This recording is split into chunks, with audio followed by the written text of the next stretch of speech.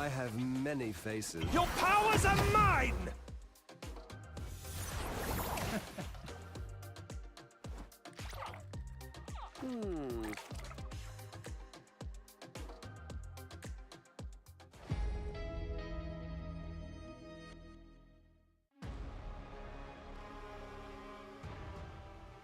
You know what time it is, Ben? You're darn right I do, matchstick. Come on, Ben! Say the thing! Nope, I'm not saying it.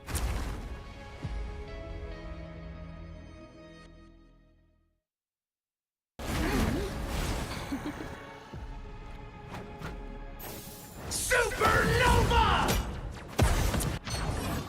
Disappear! It's clobbering time! Fantastic! Ha ha! Ha ha! Ha ha! Good.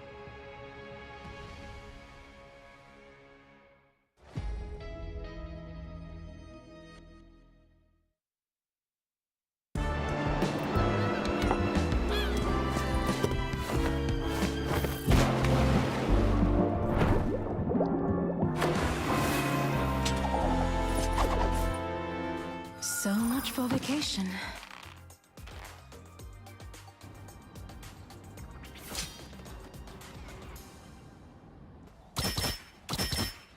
Come on, fight! You're mine! Out of sight.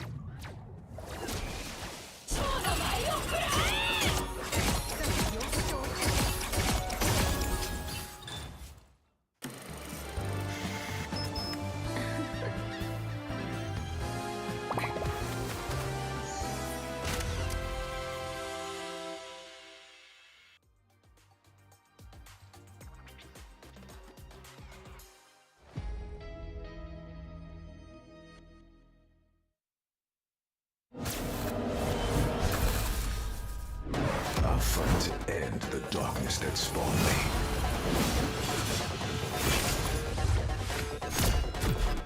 Slice and dice! Silver bullet! The hunt is on! What a hack. Judgment's coming. Still got an edge. 1,000 gods! Bury the light.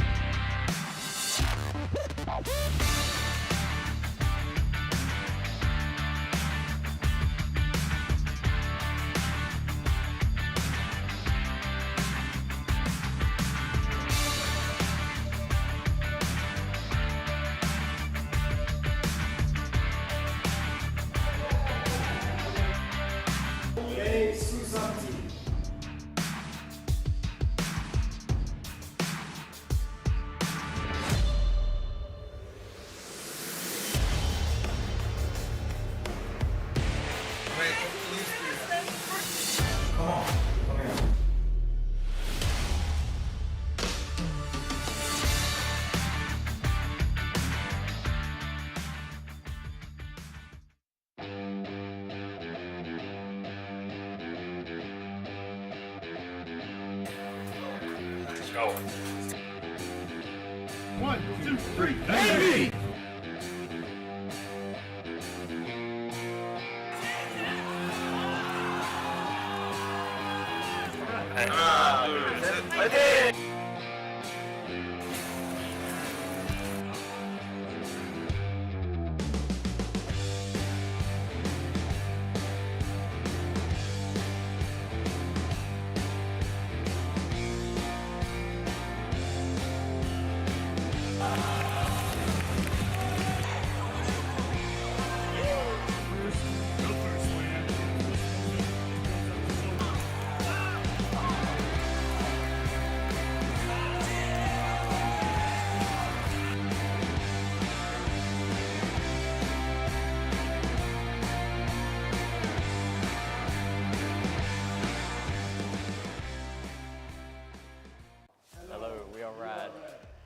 I'm level 1 Crook and I specialize in Mantis, Loki and Lunar Snow.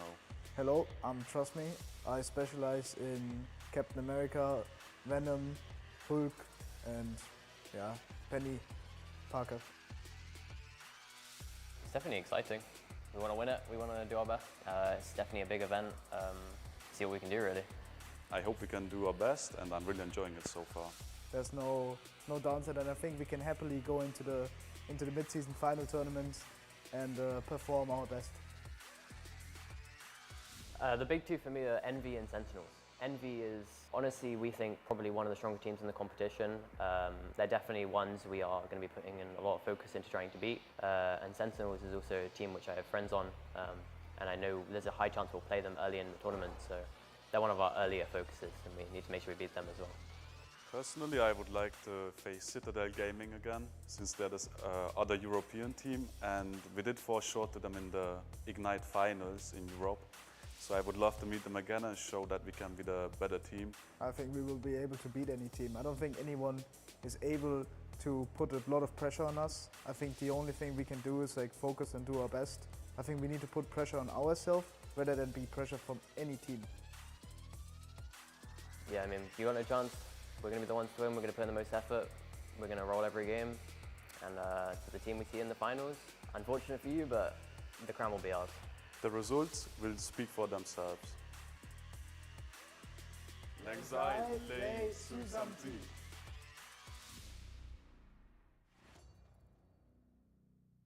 Hello everyone, we are 100 Thieves, Marvel's Rivals team. Hello, my name is Tara. I'm the captain of 100 Thieves, Marvel Rivals team. Hello, I'm TTK. I'm Delena. We've gone to the mid-season finals and we feel really good about it. I'm feeling pretty good for the mid-season finals. I hope that we do well and we don't choke under pressure. I'm feeling really good that we're in the mid-season finals. Very confident in the team right now. Gonna try and win it all. I think we'll do pretty well against the international teams. I feel pretty confident. Playing against the international teams, it's like a fresh new game because everyone in NA plays a certain way, and around the world the play styles are very different. So very confident that we'll be able to beat everyone here. Whenever we face a difficult situation, we just kind of follow the basic procedures and what we've practiced. We don't try and do anything like rash or out of the ordinary. We follow basic rules and stuff that we always know. I really don't care about what team we play against first, because at the end of the day it's just business and we were signed to win. Probably Citadel. They beat VP. Really wanted to meet all the guys over there, so just want to beat them for them. We're going to do whatever it takes to win. I mean, the goal of the competition with every other team is to win this, keep the momentum going into stage 2. I don't think anyone came here to lose or anything like that. Everyone has the expectations to win. The goal here, obviously, to win, but we just got to be calm and collected, and it'll be easy from there. I think every team here is pretty shit right now, so I think we're going to win.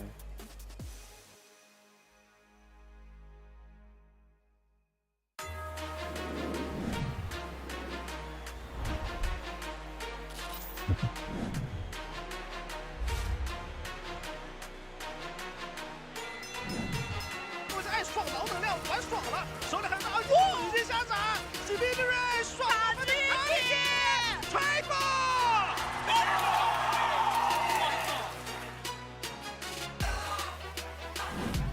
来了，这波他带着自由感召重新点内，靠换出了金刚狼，能不成胜负场？来了吧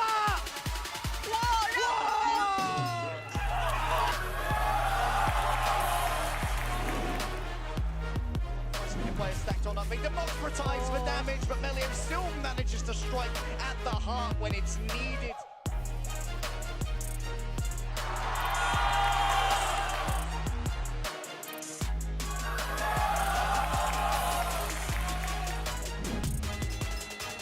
Xiao 怎么回事？小在跑。可以，莫兰这个大招放得漂亮，而队友的伤害也来得很及时。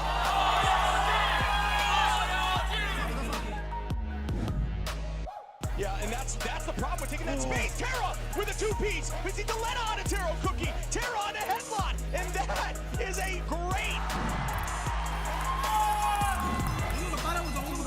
Finds a ton. Piggy is going to go down, though. Doesn't get too much value. FMCL trying to chase him down. Goes another. Duet falls. The res! No! The res was there, but they all get res off the court, and they can't touch.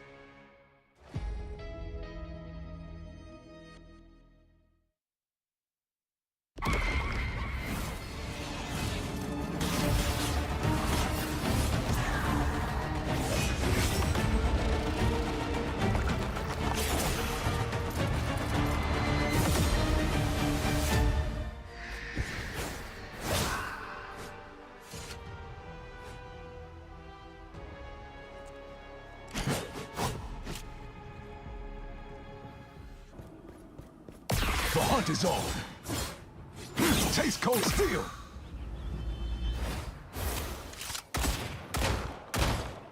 Open season. 1,000 gods!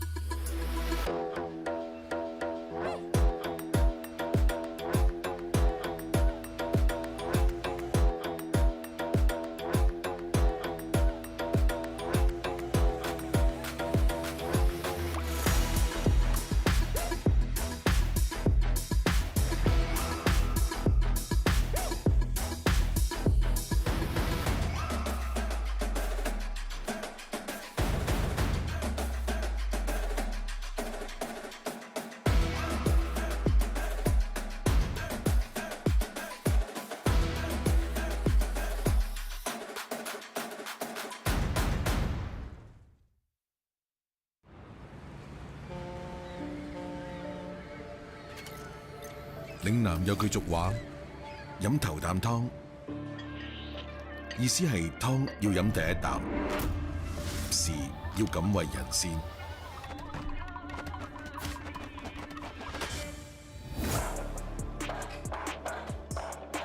We came to win, to leave no doubt that we're the best team in the world.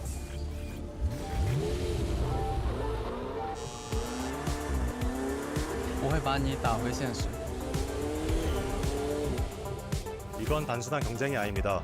역사에 남을 대단한 쇼가 될 것입니다.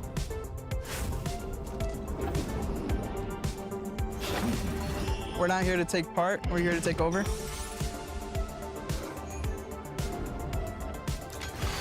Anything less than first is a failure.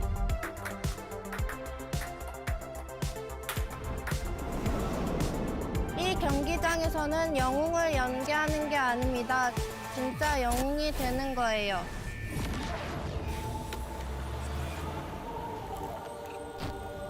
Some chase records, we set them.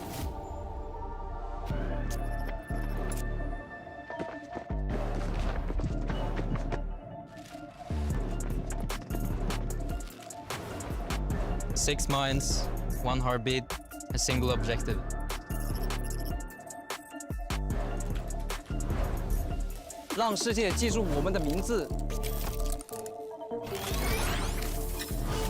They call us rivals. We're here to prove them right.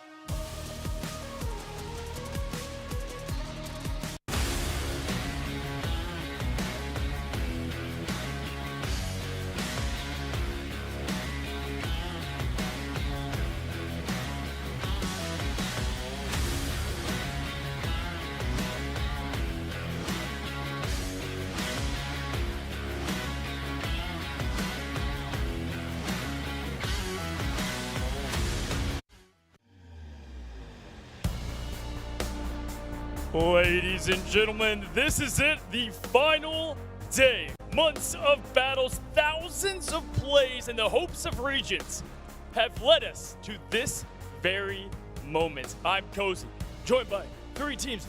Tetcher here for it all for these teams and the chance between 2 matches to etch their name in Marvel Rivals immortality. And what stands between us setting the stage of destiny and etching their path of greatness is the semi-final. So close to that goal of the championship trophy and etch their name into history, Tetcher. These teams have fought long and hard to get here. From 5 regions, we are down to 2. 1 from EMEA, 2 from the Americas, all now competing for the largest, most prestigious prize to date, to be the Marvel Rivals Ignite mid-season champions. You mentioned history, Cozy, and that is because it is being told right now before our eyes. Every ability, every ultimate, every even revival is an extra page, an extra note in what is our unfurling story. But with every great story or moment from history, it helps to beat the players. Let's get to it.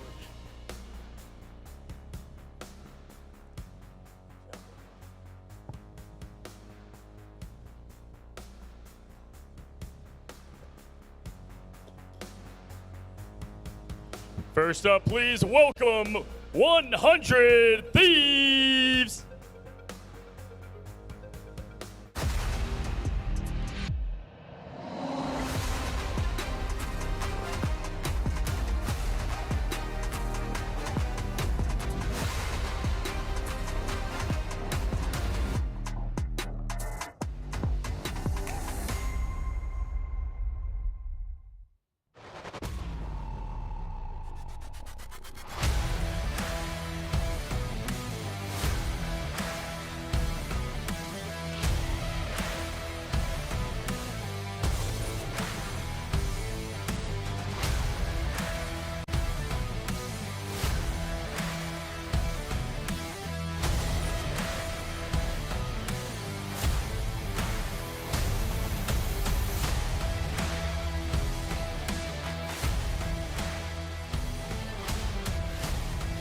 From America to the biggest stage in Marvel Rivals, they built a legacy on dominance, swagger, and ice-cold execution. They've got the path to the championship, the Clutch Kings, and the Game Changers. Get ready and welcome 100 Thieves. And next, representing EMEA, please welcome RAD Esports!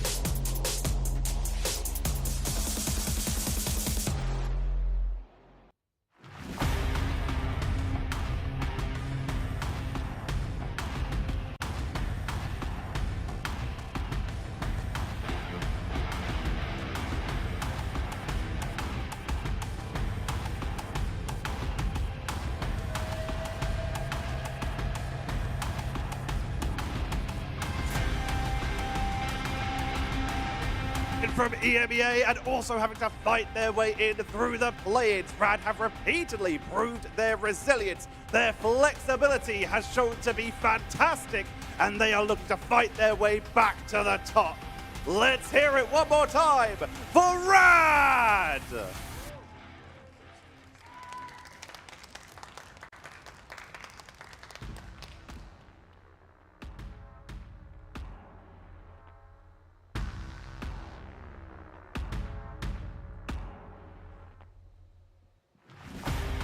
The stage is set. We are about to find out our second grand finalist, and to take us there, let's head back to the casters. Thank you so much, Tetra and Cozy. We are ready to get stuck into our lower finals here at Marvel Rivals Ignite Mid-Season Finals. Mox, only one of these teams can make a grasp for that big golden trophy, and it's going to be a best of 5 to decide who gets the chance to go up against Envy. Yeah, rematch against Envy too. Both of these teams have matched up against the American Giant, and both of them have fallen. And like you said, we're going to be starting with a best of 5 before we get to see that best of 7 grand finals coming on through. So definitely going to be some interesting pick and bans, I feel like, especially if you're 100 Thieves. RAD are an interesting lot to have to try and target ban around, to the point that we actually got to see our first ever Jeff the Landshark ban coming on through on the Ignite stage. Yeah, Jeff the Landshark, not really an expected ban for anyone, looking at how the meta was shaping up coming into our mid-season finals. We were expecting a lot more Emma bans, a lot more Mag bans, and of course the perma-banning of a Human Torch, which some teams forget against Envy. But it really seems like the meta has shifted away towards like trying to constrain like the strategists and the vanguards. But if you think that you could do a little bit better when it comes to drafting our bans, now you can join, potentially, our Marvel Rivals Ignite Stage 2, so you have a chance to be up on that stage having your name called by Mox and I. So just log in to Marvel Rivals on PC, head to the Tournament Marvel Rivals Clash section, join a Clash faction, and submit your team application to the open qualifiers. Yeah, I mean, it costs absolutely nothing, and you might be walking away with a very generous part of that prize pool coming on through. Especially because it's going to be played on, well, the latest patch, which I'm really excited about. But speaking about latest things that you can get your hands on, we've also got our mid-season finals Twitch drops that are going to be enabled between August 6th and September 6th. If you tune into Marvel Rivals Ignite mid-season finals, you'll be able to earn yourself sprays, nameplates, and that exclusive Star-Lord costume. Absolutely. Today's the first day that drop is going to be active for the emote and the costume for Star-Lord, to make sure that you are the most fresh kid on the block with not only the Star-Lord costume, Mox, but by playing Marvel's sharpest hero who's bursting onto the scene. Blade is live in the game right now, so log into Marvel Rivals and see just how much you can get out of a Daywalker's powers. Yeah, and we'll be able to get to see a little bit of that gameplay, and just a little bit, as it has been announced that you all will be treated to get to watch the content creators versus the developers in just a little bit. But first, we have to see between 100 Thieves and RAD Esports who is going to be able to make it out of that lower bracket and try for that rematch. And there it is, just as we were talking about it. This is going to be such a fun show match, especially because those developers, some of them, well actually all of them, created specific heroes. So all of the ones that their portraits are there, those are the heroes that they created, so that you can see who exactly came up with all of the wonderful mechanics in that game. Yeah, a lot of our developers really specializing in the hero design. Of course, Danny Koo, likely very fond of you being able to translate Luna into an incredibly powerful strategist here in Marvel Rivals, and often the target of a ban as well, which is a little bit less happy for old Danny back home. But let's focus in. We've got ourselves our best of 5, our lower finals, and both of these teams are incredibly hungry. It's a matchup as old as time, EMEA versus the Americas. We've been covering a lot of these. It seems like most of the time it has been North America walking away with the Dubskis, but a lot of those have been delivered by Envy, who are waiting in the grand finals. Yeah, and 100 Thieves, it's going to be really interesting to see the lineup, especially if they get the Wolverine and the Phoenix. There was a little bit of a hiccup yesterday in terms of duelists picking specific heroes. I was very surprised to see Delana on the Wolverine and Terra on the Phoenix, and I know Envy actually were also very surprised as they told me, you know, something's gone horribly wrong if Delana is the one on that Wolverine. But I think now that they'll have figured out that they want to start with Terror on the Wolverine, we're likely going to be seeing that Primal Flame have a little bit more prowess. Yeah, works towards Delana's skill set as well. Previously has been filling a lot of those hit scan roles for the side of 100 Thieves, often being like the superstar Hela. That kind of shook a lot of veteran esports players to their cores when Mutants, as they were known, first burst onto the scene. Like, what's the deal with these kids? We've never heard of them, and yet I'm getting aim-diffed by Delana. What's the deal with that? And here at the first major for Marvel Rivals, Delana's going to be trying to prove that they're still that guy. Yeah, I mean, Delena has a lot of accolades to their name before they came into Marvel Rivals. I believe they're actually a 3 times world champion in another esports title. Damn! So, yeah, they've been around the block and then some, which goes to explain, like you said, the hit scan prowess that they have. So it is very exciting to get to see them go over to that Phoenix, as they've also had to flex onto that Psylocke, as Terra, we know, plays a whole host of characters, but Psylocke is the one thing that we do see a little bit of a struggle coming through on his side with. Here's a quick look at how our brackets progress. You can see that the upper half, very heavy with both EMEA and the Americas. The lower half, 100 Thieves had to make their way through a lot of the exotic styles of OCE, Asia, and China as well, defeating Ground Zero 3-0 yesterday, despite getting a little bit of trouble from FMCL and Zendstari. Yeah, we're going to be seeing some really fun compositions come through from them too. They have their staple picks, right? You can tell that they've been playing since the tests, when we got to see all of the Groot plays, the Doctor Strange plays,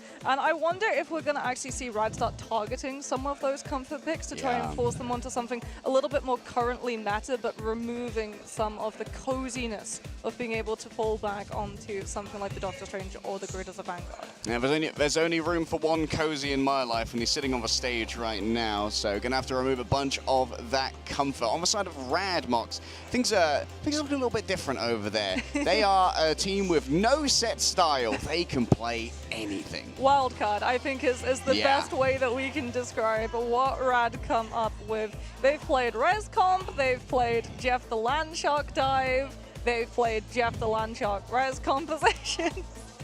They've played triple strategists with the Ultron and the Mantis. We've seen 2-2-2 come from their side too. It really does feel like you just can't ban.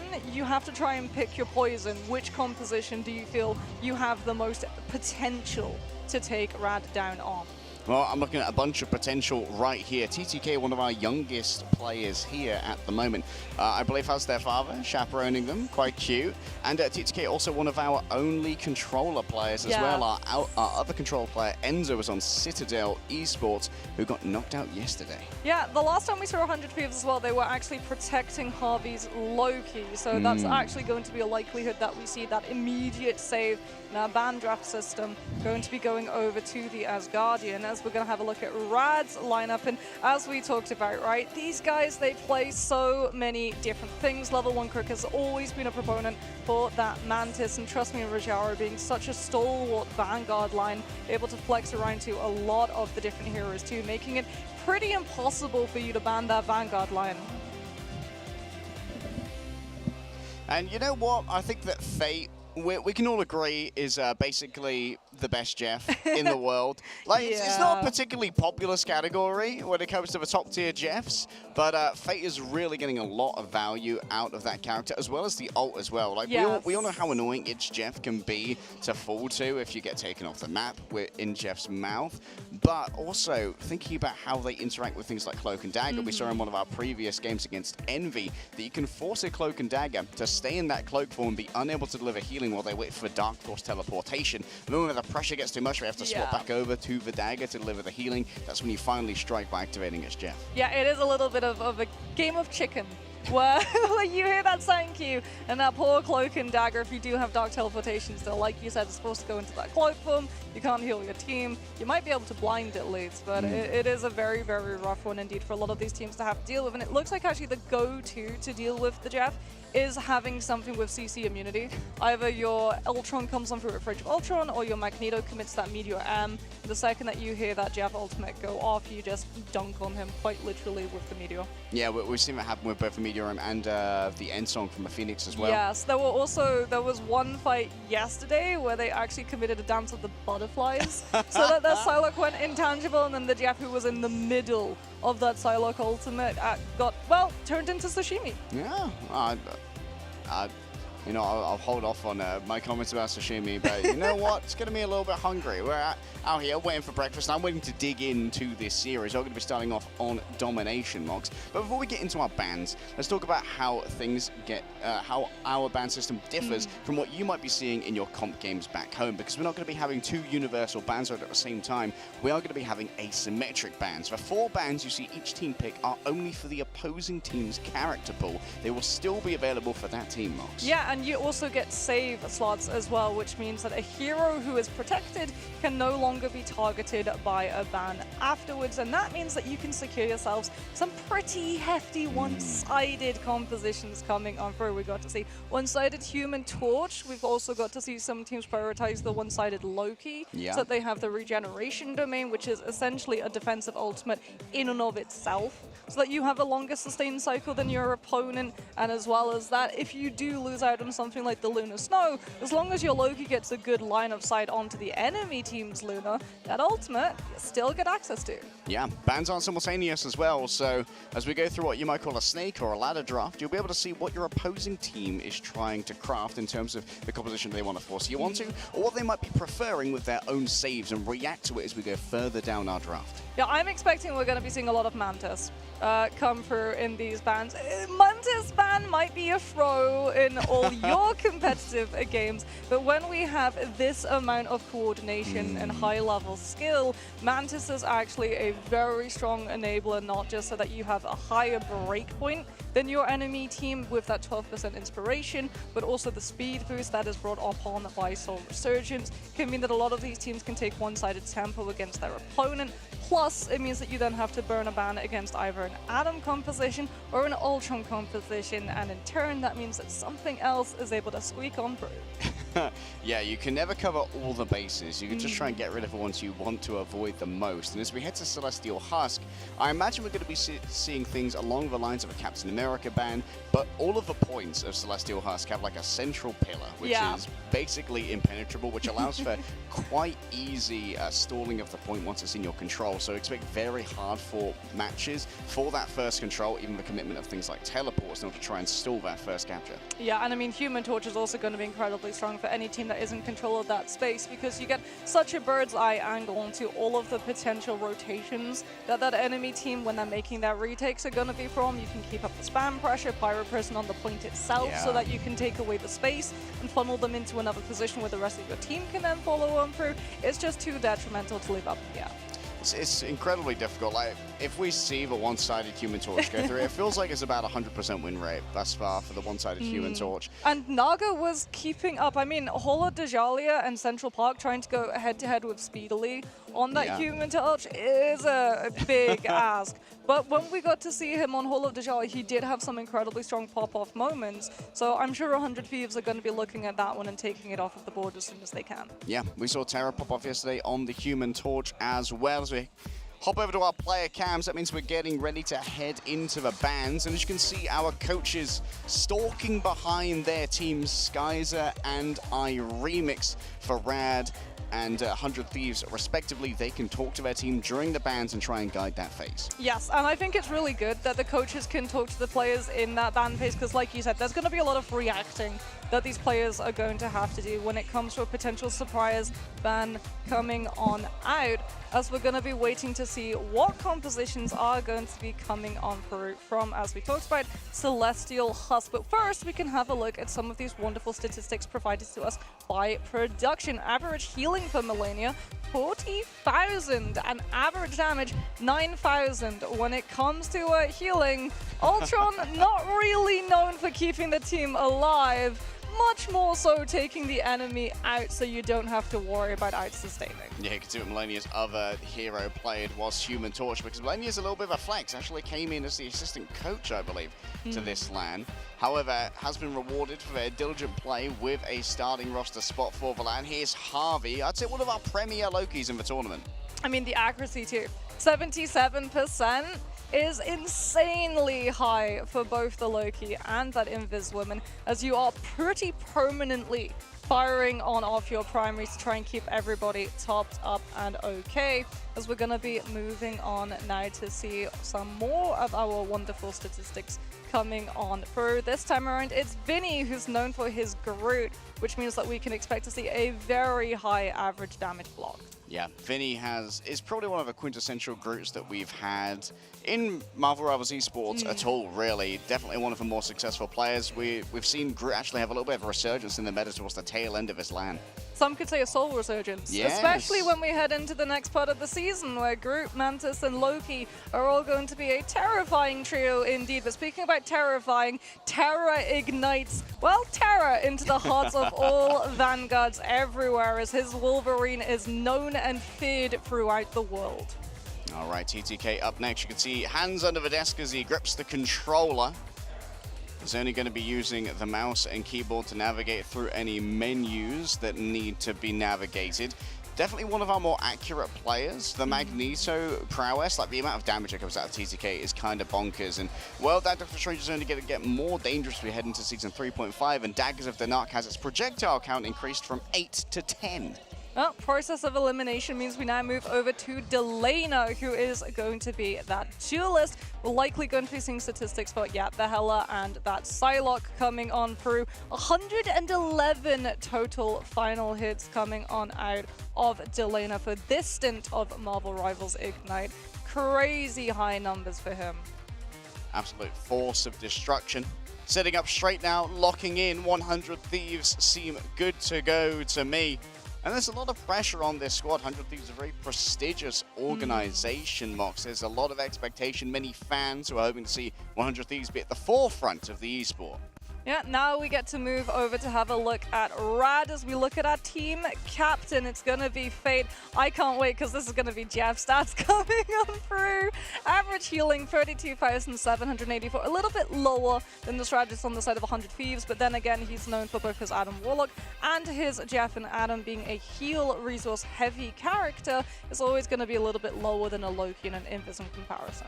Yeah, Fate a little bit of an innovator when it comes to using those separate strategist heroes, but Level 1 Groot's got his predilections as well. Loves the Mantis, but did end up picking up the Loki just to help out the team a little bit earlier within the Ignite stage. High average healing, but also an excellent fight plan and knows exactly how to set up those doppelgangers to get the maximum output. Yeah, the 56% accuracy as well coming on through was really important for a Mantis player, as the more crits that you're able to hit, the more seeds you're going to be able to replenish, and that means that you're going to be able to keep on healing and inspiring your team, as it's, that's not Vinny.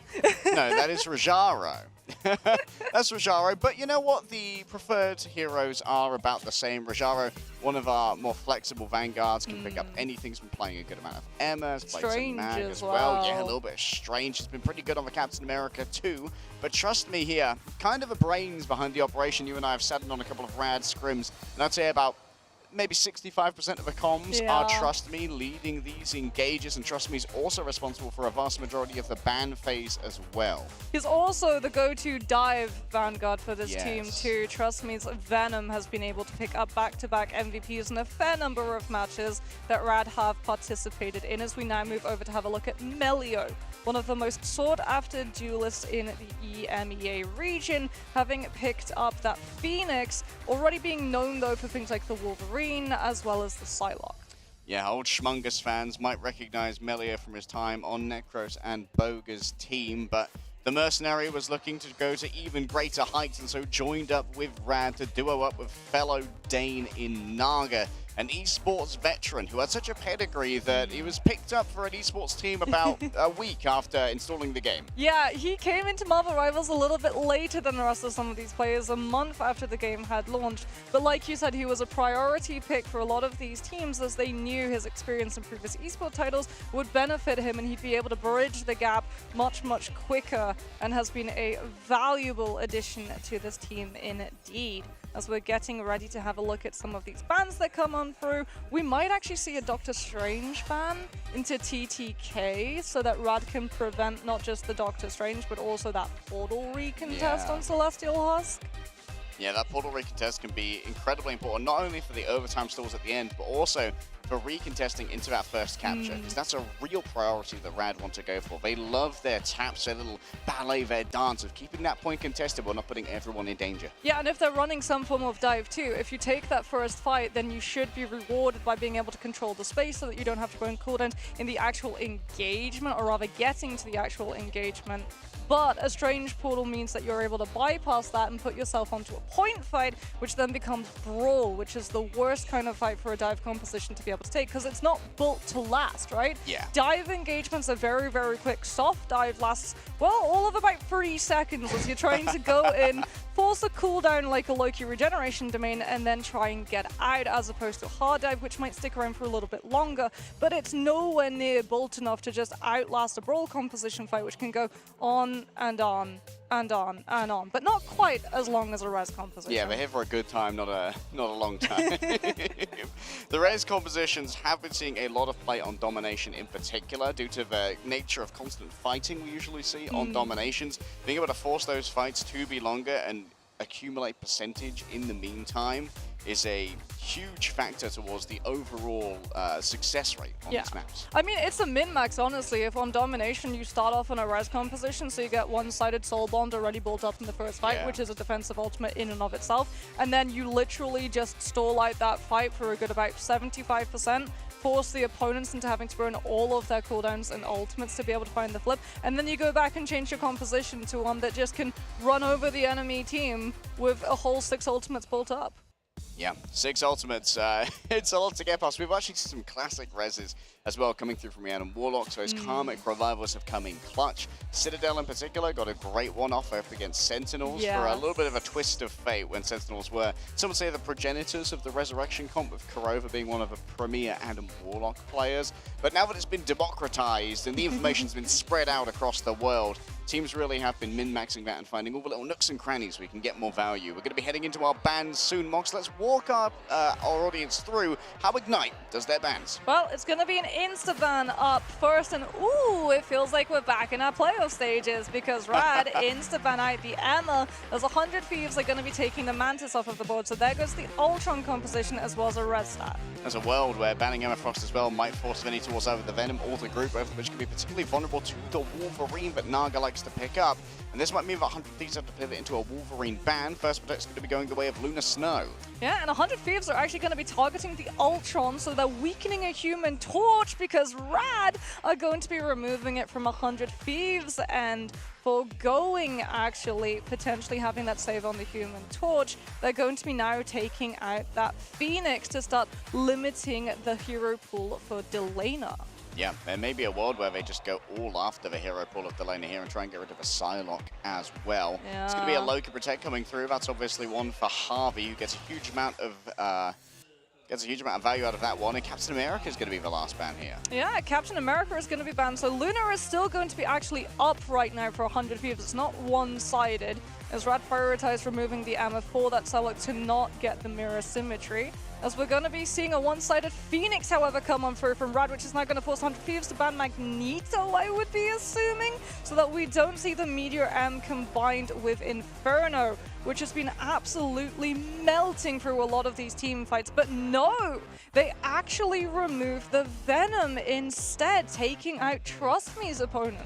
And getting rid of a potential for the Symbiotic Shenanigans team up with Jeff. The Symbiotic Shenanigan Tendrils combined with the Soul Bond of Adam Warlock can be so much sustain for that all-important first fight on each of these domination submaps. Well, RAD were able to get their hands on Human Torch, as 100 Thieves did not ban it. They did, however, weaken the resources that it would have available, but they also didn't go after the Invisible Woman. So... It's going to be a lot of survivability. Yeah, we might actually get to see RAD prioritize going for the Invisible Woman, but then again, they have the Lunar Snow, so they might think that having the Idle Aura with the 35% heal trickle is more than enough to embolden Naga and keep Invisible Woman out of the lineup, as the ultimate is just one of the worst, especially on Domination, where it's so important that you actually utilize the Strategist ultimates on the point itself.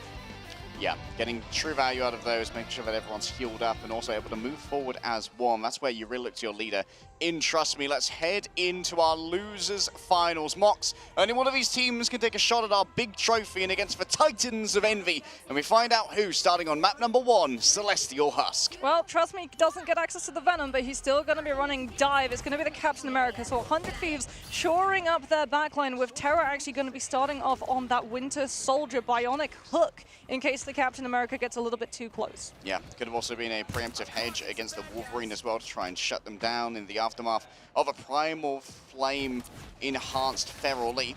For now, Vinny just speculating as Naga looks around the edge. He wants to try and get in onto Delane, who has the pops out there. Sonic stealthing. Still, trust me, manages to hunt them down. And that's going to be an early opening here for RAD. They aren't worrying about the flanks anymore. Yeah, and this Human Torch can now start applying all of that spam pressure with the Psylocke being out of the mix. You don't have to worry about your flyers getting pushed. Regeneration Domain already going to be forced too, which means that RAD are going to be feeling incredibly confident the second those crystals burn to keep on moving forward. But they stay a little bit too long, Harry, and trust me, goes down. Yeah, Regeneration Domain wasn't quite there in time to save the Captain America. Look, Delane's already back using both the dashes. What is this? Naga super low down into the ground. He bonked his Whittle ahead. And while Delane is even more happy to stick a katana in it thereafter to find the elimination. And now Terra with Protestant. She's going to be able to stand strong here. Rajaro grabbed from the air. Fate noted round the side. Melio's taking out Terra in the midst of all of this as Crook moves on forward. Fate of both worlds in their hands. The end song strikes pay dirt, but no final frags are found. Naga looks towards the skies. Delana is isolated for a moment. Maybe a hot drop on the cards right here, but taking to the sky allows him a little bit of extra momentum. Up comes the Meteor M, hiding inside in the Regeneration Domain to make sure that there's not going to be any final hits given over. Still, Melio was isolated elsewhere. Delana plays around the outside, and you can see the Dancer of the Butterflies is ready to go for a moment, dodging away to make sure that Rajaro can't take them out with the Meteor M. Instead, Melania is given all of the attention, and Delana is finally hunted down by Naga on the periphery. Yeah, Terra got picked, had to come back on the Doctor Strange to help out the brawl fight, so wasn't there to keep the dive in check. The fight's still going though, as 100 Thieves refuse to give it on up. They've still got the Dance of the Butterflies, but without that Doctor Strange, I think it's just going to be a matter of trying to stop RAD from picking up as much point percentage as possible, as they're going to be holding on to its use in this next fight. Normally, that Dance of the Butterflies would be able to find value, but into a Loki with the Doppelgangers, plus that Regeneration Domain, 100 Thieves are going to have to take it a little bit slower, wait for those resources to be down before they look for those picks. Yeah, somewhat under-resourced here are RAD, but Naga does have the Supernova available, and 100 Thieves don't really have the wherewithal to stand up to this until they have one of their strategist ultimates online. Yeah, and 100 Thieves are actually going to be swapping the Winter Soldier onto the Wolverine, and they've already been able to find the flyer. They knew that Naga was the only one with an ultimate on RAD's side, and they try and shut it down, but the peel is immediate, and the Supernova sounds on off, forcing Harvey into using that God of Mischief to burn a Lunar Roll. Okay, great regeneration there coming through from Harvey. Dance of the Butterflies might be focused in only onto the Lunar Snow here. Terra getting up close and personal. Final Sam ready to go up to the air. Goes the Phoenix. The impact isn't quite there though. Terra can't convert upon the players who are grabbed up into the skybox. And now it's just down to try and chase the Captain America. Trust me, forced to that one, but Harvey going to be taken out on the other side. The Phoenix hits the ground, and that's going to be a recontest coming through from Rajaro. The Pentagram of Ferala has been formed, coming directly out of a spawn to make sure that all of those of RAD who pop out of that spawn door are easily able to return. The damage proves too much for Melania,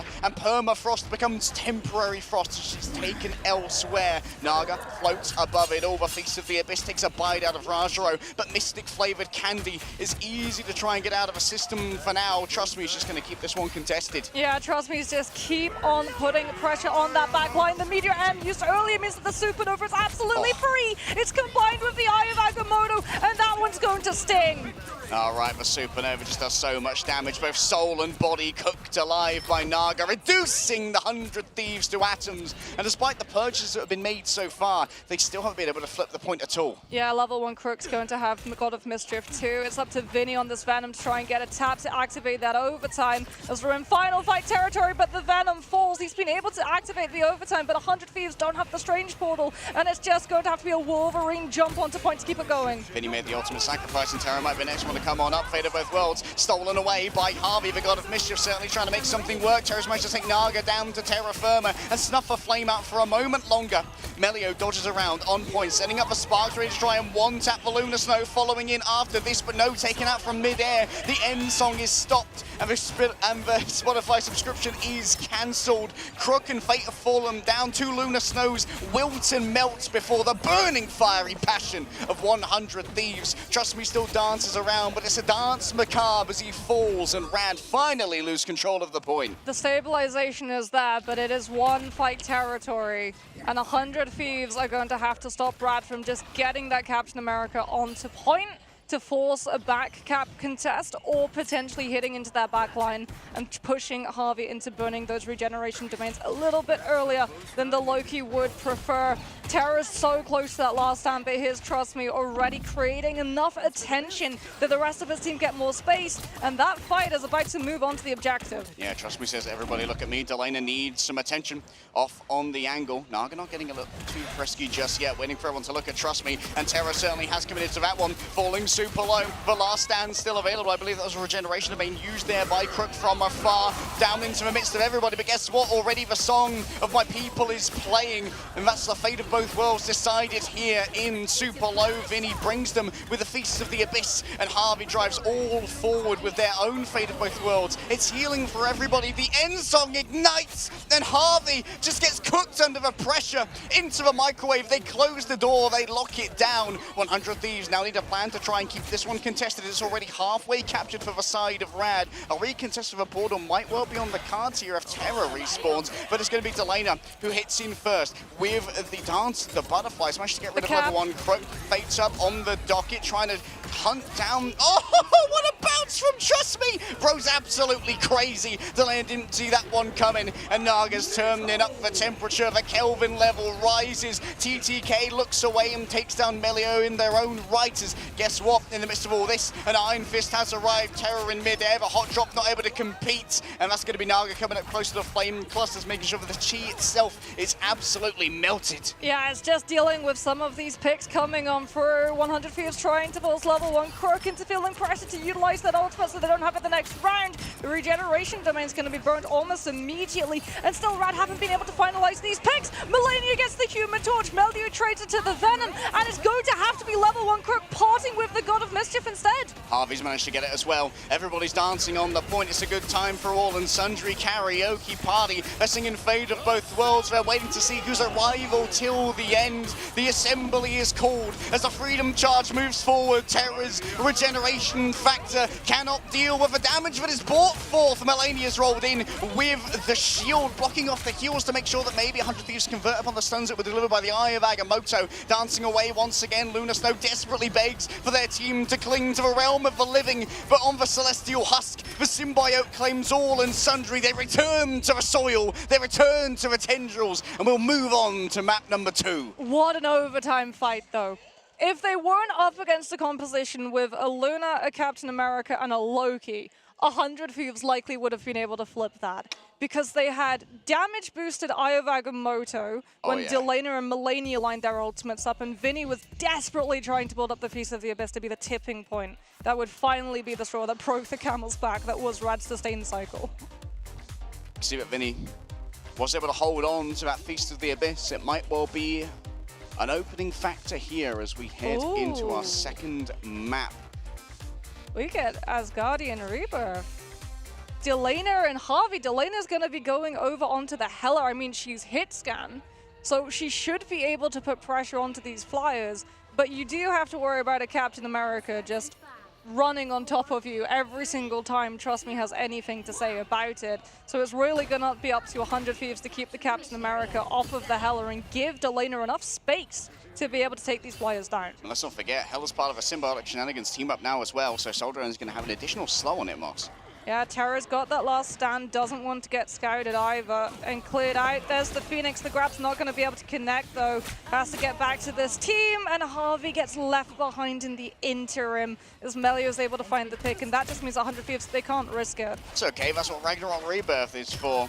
And Melio might be offering up a chance to resurrect here if they keep on poking into this angle. For now, everyone's going to have to divert themselves over onto a point prioritized for capture of the mission area. Vinny's already been forced to fly away after using that symbiotic resilience. TTK has no such dreams of escape, and Terra tries to relieve some of the pressure. In comes for a Regeneration Domain of a Meteor M, floats imperiously above it all, waiting for some of those to go away, but no, it's only level 1 Crook who manages to tank all of the damage. Naga desperately needs a heal, has the Snowflake indeed, and ducks into of an AoE that Lunar Snow provides. Delena's going to be the primary target here. So far away from their own Lunar Snow, but Melio is going to be the main victim. The Feast of the Abyss chomps down on the Phoenix as Null proclaims victory in a battle as old as time here on Clintar. Still with Delena and Terra down, 100 Thieves are missing a lot of the muscle to try and make this one work. But when you look for muscle, it's Vinny, the big boy from down below, who might well be able to supply it in towards the back. That's going to be a quick copy. God of Mischief coming out from the Loki, and of course it's going to be the Fate of Both Worlds. What else would be the answer here for 100 Thieves?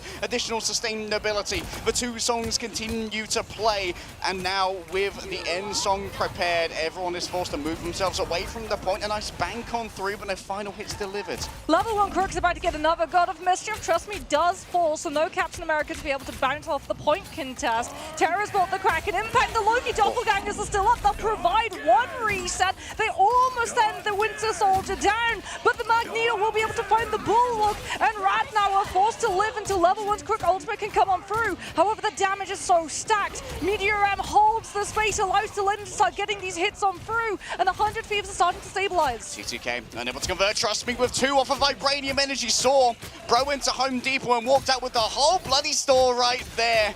Trust me now, gonna hunt down Harvey. The healing is wanting for the side of 100 Thieves. Sustainability's not there, only Vinny stands up for the remainder of the team, and RAD are gonna get the first capture after, what was that, 3 minutes? Yeah, I think that might have been one of the longest no-cap fights that Marvel Rivals Ignite has seen. It felt like we were playing ResComp. As Naga is actually off of the Human Torch, going over onto that Wolverine to be able to counter-grab the Venom when Vinny tries to get on through, as that is going to be something that they have to be cognizant of. Feast of the Abyss amped on up with Melania's Fate of Both Worlds is going to be the recipe for 100 Thieves' success, especially if they have that Kraken Impact coming on through secondarily. Yeah, combined with the Culling Aura, it can be absolutely deadly. Mocks, both of them mostly just respect the overall max health percentage. Trust me, falling low. Rotterdam starts to carve on through, and Terra's able to convert onto this with Loki clones aplenty. Terra's going to have reset after reset, and Rashro now tries to slow the tempo. The Meteor M heads up towards the top. Terra shut on down, no more resets, but with level 1 Crook down, it's limited healing that's available for RAD. Trust me, going to be coming on back with the Freedom Charge. We need to jog on through first and give over that additional staying power to the remainder of the team. Stacking on up to democratize the damage. Only Fate is caught within. Delena has the perfect steering of the Dance of the Butterflies in order to make sure that the target is prioritized. Melania forced out here to use their ultimate, and that means that maybe 100 Thieves are going to have been find themselves stalled out a while longer. Yeah, but level 1 Crook still has the God of Mischief, manages to find the line of sight onto Melania to get the later Fate of Both Worlds, and this is just going to be clean up on the point right about now. Magneto is trying to body block long enough. Out comes the Meteor M, but the Eye of Agamotto is going to be able to find the pick onto the Lunar Snow from behind before that Meteor can hit, and RAD should be able to start cleaning up these plays from Thieves' side finally. Yeah, TTK tries to use the Meteor M to peel some of the damage that was coming in towards the stunned Lunar Snow, but it doesn't respect the Dark Nailstrom. 100 Thieves finally managed to flip the point at least, so all of this time they are accruing percentage towards victory, but with Melania falling down again, 100 Thieves are running on borrowed time. The damage that they take is going to be permanent, with the exception of any healing that comes through from Wolverine. And now it's Vinny towards the back. Seems like the Feast of the Abyss didn't manage to get too much, and well, you know that Wolverine's going to have to lodge a complaint with the manager here. Adamantium claws tear through symbiotic sinew, and the two Vanguards are now under threat. Easy damage coming on through, but having to move aside because the threat is too much. The lady gets 2 with a single use of the whip. Now that is some magic, making the entire Vanguard line disappear. Vinny's coming back on the thing to get back into the fight a little bit faster. Level 1 Crook uses the God of Mischief, but there's no follow-up off of the back of it. And Harvey actually is there's to mirror too, as both of these teams now, without that Loki ultimate, going to have to come back into this fight with just the base Lunar as a defensive. Delena's going to be holding onto that Eye of Agamotto, though Naga back on the Human Torch might be vulnerable up in the sky with no shield to protect him from it. No protection available. Vinny on the thing, at least is going to be a lot more of an issue for Naga, hence the swap back over. Might well be able to grab up Terra here with the Cosmic Fastball as well for even more Berserk state damage. Naga playing around the outside. It's going to be very difficult to deal with, actually. It's mostly going to be the Lunar Snow who's able to actually put some threat over onto Naga here. Yeah, has to be careful that he doesn't get jump caught by Vinny on the thing, though. Oh, no. As talking about getting caught, that last stand just got too many players from Rad's side. Fate, no choice, has to go for the ultimate just to keep the team sustained. What a catch of the shield to come on through and block Rogero's meteor, and Delena, the hero of the hour, still holding onto the Eye of Agamotto as well. And he invests it at the same time as the wall looks for the grab. The double dodge onto both the Feral Leap and the Eye of Agamotto as well. A lot of resources used there to try and shut down Naga, but now he's coming in with his own vengeance. Many of the Flame Tornadoes might well be eaten up. TTK looks for a speculative usage here of the ultimate, but doesn't quite connect where it's needed. Rad now still have the end song coming on back, but Melius returning from Spawn due to the gift that was given over by Terra earlier. Harvey uses the God of Mischief to become Lunar Snow, of course. The fate of both worlds will once more be proclaimed, and the fate of the lower finals as well. Taken from the air is Naga. Terra, the anti-air missile, the angry little man that is the Wolverine. Rogero's next to fall on down. Terra refuses to be humiliated 2-0 on control. And here on domination, it is domination for Terra. Too far away is Trust Me, and 100 Thieves even it up. The target focus coming on through from 100 Thieves side is absolutely stellar. They know that the Human Torch, if everyone is fighting on the point because it's an overtime play, no one has the time to be able to look up into the sky, and Naga would have been able to get away with so much. But 100 Thieves make sure to keep the torch in the periphery and shut the supernova down before it can come on through. If they don't have Meteor M, they go with the Eye of Agamotto, the pressure of that Wolverine to force Naga into not being able to use it until TTK has that ultimate bolt. And now it all comes down to the last domination map. Oh, Mox, this one's going the distance. Every single one of these maps has taken so long as well. Each is so hard fought. And once again, it's going to be a bitterly fought competition for first control. Yeah, 100 Thieves have adapted, it feels, to the tempo that RAD have been playing them. That first round, having a lack of Emma Frost to be able to use the Carbon Crusher against the Captain America was pretty brutal. But this time around, Terra's going to be starting on that Winter Soldier once more. We'll see whether or not that's going to be swapping on over to a Wolverine if they lose the first fight, as no one on the 100 Thieves side has an ultimate. RAD, in the meantime, they're going to be incredibly close to getting to amp up that Phoenix Endsong Inferno with the help of a Luna. The Brainy Minity Sword doesn't get too much. They will have hit the rock instead, but now in towards the back line, Melania and Harvey are going to be forced to pay attention to each other. And while you're looking at each other, you're not looking at Rajaro. Fate adds to the symphony with the Ice Arts as well. And it's quite the collage macabre, but has been generated here by RAD. This could be a quick first cap. There are still 100 Thieves members around, though. Yeah, no Luna guest track needed. It is just Melios and Song Inferno to be able to instantly break those regeneration domain crystals coming on through from 100 Thieves side. That Phoenix ultimate being able to break deployables is pretty rough for the God of Mischief to have to handle. Unfortunately for 100 Thieves, they're going to now have to handle the spam composition in a retake situation. Yeah, this is where you really find your approaches taxed, Mox, and it's going to allow Naga to build up towards a supernova so quickly. Yeah, point percentage too. 100 Thieves, there's a toll to pay for an approach, and it's either going to be an ultimate or a pick, but RAD have so much sustainability as well as mobility that by the time those health bars start falling low, they're already repositioned somewhere else entirely. Trust me, just poking in, reminding you, you can't forget about the Captain America. Going to be the first ultimate coming through from Javier. It's going to be the God of Mischief, an attempt to try and convert here from Terra. It's of course going to be able to get easy resets off the back of these. Melania falls on down. Once again, the combination of the End Song and Meteor M is the bookends of the album that all the EMEA fans have been waiting for. Trust Me heads towards the back, just carves through 100 Thieves. Sentinel strike after Sentinel strike hits their mark.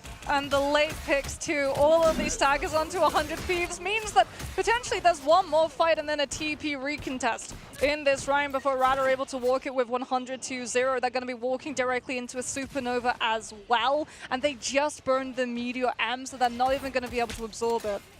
Worst case scenario here for 100 Thieves that Melania gets picked first. You don't want to have to swap off your Luna with Fate of Both Worlds to swap back over to a TP Mox. I mean, Delena too. Delena and Vinny are going to be ideally looking for a combo with Feast of the Abyss as well as down to the butterflies, but RAD are going to be doing everything in their power to prevent those two from sinking. All right, Delena already under pressure. Now that's a primary target for Trust Me. Big bounces coming through. Over towards the end. Look to Vinny here in the back. Already the Cellular Corrosion has been used, and that's going to be a God of Mischief coming out from the side of RAD to try and turn this one around. Crook for now uses the Ice Art to wait before using the Fate of Both Worlds, but now it's going to be answering Melania's drive forward. It's Vinny's turn with a 40% damage boost. Still cannot find any finishing blows as it's good escapes thus far from RAD. Now it's Terra's turn towards the back. The strategist in their sights, but it's Melio from the back. It's the Phoenix, the Savior, the one to bring light to the dark universe that 100 Thieves wish to proclaim here on Clintar. Melania the next to go on down, the healing sign to fall away. Harvey is going to be able to false. Yes, oh no, never mind. Harvey's song is finished early by Rajaro. The Finn says you got to turn off your music on the bus, and they're going to be boarding the bus to map number 2 with a 1-0 lead. Surely returning with the portal, the pentagram of Farala. Terra climbs across the tree but is burned down by animal control, and RAD are in complete control of Clintar. Yeah, the only way that that portal recontest would have gone further than just a later pick onto the Doctor Strange was if one of the strategists still had their ultimates available. That is one of the problems when you have a flyer composition who wins the first fight and they have so much spam pressure, as well as the Captain America on their Vanguard lineup, because the Captain America, he's on the front line, he's on the sideline, he's in your back line. And unfortunately, if you're turning around to deal with that Captain America scouting out your Psylocke's not going to be able to create enough attention for the rest of the team to have to pivot, which means that that Human Torch and the Phoenix, they're always going to be taxing your approach. Yeah, there's a reason we've seen so many Captain America bans. He's an omnipresent force. Yeah. And trust me, he's doing a really good job of holding the cooldown on the Vibranium Energy Saw for when it's mostly, like getting that bounce onto Delano when they're escaping, essentially invisible, was unbelievably valuable on our first submap. Yeah, I think also that the fact that they got forced onto the Captain America because the Venom got target banned last is actually quite good for Trust Me, because it means that if you see something like a Winter Soldier to come on through with that Bionic Hook, Captain America actually has an opportunity to be able to block it, as opposed to Venom, where you kind of have to hope that mechanically the hook isn't going to be able to hit its target. And when that Winter Soldier is Terra, I mean, those mechanics are going to be hitting every single time. Yeah, but block's super valuable as well, because the Bionic Hook does not stop on contact with a player. It can roll on through and grab multiple people, so you can effectively body block for a more vulnerable player like a Luna Snow, who wouldn't have quite as many escape options as well. So maybe we see the Captain America taken off the table here. A little bit like Citadel's target banning structure coming on through. Yeah, because Freedom Charge 2 in comparison to Beast of the Abyss. Beast of the Abyss, great for the Venom player, not so great for the people that the Venom decides to munch on, especially if it is amped up by a Luna Fate of Both Worlds or a Mantis Damage Inspiration. But Freedom Charge for a Captain America and the rest of that team is so instrumental in being able to stall out those fights, especially on Domination, where a lot of the time that Freedom Charge can be the thing that allows you to outlive something like a Dance of the Butterflies coming from. We even actually saw that occur, right? There's one of those fights where Delena comes out with the Dance of the Butterflies, manages to catch on to Fate, who's behind cover, and that means that he's not on the path of the Freedom Charge and not getting that additional HP tick.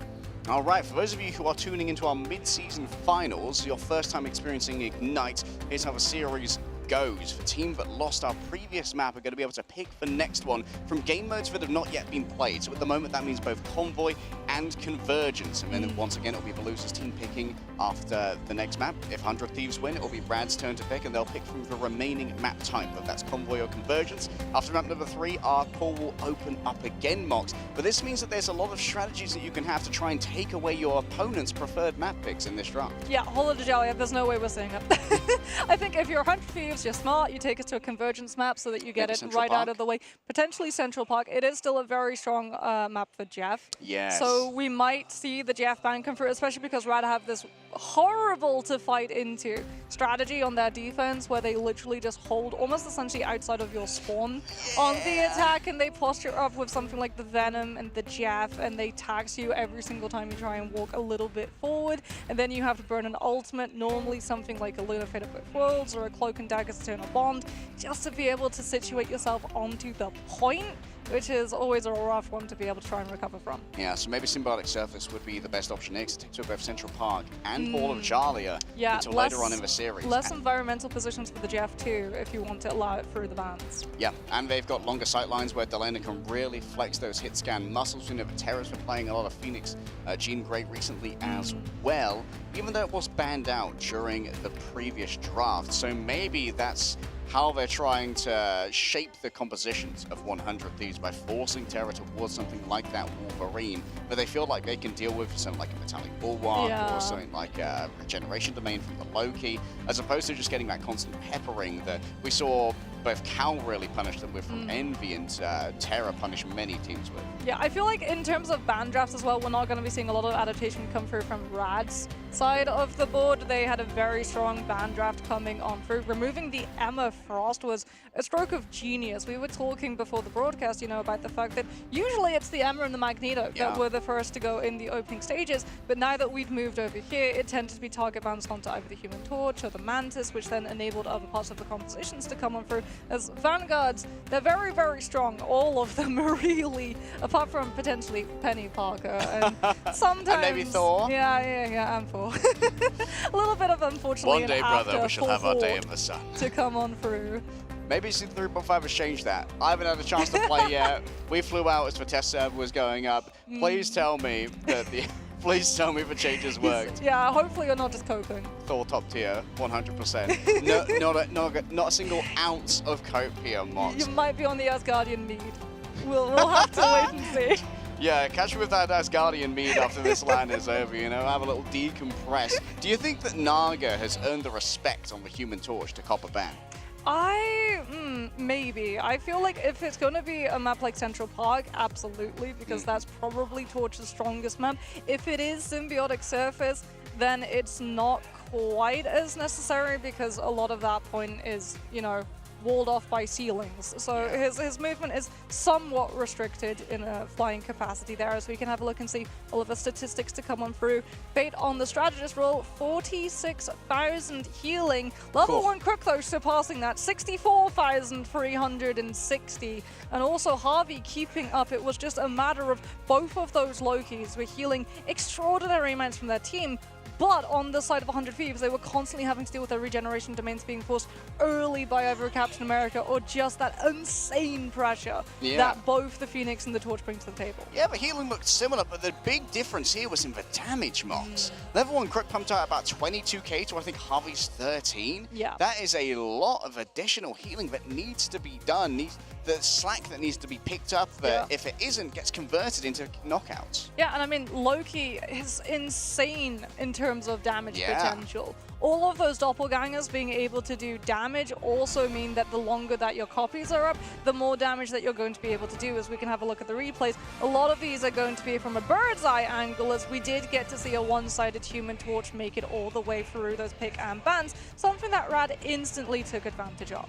Worth noting as well that there was no Primal Flame to buff up the Wolverine here from Terra due to that ban onto the Phoenix. Because we know that Delena can play the Jean Grey, actually has the skill set for that being the hit scan. And that could often mean that Terra can pick up one of these signature picks. I was surprised to see the Iron Fist come out temporarily from Terra, but I think that might have been more of a panic towards the end to get a last second touch. Try and get a last second touch, and then you also have self-sustain with the meditation. You also have the block so that you can make it just a little bit longer as opposed to some of those other duelists who, when they're trying to hold the point so low, don't quite get the hero moment and topple over.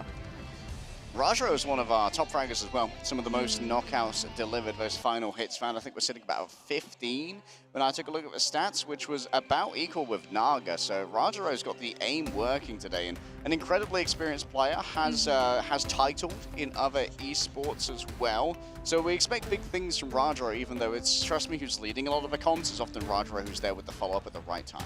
Yeah, I want to see some adaptation come through from 100 Thieves' side. It definitely feels like they wanted to try and go for a dive composition force coming on through in terms of the pick and bans. that they had, but trying to deal with dive when you didn't have the Emma Frost. You're never going to get the Emma Frost, unfortunately, though, as there is just an insta-ban before you can go for a save, so it definitely feels like you have to then start weakening some of those components of a dive, and they did try to go for that, right? Taking out the Venom, leaving the Captain Americas. We're actually going to be seeing, ooh, that is a surprise, Central Park maybe we've been is watching the going to be box. coming through. Yeah, maybe they actually have a strategy to be able to avoid this, as you can't Doctor Strange portal past it because you can't use that portal of Ferala inside your own spawn. You have to go outside of it, which then means that you can just get CC'd and displaced by something like a Jeff bubble if you don't body block. Jeff right click goes crazy. That's soft CC. Bounce you back inside spawn, turn it off.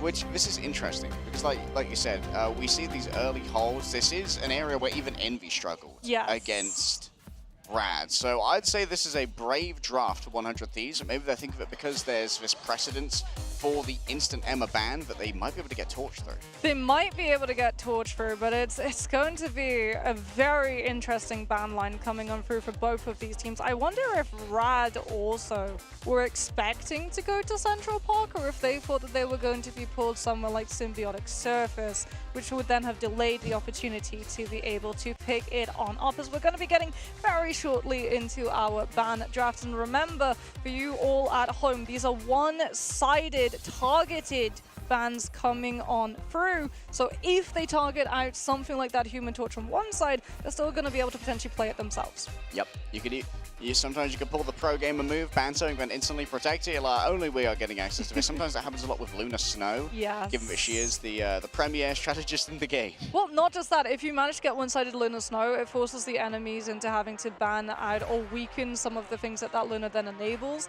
like the Psylocke, because then you have to go for Psylocke, Captain America as well, potentially, as well as an Emma. And speaking about Emma Frost, well, she's been melted on the spot. RAD instantly ban Emma once more. All right, that's probably going to mean the Human Torch Protect is going to be available. Somehow it always happens on Central Park mocks, but that's the price you pay when you prioritize getting rid of Emma Frost. RAD now going to be taking out that Luna Snow, trying to force 100 Thieves into having less resources, as well as going for that one-sided Luna pick that we talked about, as 100 Thieves are going to be starting to weaken out any potential triple strategist lineup. Both the Ultron and the Human Torch have been removed, as, oh yeah, there we go. RAD are really going to be trying to force this Psylocke full pocket composition through, as that is a Psylocke save, and Emma is still up as well, which means that RAD are going to be very happy with what that X-Men is going to be able to get up to in the backlines. You know what? I'm a little bit more confident of 100 Thieves in this map. Did you see how quick those bans were? They came into this with a proper plan. Yeah, they did, but Psylocke does historically incredibly well into flyers. Yeah. Which could prove problematic. Still, there is going to be the Invisible Woman on the table for additional sustainability if Terra is going to be opting into it. Question is, what are we going to see Delana play here? Likely just going to be the Phoenix again, and it's going to be able to soften players up with those sparks to allow for a hot drop from Terra. Yeah, I think 100 Thieves, they're going to be starting on the attack though. So they're going to have to be trying to get past some of these spawn holds, or maybe RAD mix it up and don't go for the spawn hold because they think it's a little bit too telegraphed, that strategy was out in the open for over multiple hours. Yeah. And coaches and analysts at this level are so quick at being able to counter-strat you that you just can't risk it. Incredibly difficult to have consistent value from one of these strats. Only really Res comp has stood the test of time against that. A lot of others have been figured out quite quickly. But with Season 3.5, it's been solved by Guang Guang. So thanks, Guang Guang. Yeah, you're very happy about I that. am incredibly happy. I'm a certified Res comp hater. Yeah, you were like, I don't think it's that good, and then it turned into, I don't like casting this, because it is indeed just that good. RAD are going to be on that defense, 100 Thieves on the attack. There indeed is the prophesized Delana Phoenix coming on through with Terra on the Human Torch, and Millennia, even the Cloak and Dagger is open, is going to be on the Pocket Sibling to make sure that Terra has a little bit of extra sustainability as Ultron was removed, and that's the best way to keep the Human Torch in the air. No, I don't mind Naga being on the Star-Lord here. Can be such a brutal thing to try and deal with. in midair. That hit scan tracking, we know that Naga's fantastic at it. Too, and they know that the Human Torch doesn't have that immediate pocket with the Ultron, so you're not even going into a 1 versus 2. And that's something that Terra's going to be going into if Melio and Naga are able to combine their attention and take the Human Torch out. You can see Vinny continues erecting these walls when you see Trust Me go in to try and waylay their path out and make the disengagement a touch more complicated, but with essentially unlimited jumps and dashes, but not too much of an issue. Maybe it's more to just try and cut off the healing coming on through. Terra falling low. You can see that team up once again getting the value. TTK afflicted with an anti-heal for a moment as the price of dark magic starts to run through their veins. Now it's Vinny's turn to move on forward. Up comes the Ironwood wall to try and block off some of that healing from the backside. Almost a fully charged Emma needs the backup of the Fate of Both Worlds to roll on fourth. 100 Thieves might absorb some of this aggression though, and that's going to be a strangling prison into the midst of all of this. The extra damage coming through from the copied over Fate of Both Worlds damage boost means that they can convert onto Melio. Still Fate hiding in the back. TTK reigns above it all, and Terra can't escape from all this. TTK was waiting too far away for too long and could not bring up the shield in time, an iframe to avoid the incoming CC, and TTK is punished for the audacity that was shown. An attempt to break LOS, but still Vinny falls for the feminine wiles of the Emma Frost. Down comes the end song. Doesn't seem to impact exactly what Delana wanted. 100 Thieves have used so much here, but gained nothing. Yeah, and literally nothing was gained. RAD were able to bounce the point even with the pressure of the Grid and the Strange anchoring it, and don't give up a single tick percentage. They're coming into this next fight with Dance of the Butterflies. 100 Thieves are going to have to stack all of their players into it. Potentially Terra isn't able to get through in time as Supernova is on the cards. RAD don't yet have one of their strategist ultimates to hold on to it, so 100 Thieves can't wait that long before they engage, but that means that the divers are already set up to hit the backline. All right, we need to move fast into the regeneration domains. They're all broken down, though, by the Blaster Barrage. Great AoE play here. Terra knows that it's time to be a hero. Has to dodge away behind the brickwork. Melio flies on up, but becomes a little bit scared of a Char Brawl, and it could be offered by one of those flame tornadoes. Still, Terra cowed into submission. One of the greatest opportunities to try and take this space has been wasted away, and I believe that Harvey or Kruk have been able to use their own ultimates here. Yeah, both of the Gods of Mischief have been popped. Additional usage of the Ice Arts is available as you roll on forward towards the back. Naga picks up a health pack of their own. Delane has been caught out by Trust Me. Away from the invisible boundary, Harvey almost falls down as they're isolated. A force physics to push away. Melio can't be converted upon just yet. It's a strangling prison onto one. Rajaro caught in space as Naga floats behind. Too wary of the approach of TTK. The Dark Maelstrom is too alarming to stay near to as Delana is finally returning. Having given up the Phoenix, moving back more quickly on the Psylocke. TTK is going to be coming on through with the Eye of Agamotto, but unfortunately for RAD, they don't have players to try and hold on to this one. It looks like it's going to be a teleport recontest coming on through from their spawn instead, but that means that they're going directly into the Eye of Agamotto if they're not careful. Regeneration domain had to be used to make sure that the landing was safe, and that opens themselves up after Fate's ultimate ends. Towards the top, that's going to be 2 stuns delivered. Trust Me and Melio both going to be victims. So passive is taken out of the Wolverine, but Fate still there with all the healing from the Fate of Both Worlds. An extra damage boost means that there's just enough to try and get rid of Harvey in the back. Melio caught out midway through the ultimate. What a clutch from Vinny. Terra and Delana also going to be contributing as they look towards the Captain America. The yell of freedom echoes out throughout the central parts of New York as all look on in awe as freedom is broken this day by the criminal empire of 100 Thieves. Yeah, Kruk gets a consolation, but that's all it's going to be as the cap is completed. True, but unfortunately for 100 Thieves, they had to burn the Strangling Prison just to be able to take Trust Me down with the Freedom Charge in hand so that RAD were able to stabilize and organize a longer recontest. And that's burnt some of their ultimate economy. They don't have it to combine with Supernova in case one of the strategists is able to get their ultimates up in time. But level 1 Kruk is going to be, well, investing a little bit of time in seeing the respawn room. However, Fate trades it back with pick onto Terra, and RAD think that they can still take this fight. Fate's going to be solo healing. Going to make things a little bit more complicated here. Trust Me desperately needs to get some of that. Naga node towards the back line is so clean with the raw mechanics.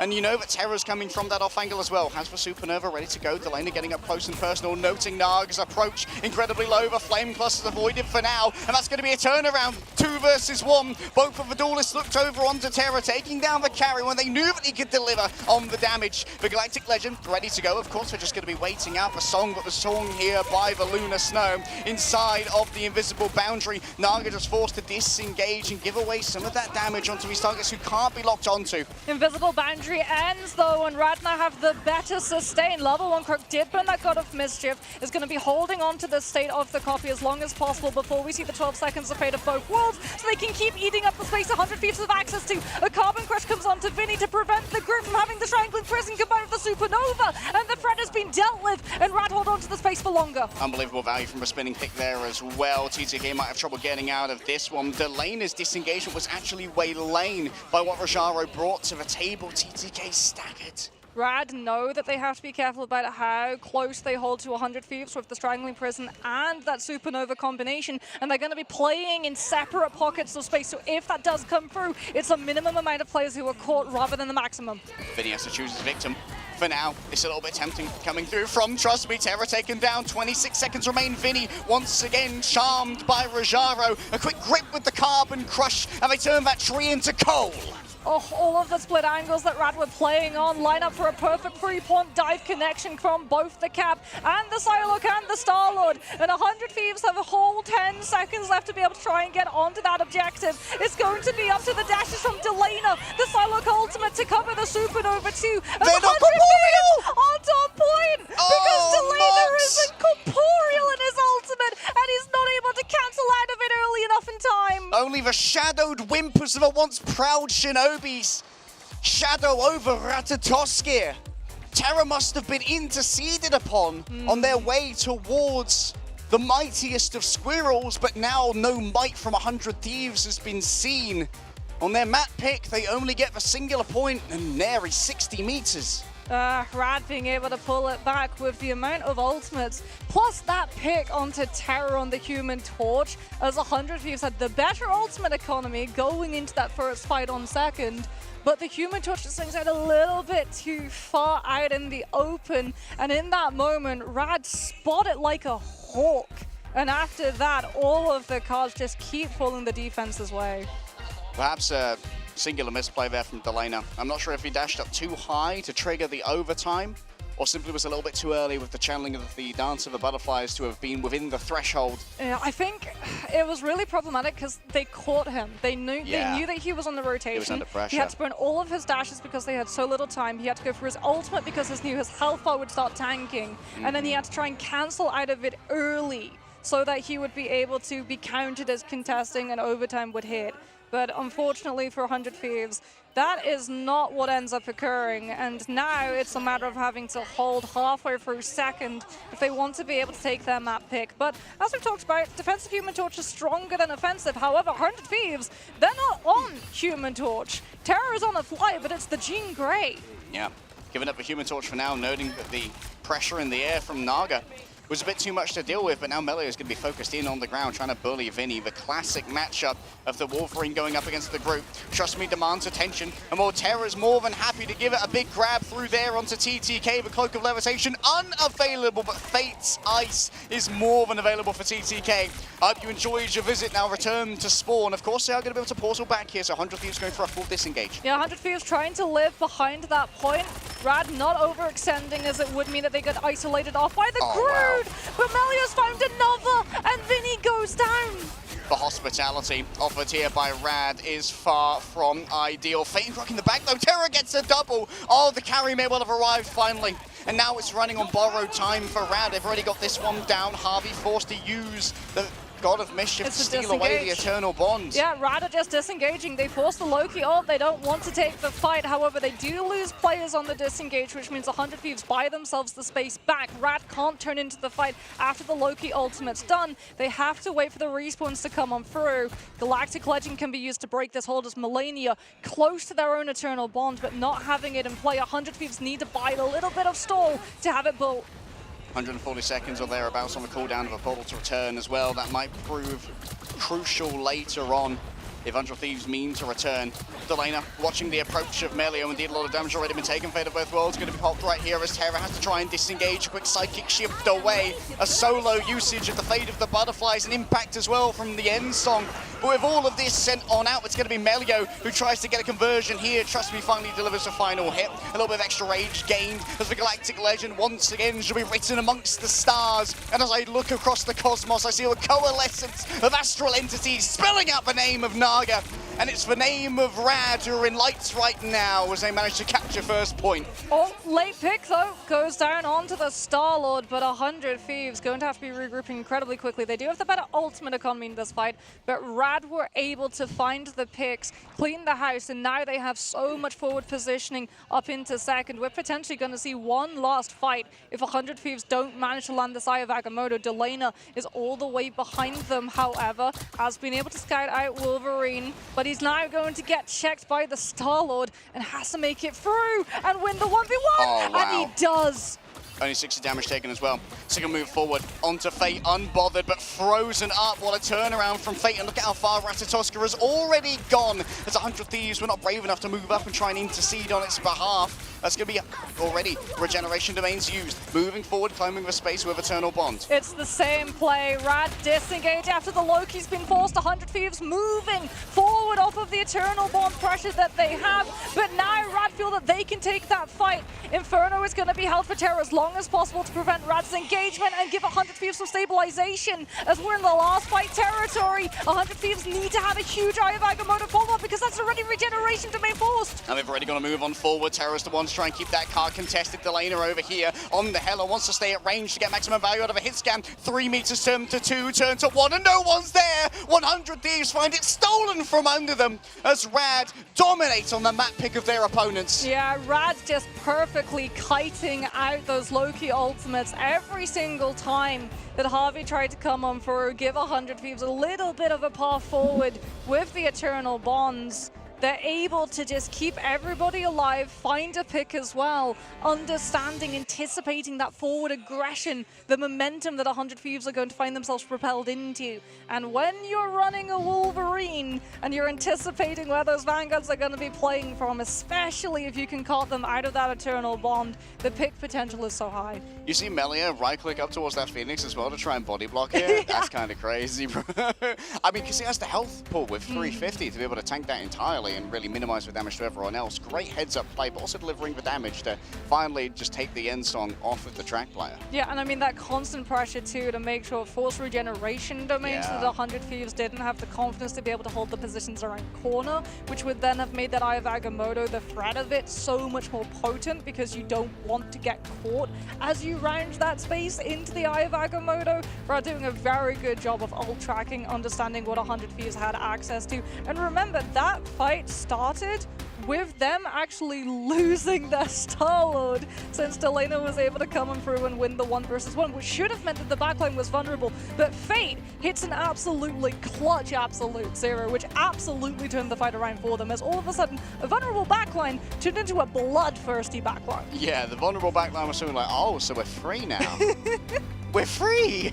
We're free from the terrors of Delana. Fate, the team captain, one of the youngest members of this team as well, one of the least experienced as Shirley, is showing off just how much potential he has here as both a leader, as an innovator when it comes to things like the Jeff, and just as a raw mechanical player, showing off things like those absolute zeros. And it seems like the strategy here for RAD of banning out the Emma, the Magneto, forcing 100 Thieves away from those comfort Vanguard picks and just deciding, you know what, we're just going to give the resources towards the Human Torch of the Star-Lord is really paying dividends. Yeah, and it also kind of feels like they read 100 Thieves. They want them to play the Strange. They want them to play the Groot. That's why they're not target banning them, because then the Wolverine gets maximum amounts of value, because what's the Strange and a Groot going to do against a Wolverine?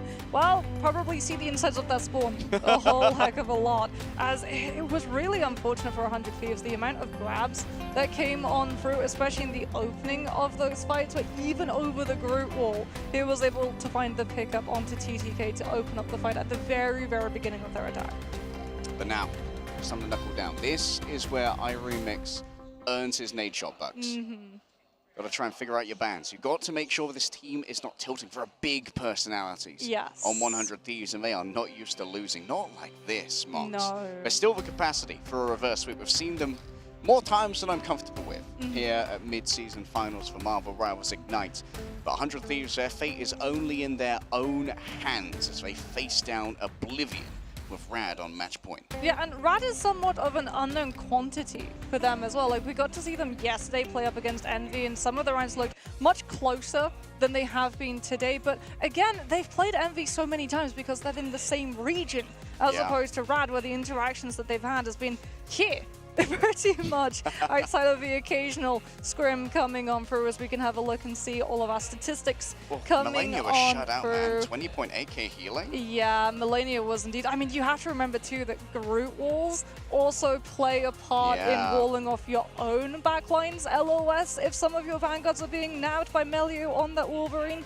And it did mean that, you know, when Melio was able to find those grabs, a lot of the time what should have been pressure for 100 Thieves turned then against them. I mean, admittedly, we did spend some time on the Invisible Woman as well to try and give that team up to Terra. His fate with the MVP, well-deserved, basically. Almost single-handedly started the flowchart of victory towards that last fight when Delena won that last duel so thoroughly, they only lost 60 HP up against the Star-Lord, which is kind of unprecedented in a 1v1 of equal skill. Especially when Star-Lord has access to 2 iframes and a Snowflake coming on through. And a Snowflake. And speaking about that Snowflake, 19 assists coming out from Fate, but 7 final hits. Yeah, contributing. Yeah, very much contributing in terms of numbers that RAD were able to output against 100 Thieves. As unfortunately for 100 Thieves, having the Invisible Woman trying to help out that Human Torch on the attack did somewhat neuter the effect that they had of things like the Loki copy in comparison to RAD, who immediately have access to a Luna, where you literally just comms your Luna, hey, I'm looking for my ultimate, can you give me ease of access? Yeah, you can see just how aggressive one of the Luna Stones was right there. Look at this evasion here, by the way, from Naga. And that actually baits Terra in to a point where Melio and Naga can get the 2 versus 1. And it feels like RAD always kind of, they were tugging on the 100 Thieves leash, you know? They're like, come on, a little bit closer. They were doing a little bit of baiting, especially when it came to holding first as well. Well, we got to see a lot of the time the Solid and the Psylocke, but one of them would get a little bit low, a little bit vulnerable, and Terra would have that voice in the back of the head like, yeah, I can get this. I can find that pick, and then unfortunately when you try and go for that, it's only after you bite off too much more than you can chew that you realize that it is RAD just baiting you. Yeah, there's the finisher right there with Melio coming up to meet the end song just like Logan would IRL or in the comics, I suppose. Like, I'm coming, Genie. I'll save you from that Phoenix. This was just, it's been lights out for RAD. Like, they are looking so clean today and winning mechanical duels against Terra and Delena. Yeah. Like, they are eyeing up that best of 7 grand finals, and they want to get there, they don't just want to get there hot, you know? They don't want to come in time, finish it out 3-0 nice and quick.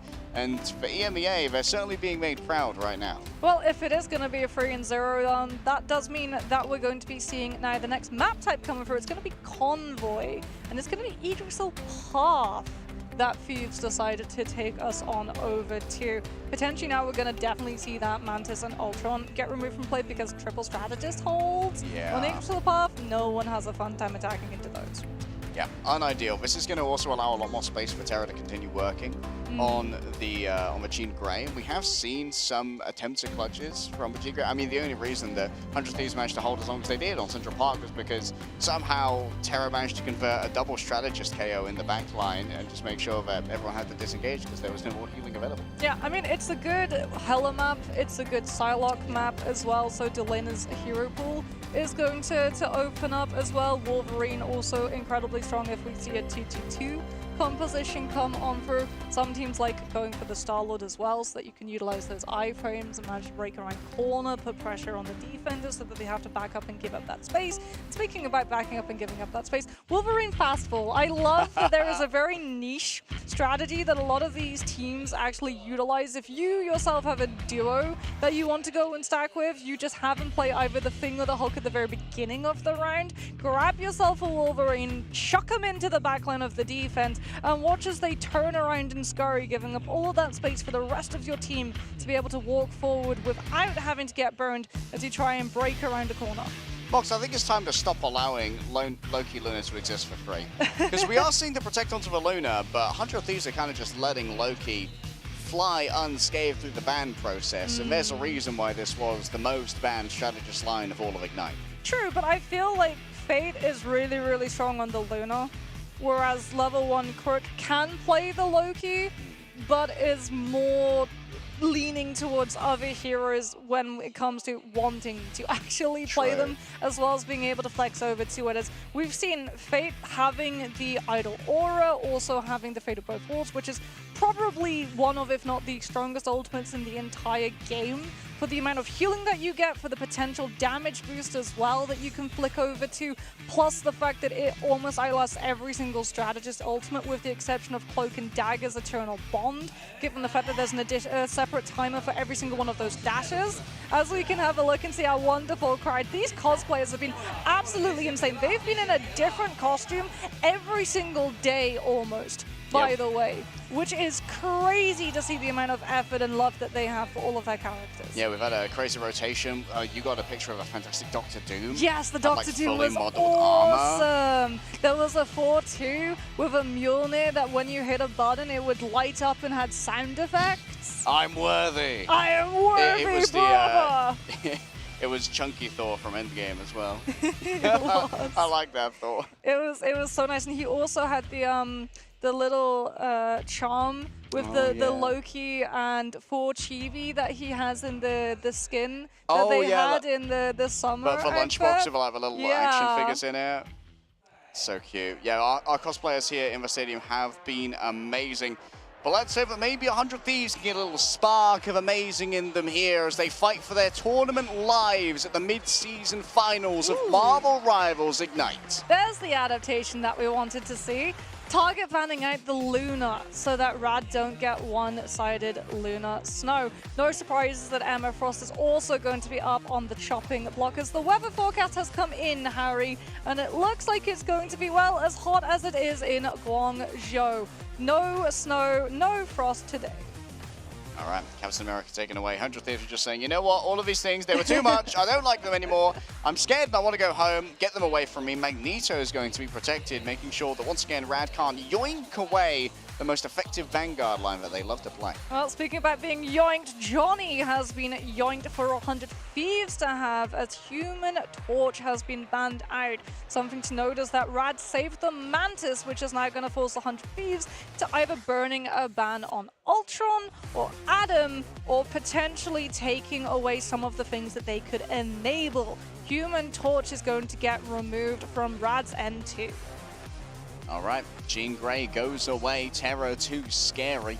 Question is whether or not we'll see the Psylocke go away once again, but we have seen a multitude of bans come through from RAD. They're very intelligent when it comes to adapting mid-cycle against what's being built by the other team. There's the save onto Harvey's Loki as RAD are going to be removing Luna. It was going to be a 50-50 for 100 Thieves.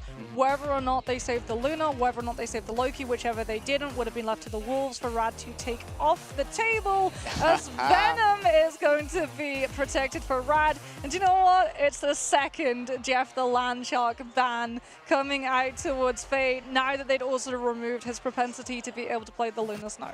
Yeah, a devious smile on the face of Melee, potentially a bait being laid down there by Trust. We're saying, yeah, you know what?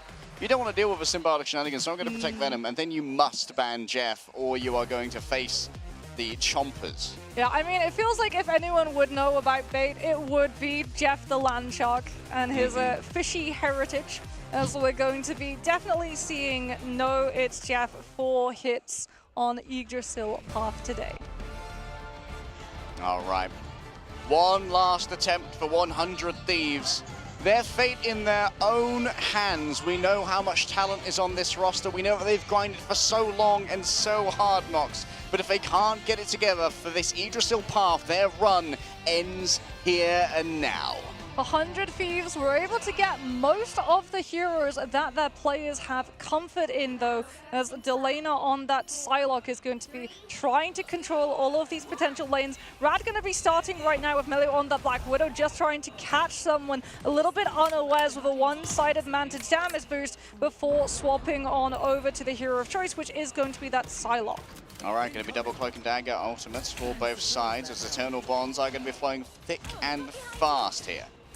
100 Thieves with both the Psylocke and the Winter Soldier going to be trying to keep an eye on all of those inside angles as Rajara is forced to burn all of that diamond form because of the Bionica coming in through from Terra's End. But that convoy is still moving forward until now. In comes Naga with the Wolverine grab, and that's a trade of the Vanguards for both teams. No chance to save TTK, and you can see that the regeneration of Maven is already burned as well. Naga sent into the midst of 100 Thieves, and yes, there is going to be a passive burn, but there is going to be the follow-up from Rajaro. Vinny was going so deep to try and convert upon the Wolverine, but Rajaro is more than happy to punish that one. 100 charge now, and you can see they're just going to be sipping on Harvey's doppelgangers. Fates ahead too in the cycle of Eternal Bond building in comparison to Millennia, which means 100 Thieves don't have a strategist ultimate to burn to navigate this choke for free and try and contest that convoy before it starts rolling into second, and that's so unfortunate. The strange portal from Vinny is out of sync with that convoy rolling on through, and 100 Thieves now are going to be down a teleport and down a Vanguard as they're forced to give up even more space. That was an opening pick onto Melio as well. Got to be a bit of a heartbreaker, maybe a tilter for 100 Thieves. 5 minutes is quite the hefty time bank heading into B. Already you can see the God of Vengeance has been used. God of Mischief is going to be turned into an Eternal Bond. That's a lot of space claimed away. Extra damage coming through from the Feast of the Abyss. Terror takes towards the skies, and there's a desperate attempt to try and shut it on down here as 100 Thieves are going to move forward with Melania's Eternal Bond. Melio summons in some reinforcements here, but the Lender's already got themselves a little bit of an advantage. Rotterstern hits a headshot and silences the most devious voice in Asgard as it's cleaned up here for 100 Thieves. Yeah, Fate's path with the Eternal Bond had to be further away from the team and out of line of sight of TTK, who does have that Meteor Arm, which meant that the Cloak and Dagger was not there to contribute either a Terror Cape or a Light Force Veil, so that RAD's players would be able to have better benefit of the sustain afforded to them. Rajara is going to be able to open up this next fight though, and that space with the Psionic Seduction, so 100 Thieves can either knuckle down and try and live it with Vinny's Freedom Charge, or give up the space and fight at another time. Trust me, opting for a change here. Over to the Magneto. I think that they can win out the brawl because they have access to the Emma Frost taken away from 100 Thieves. Quick grab, and Delane's already been 1v1'd here by Melio in the back, and of course that's have the advantage of that team up. Freedom Charge is once again proclaimed by Vinny. Far from America, but Brooklyn's always in the heart of Steve Rogers. To the sky goes Terror, and they lay down upon Melio, but inside of a regeneration domain, all the damage means nothing. Rotterstern cannot convert upon the Kraken impact. The yells of again will not be profaning the ears of RAD this day as the goats continue to roll forth. Still having that Psionic Seduction too to stop 100 Thieves from having any form of momentum. Early Loki ultimate comes on through from Harvey's end. Delana comes on through with the Dance of the Butterflies, managing to find the pick onto the Phoenix before the Eternal Bond dashes, but TTK can't find the Cloak and Dagger to stop the ultimate from lasting. Yeah, a lot of space already has to be given away here by 100 Thieves, courtesy of that Terror Cape. Melania taken down by the Eternal Bond itself. The ground itself hostile to the ambitions of 100 Thieves for the moment, as they manage to isolate the lane of Vanguards fleeing elsewhere, too scared of Sonic Seduction. It's Vinny in the back with very little HP to try and work with, no Freedom Charge either. And you can see that Fate right now is just speculating in the tunnel to try and stop the movement forward. Terror makes it to the cart just in time, but is overwhelmed in a what? Oh no! They haven't been able to contest in time. Yeah. This is ruinous for the ult economy. Yeah, Melania isn't counted as contesting, is too far away with the Eternal Bond dashes. And unfortunately, that means that they're now down that ultimate into the next one. RAD get one-sided Eternal Bond as Harvey isn't even anywhere near the God of Mischief, which at least allows Trust Me to hold on for the Meteor Arm, but that means that Melio, the value of the Dance of the Butterflies is so large. 100 Thieves have to just stall this fight coming on through with the Captain America to give them any chance of building an ultimate to match what RAD have right now. The beacons are lit, but can 100 Thieves hold out until the remainder of the Marvel Universe comes to aid from Dance of the Butterflies available in the back? A force out here. Oh, Trust Me with the double, and it's Naga with a third. 100 Thieves are reduced to only 3. Make it 2 as Terror tries desperately to avoid. TTK stands alone. 1 thief remains. Terror might actually just get solo ulted by Melio with the Dance of the Butterflies to just shut down the Kraken impact. No, he's off of the Winter Soldier. RAD had too much space to be able to live it. He's onto the Wolverine for the passive. Just have an extra lease of life as here comes the Eternal Bond from the Loki. TTK's trying to shut it down. He finds level 1 Crook, but 100 Thieves have to find so much more to turn this around. The kid of a top tier is finally becoming a full-grown man, an adult with on the rollers. Terra finds himself Rajara as well. The Vanguard line is disassembled, and 100 Thieves hold for now. 100 Thieves do burn the Loki and the Captain America ults for it, though. Terra's going to have a last stand. RAD not going to have one of their strategist ultimates to get carried on away from, but that means that Delana with the Dance of the Butterflies can be brutal. On the other hand, Mel is in the same position, but he's facing down an Eternal Bond, which Melania can use to keep 100 Thieves nice, safe, and secure through it. A missed grab and an expended usage of a Metallic Bulwark here mean that 100 Thieves are down on some resources they really wish they'd rather have. Still, Rajara having used that diamond form. All comes into the calculus for flowchart of a Marvel Rivals fight. Terra going to go for yet another attempt here as Vinny distracts towards the back. Once in, onto the Loki. Level 1 Crook can't even get away. Summoned a doppelganger, but all they find is doom at the hands of 100 Thieves. Delana and Terra both invest, but they find themselves reaping the dividends. Yeah, 100 Thieves read the RAD gameplay. They knew it was going to be a poke fight coming on through from the attackers until Fate had his ultimate. So Delana goes in first before RAD have the resources to live it, and they're able to catch on to that Loki. However, they've delayed the problem. This now is the problematic fight that they have to turn and test too, as RAD have the better ultimate economy, and we're 2 fights away from a full push. A fight that was earned and a fight that shall certainly be delivered upon. Melania already down. Harvey going to be the next upon the docket. You can see already there's been a burning of the regeneration of the main taken to the sky. TTK, he hits the tree, but that's not a group. It's simply part of the environment. Yes, there's going to be a momentary stall coming through from 100 Thieves onto the cart. The goat stands stock still rather than moving towards Idrisil. But now the tapping must be stopped as Naga rolls on forward. The end song playing again and again in his head as he asks, what is that melody? Is it a funeral dirge for the defense of 100 Thieves? It would seem that Melania disagrees. Inside the Eternal Bomb, there's plenty of damage and plenty of healing to be done. A shearing out of damage as Sarah falls on down. The end song played to Logan, specifically 200 years old. He doesn't know what a CD is. They're trying to overtake here onto Vinny, who manages to drag themselves away and keep that freedom charge in the back pockets. 100 Thieves only feeling pressured now to utilize it with all of those sparks being bolt on up. RAD having a little bit more time are going to try and disengage as 100 Thieves. They remember the last time they chased with a strategist ultimate, they burn off too much more, and they're going to fall back and wait instead of overextending. The Dance of the Butterflies once more, ready to be summoned, thousand-folded steel in the hands of a shinobi to try and burn through the onlys that RAD are presenting. TTK stacked up with sparks and Harvey placed close to the door. He's ready to exit at a moment's notice, but TTK is going to be playing his own exit music right here, playing them off the stage, and Melania is going to be taken off of this one. A knockout delivered, and Terra's too far gone. Vinny's here trying to make something work and keep the cart contested, given over the metallic bulwark for a moment of extra life. Gripping to it so desperately, vitality is all that they can hope for. Vinny could be overwhelmed here, as it's going to be the Sonic Seduction already used. Delana, TTK falling elsewhere. Vinny returns to the fray. The Cloak and Dagger here too, but Naga's ready to reign above it all. An imperious T-pose of a Phoenix establishes dominance on 100 Thieves. RAD able to find the strategists. Harvey was so close to that God of Mischief. It could have been curtains for RAD if that had been able to come on through with a copy onto an Eternal Bond. But they have the target focus. All of their players converge on one specific player, bit by bit removing all of those pieces from 100 Thieves board and stopping any potential for getting held on third. It all comes down to this attack, Mox. And then rounds after that, 100 Thieves. They slowly feel their chances slipping away from them. Oh, but those heroes, well, that's slightly different to what we saw from RAD previously.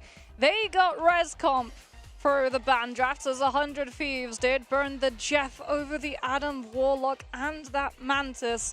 And that means that this stall composition is going to be burning out a lot of the time bank if 100 Thieves aren't able to just push the res out of its momentum cycle. TTK, on your screen, one of the younger players, one of the newer players, the only controller player left here in Marvel Rivals Ignite of a top tier. maybe a top 3 team in the world, but they could still go farther yet. RAD stand on the precipice with Volcano Summit, ready to dive in and face Envy if they can only achieve victory here, defending Yggdrasil Path. Yeah, no triple strategist, triple Vanguard lineup defense. However, Vinny on that grid is going to be problematic for the Adam Warlock to have to deal with. Trust me. Also on that Venom, has to be careful he doesn't go too far in towards Terror on the Winter Soldier, but Terror's already been taken down. It's actually too far forward. Maybe there were some assumptions made, thinking there'd be more support than there was. Trust me, has to use the Symbiotic Resilience, but it's all part of a game plan for the Venom, Mox. We're on to Wolverine. Delana over to the Hela, the hit scan. Not going to get pressured by Rad's dive early on, potentially also utilizing that Soul Drainer to grab Trust Me back. Dagger Dome gets invested from 100 Thieves to start walking around the corner, but that's just the first stage of the fight against the Rescon position. The regeneration domain already got forced by the Venom dive, but Trust Me is going lower and lower and lower, and he finally goes down. It's Delana at range on the hero that we all started to know Delana for, the hit scan goddess of Hela, the god of death, is able to celebrate this day as TTK expands their domain with 2 more sacrifices. Brilliant cutoff as well coming in through from Vinny, right to the backs of Rad so that they couldn't run away from that one. Naga on the Star-Lord though, Melia's going to go for the self-revive, and Rad is still going to make this time fight cost. Okay, Crook revives himself in the back. You can see that Fate is hiding out. Or Melia, rather, I believe. Yep. It's going to be round the back, waiting for that Karmic Revival. It's just going to be using the passive ultimate charge for now.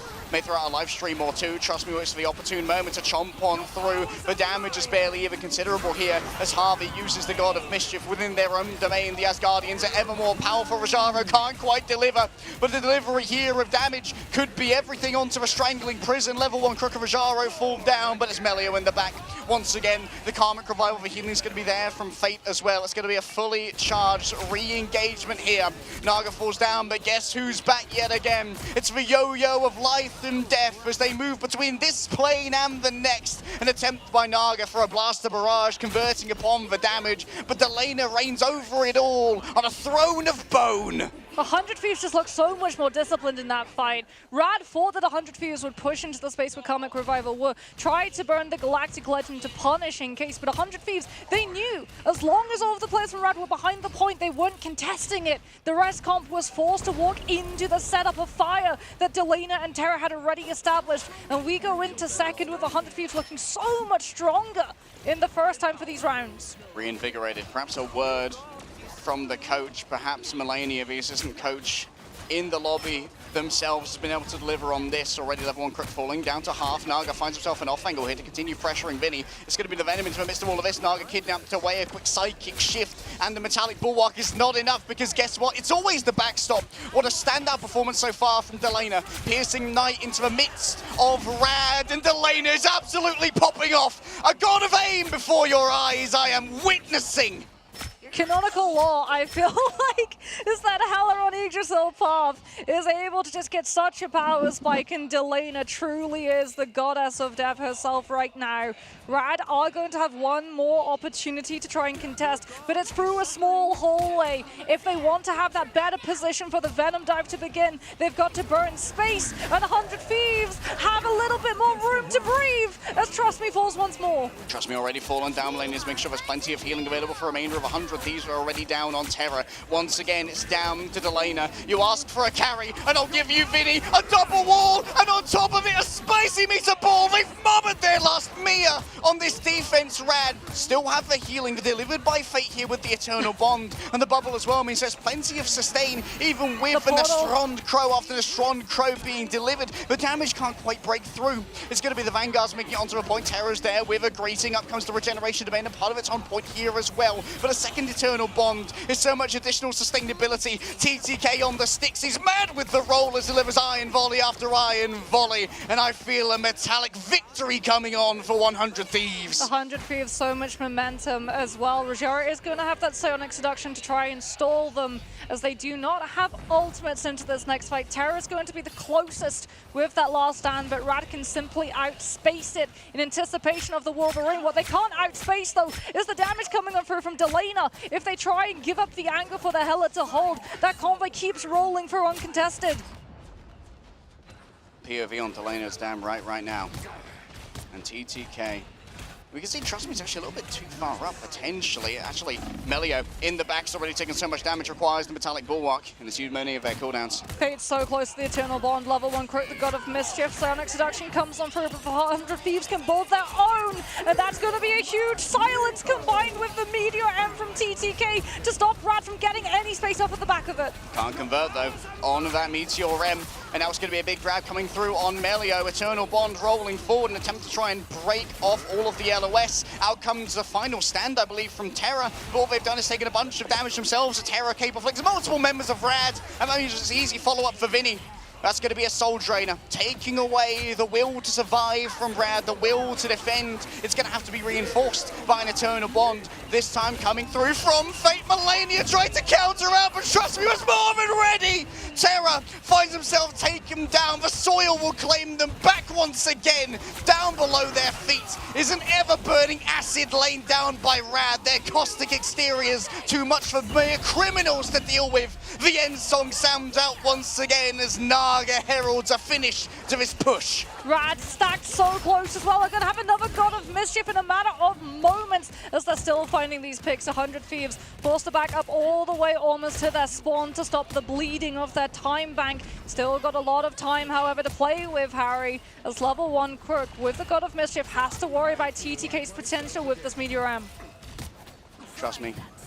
Stinking away for now. An exchange between these Magnetos has often been the story that changes how these fights go.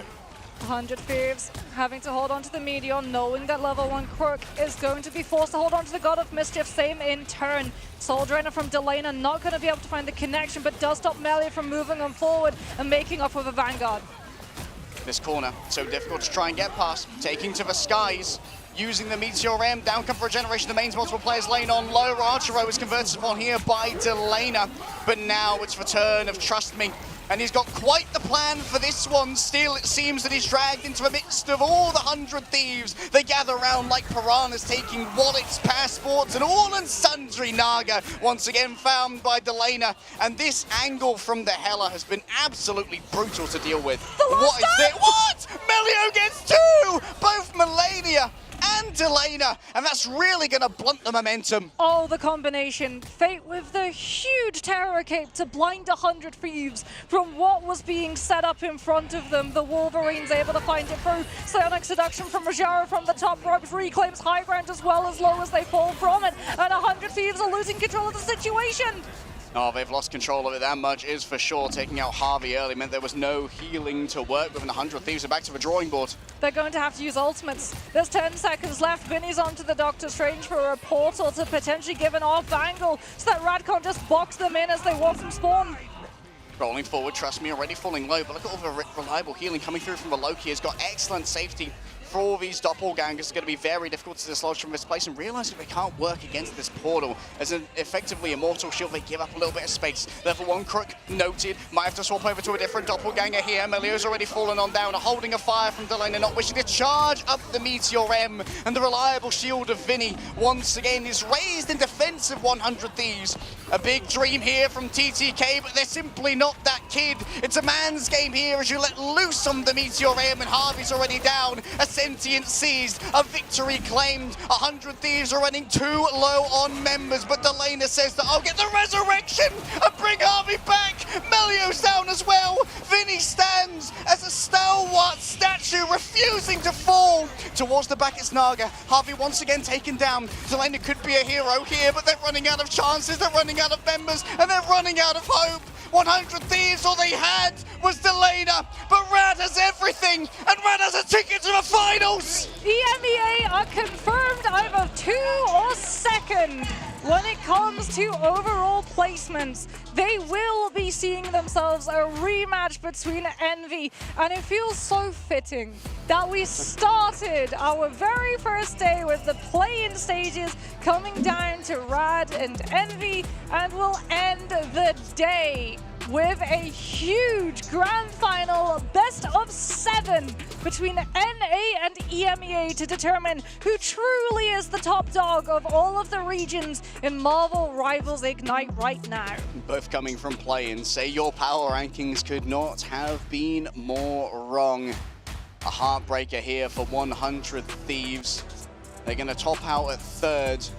Even with having their substitute of Melania in, they made it remarkably far. But RAD, this absolute cerebro machine of a team, some of the smartest players that we have seen in the game to date, managed to steal it away in a 3-0 sweep. I mean, 100 Thieves, though, they looked so clean when they were going into the res composition. And it does feel like they wanted to leave the res composition on the board because they knew how to be able to play into it. If you want to know, I mean, is it really worth talking about? If you want to be able to counter res composition at home, you should be able to do this because it's not in the game anymore for all of you all at home. But one of the ways that you deal with a sustained composition, which is literally meant to outlast you, is that you go with something that can find instant picks. And Heller is one of the best ways of being able to do that because those 2 taps can come on through. You find the pick, even if the reses are up, you force them out early as that fight is only just beginning as opposed to halfway through. So your team still have the resources of being able to match wits with what the res comp can bring. And it really felt like we were going to go to that 4th map at the end when Delena comes on through, finds that Ragnarok revival onto Harvey, and it feels like that hell is just going to be the hero of the hour, but unfortunately, RAD have the harder ultimate economy, they've got the closer respawns too, and 100 Thieves had to burn the Strange TP as well. Yeah, having to burn a Strange TP for that first recontest was kind of a heartbreaker. Even if it meant that Vinny was there at the right moment to use the Shield of Seraphim to block a fully charged Magneto ultimate. Still, for the side of RAD, they absolutely popped off. They level 1 Crook being able to set up all their doppelgangers on the back, on that sort of like back veranda, means it's so difficult to do the admin to get rid of those. Yeah, and then as well, you've got all of them set up for Devious Exchange escape tricks. Too, if you feel yourself getting a little bit too pressured and you're so far into your own team space that there's no way that the rest of the team can really try and push up and punish the Loki when that one's on cooldown. Rujara too with the Sonic Seduction, given the fact that they had to burn that ultimate immediately to just lay stake to the high ground and then be able to drop to the low without worrying about losing one of your players as gravity finds the connection. I mean, I'm just so impressed by how clean RAD were today. Showing off different looks as well. I wonder if we're going to continue to see this Emma ban move forward into their matchup against Envy, because Kaluch certainly is an absolute terror on the Emma. Usually we see a lot of precedence in the bans towards like trying to shut down Speedily and that Flyer Prime hero pool.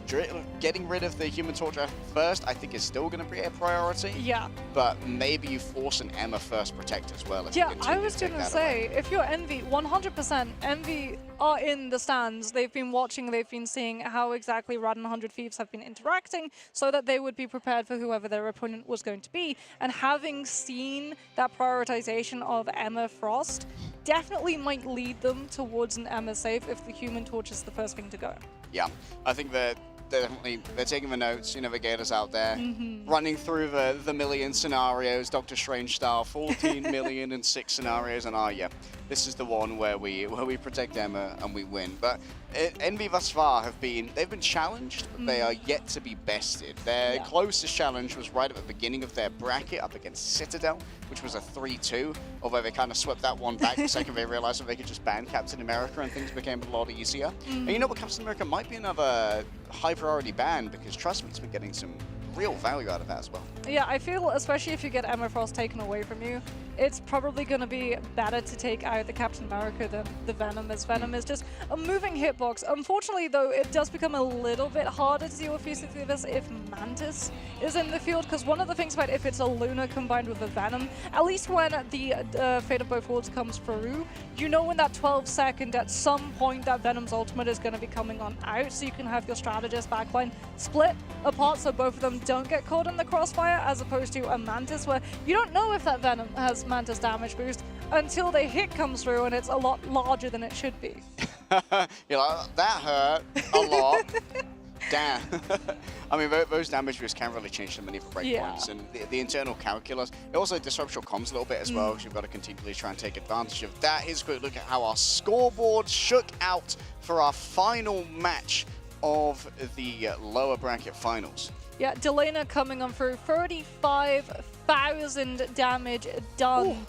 Really did like that Hella round looks so strong. You can see why he was known for that hero at the very beginning of Season 0, as unfortunately for 100 Thieves, even with their premiers, Terra on the Wolverine, Delena on the Hela, and TTK for a little bit of time too, getting such a good setup synergy with Vinny on the Groot, with the wall-offs to lead into the Magneto's Meteor M. It's not every day that we see Meteor M get a double, but when you have that level of synergy and you can grab as many players of RAD as you do, that's always going to be finding value. I mean, Fate just managed to do so much, and is that 3 MVPs in a row for level 1 Crook on the Loki? I was saying that maybe... Fate had Central Park on Luna. Well, it does seem like for RAD, their strategists, I don't want to say strategist gap, but I'll leave it up to the audience. Yeah, 53,000 heals coming on through, 29 assists as well as 7 final hits coming on out from that Loki with an accuracy of 62%, which again, Loki tends to be firing off every single possible second that you can. You're either healing your team or you're damaging the enemy off of all of that splash. That's why a lot of those Lokis actually aim their primary down at the ground so that they can get the most amount of distance onto the most amount of bodies, as opposed to trying to go for either a headshot, which you don't get crits. So as Loki, you're kind of wasting your time there, or going for a little bit of a harder target to hit, one of the narrower, slimmer waist.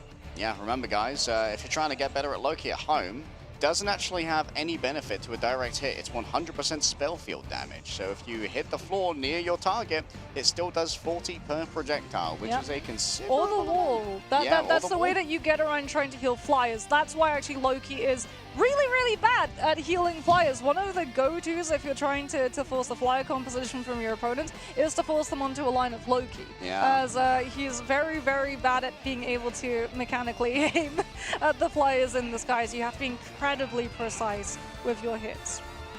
I wish it had gone on a little bit longer. Really felt like Delena came alive and showed that they have just as much carry potential as Terra at the end of this series. Yeah, these shots were brutal here. That's crazy.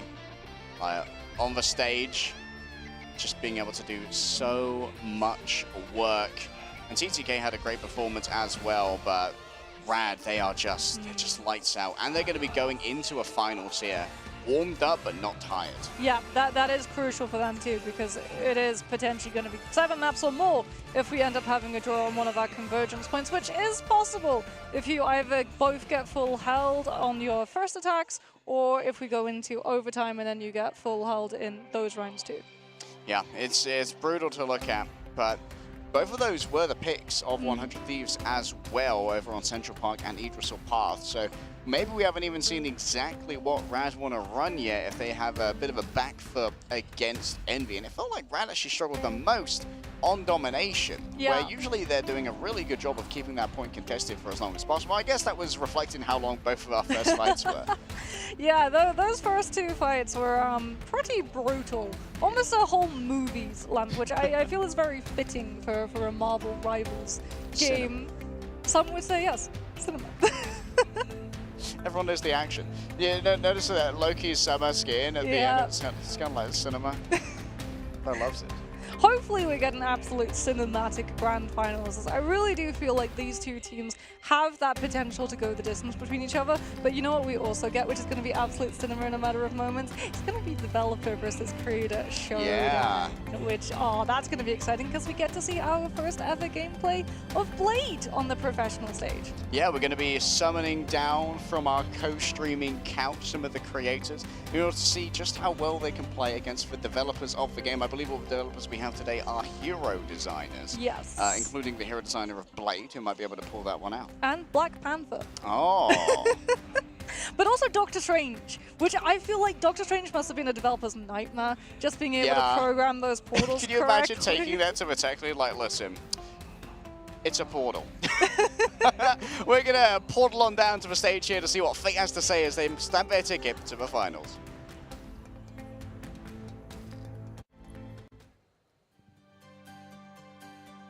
The question has been answered. The grand finals has been set after RAD took down 100 Thieves 3-0, and I am joined by the one, the only Fate. And Fate, I've got to ask you, you've now played Envy a couple of times, once in the playing stage, then the main stage. What have you learned to get the different result, and how are you feeling?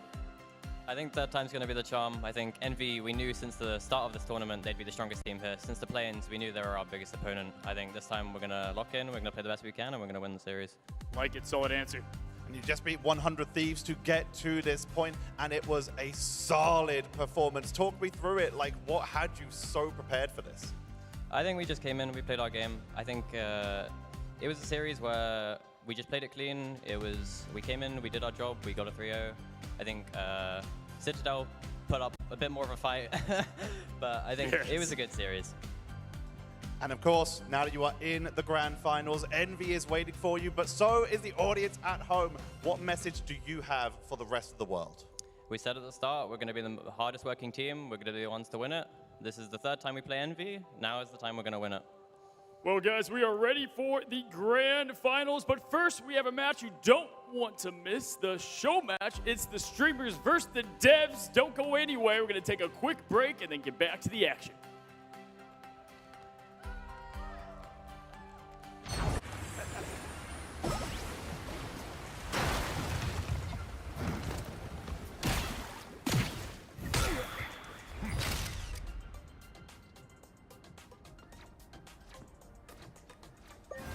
I have many faces. Your powers are mine!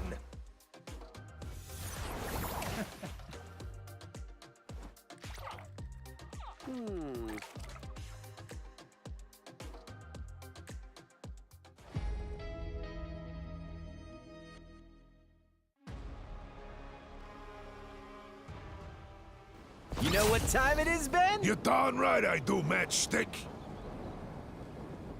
Come on, Ben! Say the thing! Nope, I'm not saying it!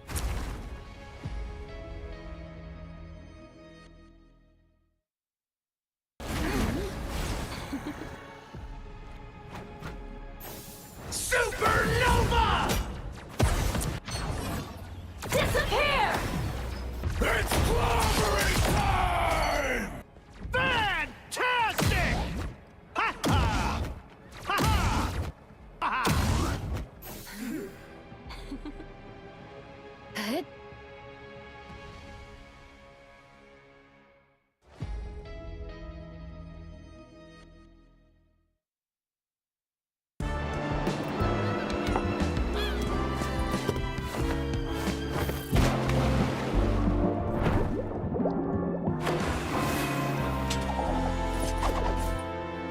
So much for vacation.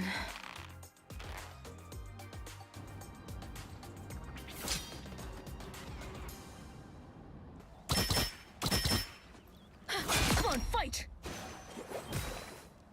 You're mine! Out of sight.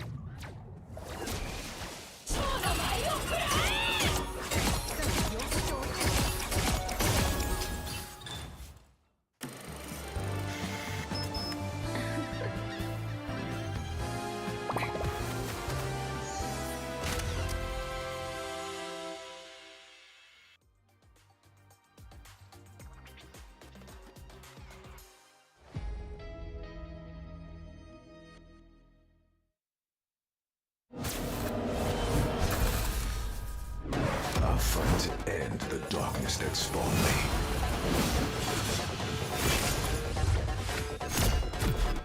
Slice and dice! Silver bullet! The hunt is on! What a hand! Judgment's coming! Still got an edge! 1,000 gods! Bury the light.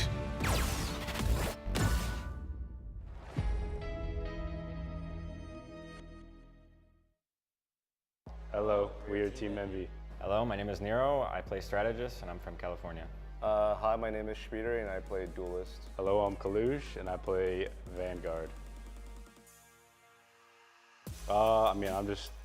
I'm ready to go. I'm ready to start playing. Like, I'm focused, and my main goal is to win. you don't like dwell on any past mistakes and make sure you focus on like the current map, current situation.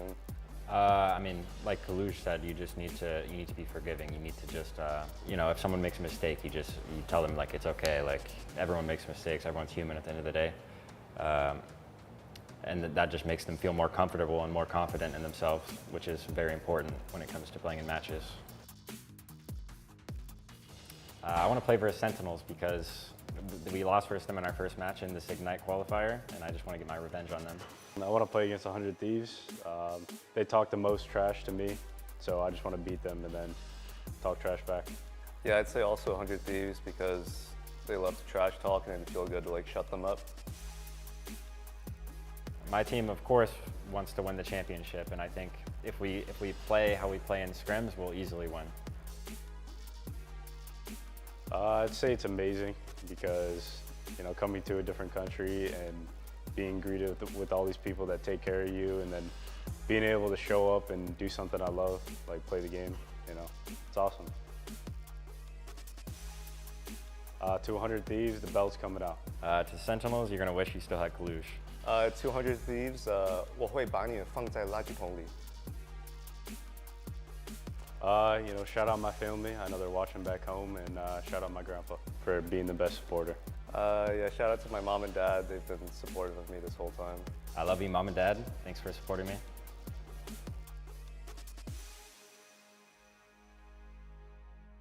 Hello, we are RAD. I'm level 1 Crook, and I specialize in Mantis, Loki, and Lunar Snow. Hello, I'm Trust Me. I specialize in Captain America, Venom, Hulk, and yeah, Penny Parker. It's definitely exciting. We want to win it. We want to do our best. It's definitely a big event. See what we can do, really. I hope we can do our best, and I'm really enjoying it so far. There's no downside, and I think we can happily go into the mid-season final tournaments and perform our best. The big two for me are Envy and Sentinels. Envy is, honestly, we think probably one of the stronger teams in the competition. They're definitely ones we are going to be putting in a lot of focus into trying to beat. And Sentinels is also a team which I have friends on, and I know there's a high chance we'll play them early in the tournament, so they're one of our earlier focuses, and we need to make sure we beat them as well. Personally, I would like to face Citadel Gaming again, since they're this other European team, and we did fall short to them in the Ignite finals in Europe. So I would love to meet them again and show that we can be the better team. I think we will be able to beat any team. I don't think anyone is able to put a lot of pressure on us. I think the only thing we can do is like focus and do our best. I think we need to put pressure on ourselves rather than be pressure from any team. Yeah, I mean, if you want a chance, we're going to be the ones to win. We're going to put in the most effort. We're going to roll every game. And to the team we see in the finals, unfortunate for you, but the crown will be ours. The results will speak for themselves. L'anxiety lay Suzanti.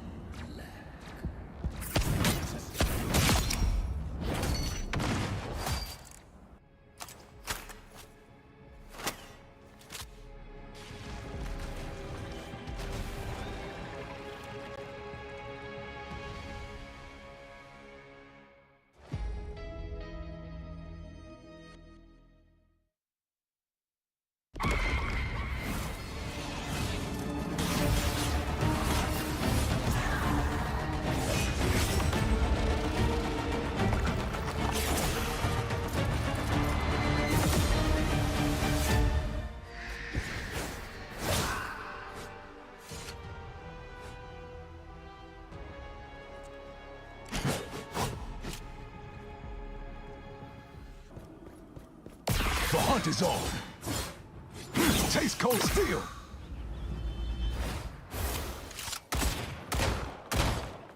Open season. 1,000 cards!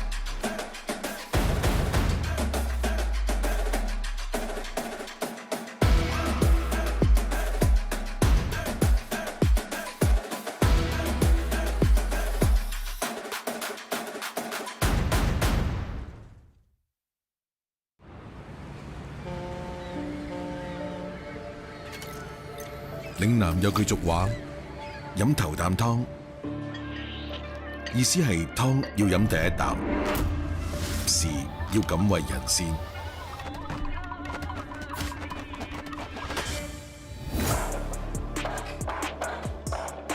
We came to win, to leave no doubt that we're the best team in the world.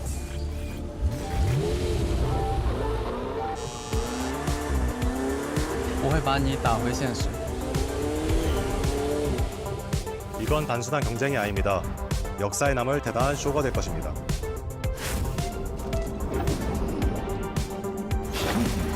We're not here to take part, we're here to take over.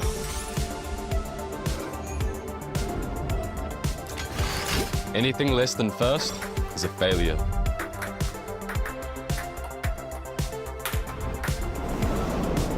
이 경기장에서는 영웅을 연기하는 게 아닙니다. 진짜 영웅이 되는 거예요.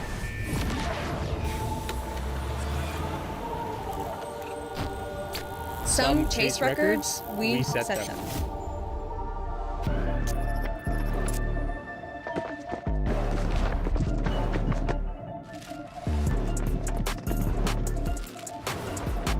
Six minds, one heartbeat, a single objective.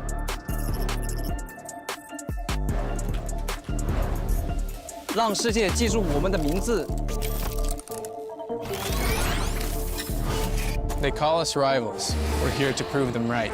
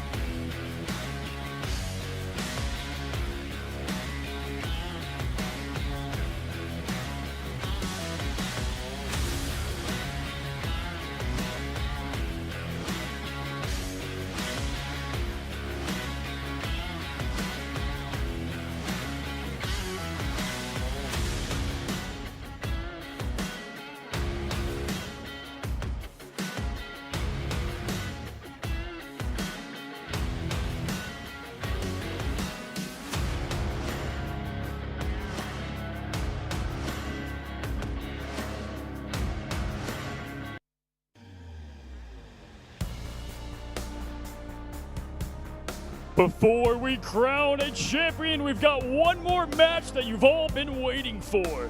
The streamers who helped create it versus the masterminds who built it. It's the streamers versus the devs. And Tetcher, I could not be more excited for this exhilarating matchup. We've got the masterminds who built the game versus the people who stream it all the time. These are some of the best players in the world versus the people who literally made the game cozy. And I don't know about you, but I think this is going to be spectacular. We have challenges, we have some fun matchups, and we have He's Finally Awake. Blade is going to be in these show matches. I'm telling you, the pressure in backstage might be even more intense than the semifinals. I mean, they are ready, they want it, and folks, I don't know who you're going for, but I'm going to go for the side of streamers. How about you, Tetcher? I have to go for the devs. Surely they made the game. There's no one who's going to have spent more time in the game and in this engine than the people who literally built it for everyone out there. And you know what? I'm going to get my team out here first so that they can get set up a little bit before your team and gain an advantage. So ladies and gentlemen, please join me in welcoming the developers, starting with Kawaso, the developer for Jeff, Thing, and Phoenix.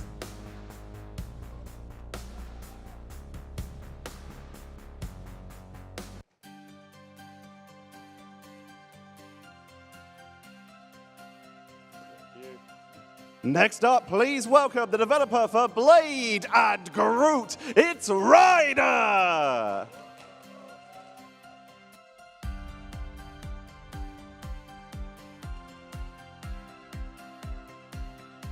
The map designer for Central Park. Please welcome P-Rat.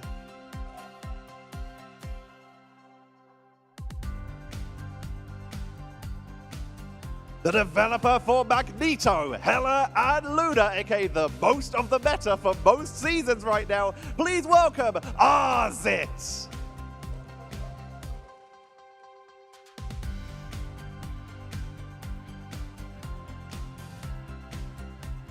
Next up is the level designer for Symbiotic Surface. Please welcome Kay.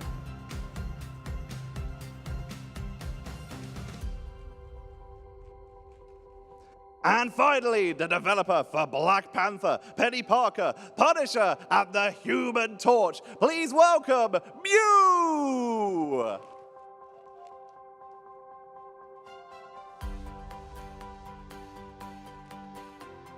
Mew, before we get started, a couple questions for you. For starters, are you excited for this first matchup? Okay, I think it's awesome that we stand here and compete against the streamers. So yes, we are excited. How confident are you that you can beat the streamers? I think that will be a hard game, but yes, we are confident of winning the game. And what characters are you thinking about using against them? Iron Fist.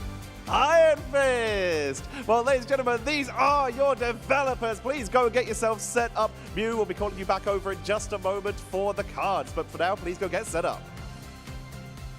Now, ladies and gentlemen, the true moment you've all been waiting for. The all-star team, known as the Neck Criminals. Their name, not mine. Please welcome the streamers, starting with J3. He's known as bald, he's not 6 foot tall, and he's proof that Jeff is not the smallest hero in Marvel Rivals. Jay, we're glad to have you. After that, we've got the one, the only, Lulu Lovely. Lulu by name, lethal by nature. Some call her Black Widow. Lulu Lovely, welcome to the stage. Now, the man who needs no introduction, coming up, about 6'7", who's measuring? It's the one, it's the only, Necros!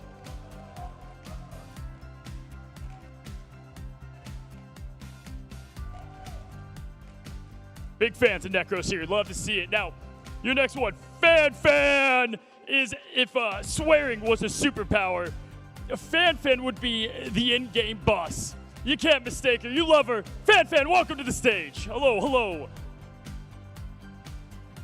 Now please put it together. for the number one, you might think you are, you're not, Psylocke fan, SK!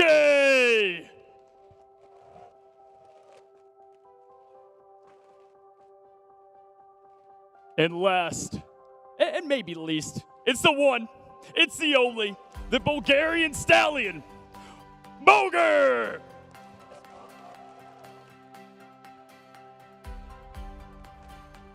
So here you have it, folks, the Streamers team, the Net Criminals. You guys ready to go? All right, you guys take your seats. And I've got the lovely Lulu here. How you feeling? I'm feeling pretty good, Cozy. I think we all are rested finally, and we're ready to beat some devs. Okay, fair enough. And, you know, all teams have their strengths and, you know, their bogers. So I want to ask, when you're looking at your team, who is it you're probably least confident in over there? Okay, you know, you keep saying Boger, but I want to pick Necros just because he plays all the characters I hate. Fair, I like it. This is a very solid answer. You guys have been up there on the couch so long. I've seen a lot of snacks, a lot of snackage going on up there. Who's the hungriest of the bunch? Okay, when they brought out the snacks yesterday, Fan did go crazy with the snacks, so I would say Fan. I was going to say, I don't think I ever saw Fan without a snack in her hand. I told her that when she came up. Overall, do you give yourselves a pretty good chance going up against the devs here? I mean, I want to say yes, but I've heard these are the best of the best devs, but we're going to show them why they should nerf the characters we're playing, so. Love to hear it. Well, put it together for Lulu. Good luck. Join your team as we get the stage set. We're going to be having 2 representatives, one from each team, where they will be selecting from our wonderful challenge cards. Could we have J3 and Mew join us up the front, where they will be selecting a challenge card for their opponents to be using. We'll be keeping the challenges a mystery and revealing them once the captains have drawn them. Let us start with J3. Could you please draw your challenge card for the developers? Keep that a great decision. Great decision. All right, the cards are drawn. Let's start with J3. Wear Blades sunglasses. Well, folks, J3 pulled Wear Blades sunglasses, and I just so happen to have this pair of sunglasses that he'll get to choose one of the developers to wear during the entire match. Jay, who you picking? I think as a leader, you know, you have to be on the front line, so I'm going to pick Mew. Okay. All right, Mew, could you please show us what card you have drawn for the enemy team? It is going to be to one of their players has to use the giant, goofy crosshair. Mew, who would you like to play this debuff on? For J3. I called it. I knew this. I knew you were going to throw it to J3. You've got the goofy. Are you ready for the goofy crosshair? Ooh, no. Best of luck to me then. Absolutely, y'all. Well, go ahead, get ready, take your seats. The action's about to begin, ladies and gentlemen. If you think you've seen matches, you've seen nothing yet, Tetra, right? This is going to be wild. This is one of the first show matches where Blade has been. While you've been playing it at home, a lot of these guys have been here watching the pro matches, and now they're going to get their hands on it for the first time. We're going to be starting on Kalintar as we head to Celestial Husk. But in order to take us through it, let's head over to the casters. Thank you so much, Cozy and Tetra. We've got a guest on the desk. We've got the one and only Guru here to try and take you through all of the action. Guru, how have you been liking China so far? Dude, I love China. I love China so much, and they're treating us so well here. What's been your favorite thing to do? Sit here and watch the games, of course. Yeah, you've put in some hours on the desk, but I've been grinding. Yeah, you've been grinding away, getting the streaming down, and also you got to play a little bit of the season 3.5 preview as well. You got to play some Blade. How do you feel about him? He's good. He's fun. I don't know how good he's going to be at a competitive level, but I think he's very, very fun and greatly designed. Designed well. Do you think he plays like a pseudo Vanguard, given the fact that he has 350 HP? I think, yeah, he kind of falls into the same role as like Wolverine or maybe a little bit of Iron Fist. Yeah, something like that. Yeah, definitely there's a lot of sustainability there, especially with the Awakened Bloodline, getting that additional lifesteal. And we're going to be heading over to Kalintar first. And one of our debuffs that we saw drawn was for Giant Goofy Crosshair. I imagine you spent 1,000 hours plus on ladder. What's the worst Crosshair you've ever seen? It's one designed by one of my viewers. I call it the cheddar, and it's just a big yellow square. Wait, how much of the screen does it obscure? It's maxed, so it's like am I correct? something, yeah, something like that. Like this? Oh, wow. Yeah, it's good. Call it the cheddar. I'm hoping they use it on stage. It's for cheddar cheese crosshair. Yeah. The American burger cheese. No, I feel like they might have missed a trick though, not putting it onto Necros, because if he's trying to play like melee characters and you've got a giant crosshair obscuring how close you are to people. It'll probably be the same for Necros. Like, True. We do also have Mew, who seemingly wears glasses to see, being told to wear the sunglasses. I saw that. He has a double debuff. So lucky. So I don't know if he's just gonna stack glasses. No, like the actual glasses have to be on the head. Oh, true. And then you have to just wear the sunglasses. Flip them up like a visor. Yeah. I think that's going to be a great idea. Is it your first time casting, Guru? First ever. Yeah. So high expectations here. Yeah, dude. It's only the biggest stage for Marvel Rivals to do fine. It's no big deal. You'll do Biggest great. event of my life that I wasn't invited to. I'm here. Have you been out exploring? I did a little bit. Should I tell the story? Let's just say I got some help. I got some help from the police yesterday. Yeah, some help, not some Yeah. hindrance. Help. Help. They're very helpful. Well, sometimes we get a little bit lost. We get a little bit out of our way. Every day I've been lost. It's crazy. True. I'm so bad at navigating, apparently. Me too. Really? You know, I once like went in a straight line. My university, I lived on a straight line to it, right? And my brain said I can find a shortcut to this, and Of course. I ended up going for a corner approach. And it worked out? No, I was 30 minutes late to my lecture. Nah. Scenic route. So if you were going to design a hero out of all the Marvel heroes we know, which one do you think that you did the best job transitioning into Marvel Rivals? Jeez, I don't know. The character I want the most though is MODOK. Big head guy, and maybe he would be his own role, MODOK role. Oh. And he would do a little bit of everything. That's ideal for me. What would the ultimate be? I don't actually know what he does. But I just know he looks cool and is kind of funny. I believe he works for AIM, which is like a science organization.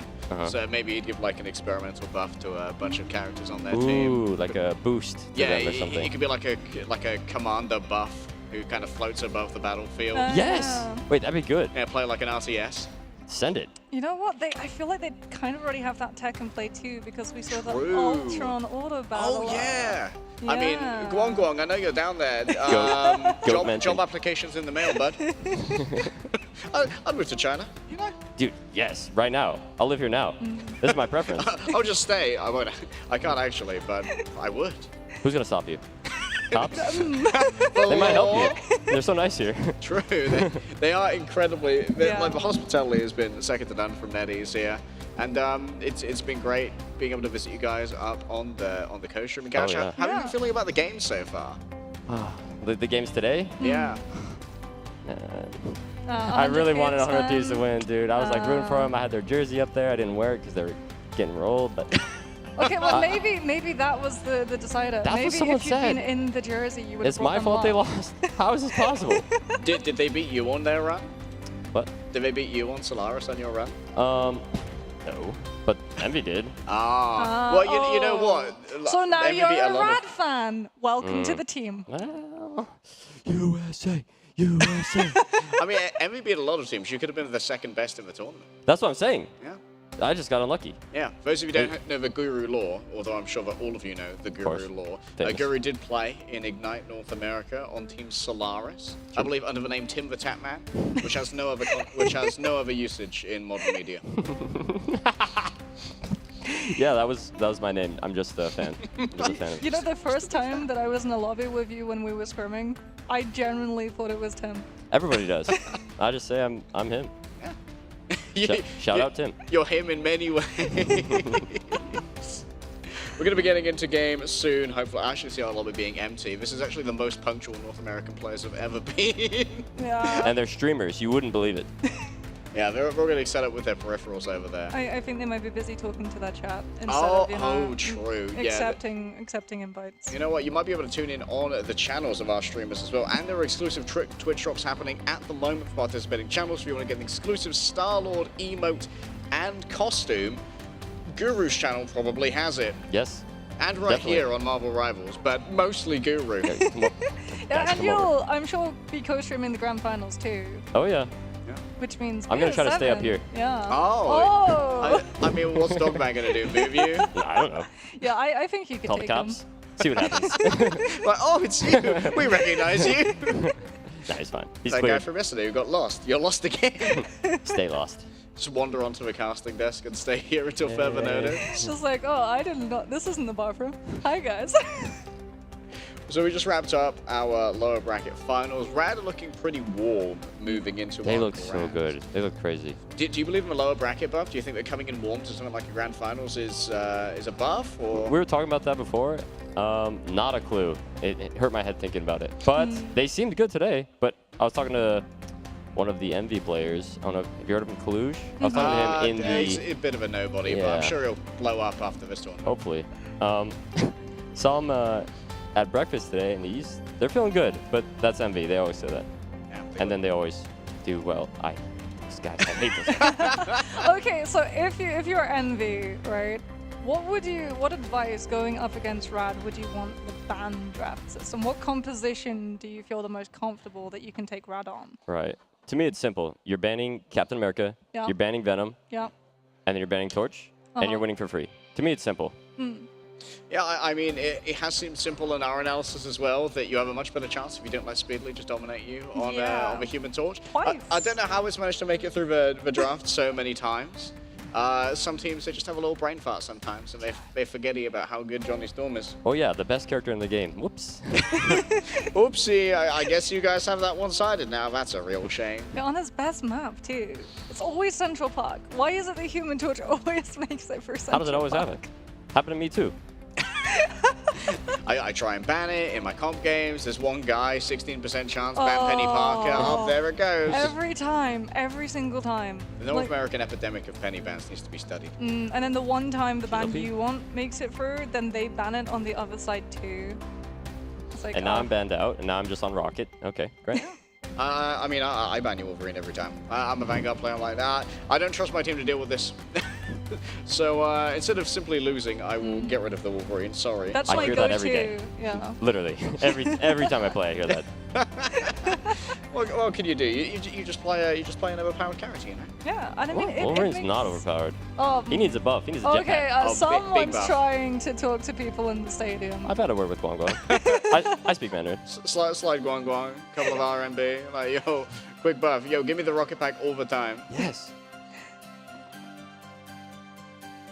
We're gonna be now having a look as we get ready to go into game. We can see what everybody is going to be playing, as I believe the developers are going to be running a Black Panther Luna Snow composition. So here for the backlines on the content creator team. The developers are looking quite locked in. And I think the streamers are reading chat, so. Does he have glasses over his glasses? That's the... Oh, no, I think he it's see? it's just normal. It's just those sunglasses. I don't know if you will be able to see. I mean, it's getting real close to that monitor. Maybe it's just nearsighted. Yeah. Okay, I mean, I know this what that's like. might be a double debuff, because I believe he's also he's going to so be playing cute. Black Panther. Half-blind Black Panther. I mean, if we were potentially having goodness Daredevil in, then Daredevil's ult just turns off everyone's monitors. I mean, I think that we should have a character where I can just have the ability to turn your monitor off remotely. Yeah. Oh, that's rogue. Just get that OLED monitor, get it, start pixel cleaning. That Honestly. would be the rogue ult. They should just let us get up and unplug it at LAN. Like, unplug people's monitors. That might actually be the go-to strategy. Just run over to your opponent's desk and plug out all of their peripherals. Street rules. Yeah. Street Marvel Rivals. Your substitute, your coach, and your analyst have to just band together to hold the line of bodies to make sure that they can't get to the PC desk. Why use two strange balls when you could simply yank the GPU out of your opponent's PC? Well, yeah, we're going to be starting off on Celestial Husk, which is our latest map that has been added to the game. I know it's pretty divisive in terms of opinion when it comes to domination maps, as Royal Palace is not the most liked. I love in that Riches. map. You just shot me the most hatred look of a friend. That's just my face. Like, You're like what? Odin Zarko because you like pulling people off the map as Wolverine, don't you? Yes, actually. Yeah. Well, this is a look of pure hatred, but you guys can't see it. I was thinking about the Clintar like slime payload map. Oh, Symbiotic symbiotic surface. Yeah, Yeah. and that's why I had that face. I don't really like that map. Oh, But then you said that's Royal your least Palace. I'm like, favorite. yes. Bring back Royal Palace. I mean, the thing that I liked about Royal Palace was, remember in the beta where everyone would just play house with a rocket and a Punisher, and you would just always bounce the rocket orbs so that your Punisher would never go down. Yeah. And then you would give the Z, and there would be nothing that the opponent would do. So no health bar? God, I do not miss ammo overload. I don't think any Vanguard misses overload. I believe we'll be able to. I think we're doing bans, if I'm not mistaken. Oh, nope, no bans. Okay. Bro's mistaken. We'll be. Yeah, I am fully there's mistaken. the crosshair. That is quite goofy, actually. It's, It's not quite the cheddar as cheese. Give him bad, the yeah, cheddar. It's Give him not the as cheddar. bad as the Squirrel Girls. Oh, it's getting bigger. I mean, why does the big thing go away while he's reloading? Keep it there. Do you know what? It might be the play to play without the HUD. Mmm. That way you don't have the crosshair. That's true. Yeah, I've heard that the shotgun of Blade is quite the damage cannon. Oh, hold on a minute. We're not just getting Blade. We're getting new team-ups too. We're getting Damage Boost Loki, Regeneration Domain with Mantis and Groot. Oh, the developers this is a are decent comp. min-maxing. Wait, they are trying. All right. As we roll out here onto our first map of Celestial Husk, I believe Necros has already popped their ancestral bloodline for the quicker movement. It's just, you know, a rollout. He's very familiar with them, coming from the Spider-Man family. As the content creators are actually already on the point itself, the developers going to be prioritizing having more angle control before they take this fight. Taking the high ground is so great here. I feel like these devs have been scrimming. Might well have been. Trying to get around the wall. Great pick there. Two players grabbed on in by J3. Wow. Not deterred by the goofy crosshair. Yeah, he is just farming right now, as it's going to just be picking up some late picks onto the Vanguards before the content creators are going to be able to get that first point cap, and that's going to be a very good position for SK on the Psylocke to be able to get into, as now they have to clear that Psylocke first before they can try to go for that high ground rotation once more. Rolling forward here with the Groot. Well, they're trying to block some of those incoming hooks. Could be everything. Necros already doing a little bit of poke to begin with here. Has the dash on out. And, well, just is going to open up this angle for J3. Even here in the streamer match, Boga has to play solo Vanguard. Poor lad. No. J3 coming up on that ult. I'd like to see him say again and again real quick. Gets an early pick on K. J3 is down. That's a decent trade. Necros getting one. Yeah, taking out right Necros right getting here. another. Abusing that Going sword. in Another towards the trade. back. P-Rat, next one to fall on through. Seems like Mew has been able to dodge a little bit of the aggro until they are finished off thereafter. Necros, nice flick. Damn, okay, not just a Spider-Man. He's got some aim in him. Yeah. Enough to get a technical pause for a second. That's what happens when you pull out the blade and go for your block. The entire game just pauses. But no, Necros incredibly clean with it, going to be keeping all of the developers at bay. Again, cutting off that high ground wraparound rotation that they've been trying. Wow. God of Mischief is going to be coming up. A Kraken Impact comes through first, finding the connection And onto again. K on the Groot. And we've And got again. a reset off the doppelgangers, and it's fed into the dance of the Wow. butterflies from SK2. The double up damage from the duelists on the side of the criminals is going to be too much for the developers until they finally find a trade to turn the fight. Pushing it with Mantis ult, popping it. Another ult from blue team here. Yeah, the Rage of Ultron going to be doing plenty of damage. The Fate of Both Worlds moves on forward. Boga sees an opportunity to use a Psionic Seduction, and 3 players are going to be dragged Wow, on in. big. Follow-up from the creator should be forthcoming, but it's RZ who managed to take out SK first. She was messing around in the backline, and she paid dearly for her crimes. Gotta watch out for the point here. Time is ticking. Oh, 1,000 we get cards. the 1,000 cut fold coming on through. And Boga will be able to find the pick onto Ryder, shutting that one down immediately. Overtime has started. Mew's going to try and expand into it with that Cloak and Dagger copy on the God of Mischief. Great sedation comes on through onto Necros as well to make sure that the Blade can't find the pick onto the Mantis. And they're starting to lose footing on point. The devs are actually pulling it together a little bit. Maybe we can get a portal coming from P-Rat. Yeah, might be able to try and pull together here. P-Rat setting up the pentagram of Ferala. K tries to hold it down on the point, but Necros is overwhelming. A quick dash onto the point and finding their counterpart in Blade versus Blade. Lifesteal is going to be given over straight into the dance of a butterfly supplied by SK. And no one's able to touch as the creators win out on Celestial Codex. 100-0 shut out as well. Perhaps not as close as a lot of people were anticipating. They tried to keep going for that high ground wraparound rotation. Guru, do you think that's the correct move to do? Is you go for it once, it's smart, but you do it too many times, it's a little bit predictable, right? Hey, maybe it works the third time. Third time's a charm. Maybe fourth time. Listen, it is the Devs' first time on stage here. Maybe they're just warming up. They got the stage jitters. That's true. Let's have a quick think about the composition here as well from our creators. So running triple duelist. Are there any specific weaknesses that might be exploitable here, Guru, with only a single Vanguard to try and hold the line? Listen, I've been talking about this character the whole time I've been here. Where is the thing? We need to play the thing. Where is That's bro? great here. Send out some haymakers, man. Yes. Probably not the smartest to play a thing into a Gurt. However, the Gurt has since disappeared as it is going to be a different composition now coming on through. We've got the Hela coming on out on the side of Resitny.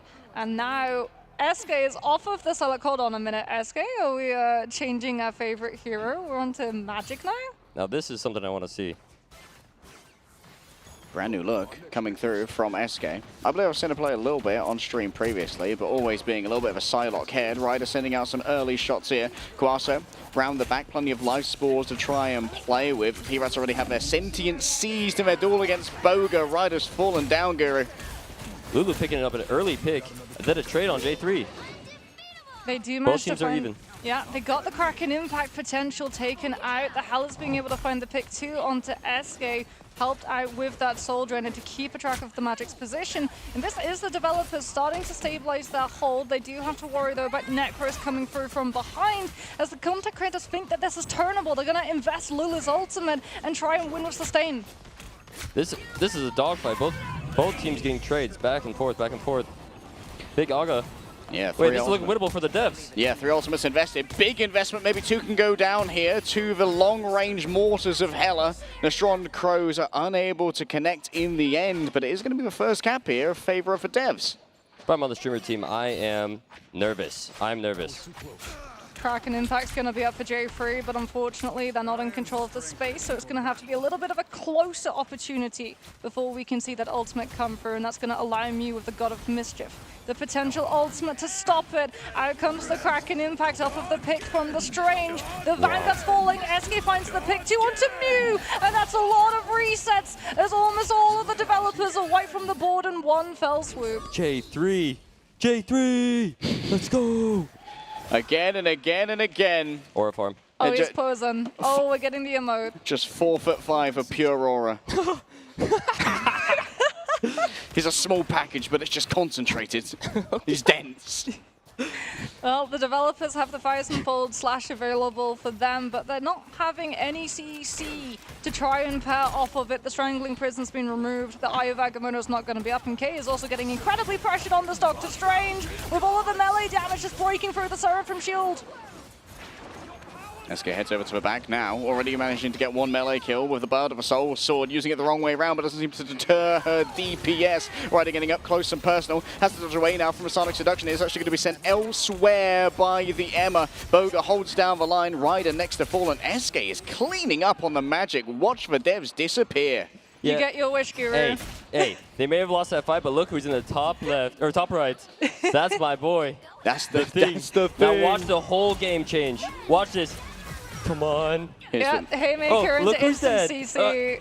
But they do find a pick onto Necros on the blade. SK thinks this is turnable. Out comes the Dark Child. J3's already gone down, but SK's been able to find the Mantis. They're looking for a little bit more. However, the Sonic Seduction coming through from P-Rat's going to make it a little bit harder for SK to continue the rampage. Mew gets taken down, and the Magic is still going strong. Soul Sword continues to fly. Oh, the thing has to disengage already. And it's going to be SK on the chase, trying to move on forward with a little bit of a swing, but Boga's already taken down P-Rat. Might have to look for a portal here. Yep, portal's coming. Portal's coming, but well, we're going to have to set our watches for a different time. Clobbering is not coming on through, and this might just be cleaning up with the Kraken Impact as they've been able to go all the way to the developer's own spawn to stop anyone potentially coming through from that portal. Did Necros just 1000-fold cut through the portal? Okay, you've earned your next foot of height of aura, 5'7" of glory as K's are taking him down, and Jay once again is going to declare again and again and again. This guy's always voice line spamming. Again. Bro, he's voice line spamming. Report this guy. My ears. Amazing. Another 100-0 coming on through for the content creators. I did not have Magic popping off on the Ignite main stage on my bucket list when I was looking at 2025, but SK was really able to make that Magic play off of the openings that Blade and Winter Soldier provided. Well, SK could do it on anything. Psylocke, Magic, and Psylocke. And Psylocke again. She's just built different. All right, let's go back to the main stage to see what's going on.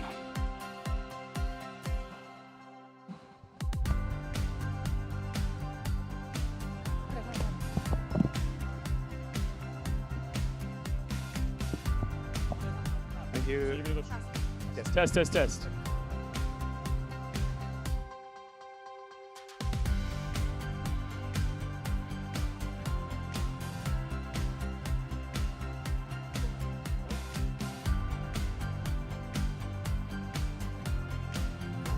Test, test, test.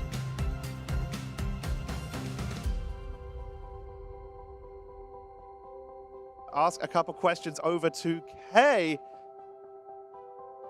Hello there. How do you feel after that match? They're very strong, actually. Yeah, but we will be better. Who on your team do you feel is the MVP so far? I think everyone is there. Yeah, because we try our best.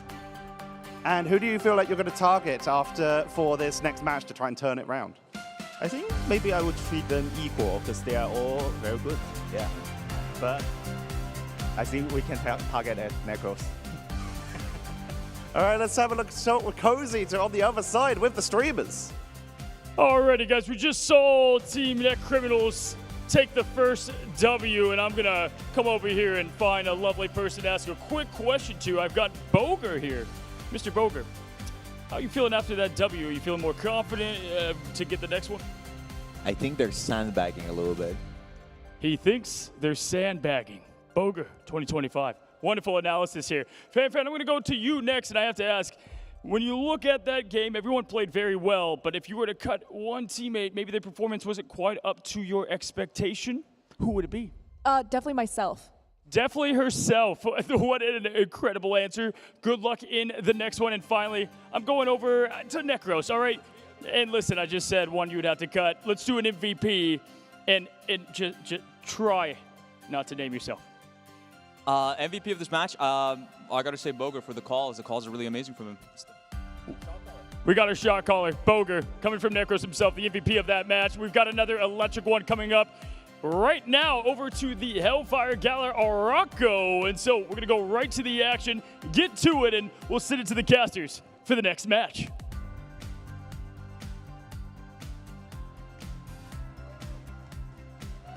Thank you so much, Cozy. We are ready to get stuck into map number 2 over here. Guru, what was the real difference maker that had the creators come out on top over the devs on Celestial Husk? Honestly, J3 popping off the whole time. Yeah? I mean, to be expected. He's known for his Winter Soldier and kept saying again and again. I feel like we should be able to report the voice line spamming, but all right, it's in the game. It's there. It's real. It's true. I mean, if triple duelist works against the devs, surely it'll work in your comp games as well. Who needs a second Vanguard? I mean, we have actually seen professional teams go for solo Vanguard compositions. OUG had a very strong solo Made it Vanguard notoriously composition. far in this tournament. Yeah, but I mean, in their playoffs, they looked incredibly strong with it when they were utilizing it on Yggdrasil Path, and it was always Emma was the solo Vanguard. But I feel like she does a lot, right? Carbon Crush, being able to just stop a lot of dives from coming on through, as well as the kicks being able to just keep pressure in space. Then you've still got your shield, which you can place anywhere, as opposed to Magneto and Strange, where that shield is based upon the hitbox in person. She's definitely one of my favorite vanguards. Like her kit, you can peel, you can like hold the front line, you can just kind of do everything, and just very, very fun. It definitely feels like one of the vanguards with the most agency when you're playing. you get to decide a lot of how those fights go. When you flex over, is it always Emma? If Emma's banned, what are you going for your next vanguard?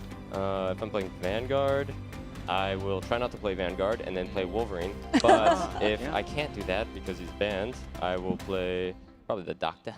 Oh, Doctor Strange. Yep. Toss out a portal. First, I think my F key is bugged because I use portal off cooldown. I don't know. I mean, my push to talk is my G. So often when I'm tryhard calling in com, we're like, guys, we're fixing. I'm opening a portal. Ignore that. Yeah, ignore that, gamers. Probably switch that key button. No, I have melee on side button so that I can make sure to get my reload animation cancels. You know, very, very fancy. Cancel every animation on Dodge Stream. That's part of why it's so fun. Yeah. Feels like you're always doing something high APM here. Yeah. You're either cancelling it at 75% so you can get all of your daggers with knockout, or you're shield flashing, which still gives you the auto reload, which is very nice. True. Yeah, I got to check in with Kay later and shake their hand for designing Doctor Strange. Oh, it's insane. Like the portal mechanics, how clean they are. That must have been so difficult to make. Yeah, because like some ultimates can even be used on the other side. Like I'm sure, have you ever done the setup with the Scarlet Witch where she uses the ultimate on the other side and then she goes through the portal and they haven't heard the voice line and you get like a full classic move. Well, what I'm wondering is, with all your expertise on Wolverine, have you ever Wolverine ulted someone through a portal? Double kidnap? Yeah, something like that. Okay, so you said double taking him to a dark dimension, boys. Is that off of Feral or was that off of Last Stand? Both. My favorite is... Okay, so this is... Maybe it's troll. Okay, Guru Tech, incoming. Portal on the ground. Yeah. And then grab, jump pack somebody into the portal and then send them off the map. That's one of my favorites. Oh, super. There is no prison dark enough to hold you. You know, I've seen the inverse of that too, actually. There was a Luna who someone tried to portal off, and they gave her the rocket jump pack so that she would actually be able to bounce back. Was one of the first matches we cast in MRI where someone portaled a Luna off the map midway through their ultimate? I think that might have been Boga who did it, actually. It doesn't surprise me. I still remember he got a full portal. Like, it was so funny. It was Warrior Falls on Burnin. The Mantis goes through first. And then, like, there's a whole 5 seconds where the team's just like, okay, yeah, you're getting portaled off the end. And then everybody else in that team still walks through, like, nah, I'd win. I can take hands against gravity. Yeah, like, gravity is the one thing where you can't go, nah, I'd win. I love the confidence, though. You gotta have that kind of confidence. I will defy physics here. I can beat the laws of physics. I'm strong enough. I'm just built different. Okay, buddy, you're Diamond 2. Let's calm it down a second. That's high rank. That's high rank. Put some respect on Diamond 2. Yeah, true. That's what, top 90%? I mean, they get bans. Top 10%? Diamond players get bans and they're competitors. Gold players get bans now. Yeah. I'm getting bans now. Life's good. I don't think we're Are getting you a bans. Celestial Doctor Strange player? I was. I mean, The good old days. one of the reasons I want to shake Kay's hand is because they made a character strong enough that a bum like me can make it Celestial. I was going to say, how has your rank been ever since Emma Frost got introduced? Not amazing. There's been a bit of a downwards spiral since people realized Wolverine's good. Wolverine's not good. Yeah. He needs a buff. Yeah, but buff. Well, what you need is rocket packs to be dropped by all of your abilities. Yeah, or just give him a jetpack or something. Yeah. Always. Yeah. Like on a You know what a would resource. do Wolverine a world of good? If it was like Bucky, where every single time he just used an ability, he didn't need to hit to get shields. Yeah, or give him a reset on his ult. Am I too crazy? Again. Okay, we need to get him away from the developer team. Dude, just taking a Groot around the map again. Yeah. Let me play the game. This is what group players deserve, let's be honest. I mean, you won't find me disagreeing. What's wrong with group players? They're Groot. They're just chill individuals. Listen, when you have access to a map editor, everyone eventually starts to hate you. Yeah, but I've never met a toxic group player. I mean, I've met group players who have unintentionally walled people, and then You think it was unintentional? I like to believe that it was unintentional. Yeah, maybe it's unintentional. Maybe you prioritize someone else for healing in the midst of that team fight, and they fall down. I mean, it happens. No one can be everywhere all at once. No one can know everything. Yeah, it's not like they can recall that wall early. Are we seeing some rage quitting from the streamer team here? We are seeing a maybe remake of the Yeah, lobby. it could be a remake. We might be seeing bans being introduced. True. I mean, we might go over to the competitive mode instead of... It's currently labeled as quick match, so I'm not sure how rapidly they want to move on through this and go to the grand finals, but I figure that you probably want to do the competitive mode to show off as much Blade as possible. And they're right back in here. And they're out of here. Lobby management, something that I would never do. Like, I feel like if there's one job that I'd never do on this earth, it is lobby management for North American players. Dude, Agreed. Have you ever like been on like a team, like a scrim team? Yeah. Trying to get players into one lobby is just the worst thing. Oh, yeah. Trying to get them on time is impossible. Oh yeah, you add them, you tell them, okay guys, scrim in 15 minutes. They'll confirm it. And then, yeah, exactly, that they will confirm it. And then, like, you'll hit your scrim time and they'll just be like, I'm in a sorry rank guys, they decided to queue ranked and ended up having to go for just 6 rounds of Spider Islands. Check their stream, they're like 4 minutes into the rank game. Yeah. Queue again. And then, you know what's like worse too, is that if one person's late, everyone else in that lobby is like, well, I'm gonna go do something else. And you just get a domino of every single one of those players just going and being busy with something else when the other one then becomes available. My team has a, we have this saying where if we're 15 minutes late, we're 15 minutes early. So as long as we're not 30 minutes late, we're good. Is that a Gilbert Noodle original? Yeah, I mean, yeah. What's Gilbert like? Amazing. Gilbert seems nice. Awesome. I love Gilbert. has probably the best name in Marvel Rivals. For sure, by far. Okay, we can't discuss Gilbert Noodle any longer. We've been told absolutely not. We're heading back to the stage. See you on the next cast bit.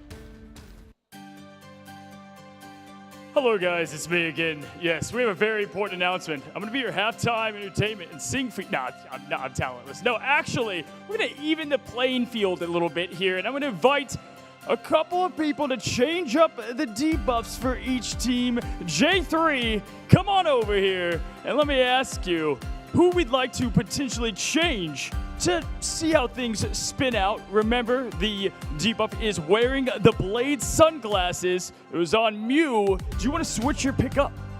Yes. My team and I talked. I think this is a very good BP map, so we're going to put it on BP. We've seen a lot of good Black Panther in the tournament. We've seen some good stuff here. The map's coming up. Great choice. We'll be switching it over to BP. Feel free to take your seat, and I'm going to come on over here to Kay and ask you quickly. Same question. We'd like to switch up the debuff. Is there anyone, Kay, that you would like to switch this debuff to, the big crosshair? Yeah, I think we want to switch to Necros because Spidey needs some nerf. Alrighty, so it's going to be going from J3 to Necros. He said Spider-Man needs some nerf, and so, Necros, you are now the player with the crosshair. And we're going to see if this evens things out. Maybe the devs take this map. We're about to find out. We're going to send it on over back to the casters. Let's get this game going and see how it pans out. Okay, welcome back to the Gilbert Noodle Glazing Hour. We've swapped up our debuffs. I love him. And don't get me started on Pizza Demon. Yeah. Oh, Pizza Demon. I mean, Pizza Demon is such a veteran. I think I was casting Pizza Demon like 8 years ago. Bro's an OG, like OG. How old is Pizza Demon now? Old. I mean, I'm 30, so I'm an esports fossil. Yeah. Pizza Demon's up there with me with being unearthed by paleontologists. Oh, yes. This is a fossil of the rare Pizza Demon. Goat. Very good Loki player too in Marvel Rivals. A lot of teams that I talk to are always wanting Pizza Demon around. I don't know if you heard the devs, but they said Spider-Man needs a nerf. Yeah. Thoughts on that? I think that the dev that designed the patch notes for recent nerfs to Spider-Man before the team up came in, has actually been looking for Necros to get a picture. I wonder if he has managed to hunt down his prey. That might actually be a strategy, like additional dot damage has now been done to Necros, so he has to go into game anticipating a Spider-Man nerf coming through in the next couple of weeks. Yeah, if you farm me this game, I will nerf Spider-Man again. This is a threat. Make it happen. You know, it's when you actually have the my uncle works at a company. My uncle works at Marvel My Rivals. uncle works at Marvel Rivals. Don't bully me on a character. I'll get them nerfed. I mean, I think we could call in a couple of those favors. If you could nerf anything, Guru, what would it be? I don't know. I don't know. Okay, well, we're going to nerf our conversation. Head back to the stage. BRB. Oh, actually, we won't. Never mind. Nerf? Yeah, you know what? Khonshu told me to do it, and well, I'm going to have to call in one of my other personalities to... oh, here we go. We're going over to bands, maybe? Who knows? We're having a look at the stage, and, well, this is going to be us heading, hopefully, over to Araco. I see the competitive rule set has actually been selected now. Wait, I came up with an answer. Oh. Luna Snow. Nerf Luna. You would nerf Luna? Danny, turn off the broadcast for about 2 minutes while we discipline Guru. Wait, that's Aura. That is kind of Aura Farm. Wait, you should wear those more often. Dan's like, can I keep those?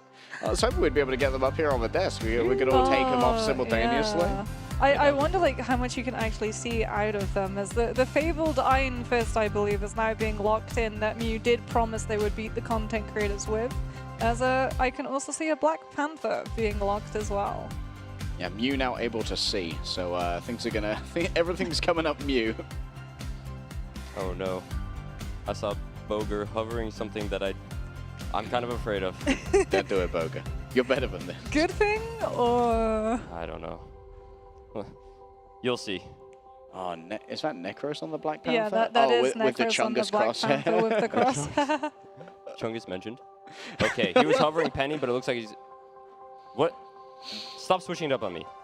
Make up your mind. Welcome to like the thing that every single player does to annoy casters, where if they're on the attacker side, we never get to talk about the composition that they're on because there's a high likelihood that they'll swap off of it immediately. Well, surely Jay's playing Jeff here, right? He's not Jeff 3. Oh, that got a laugh. Hey, thank you, crowd. Thank Bro's a you. comedian. Make me feel good about that one. Let's head into the action here, as it's going to be the devs defending first against the overwhelming onslaught of streamers. You know what's going to make you feel even happier, Harry, is the fact that it's Adam Warlock and it's not going to be a res composition cast, because that is out of the game now, as we're going to be following along with Necros on the Black Panther as he gets absolutely diffed. That is what we like to see. Yeah, you just couldn't see anyone coming. Couldn't hear them because of a big crosshair, you know? That's classic Boga. No. Well, that's being clipped. Prime, but yeah, that one's getting clipped. Boga gets it done again. He can do it in your ranked, he can do it in his professional team, and he can do it against the developers. Oh, Necros gets frozen again. Wait, RZ is kind of pantsing Necros right now. Boga up a little bit too far, but the Jeff 3 heals are going to be coming through thick and fast towards the back. Dragon's defense lays down a lot of cleave damage into his backline, but with triple strategist, it should be survivable. If I'm on red team here, I think the best thing you do is flame your Black Panther. I think so. Tell him to swap. I mean, he's getting a lot of resets with how stacked everyone is playing currently on the content creator team, and they have been able to find a lot of those picks, potentially also being able to catch the disengagement onto RZ on that Luna, who's falling lower and lower and is going to go down to SK, who's picked up the blade for this round. Was that a solo Eye of Agamotto onto PRAD over there? What an extermination service. I'm tipping. I'm leaving a good review on Yelp. In comes the Jeff 3 ultimate. Jeff 3. Question is, does he have Where anyone in his mouth going through the teleporter? Is he just going to go off the side? Map? He's going for a second teleport. No. Not like this. Wait, that's his own team. Oh, J3. Got two, guys. Got two. I mean, actually counting one. Got three. That's half the team down. Great job, Jay. I'm surprised to see the swap here out of J3. I feel like it was doing a lot on the Jeff there. Yeah, Punisher's going to come on through, and the devs aren't even playing Groot on this round. as it is going to be the devs with a lot of these ultimates coming into this next fight. Fast Descent's going to be invested, but it's not going to be able to find these picks coming out just yet. A lot of resets there. In towards the back, Queso going in with the blade up close and personal. Maybe a 1,000-fold slash here could get through all the damage. Mew carves through with the living Chi. And that's going on to build up a bunch of Dragon's defense as well, trying to overwhelm Necros here, but all the healing being laid on out means that the Black Panther can stand and deliver with the Vibranium Claws. Up in this fight, but Necros thinks he can win it. Still staying in here. 2 running back from spawn for blue. Ozzy is able to take out SK as well as FanFan. The developers are falling one by one. K has been picked even with the Comic Revival being up, as that's a very interesting Bastison angle. However, it's still going to be able to find the pick onto both the backlines. All right, Necros maxing right now. Queso noted on the approach, potentially a little bit of a block coming through, but taken from a different angle. J3 manages to gun them down with the assault rifle. Quick elimination found, and now the devs once more are going to be forced into a defensive position at the end of B. Really interested to see how the Atom uses his ult here, because it is changed from the last patch. Agamotto drops down. That's going to stun out one, but already some damage has been done. Boga gets it done with the whip. Mew towards the back. The King Rider grabs it in mid-air. Necros might have interceded upon that one using the Spirit Rend. Jay believes it's winnable though. The final judgment popped on out. A quick metallic bulwark onto Blade. Mew just absolutely BMs in the middle of all of that. Damage being waylaid by the healing power of Chi itself. Boga from the back, and Necros is on the signature. The Spider-Man arrives. Here comes the Spider-Man, and there's the crosshair. He's on top of the Adam Warlock, but it's Queso who's coming on through with all of the picks. 1,000-fold slash finds its mark, and the Streamer team are decimated. The devs are holding down. This is unexpected. They locked it in. Yeah. Maybe they were sandbagging that first round. Perhaps they were. I mean, Mew said that he was going to win on Iron Fist and just held it out of respect during the first round to make sure that the streamers got comfortable. Necros is going to be coming up to that spectacular spin. Is it going to be able to find a pick? There's no environmental potential, as we can have a look and see Mew going for the meditation, getting a chunk of the health so that he can try and live the brawl fight that's about to come on through. As the Streamer team, we have the better ultimate economy. Out comes the spectacular spin. A huge stun as well off of the back of it. And Lulu with the damage boost from Fate of Both Worlds is going to give the Streamer team the first pick. It's still looking okay for the devs here, though. Yeah, might be able to turn this one around. Queso matching with additional movement speed and the attack speed as well, but Boga with the Dark Maelstrom just runs through the devs. Only 2 remain, and there's no resurrection available from the Adam Warlock. A quick swap over to the shotgun. It's a neat little combo between J3 and Necros. Now, I feel like maybe the streamers might be trying a little too hard. How many people are on their main characters right now?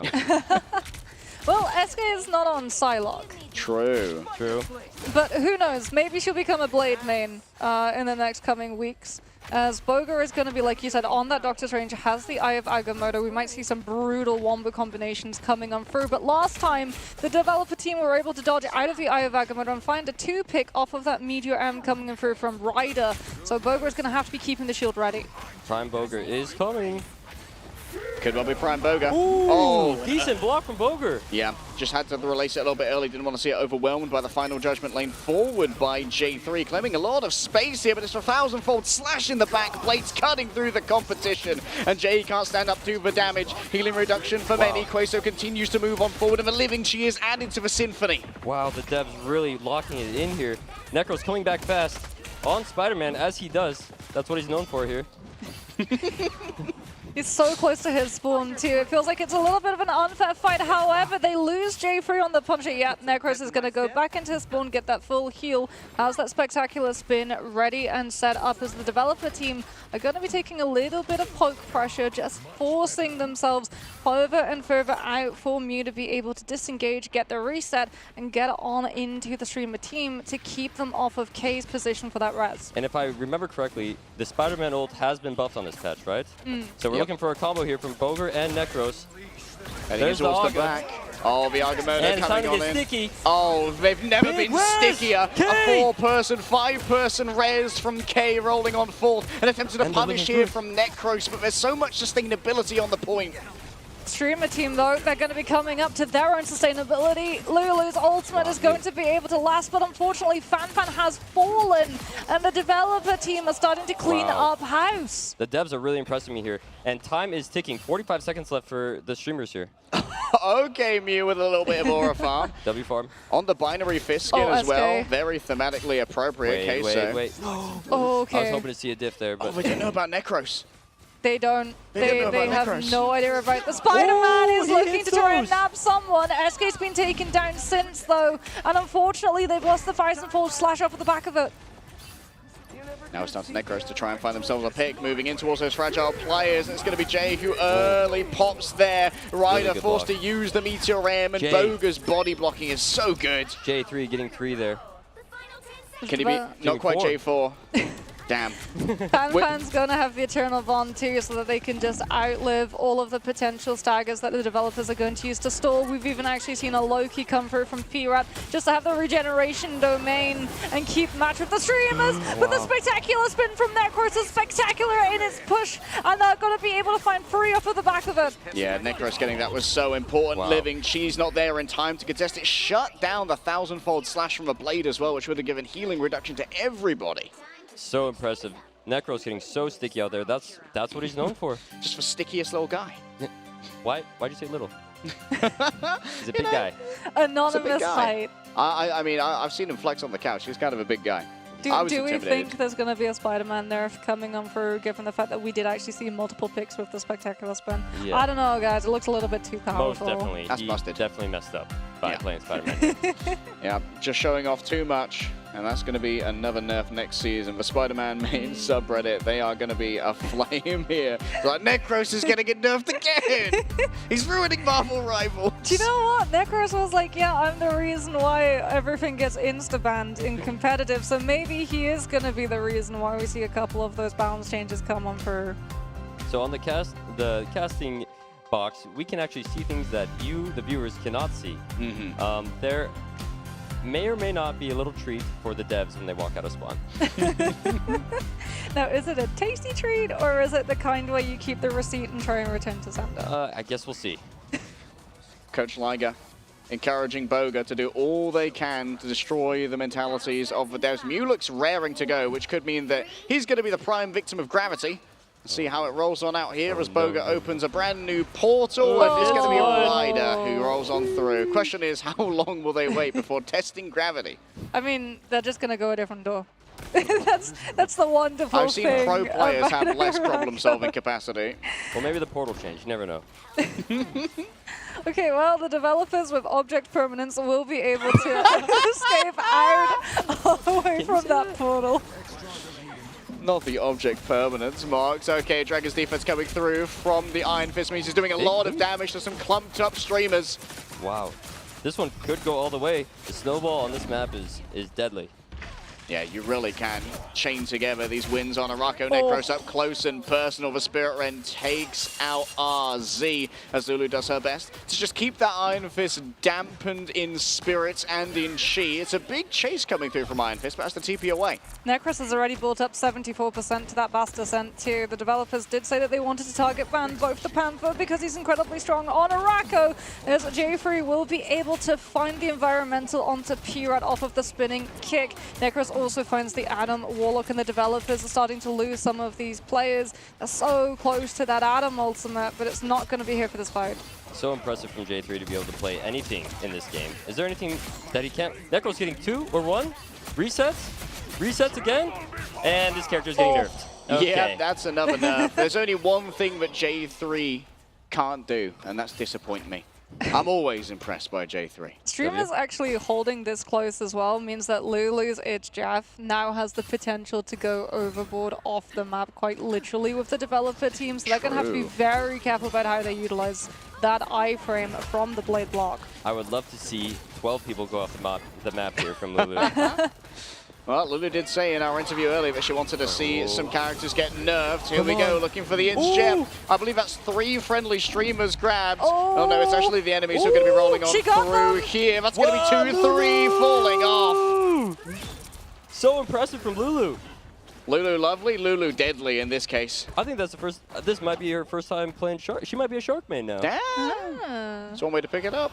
Oh, Necros is tough. That was tough from Necros. What if you wanted to revive, but Necros said Wakanda forever? Chills. Speaking about revives, the developers are going to have access to that one as well as a lot of their strategist ultimates. Out comes the 1000-fold slash, and Necros with the follow-up is going to be able to find the pick onto the Adam. There's the self-cocoon into the Karmic Revival. Everyone who fell from the developers is now going to be brought back. They're even going to utilize the Soul Resurgence to keep the fight going and try and outlive the streamer team, literally. Living Chi added to the fray right here as J3 does their best to move back and forth with the healing of the Invisible Woman inside the boundary. There's not going to be any healing reduction given so far, but onto a blade, a quick escape through the teleport, and everyone dives on through to a new part of Araco. Quasar manages to find Fan, as it's going to be a backline assault. Nice force physics from Jay! Necros getting 2 as well. Boger getting another one, cleaning up this fight quite easily, it seems. Oh, the stagger. The stagger is going to be brutal. No. They're just going to, keep the Emma alive and then take her down just before she can try and disengage. Hella does now come out from the developers. Ozzy, seeing that the streamer team had pushed a little bit closer up to that ramp, might have been able to find an opening pick to open up the space for them to walk forward. However, the streamer team are going to be able to disengage and play safe terrain, and Necros is able to find the pick onto the Mantis yet again. Very impressive from Necros. There is a Lulu Lovely ult coming back soon, though. She should have it by the point cap. Ah, but Casa refuses to lose right now. Oh, J3, what's he cooking? Physics. He's waiting for the force physics. He's cooking. See if we get the J3 cam here. Figure out what's happening. Seems like Fan's been hunted down. There's no escape into the Dark Force dimension. Actually, she's managed to hoodwink 2 of them. All the way behind?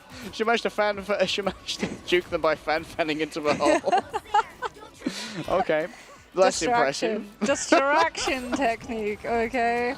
As we're going to be seeing the meditation coming through from Mew. It's the 1000-fold slash that we have to watch out for, though, as that heal cut reduction could be particularly brutal for the developers to have to outlive. SK's getting full focus down. The developers ult tracked perfectly, and they're starting to get the picks.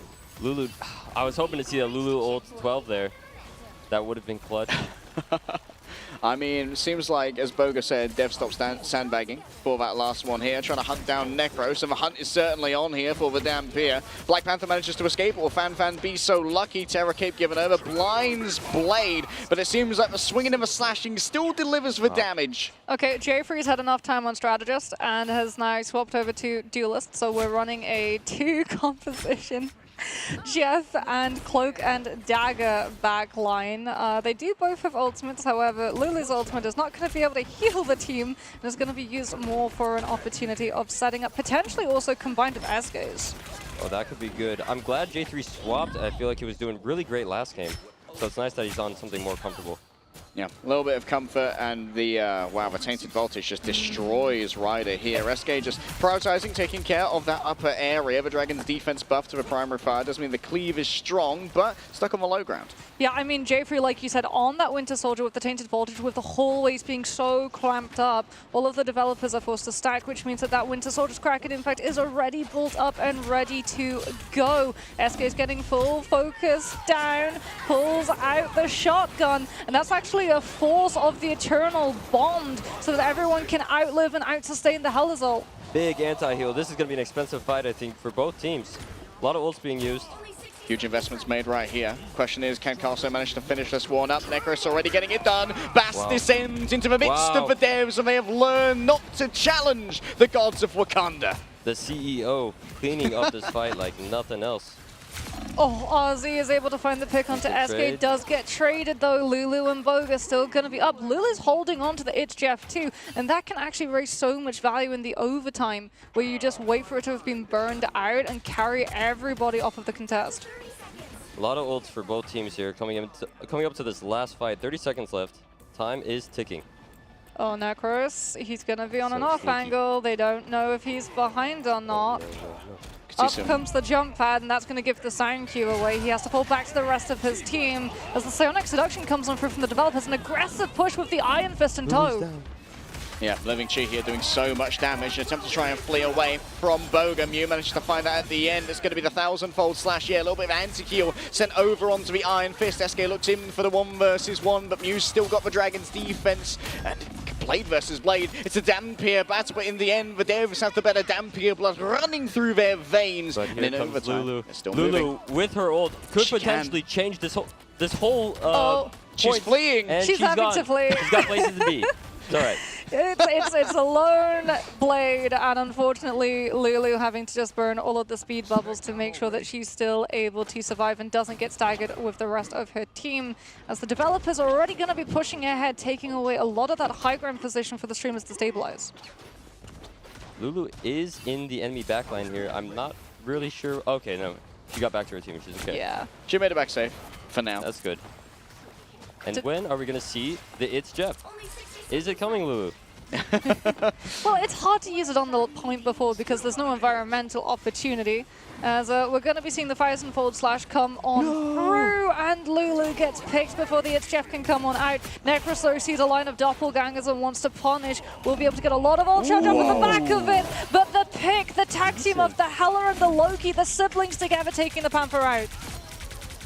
That's going to be Jay popping off here with Rotter Stern, but RZ has just been absolutely lights out with these Nightstall Thorns. Here it comes. It's Jeff. Actually takes away one of the enemies. I'm not sure where Lulu's going to put them for now. You know what? I'll just chomp on them for a little bit, let the timer roll out, return them to the spawn. That's so polite.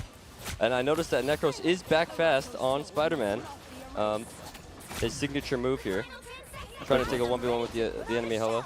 And he's out of there. Mew lodges their displeasure with Lulu for the chomping that was previously given on over. Ryder manages to take down their counterpart here, and Boga Living Chi popped by Mew. Jay Freeze got the Kraken impact. The Loki doppelgangers up to afford a reset. Kay has already gone down, but the Goddess of Death with the suppressing fire, as well as the focus from Ryder on that Emma, will take the Winter Soldier out, and it's up to Boga to get everybody back in time with a portal potential. And the devs are not giving up here, putting up a great fight. I'm curious what Boger's going to do with this portal. Are his whole team going off the map? Or what could he possibly be cooking here? Oh, spectacular spin combo. Indeed, he's trying to cook it on up here. Necros has managed to deliver off the back of the spectacular spin. A Barnet cook off the other side, and Necros finds a brand new angle. K's are drawn on in, and ain't feeling K no longer. Drawn off the point and finished off. GG. Ooh, GG indeed. What a performance. They're spirited from the devs going up against some top 500 players. But in the end, the creators who spend thousands of hours on the game every single day somehow managing to walk away with it. I wonder how tempted Boga was to rewrite that portal. Do you think Necros had to barter to be like, I'll give you 100 gifted subs if you make sure that that portal is actually on target so I can get my clip moment of a spectacular spin picking off everybody on the devs? Yes, yeah, 100%. Boga might get Doctor Strange nerfed again. Yeah, I feel, especially with the body block on the Punisher for their attacking round, we're definitely going to be seeing that Strange shield HP start plummeting, because those were really, really good to make sure that the Punisher final judgments were coming through. I mean, we lost the Aegis shield HP on Emma to make her a little bit more fragile. Do you have any standout players here, Guru? Probably, if I had to guess, the CEO himself. Getting very... Necros. Getting very sticky, getting back fast, and yeah, that's just what he's known for, and he's great at it. CEO of content. For those of you who can't see the stats, 27 final hits and 53 and 8 overall. Little bit of farming done by the CEO right there. Yeah, I do not think he's getting invited back. Yeah, a little bit better than your average Spider-Man player going we will be locking him in the co-streaming room. Yeah.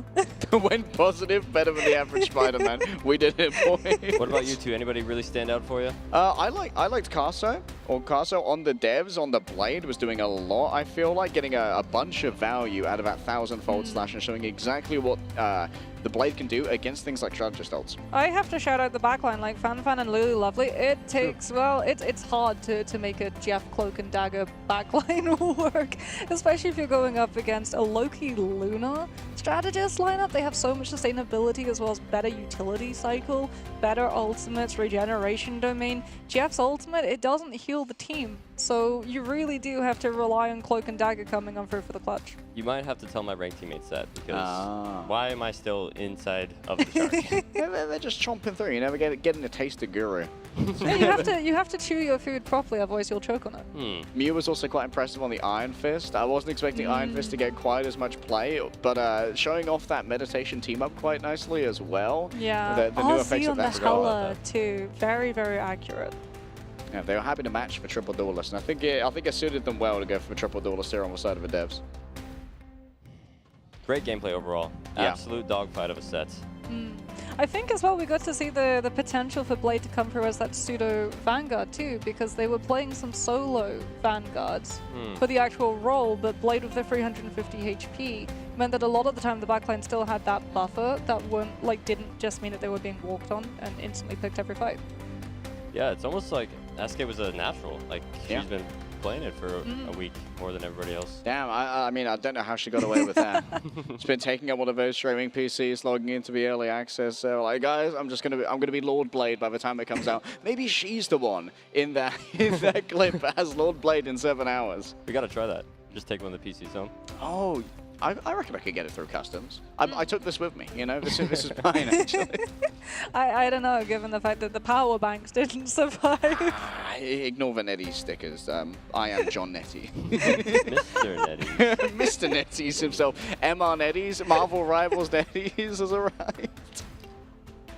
Okay, as we finish off here, any predictions before we head into the grand finals here, Guru? I really would love to see a map 7. It's a best of 7, right? Yeah. Maybe even a map 8. Yes. Maybe a draw. We have seen draws, yeah. Yeah, that would be cool. I'm expecting a quick 4-0 for Envy.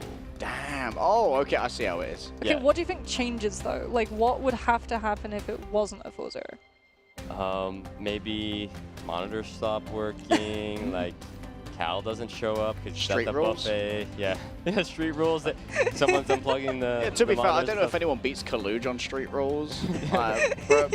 Bro's pretty muscular, you know. I mean, I guess we'll see.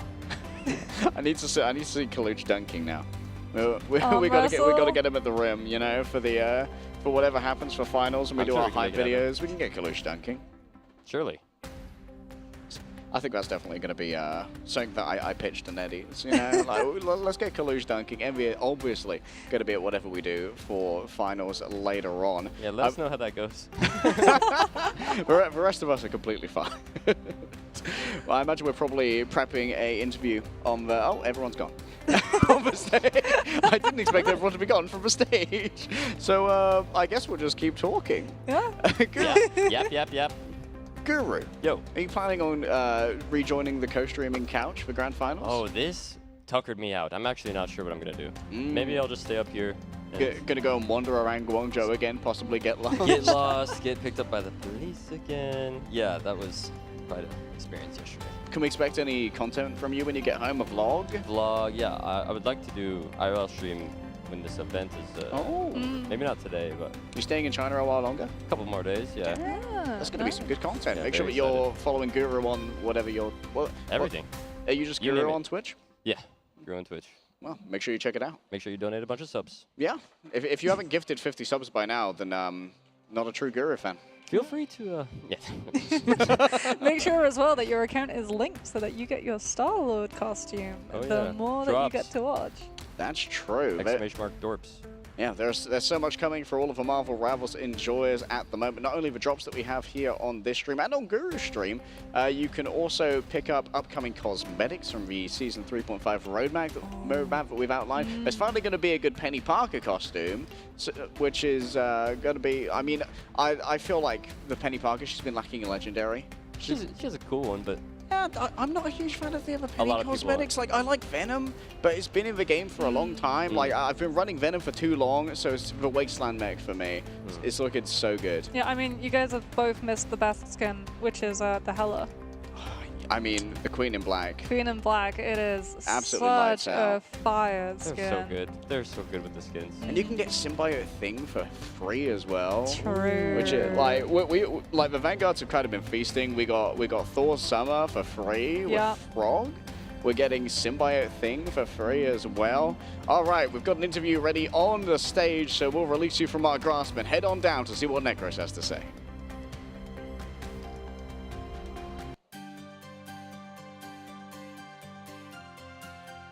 Hello guys, welcome to the post-match interview. We just saw the streamers take down Team Dev with both of Necros' heroes out in the crowd, Spider-Man, Ji-Young, and I've got to ask, first of all, and say, the legends are true. You're a tall specimen, 6'7", 6'8"?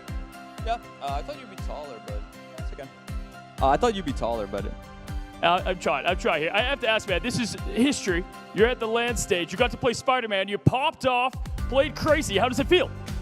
Oh, honestly, it feels great. I mean, I wish I was here with my team that I played in the Ignite with, but unfortunately, we were only like top 12. We couldn't make it. But you know what? It feels amazing. Maybe, I'm gonna tell them the stories of how it felt to play up here, and I hope it inspires them to pop off next season. Oh man, I'm actually so inspired playing on stage. It's a whole different feeling than being on you're at home. It's crazy, just feeling the crowd, feeling the energy. It's awesome. I just want to go home and pop off. I love it. Come back here. I'm ready for it. We want Necros back on stage. Am I right, guys? Am I right? Now, let me say this, all right? The devs are here. You've seen them. You've said hi to them. Yeah. Somebody's responsible for nerfing Spider-Man on the live servers. I'm going to give you the floor to say some words to whoever or whomever this may be. I just have one question. Why? Why? That's fair. Just why? Just a simple question, why? And with what you performed there, 2-0, okay? Are you a bit nervous that the devs are going to shadow ban y'all's accounts? I'm honestly more worried about potential Black Panther nerfs because I went kind of hard there on Panther. It was not really fair.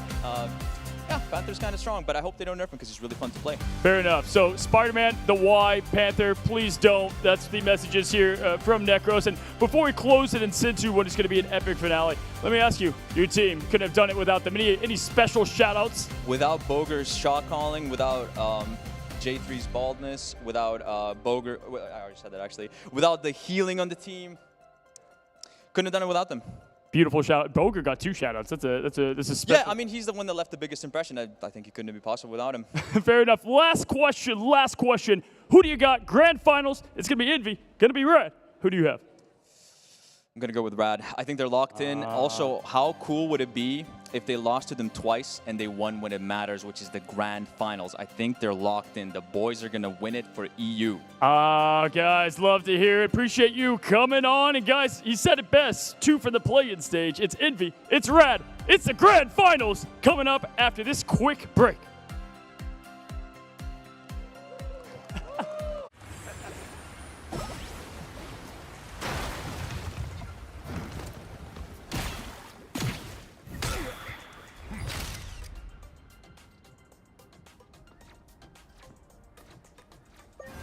I have many faces. Your powers are mine!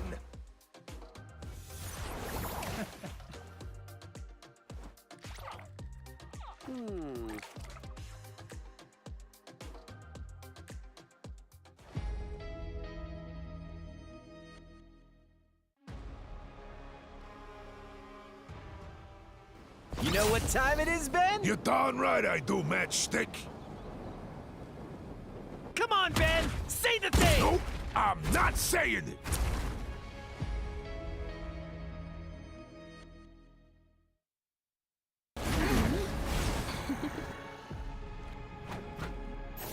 Supernova! Disappear! It's clobbering time! Fantastic! Ha ha! Ha ha! Ha ha!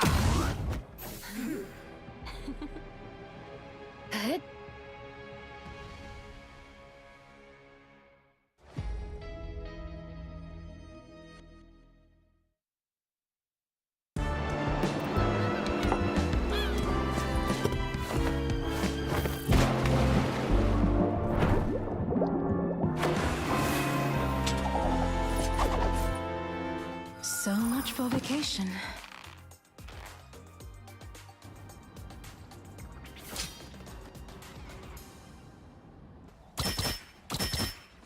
Come on, fight! You're mine.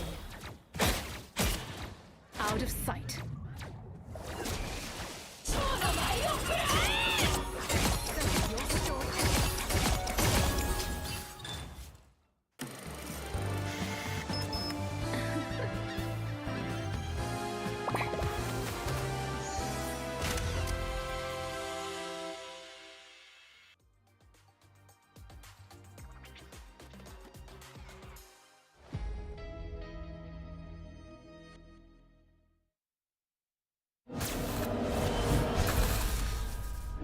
I'll fight to end the darkness that spawned me.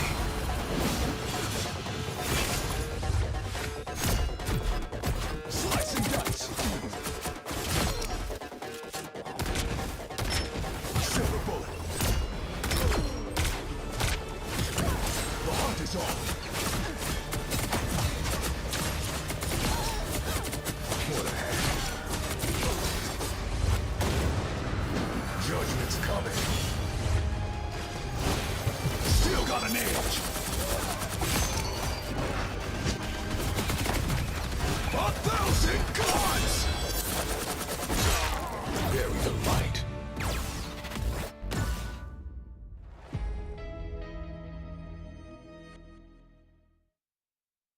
Hello, we are Team Envy.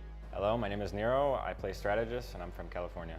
Hi, my name is Schmieder, and I play duelist. Hello, I'm Kalush, and I play Vanguard.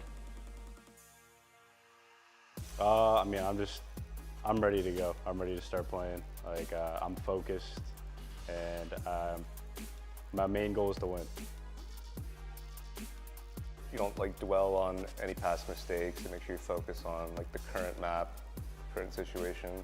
Like Kalush said, you need to be forgiving. You need to just, if someone makes a mistake, you tell them like it's okay. Like everyone makes mistakes. Everyone's human at the end of the day. And that just makes them feel more comfortable and more confident in themselves, which is very important when it comes to playing in matches. I want to play versus Sentinels because we lost versus them in our first match in this Ignite qualifier, and I just want to get my revenge on them. I want to play against 100 Thieves. They talk the most trash to me, so I just want to beat them and then talk trash back. Yeah, I'd say also 100 Thieves because they love to trash talk and it feel good to like shut them up.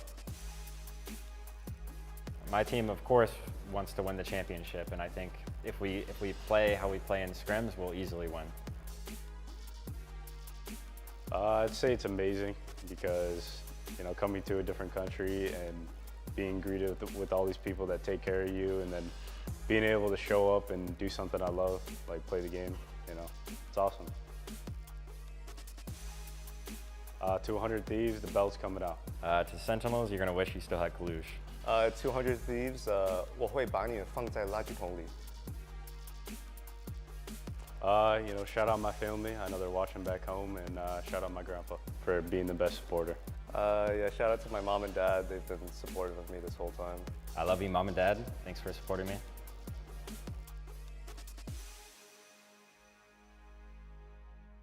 Hello, we are RAD. I'm level 1 Crook, and I specialize in Mantis, Loki, and Lunar Snow. Hello, I'm Trust Me. I specialize in Captain America, Venom, Hulk, and Penny Parker. It's definitely exciting. We want to win it. We want to do our best. It's definitely a big event. See what we can do, really. I hope we can do our best, and I'm really enjoying it so far. There's no downside, and I think we can happily go into the mid-season final tournaments and perform our best. The big two for me are Envy and Sentinels. Envy is, honestly, we think probably one of the stronger teams in the competition. They're definitely ones we are going to be putting in a lot of focus into trying to beat. And Sentinels is also a team which I have friends on, and I know there's a high chance we'll play them early in the tournament, so they're one of our earlier focuses, and we need to make sure we beat them as well. Personally, I would like to face Citadel Gaming again, since they're the other European team, and we did fall short to them in the Ignite finals in Europe. So I would love to meet them again and show that we can be the better team. I think we will be able to beat any team. I don't think anyone is able to put a lot of pressure on us. I think the only thing we can do is focus and do our best. I think we need to put pressure on ourselves rather than be pressure from any team. yeah, I mean, you got no chance. We're going to be the ones to win. We're going to put in the most effort. We're going to roll every game. And to the team we see in the finals, unfortunate for you, but the crown will be ours. The results will speak for themselves. Langside play Susamti.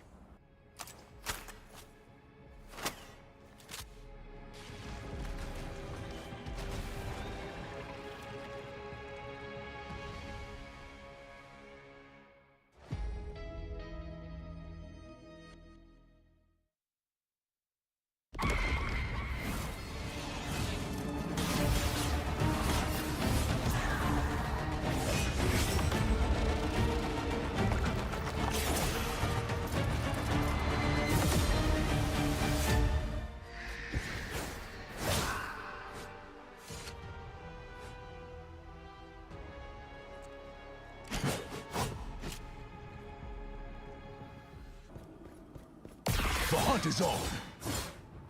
Taste cold steel.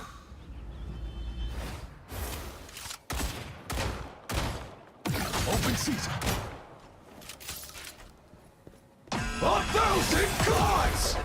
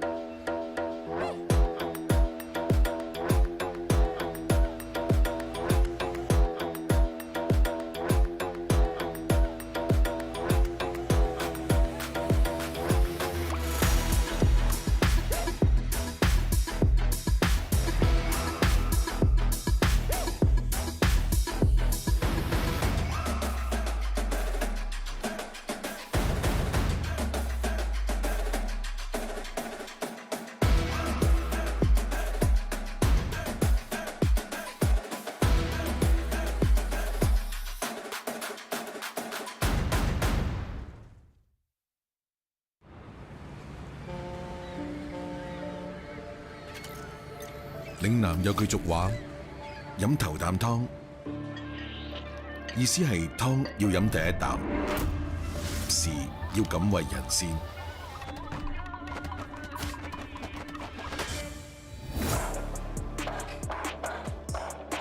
We came to win, to leave no doubt that we're the best team in the world.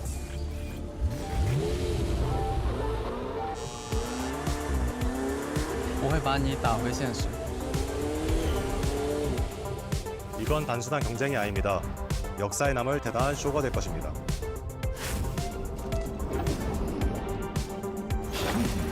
We're not here to take part, we're here to take over.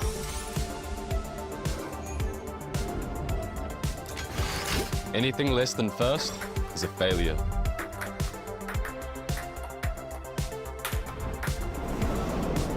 이 경기장에서는 영웅을 연기하는 게 아닙니다.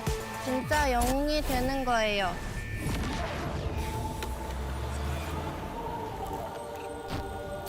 Some chase records, we set them.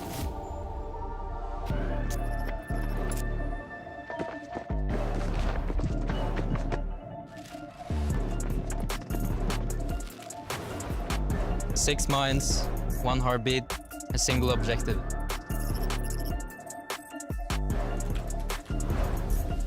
让世界记住我们的名字。 They call us rivals. We're here to prove them right.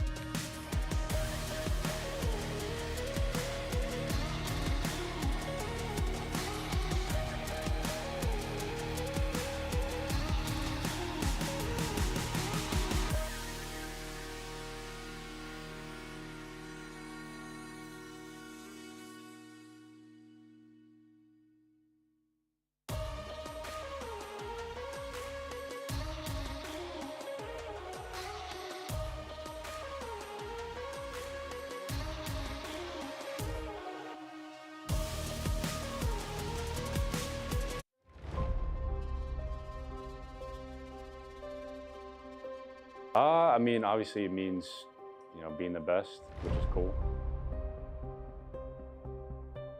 We're gonna keep doing our best. I feel like we've had challenges already. Like Team RAD plays weird stuff.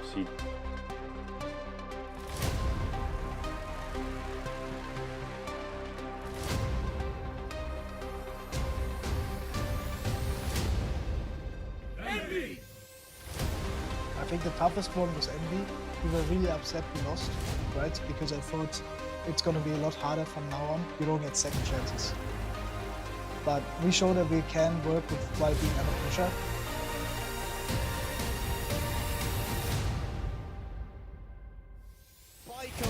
Around the outside, Naga's found, the DPS is down, the strangling prison is better, they choke for air, but they can't come up because they're buried under a sea of blue, and those who burn blue. The fans keep cheering us on, we're gonna keep doing our best.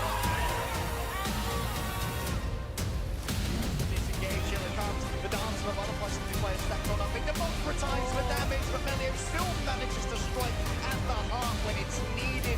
I want to show that I'm there for you, you know?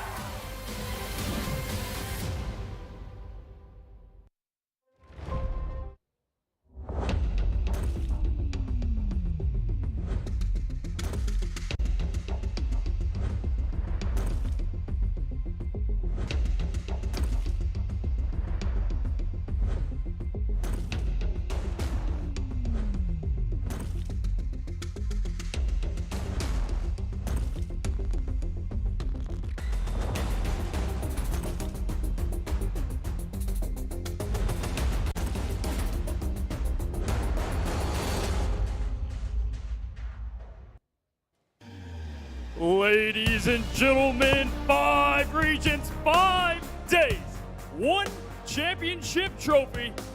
We're in the end game now, and from the play-in stage to the main stage to the grandest stage, both of these teams have gone through every clutch play, every moment, every fight worthy of the Marvel Rivals name, Tesher.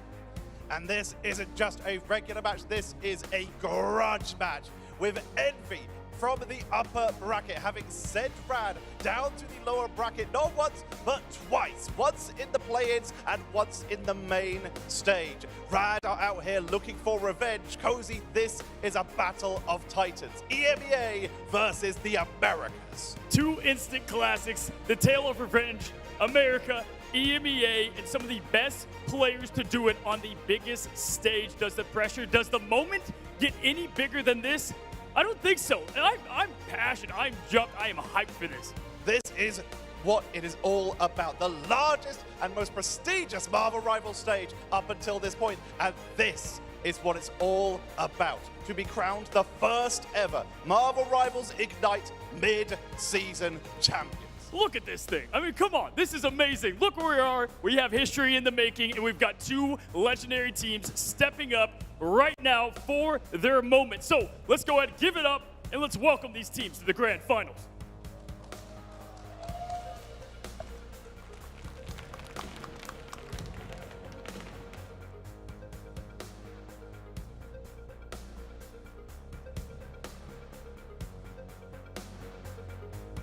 First up, representing Envy from America, one of the most lethal duelists, a master of clutch, and the threat of any hero in the roster. When Cal's locked in, no one is safe.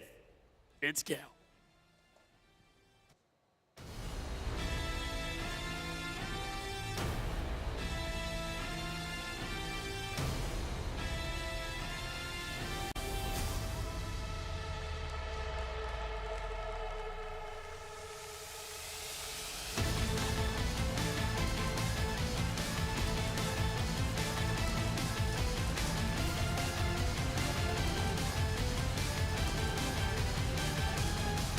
And next, hailing from EMEA and RAD Esports. When the enemy team comes to try to get you off the point, RAD knows the fate will intervene. Welcome, fate!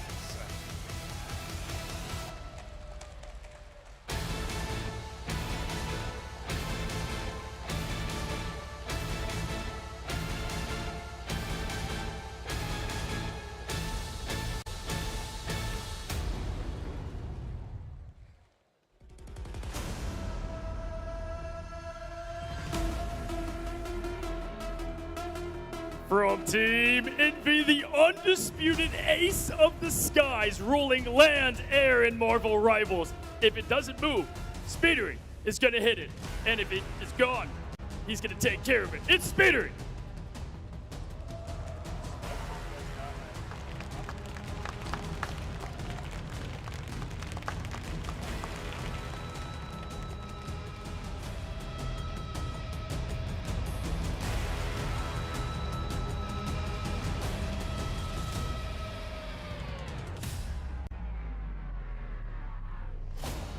Level 1 in name, but a max level boss in game. A true god of mischief in his own right, like a Loki ultimate. Your trophy is his.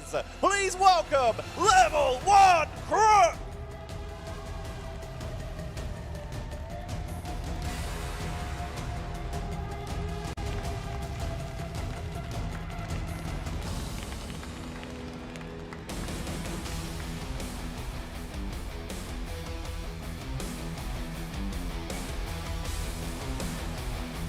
The man who needs no introduction, he's built like a fortress and plays like one too. The king of vanguards, the wall you can't break. Experience steadfast, it's Kaluj!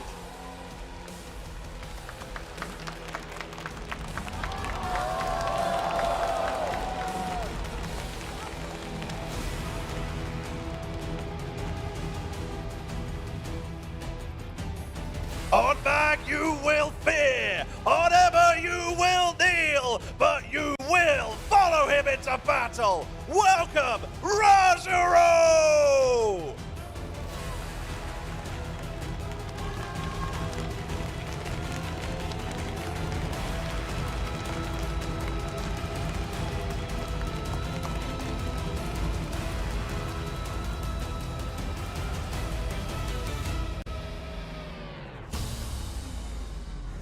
The player who refuses to go down, tactical, smart, and ready to rumble, representing Vanguard at the highest level, it's Window.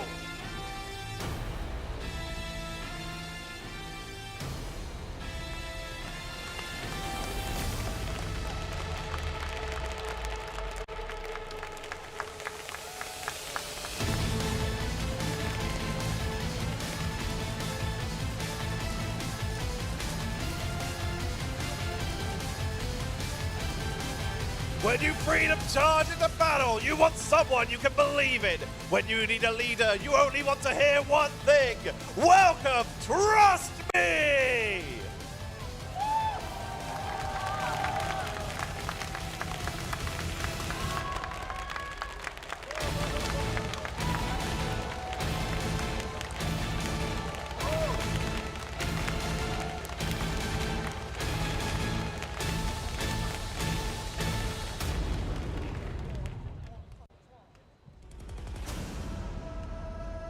The stats say it all, an elite healer with the hands just as deadly as they are supportive. Nero keeps his team alive and his enemies in the respawn screen.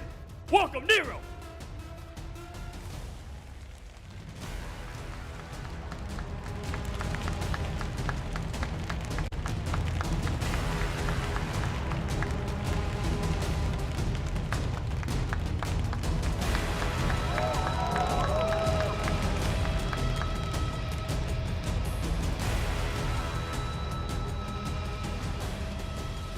When you've been playing against him, you will be judged, and you will be found wanting by the final judge himself. Welcome, Melio!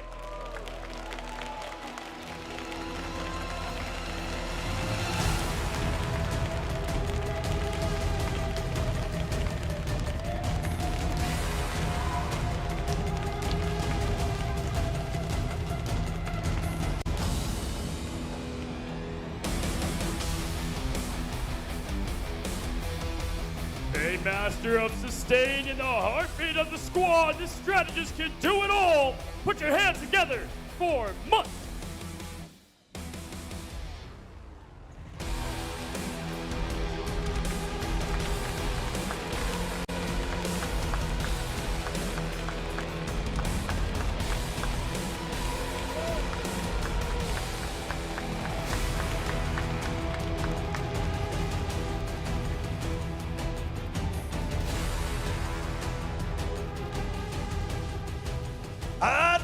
melee like a cosmic inferno. They play Gene Grey, but in game they see red. They ignite the battle and their own spark. Please welcome Naga!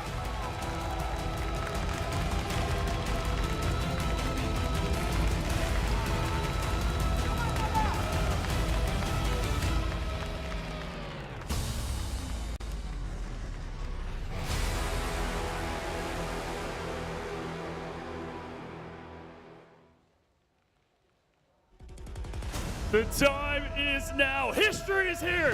It's the grand finals. Let's pass it to Iron Shib and Dogman for the cast.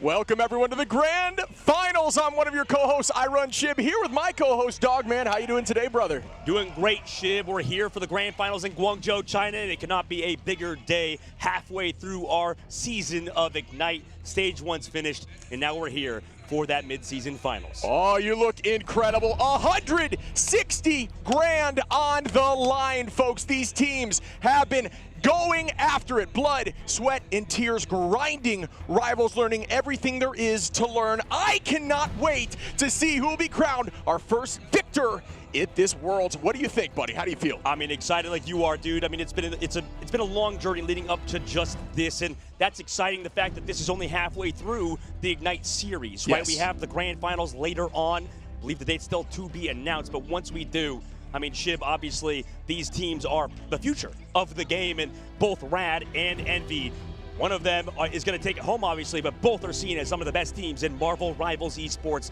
If you want to learn the game, if you want to improve, if you're just looking at getting into Marvel Rivals Esports, this is the series to watch between both EU and North America. I mean, it's the script kind of wrote it, man. It's so beautiful. I love the script. 160 grand, but not only that, right? Yeah. It is also being etched in the history books. The first team to get this done, and everyone will remember your name. It adds so much pressure. All these teams, I'm sure their hearts are pounding. My adrenaline is going through the roof right now. Dude. I cannot. I'm just so happy to be here. Oh, yeah, absolutely. I mean, we got light sticks out in the crowd as well. I'm sure you guys have seen them. I mean, today's a big day for sure, and it's going to be our very first best out of 7 in the entire tournament. It's best out of 5s we've had throughout, but now we really get to find who the best team in the world is via the format, right, in this grand finals between these two teams. And I think there's a lot of stories, there's a lot of things we can talk about, but we'll sort of wait to build that up once we actually get to see the players. Obviously, the intro done by both Tetcher and Cozy was phenomenal. Beautiful. Each player walking out, we had both Tetcher talking about the European players and Cozy about the North Americans. So this is really going to be an incredibly fun match, I believe. Absolutely. I could have run through a brick wall after that intro. I mean, what the Jeff. Yes, but before we get into storylines, let's just talk about just an overarching picture of these teams, right? Both of these teams incredibly strong, but Envy has not lost yet. In terms of rounds, 13-3, and the majority of those lost rounds went to their competitor on the side of RAD. 17-6 in terms of rounds, and 5-2 as a whole. 5-0 over to Envy. As we look at Envy right here, Month, Nero, Window, Kaluj, Speedery, and Cal, and there is so much to say about these teams. How about Cal? As a hit scan DPS, potentially one of the best. Phoenix is Speedery, one of the best flyers, if not the best flyer in the game. Kaluj, we haven't talked about Emma yet, but I would think, and I'm curious your take, Kaluj might be one of the best Emmas. So how many times am I going to say that for this team, No, right? yeah, he is. I mean, Kaluj is the ultimate fill player. Same thing with Window, and he's been able to flex onto that Emma and pop off in unbelievable ways for sure, like you said. I mean, I wouldn't be surprised to see these guys kind of cement themselves as the best in their roles overall. And we were talking to Bobo earlier, obviously knocked out in the play-ins because of either Envy and RAD, and they were talking about how, you know, this team best across the board, all roles, and it's kind of the same thing for RAD. However, you know, we talk about how the interesting factor with both of these squads, both Envy and RAD, they both came through that play-in stage, right? Yeah. They weren't even the #1 seed coming into this tournament, and yet they're both here in the grand finals. And that's an incredible story within itself. RAD, obviously, another team that made it out of the grand final, or made it out of the play-ins, lost to Envy there in 2-0 fashion because that was a first-to-2 series. Once they moved to that upper bracket, they then lost to Envy yet again in 3-1 fashion. And so it's definitely an uphill battle right now for them in this best out of 7.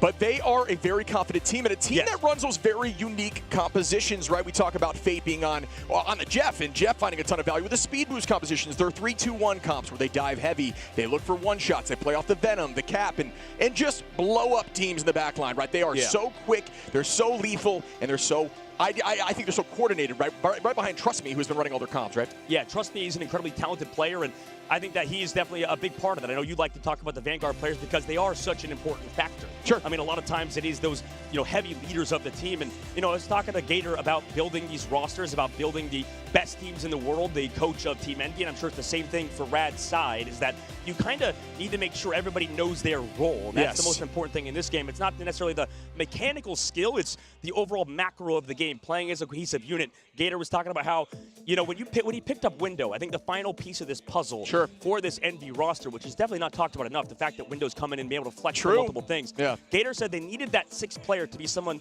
that would fill in and kind of not be another cook in the kitchen kind of situation. Right? He said that basically they need to make sure the communication is even across the board, or at least that if you add another leader, another person that's going to come in and try to dominate communication-wise, you might be in a weird spot. So it's good to have somebody that can come in and sort of be that sixth man who can fill and sort of just talk and frag kind of situation. I think that's a great call, and I think too many cooks in the kitchen is a great point, right? If too many people are talking at once, it's very difficult. It clutters the comms. Yeah. I think you need a leader, and I think that they have that, but also so does the opposition, is why these two teams battle so well, and it seems like, I would argue that throughout this tournament, it was they were clear that they were at least going to be in the top three together. I didn't know exactly who was going to end up here in the finale, but they did prove that they have what it takes to push through. One of the things we need to mention is Envy struggled against Citadel, going to the game 5, 3-2. And honestly, at that last match there, RAD really didn't struggle too much with Citadel, taking them down 3-1, and they looked pretty dominant in that series. So you may be thinking, yes, Envy has beat this team twice. Will it happen a third time,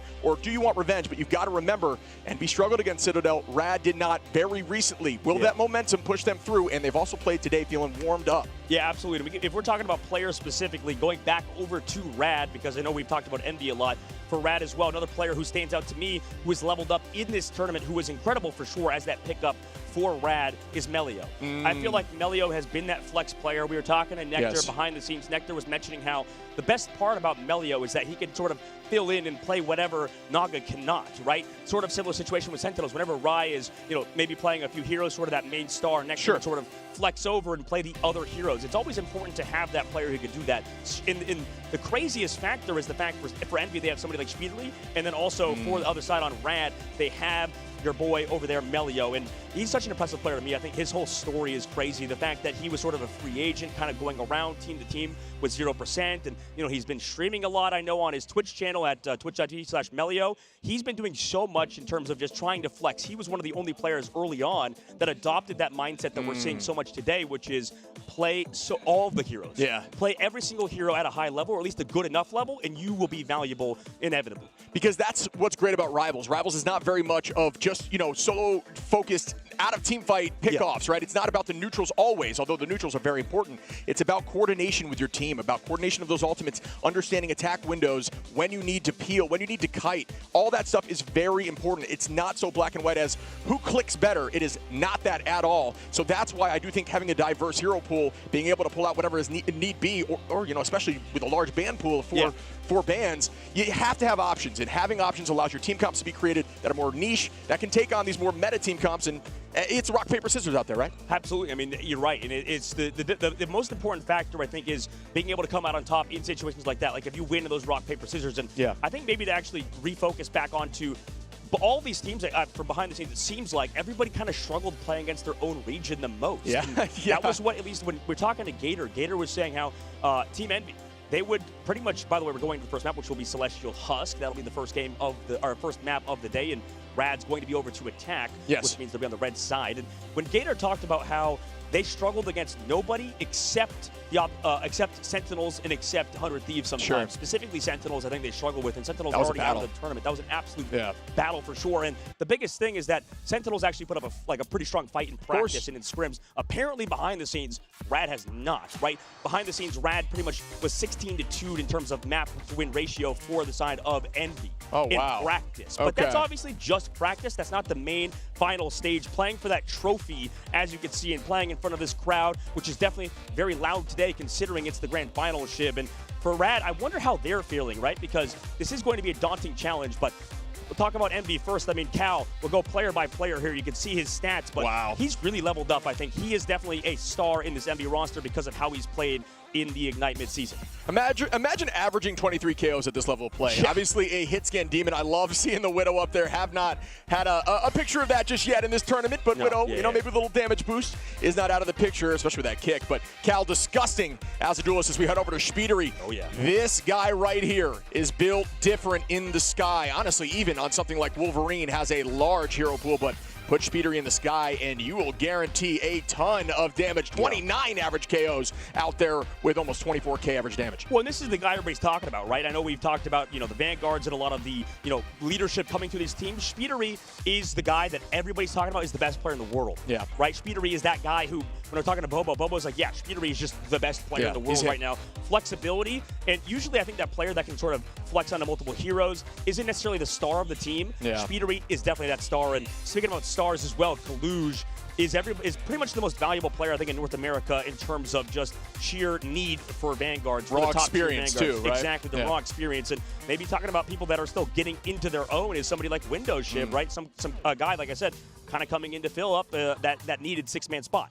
Yeah, I mean, and Window's not afraid to pull things out like Groot. Has that more off-tank play style. He can have that Venom. Obviously, Magneto incredibly strong right now, so there's no doubt Mag will be played if available. But Window very stoic, very calm out there, and I think that is very important in a moment like this. 7 games, but especially game 1, you are incredibly nervous, right? Absolutely. Yeah, and speaking about somebody maybe that does not have those nerves, as you can see with the death stare into the camera at the walkout was Nero. Locked in. Absolutely locked in. Flipping over to that strategist role. He's been playing a ton more of those heroes in this game in Marvel Rivals. Obviously, in esports as a whole, he's more known as a duelist main. Came over to this game, been popping off. I played with him when he was a duelist main, and I was a strategist main in the other game. In Marvel Rivals, though, this guy is absolutely one of the best strategist players, just making that role swap. Seen as the best by a lot of people as well. And on the opposite side, Month, another guy who kind of, like Window, came into this roster as sort of that rookie, and he's kind of come into his own. Yeah, I've heard a lot of positive feedback about Month. Month is just someone that a lot of people really enjoy being around, and I think as a team, you need someone like that, somebody that you can, a teddy bear, somebody you can always gel and vibe with, keeping the team morale up, and Month does that for this team. And I think that, very strong there on the Loki. We've seen a lot of Loki play when available. You've mentioned a lot, actually, about how Loki getting through the banning phase is a punch, right? It's a punch to the face, you know what I mean? You have a game plan until you get socked in the mouth, and then things change. Well, that's the thing about both of these teams with Team Envy, and then once we go over to Team RAD, the reason why they're here competing for this finals, for this midseason trophy, is because... Wow, look at that thing! Are you so kidding beautiful, me? Man, that's like a giant, either golden bar or a golden stick of butter. I don't know, both of which would be amazing either for breakfast or for in my bank vault. Keep it and eat it. Yeah, I get it. Absolutely, but like both of these teams... I was talking to Delena behind the scenes, by the way, as we talk about Fate, somebody that can flex over to that Jeff, flex over to pretty much everything. He said the reason why they lost to RAD previously and got that third place spot going home in that third place spot instead of somebody like Citadel is because he felt they kept giving them the god comps. But the problem is, I think in hindsight, is that every comp is a god comp for both these teams, for both Envy and RAD. Exactly. You can't. You think you don't want to give them something, but when you have people like Level 1 Crook who can flex over to pretty much every strategist, and same thing with Fate. Sure. I mean, how do you even go about the draft phase? Because a team like RAD is almost untouchable. Yeah, we've seen a lot of folks elect to ban out this Mantis prior to this tournament, or every single time they're going against RAD, because that enables a lot, which is funny, because in ladder you may not see that, but someone as strong as Level 1 Crook when it comes to Mantis, the damage boost, the plays off of those damage boosts, and what it can enable with things like Venom, they want to get rid of that, because this team does that exceptionally well. As we look over at Rajaro, a very strong shield tank. Rajaro, maybe not spoken enough about, because, they go under the radar. They just do a consistently strong job. Yeah. Every single map, and I think a lot of the time as casters we get hype over a lot of duelist plays. We maybe slack a little bit on the strategist line and the Vanguard line a little bit, unless you're going after something like Venom, aggro style, right? So got to show love there, but we now look over at that Venom. Yeah, absolutely. I mean, we talked about Trust Me being the best Venom in the game for a lot of people. I mean, I don't remember who it was. I think it was Nectar saying that they had an idea that Trust Me has like a plus 20% damage boost whenever he plays Venom on the hero, yeah, right? yeah. Because like he's just that good He's on in the that code. hero. Absolutely. And on top of the communication he does, like you're talking about Rajaro filling a very similar role to the opposite side for Window. Yeah. Right, coming in, maybe not talking as much, but that's good. That's perfect for somebody like Trust Me who can take advantage of the communication on top of their overall aggressive play style. And Melio, I think for me, this has been the biggest factor for Rad as he gets a little bit of a wave. Obviously, is very famous here in China, has everybody asking him for pictures. And Melio, I think, has stepped up, sort of like Cal on the opposite side, Sure. but in an opposite way, right? Been able to flex to a lot of different heroes, and he's played so well this tournament. I have no doubt we're going to see some Phoenix battles. Who is the real Phoenix with those off angles? Obviously, is going to be impacted there by some of those strat line cooldowns. Who is John Gray in this situation? Yeah, there you go. I like it. As we glance over at Naga. Naga yesterday was looking insane, showing up a bit absolutely today as well. Yeah. Averaging 20, almost 23K damage with that Hella. We saw Punisher a few times out of Naga, which I think has been slept on in this tournament a little bit. A big hitbox, but can output a ton of damage, especially with something like a Storm comp. Absolutely. I mean, yes, the Punisher can definitely deal with those triple Vanguard, triple Shredders comps that you always talk about, Chib, and how good they are at spawn camping you. Both of these teams are, you know, well aware of the different strategies of this game. I mean, there's so many different play styles in terms of what you have to do. It's a very, very, I would say, big brain game because a lot of the mechanical skill is there, obviously, but generally, a lot of the characters just need more coordination. Like, Sure. that's the most important thing is talking with your teammates, making sure you go for dives. And even Trust Me, before this, when we were sitting in the little VIP booth area over there, he was talking about how towards the devs, he was like, hey, can we please make an option for a push to mute? Because yeah, he wants to the devs. Yeah, exactly. Because he wants to be Such a constantly beauty. talking, man. It's so important because he's like the reason why people don't talk in ranked maybe as much is because they don't have that open mic. They just need an opportunity to just press push to mute if they need to go talk to their chat if they're streaming or to somebody else in the household. So I don't know. He's like very passionate about maybe allowing you to talk more. He wants more people like him because that really is a path to success for a lot of players if they aren't talking enough and maybe you bring that mechanical skill but you're still losing. Sometimes definitely communicating like you do a lot in your ranked game, Shiv, is going to enable you to win a lot more. Couldn't agree more. And speaking of his communication, he was cracking me up. I was washing my hands in the bathroom when he was facing Citadel, walked by and just said 2 more maps. That's simple. 2 more maps as he was playing. Very confident, very strong, and great comms. And I do like the push to mute idea. But we are heading into this game very shortly. Obviously, map 1 is always domination. It is randomized, folks. Celestial Husk, we saw that earlier on. These team comps are always unique from these teams. I cannot wait to see it. Look at this stage, folks, as we are going to find out who gets the title today and receives 160 Gs. Are you kidding me? First ban out. What did I say? Goodbye to that Mantis. Goodbye to Mantis, goodbye to Torch. Both teams prioritizing each other's hero pools in terms of getting rid of that hero, but it's sort of like that, because you have to go for that ban on either Torch or Mantis a lot of times, you're going to see this Luna Snow Protect come through. And on the opposite side for Envy, they get a ban out Magneto, getting rid of Rajaro in terms of that hero that he likes to play. And protecting that Emma, interesting, would be a play for sure, considering the fact that, like you mentioned, Shiv, you talked about how good Kaluj is on the hero.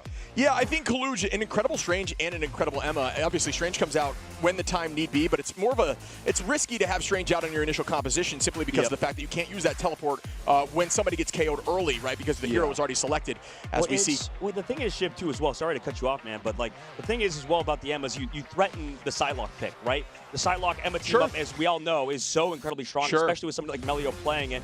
And then you also got rid of Mantis on the opposite side, so you force the Adam Warlock ban to come out because, you know, you don't want to have to play against triple res, especially against a team like Envy in the North American region. They're incredibly good at that. On the opposite side, Luna Snow Protect comes through as well as that Psylocke ban now comes through. Great call. I mean, RAD, they're just trying to counter Envy on their side and what's available. You got to get rid of triple res, get rid of that Psylocke Emma. I mean, there's so many things you have to worry about. Captain America, like you saw on the upper side for Envy, getting rid of those dive plays too. So for RAD, I mean, they have the Emma on their own. They also get the Psylocke play coming through for Melio. And then for Envy, they're not going to be able to play the Psylocke. They're not going to play that Adam triple res composition, but they do have the Mantis, so they can still go for that Ultron stuff if they really want to. But the Phoenix, the Torch getting removed, it's interesting because I think in the past we've seen a lot of more targeted bans towards speedery. Nowadays, I think for the top teams for RAD, they're maybe focusing on the overall composition. And this is what we talk about a team like Virtus Pro, who is not here. And because RAD and Citadel both beat out VP in their respective region, they are here on the main stage. But like you need to have no gaps, right? And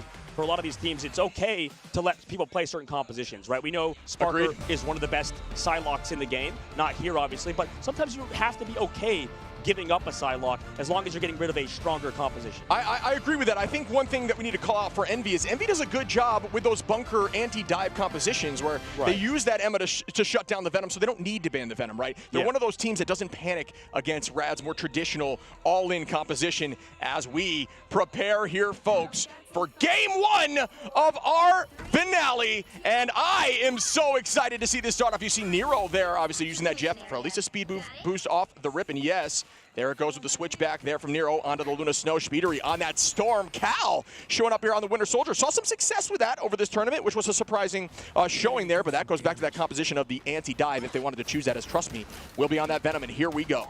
Here we go indeed. I mean, setting up on the outside of this round, and everybody's kind of poking each other out, Shib, right? That's kind of the point of this comp and Envy. Interesting that you want to play something like this because now Nero's already gone. Trust me, gonna engage. Down goes Crystals immediately. Goodbye to that regen aura as they do lose one. Trust me, on a Speedery does not miss with those tendrils. Naga gonna find Cal now. That's 2 down for the side of Envy. RAD looking really good off the rip. These initial fights are so strong for RAD. When you have these, Month gonna find Trust Me right back, though, level 1 Crook. Onto Kaluge, Loki. So much damage, so much healing. Rajaro now with Month. Envy heavily down now as RAD does have the point, 6% and counting. Well, and right now, I'm actually I feel like RAD might have at least done very well in that draft phase because now Speedery is going to go over to the Iron Fist to make sure Nero gets the team up with the Luna Snow. We talked about how good that is to make sure Nero can always push away the divers. But still, I mean, Luna Snow, it's so hard to live even after that cooldown runs out.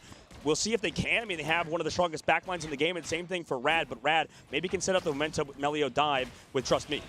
Yeah, I think the thing about RAD is if they get point early like this, they tend to succeed heavy because they do have a composition like Venom who could stall point for a very long time, and that's all their goal is now, is to try to hold the point, as we see immediately. Out goes that cooldown. Trust Me, gonna fall though as Kaluge gets some serious damage out. Out we go with the end song. Does not collide, burned out of the sky. Great focus there. Melio going to get strangled prison. Down goes 2 as Rajaro and Cal cleans up Naga, and that is a great retake here. At this point, they burned another strategist cooldown, and they are up in numbers, so well done, Envy, on this fight to come back here, but 54% still and counting. Yeah, they're trying to delay them. I mean, you have both Stratus Ultimates pop, Crook and Fate. Given either role, here comes that crack and impact on the backside, just get resets. I mean, shipping to this point, Cal's gonna get one. The stalls do come through. They actually, Speedery pops the ultimate, but nobody's even here. I don't know if I like it. I mean, at this point, I think they were just trying to get rid of the stall. 64% is close to that number they're looking for off the rip there. They try to get a little bit above 70, and then at that point, it's a guaranteed teleport fight. If they lose one fight, it's over. So I think at this point here, folks, RAD is up for this map, at least right now, but we know how MB is. They get punched, and they turn into the Hulk. They do not take it lightly. Trust Me now going to set up and look for the back line, but they do have Iron Fist just kind of setting up and marking as Venom has a ton of movement, resetting towards the strategist. Yeah, you can always kind of change compositions, right? They're going for that counter dive, but they still have to play the objective with both Vanguards. We'll see how they do. There's no Wolverine on the opposite side, so this group should get a lot of value like we talked about before. And Trust Me, again, burning that cooldown. Cal peeling for the back line. Out we go with the Psionic. Doesn't find the back line. Great focus there. Kaluge going to pull out the Crystal. Nero is starting that dance floor. Rajaro still holding on to that Psionic. Not a lot of value out of either. Does force out cooldowns, though. Into the back line we go. Again, strangling Prison from Window. Oh. Trust Me says it's not going to matter as they take out 2 more. Window finds Crook, but Rajaro gets 2 more, and that is back in RAD's favor. Yep, back and forth. I mean, both teams making those counter swaps, or at least going for these dives a little bit healthier for RAD. They keep forcing out these greens, these crystals from Month incredibly early, but because they need to keep Window alive, right, on that Groot and on that Emma, the problem with playing counter dive is that you are kind of straightforward, right? You have to kind of play in these positions and you know where you are, where for RAD, or rather the enemy team knows where you are, and for RAD, they can sort of play flexible. They can play all over the map and get you poked out before they go for those dives and set up angles, off angles to come through on the back line, make sure that both Nero and Month are uncomfortable. Yeah, and it forces you to keep, eyes in 2 different directions, right? That is the problem, and they keep finding value that way. So great idea and great strategy from RAD. Speedery going to fight Crook early in the neutral, though, and that is a big fight. We haven't seen a ton of fists, but definitely playable, especially when Luna's on the field. Dance floors match. Who's going to dance the hardest, though, as the battle begins? Cal holding on to this Kraken impact. Naga on the high side. Rajaro on a Nero, though. Speedery on a Naga. But the numbers are evened out. Strategists are down to the side of Envy, and that's a scary position. Rajaro gonna drop Month. That's another level 1 Crook on a Cal, and things are getting dicey as RAD is up heavy. And will they be able to portal back? I do not know. Yes, they do. He's holding still. Speedery just using that block cooldown, very little time. Great way to hold on for that whole moment, but now it's the dangerous position as they are dropping like flies. Yeah, it's going to be hard to win unless, Stratus Ultimates come out. Cal obviously switches to that Luna Snow. Kaluj does get one, but man, it's going to be an incredibly tough fight to win, especially in overtime. This is going to be go next round kind of angle. RAD, take round number 1. At that point, it's like, do you save the cooldowns? I don't know. I like the idea of them going in there and burning also try to hold, but losing Speedery, and Speedery did a great job for the record holding that point. As you see, Cal is locked in, angry, faced right now. Did not take that lightly. RAD trying to stay calm, cool, and collected, keeping their energy forward, and that's how you got to keep that momentum. I mean, that was disgusting. It was almost a blessing in disguise. I mean, we talk about the best duelist players finding picks before these fights even started, the neutrals like Speedery did onto level 1 Crook, but it was almost a blessing in disguise, the fact that Crook did go down. He got KO'd early on, and that sort of resulted in him saving his ultimate, saving it for next round. And also, like you said, I mean, because it was Nero having to portal, he was about, I believe, 80% to Luna Snow ult. Now he doesn't have that ult ready to go. For Envy, they're going to speed boost out of spawn with the Jeff, so obviously it's not going to be incredibly exciting to see that character come up potentially, but for RAD, they're giving everybody armor packs from Fate on his side. He's switching back to Luna Snow, obviously getting that little bit of advantage in the grand finals for this midseason. That really is everything. And the games begin, folks. Naga is close to ultimate. Ult advantage heavily on the side of RAD. Closest will be Window and Kaluj, which honestly not a huge combination there. For the most part, Window is going to set up something like Cal, maybe even Speedery, but we will see that combo. Level 1 Crook holding on Melio. Trust Me is at 36, excuse me, as Naga is very close. That is a scary group of ults ready for the side of RAD in this first fight, and if RAD wins the first battle, they typically take the map home. Remember that. Yeah, but you saw that hiding on Loki as well, ready to go for that dive with the Venom. Now they're kind of coming back with that dance floor from RAD. Melio onto the back line, dancing the butterfly out, doesn't find value. Nice patty cake there from Month and Nero, good comms, and they are going to proceed to do that while Psylocke just pumps in damage. Nero goes down. Trust Me out of Kaluj. Melio gonna find Month. Speedery gets one, but it will not matter. Trust Me, how many can he find as they get 3? Built different, make it 4. I mean, right now, it seems like Envy's trying to find a solution. They have Speedery going over to that Wolverine, and they're playing that counter dive composition. But honestly, I feel like in the current patch of this game, in my opinion, I just think diving is a lot more, it's just a lot stronger. You can set the pace, you can set the tempo, you can force out Shredder's ultimates early. However, in that last fight, they did use level 1 Crook's ultimate. They might have to find pickoffs early for Envy. They have both Shredder's ult ready to go. We'll see how this fight plays out. Rad's going to want an extended one to build level 1 Crook's ultimate.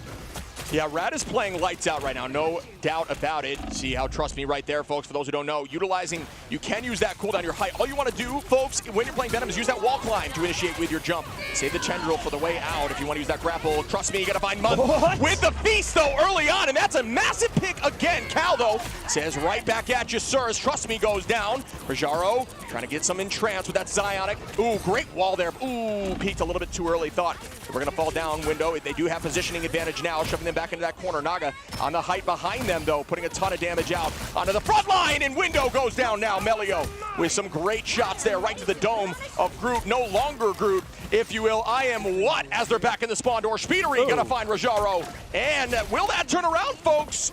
Kraken Impact ready. This we're talking about Speedery being one of the best players in the game. He picked off Rajaro after the Diamond Form's over, so he is not CC immune. So great work from Speedery. The fight's still happening. It's an incredibly long one. RAD are just delaying.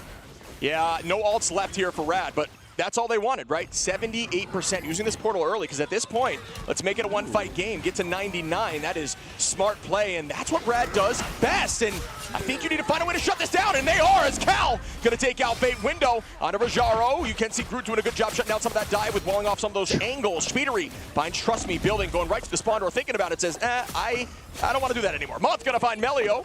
Does lose the passive cooldown here for Speedery, which does greatly impact the way that you play Wolverine.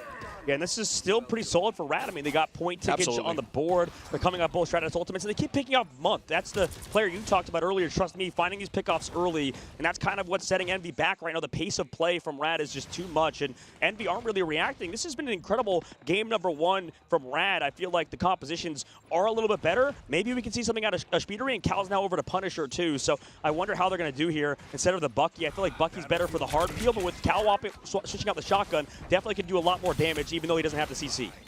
Yeah, I like the idea. I think the problem right now is the fact that they are in neutrals, consistently finding first pick, and Speeder tries to match it after it seemingly every time. Tackle goes out, Kalush onto Melio, though, and that is a good fight early on, as we do see the Psionic not able to get too much value yet. Oh, very close there on height.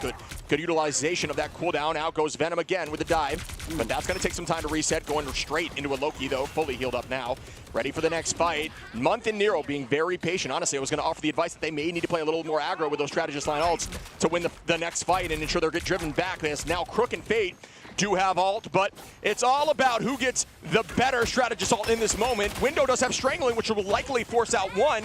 If they can find a dual assault, a combo can go right through one of those strategist line ultimates. Out goes the Feast. Fate gonna clean up Window. Month goes down from Naga 2, and they are pressing back through and trying to shut this down and get this W.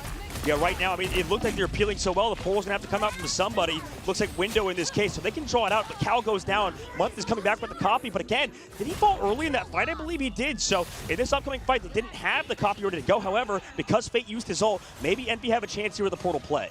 The portal goes out. Envy is able to touch. It's all about patience now. Great utilization of the Fate of both worlds. Team staying healthy. Damage boost shutting down just some clones for the moment. Do have that ult out. It is just going to buy time, but they do not even have point at this point. We need to find out who is on, and Melio in a flash, in a blink, is going to take out Kalush now on his Trust Me. And that's a pick, but Dance of the Butterfly, patty cake for days. They are holding on. Melio going to get another pick potentially as they consistently find value after that ultimate goes off, and there it goes as Month and Nero both fall. RAD might take this first map. No teleport left. It's all about, can they hold the stagger? They cannot. RAD gets map number 1. Yeah, huge map on Celestial Husk, and I think really, you saw in that case the patty cake, like you called, Chip. Everybody came back to peel for Psylocke, but that's maximum value for Melio. Melio is distracting 3 players for the entirety of his ultimate because the Emma came back with Diamond Form to also give damage resist. So not only did he force the greens, not only did he force the damage or the Diamond Form from that Emma Frost, but because of everything he did in that situation,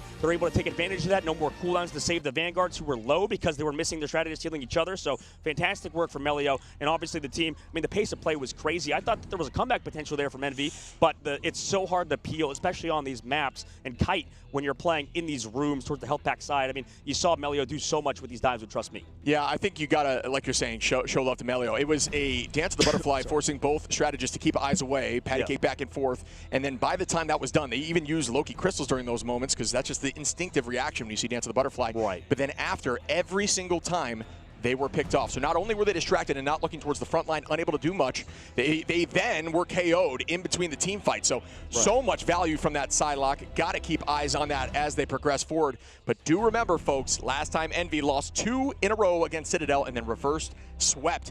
Can something like that happen again, or are they going to take it personally, step back up with their map choice? Yeah, I mean, I want to see what they change, right? Because Domination it does feel like Dive favored, right? Sure. We've talked certain about maps how for sure. Certain maps for sure. Yeah, a lot of Domination maps, I think, though, do enable these sort of like Black Panther compositions. That's why you see a lot of snowballs with that sort of stuff. And the same thing with the Emma Psylocke team up dives that come through from Melio with the Venom. So just because of that, it just felt like they were able to get more value. Now, if we go to a different map, once we go to these more like payload-centric maps where you have objectives that have to constantly move and you have to escort them, those maps I think that you're going to see a little bit more value out of these counter-dive compositions. But we know how good Envy are at those comps as well. But that maybe is that weakness that we mentioned. You can see on the side they do have Window, an incredibly good Venom player, but have we even really seen Envy play much of that Venom composition like other teams? Not too many times. A few times for sure, but it was more so when banned out. It was more of a targeting situation. I do think Window is a mean Groot, and I think Groot will see a rise. Although I do think Groot is incredibly strong right now. I think you'll see a rise in the meta in the next season. But great pick. I'm with you. I think Venom is finding a lot of value with Psylocke. They're similar to Cap Psylocke, where a lot of those compositions are knocking up folks with the Cap push, and then when that happens, Psylocke has easy tracking because it's more of a falling pattern, and that's something you can read without a lot of juking. Similar story with Venom. When Venom hard engages, uses that ultimate and knocks up the team, Psylocke can collapse, but you don't even need to do that when you're Trust Me, who just gets KOs every time. Yeah, and I guess since we're in the grand finals, I'm sure we have a lot of new viewers joining us on the broadcast. So first of all, thank you so much. Make sure to follow if you're watching on Twitch or on YouTube, subscribe. And obviously I think because of that, a lot of people don't know some of the different terminologies of this game, right? Sure. We talk about how I was saying dive versus a counter dive composition, right?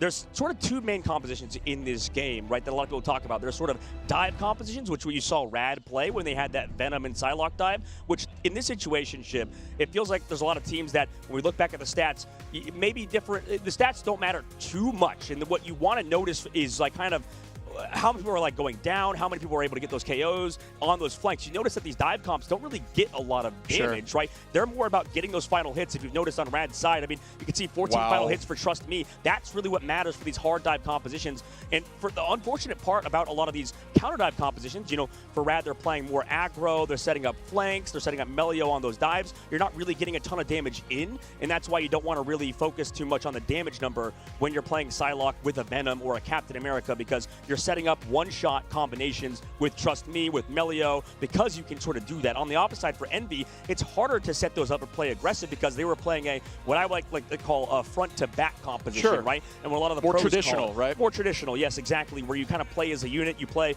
like you called out, Groot, you play that Emma, two characters that are a little bit more immobile. Same thing with the Bucky, same thing, well, not really so much with the Wolverine. That's why Spidery was having a hard time. He's figuring out what do I play with this composition, but you sort of play it slow, front to back style, where you're doing a ton of damage, you're playing as a cohesive unit. You don't really make a ton of individual plays, and maybe that's why we've seen a lot more Jeff lately, because in these front to back compositions, the Jeff enables you to kind of speed and go aggressive, and you can't really, as a unit, right? As a unit, you can't really do that in this game as easily unless you're playing that Jeff, which we haven't seen that sort of change come through for these front-to-back comps.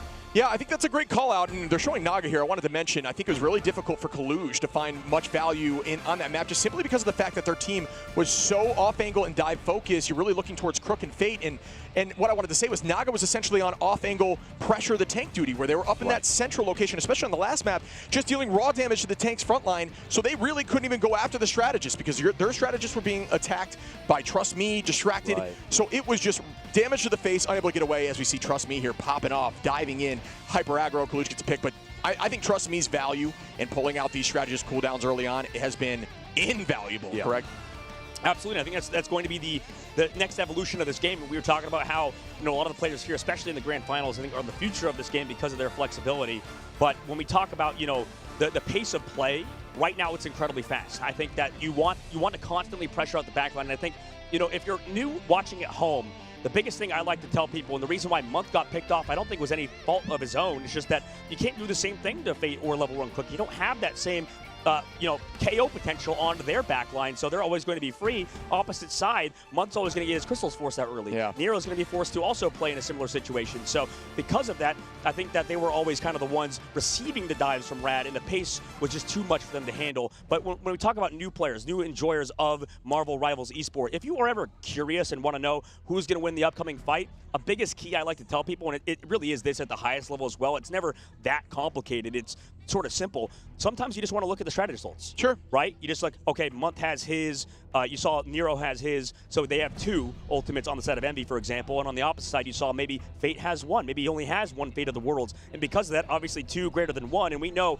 strategy results are some of the strongest in the game, but what changes that, what can change the fight, is the pick-off potentials that we saw. But really, if you want sort of a simple, dumbed-down version, definitely look towards those strategists and or ult in general, right? Ult in general, yeah. It's ult tracking, and that's why we should have a discussion on ult tracking. And these teams, for the most part, although it can be diversified across the team, have someone that their job, for the most part, is to ult track, have an understanding roughly where the enemy is at, and make that call out of what is coming in the next fight. Because, like you were saying, strategist ultimates are incredibly strong. There are combinations that can break that. So it's a little more in-depth as you progress through the game, but that is a great call out. Yeah, absolutely. It does get more complex, and I think that's the most important thing to note about professional play, is that there's a lot of things that you can't really do in ranked because of the fact that you're not playing at this level, and it's always hard to emulate your favorite pros. Like, just because you copy their sensitivity or their resolution doesn't make you takes a lot more. It's a cerebral game, and since we just saw Envy lose in the past, they typically choose maps along the lines of Central Park and Yggdrasil. So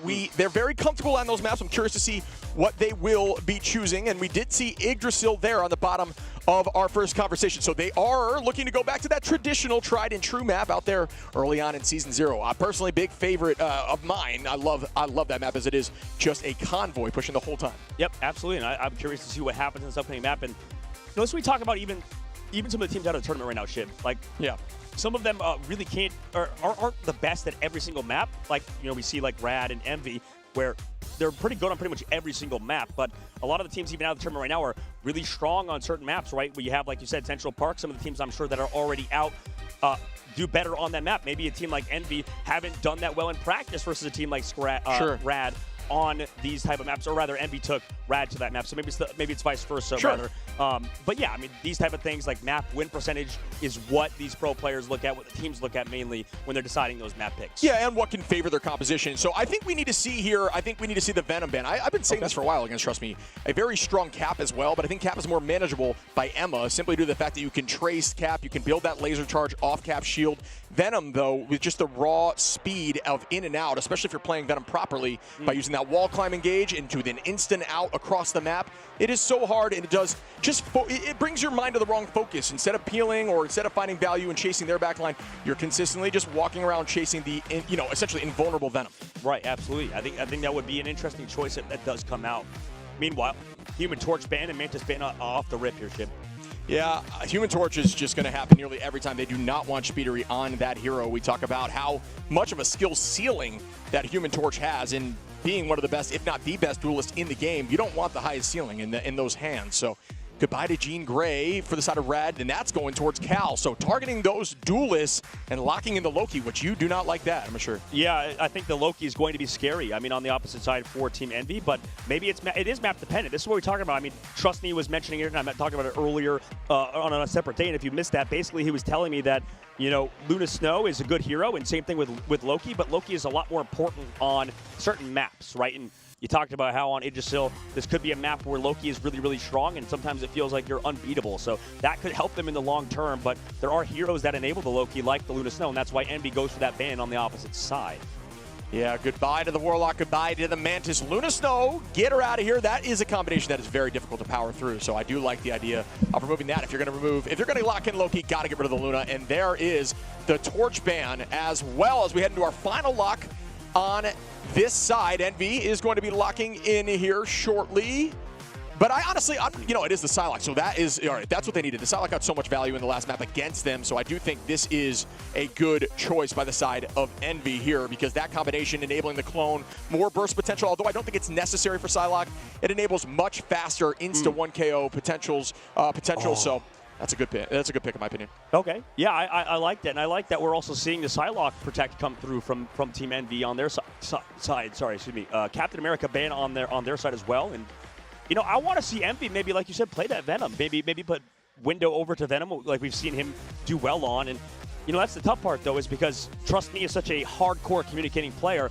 I wonder if they play that Venom dive a little bit better, right? I wonder if maybe EU in general can play that dive to a higher level. And I know it's interesting because I think traditionally in esports, you know, maybe Europe teams are known for playing front to back style, and same thing for North America. But you know, nowadays, especially in Marvel Rivals, it feels like a lot of the European teams are very good at diving and setting tempo. Yeah, and I think that when it comes to Envy, on this map in particular, on defense, they always run triple-triple. So this gets confusing in the banning phase, which is a smart strategy for the side of the map pick in general. RAD is not going to know whether to try to ban that out because they found success running that triple-triple, shutting down on point one multiple times in this tournament. So great idea there, because I don't know now if having that comp in your back pocket, they don't really care about these bans that are more targeted towards their duelists. It doesn't matter to them, right? And I think months ago, Shiv, just to sort of recall back to what you mentioned with that triple Vanguard, triple strategist, that, you know, teams were trying to make sure they could run that the whole map. You know, people were like practicing triple Vanguard, triple strategist throughout the entirety of a map. And these days, you kind of just play at first point and switch off, but you can't do it the whole time because of that evolution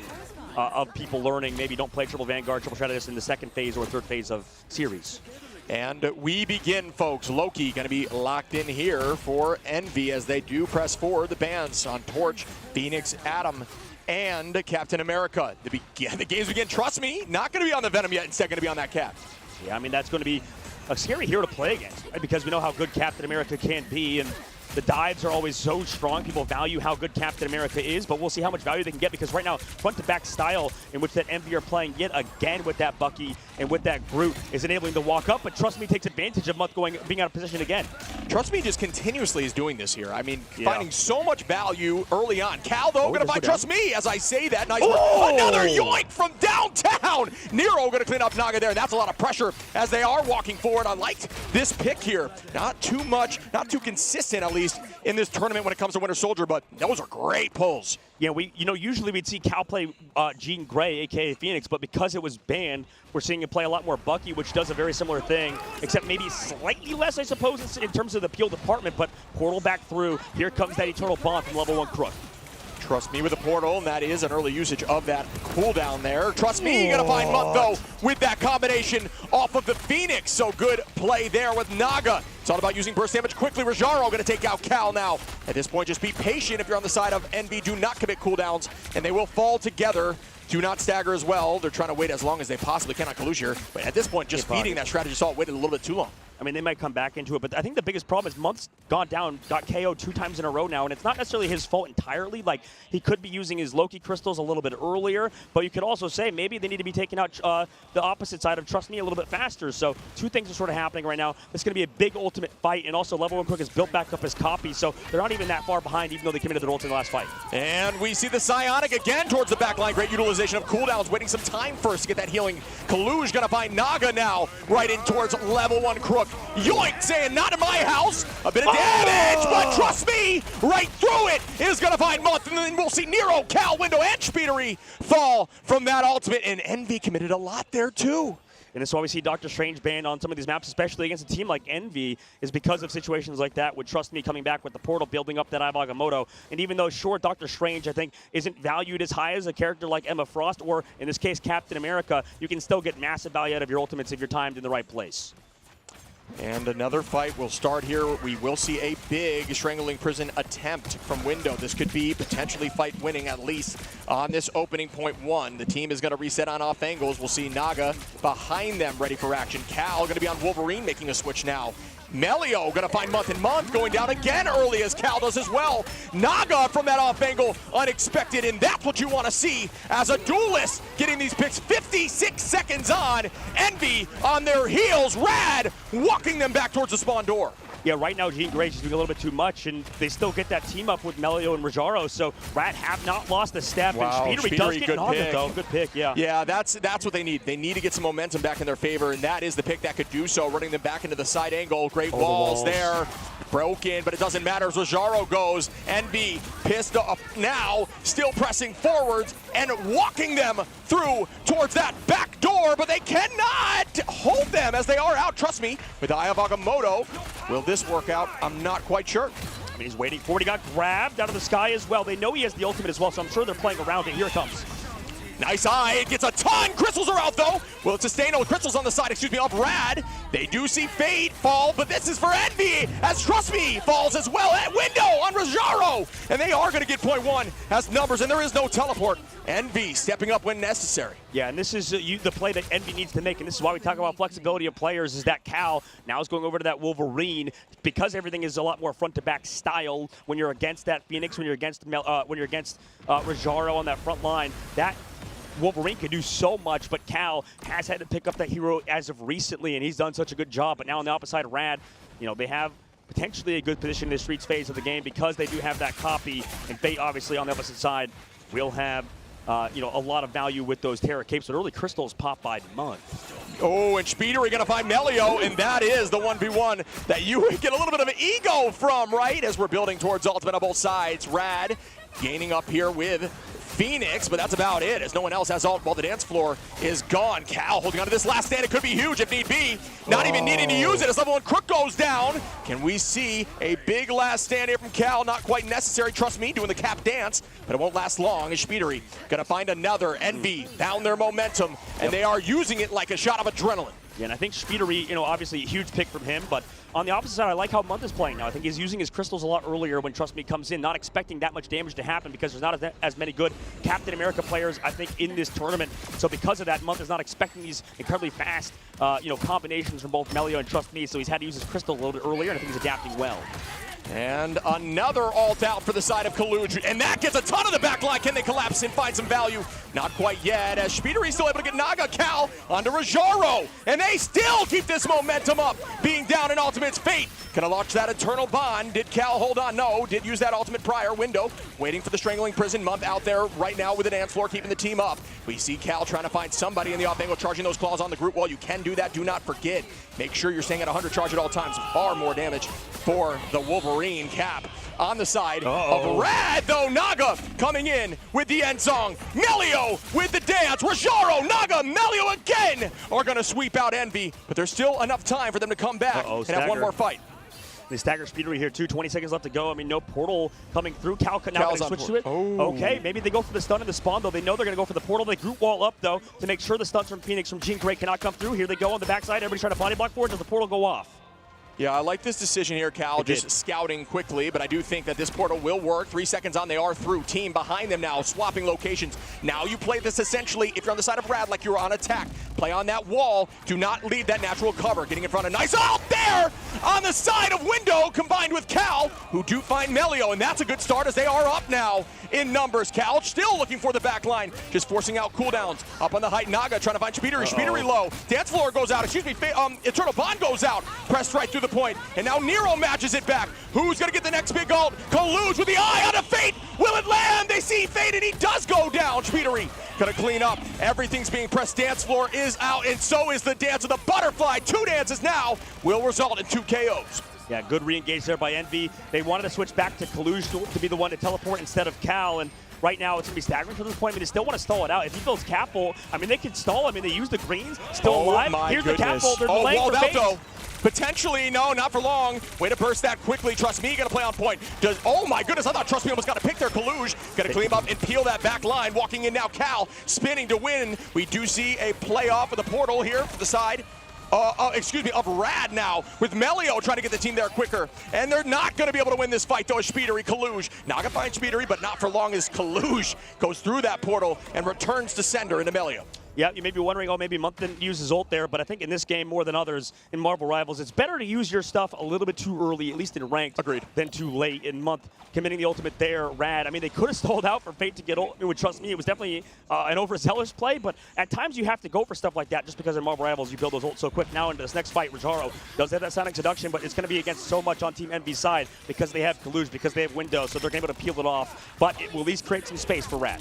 Yeah, one thing about Groot that maybe slept on, and we'll get to that in a moment, as we do see the Eternal Bond pressing forward, but the wall is going to help shut that down. Ayabagamoto, is it huge? Melio goes down for Kaluge. Kaluge looking for more, but no, the team is going to reset, utilizing those Loki crystals, and there is some serious pressure. Speedery with a 2-piece. Do I see 3? Going to break down some of these walls and find out it's actually his own teams. And Fate and Rajaro now, Trust Me, Envy walking them down, utilizing this momentum. But one thing I wanted to call out quickly, Groot is one of those vanguards that takes a ton of damage, really feeds that backline strategist ultimates. You talk about things like Cap, it's more difficult when they're in the backline to heal up intensely. Instead, they're kind of doing their own thing, and that does not allow your strategist to get ult as quick.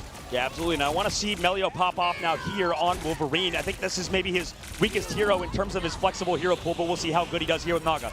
And we see a Psionic on a Window, a ton of damage out, but it will not be enough. Window going to turn that right back, very close to strangling. This could be game winning, folks, or at least map bar push winning on a .3. Kaluge trying to get that expulsion off, does not find a ton of value, does get some damage, getting charge, ult's advantage heavily on the side of Envy now, as RAD are falling out. Last stand, is it huge? Cal trying to find some backline pressure, and does not manage to make it happen. Going right onto Fate now, does not miss a shot. Yes, Fate falls as Cal, utilizing that Galactic Legend, gets one. Now heading towards Crook, who tries to escape. Cal had eyes on Crook, falls. No strategist left here for RAD. Envy walking Window on Melio, and they are going to keep this going as Speedery will have that dance to clean up the final push. Well, this is the tough part, is that they have Captain America, but for like what? You have no dive coming through, walls coming out, Trust Me delaying. I mean, if you have the Psylocke, you at least create space for here. There but now, it is. I mean, but against the butterflies, you have greens on, you're going to stall, at least for a little bit on the side of RAD. Naga very low. They need to find that pick, and they do. Ayabagamoto onto the back line. That should be enough, folks. Envy pushes this the entire way, and we will be seeing that triple on defense. Absolutely, for sure. And Envy, known for what you were talking about earlier, Shib, that triple Vanguard, triple strategist. And to go back to that round, I think what RAD was doing well on first point was, constantly setting up dives with Melio on Psylocke and, on the dive with Trust Me. So right now, it's tough because for RAD, you know, they probably should be playing somebody like Naga playing that Wolverine if they do want to play, you know, to capture that Doctor Strange. That's how you counter these Vanguards, right? These aggressive sort of front-to-back comps at points is that you want to play Wolverine. You want to sort of kidnap that Doctor Strange, make sure he's not in a good position to kind of set up. And I don't know, for RAD, it's a weird spot because they had Naga on Phoenix, on Jean Grey, and you don't want him to switch off of that just because of how good Phoenix is. And for Envy, it was just speedily show. Yeah. Like, he was able to go for dives on Psylocke consistently with the Emma team up and get so much value. So you need that Psylocke out there, and that's why Cal switched to Wolverine. Even if he's not as good on it as Speedery, it doesn't matter because as long as you're playing that hero, you're filling the role, and that's what really mattered for Team Envy. For RAD, they didn't have a real answer. Yeah, we talk about the skill ceilings of heroes being exponential at first and then heavily decaying. You don't need to be the best to get a ton of value, right? It is still a very strong hero, and although it may be marginally different in terms of Cal and Speedery, it's still just a ton of value, and we saw it work out there. But Cal did also make that switch to Star-Lord and get so much value. You see now, folks, if you look over on RAD, they are going to do a damage boost Melio there. I love to see it on the Black Widow, looking up towards the back line. Great idea. Yeah, no, you're right, actually. Instead, going to switch immediately, try to get an early pick, but no, the triple is out. Cal going to be on. Ooh, that Magneto Colluge on the Emma, and Window is on that Groot, where you can see Month, Nero, and Speedery running a little more duelist damage. Oh, up we go from Naga. That's a big pick on a Cal. Cal trying to bubble out. Will they be able to escape? Great look there from the back line. Oh, my goodness! And great wall from the side of Window to help protect. And that's the value of the Emma team up. You don't have to use it for damage on Magneto. You can use it for survivability. Go invisible for a second, then come back out. It's always so annoying trying to shoot a Vanguard in a situation like that. And right now, Envy, you know, doing a good job on the spawn hold, even though I feel like RAD's comp is not bad against it. It's actually pretty solid. It's so funny because Envy has Speedery able to play the Ultron, same with Cal and Nero, and they all play Ultron at an insane level. Out we go with that Eternal Bond. Do we see some sort of shutdown? Ultron trying to keep the team healthy during that moment. Great idea using it more defensively instead of offensively, as you won't find too much value on top of that Eternal Bond. Very low. Whoa. Trust me, going to take out Window. There is no rocket to bring back, although we have seen that. Cal going to take out Melio, though. Nero onto Naga, and this could be a fight back in their favor, and maybe see the Strange come through, or they may hold on, as Window did have ultimate before they got KO. That's tough. Tough indeed. I mean, they're still holding. Trust me, able to get Month, though. So they're slowly working themselves back into it, but the card has not pushed. It's already minute 30 off the clock. Trust me as well, already committed the ultimate. So right now, Naga, with this ultimate, has to go huge, but he's also going to clean up. No, he's not even getting the eliminations because of how much healing is happening, and Cal gets crooked. And they are just getting KO'd on point. They're making sure, folks, that when they fall, they are on the point. Do not give that extra space. There's no reason for it, as we will see a Strange potential portal here to keep it close, and then they'll be able to walk back for one more touch. And that is, like you said, a minute 30 off the clock. Are you kidding me? That is why that is so strong. Last time we saw 3 minutes, which was wild. But this time at just about half. The portal's coming in now. Window might lead here with that Strangling Prison. Be ready for it. Yeah. Oh, did Cal get stunned? Oh! Wait, he got stunned? What? Are you kidding me?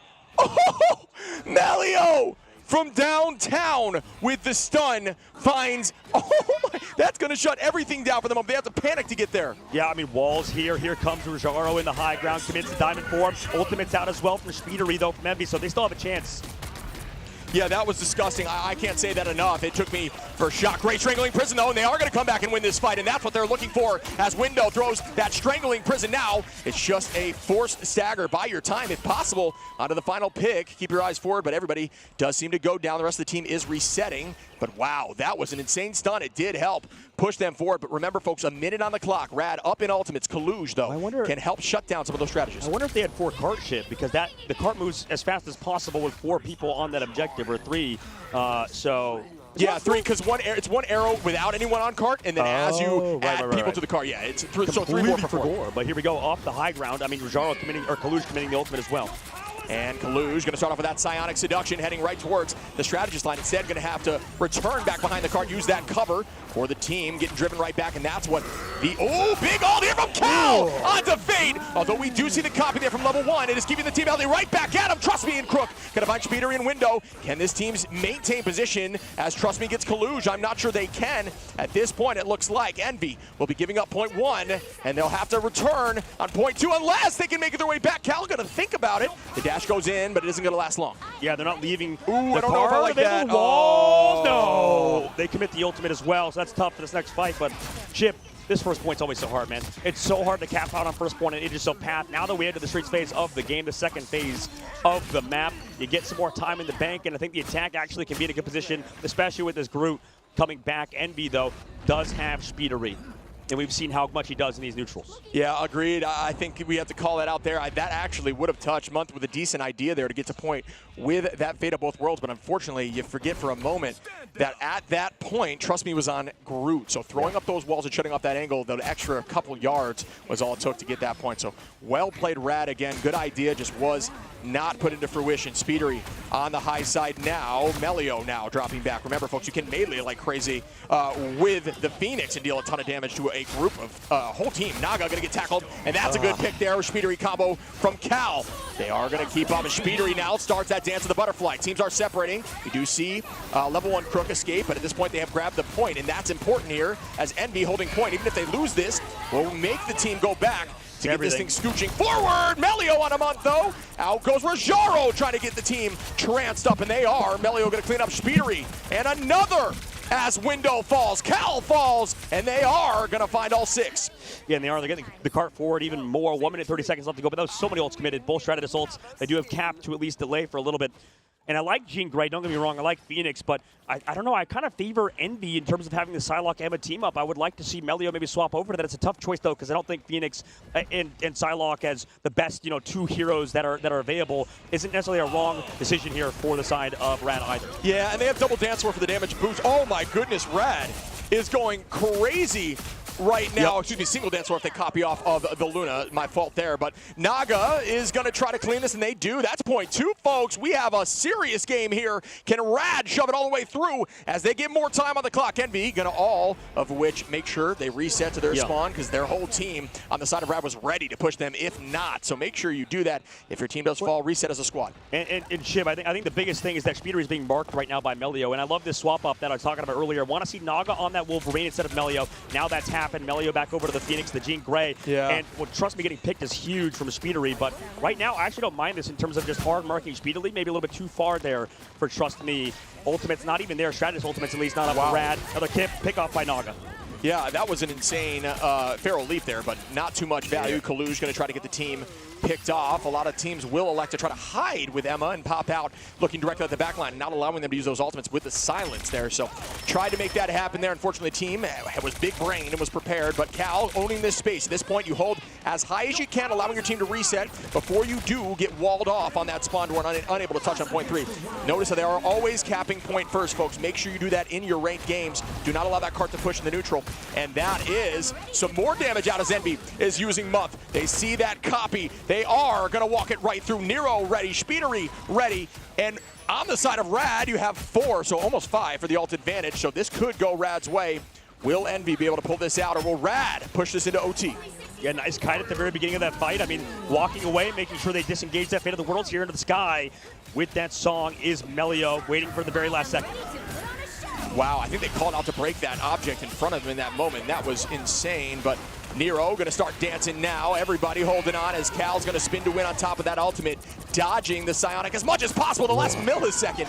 Great shield, but no, what a pull there. The shield just going slightly in front. That is a tough look. Window just falling back a little too much. Cal, though, with the 2-piece. Can Cal clutch up? Will they see more? Out goes the dance. Window cleans up on Trust Me. Cal and Speedery and Window said this game should be ours. 20 seconds left as Rad may have to start teleporting or get prepared to. Speedery going to clean up Rajaro. The stagger is real. Can they find one more? Or does Cal fall? Wow, got to like 10% HP. Yeah, Cal on that Star-Lord has been phenomenal. I think that it's impressive what he's able to do on so many different heroes in this current patch. Trust Me, going for the portal, they're able to get it off because of that block in case the stun came through.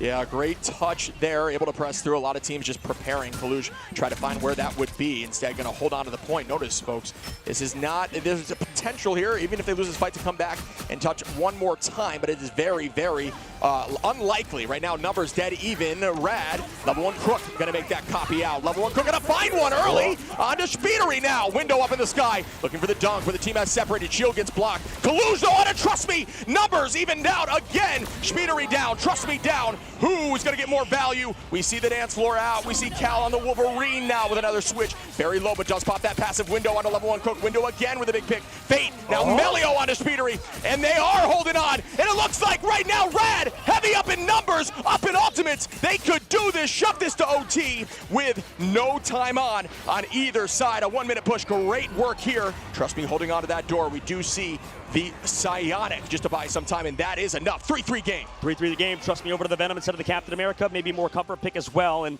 I think that's a smart play. I think what we saw at the end, I mean, it was exactly as I called out Shib earlier on. I don't want to like brag too much, but that switch over to Melio, going back over to that Psylocke, at least having him play that flexible pull. You need to play Psylocke at least at some point. The Wolverine, I think it's a little bit different. Maybe I would like to see if Naga could add that to his hero pool or something, or at least more of that, or sorry, rather, he did play the Wolverine. So that was smart to have Naga go over to the Wolverine in the Streets phase, and then towards the end swap to Jean Grey yet again because they can deal with Speedery. So once you have that Psylocke back on the board for Melio's side instead of playing Phoenix and having Naga play that hero, it enabled them a lot more. And I think that they're sort of counter-swapping based on what they see on the other side for Envy if they have that Groot, depending on if they want to play that Wolverine or not.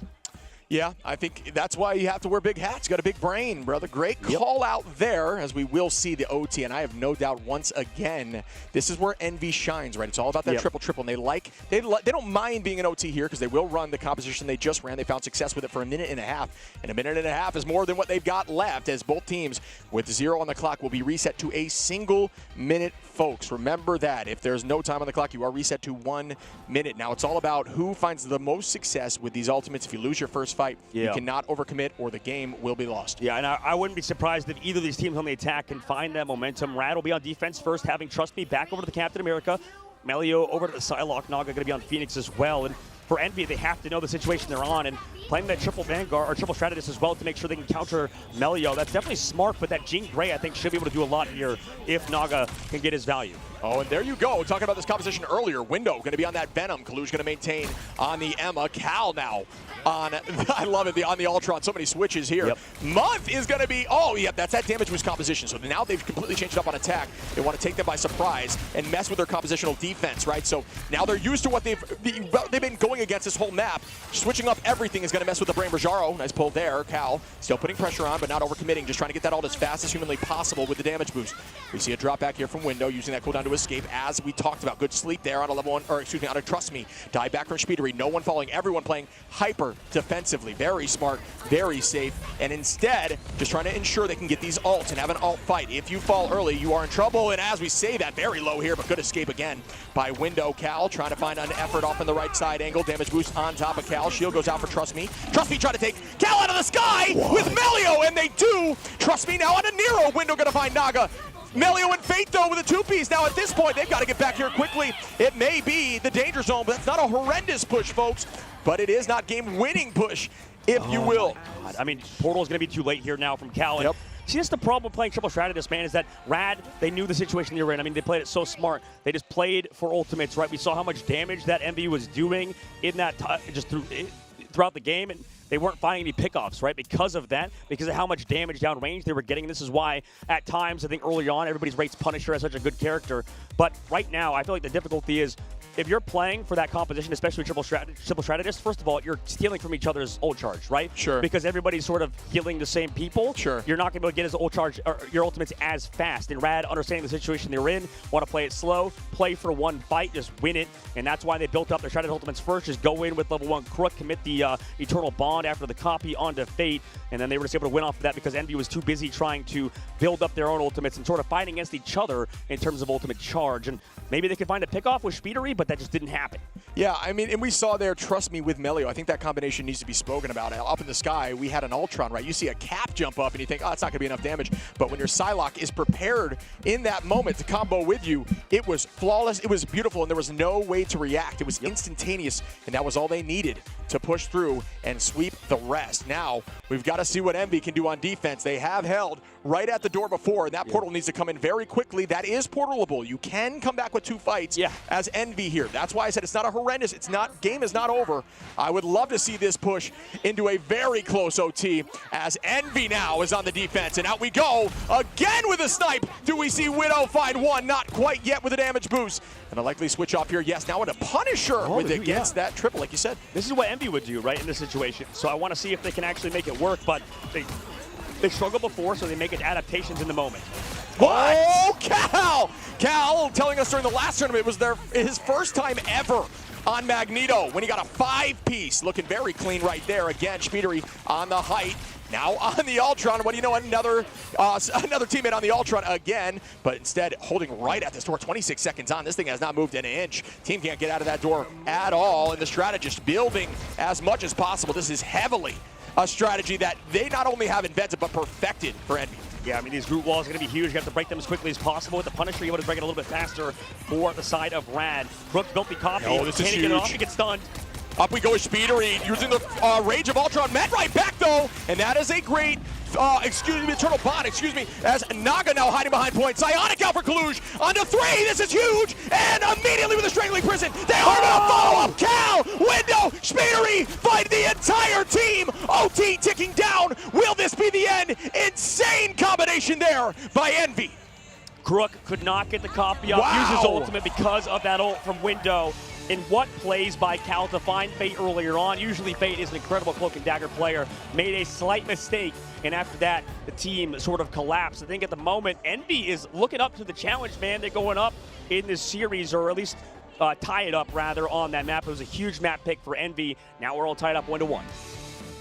Yeah, that was awesome to watch. For those who are maybe playing Magneto and are more concerned about his damage, there is a combination for those. It'll help you a little bit. Make sure you left-click initially, okay? When you have done that, melee to cancel that animation after it launches, and then while your melee swing is almost finished after it has connected, immediately right-click. That amount of damage, which you actually saw Cal do, didn't even need to utilize that right-click. It is so much damage, and it's so bursty. That is how you get max damage up close with Magneto. Really strong play, but yeah, that pick was huge off the rip. Well, remember, we interviewed Cal as well. I mean, he was talking about how that was his first time playing Magneto back in Stage 1 when they did that Triple Vanguard It's so funny. composition. So, I mean, he's come a long way, and I think that's the biggest reason this team has found success is the whole team's leveled up. And I think Cal has been playing so well in this Ignite mid-season. Yeah, I think the combination there, we saw Groot, we saw Magneto, we saw obviously the ult initiation there, which forced out a strategist ult, which I think is strong by the side of Speedery with the Rage of Ultron. But that is what Groot does best, especially in these triple compositions. It is all about making sure you combine. You do not have enough raw damage alone to be able to pressure through a strategist ult, but when you have a combination of something like Magneto with Dunk coming in through with that wall behind, it is just too much to handle, and that was massive. It was, and I think Window. This is going to be an incredible game, man. This incredible So series tied fun. up 1-1, Europe versus North America for $160,000. Yeah. The overall prize pool of the midseason was $500K, $500,000. And that's a lot of money that you would lose if you get second place today. Yeah. Right? 80K Right in is half. second place, right? Yeah. So that's massive for the side of Envy if they can close it out here. I think Kalush was talking about on X, formerly Twitter, that he wants to buy a Rolex if they win today. So that's so funny. That's hilarious. And I think that Team Envy has a good chance to win today, but so do RAD. I mean, they're looking a lot better versus Envy today. This is the best they've looked. By far. Yeah. I mean, that was a banger. Close, very close game, 4-3. Maybe domination is going to be Envy's weakness moving forward, or it could just be they're not that great on Celestial Husk. Yeah, we're going to see a convergence first. I'm curious where it is going to line up here as we head towards Game 3. 1-1 right now. I know in the past when it comes to Envy, they've done Central Park. So that's, a decent convergence map. I'm not sure that we'll see that on the side of RAD. RAD in the past, Hall of Dajalia, right? So that is another convergence that they could pick. They've apparently liked in the past. Very good Loki map, very good, more open single lane, more open initially, at least different angles. And then you head towards a single lane on point 2, and then it's very enclosed, more brawly on point 3.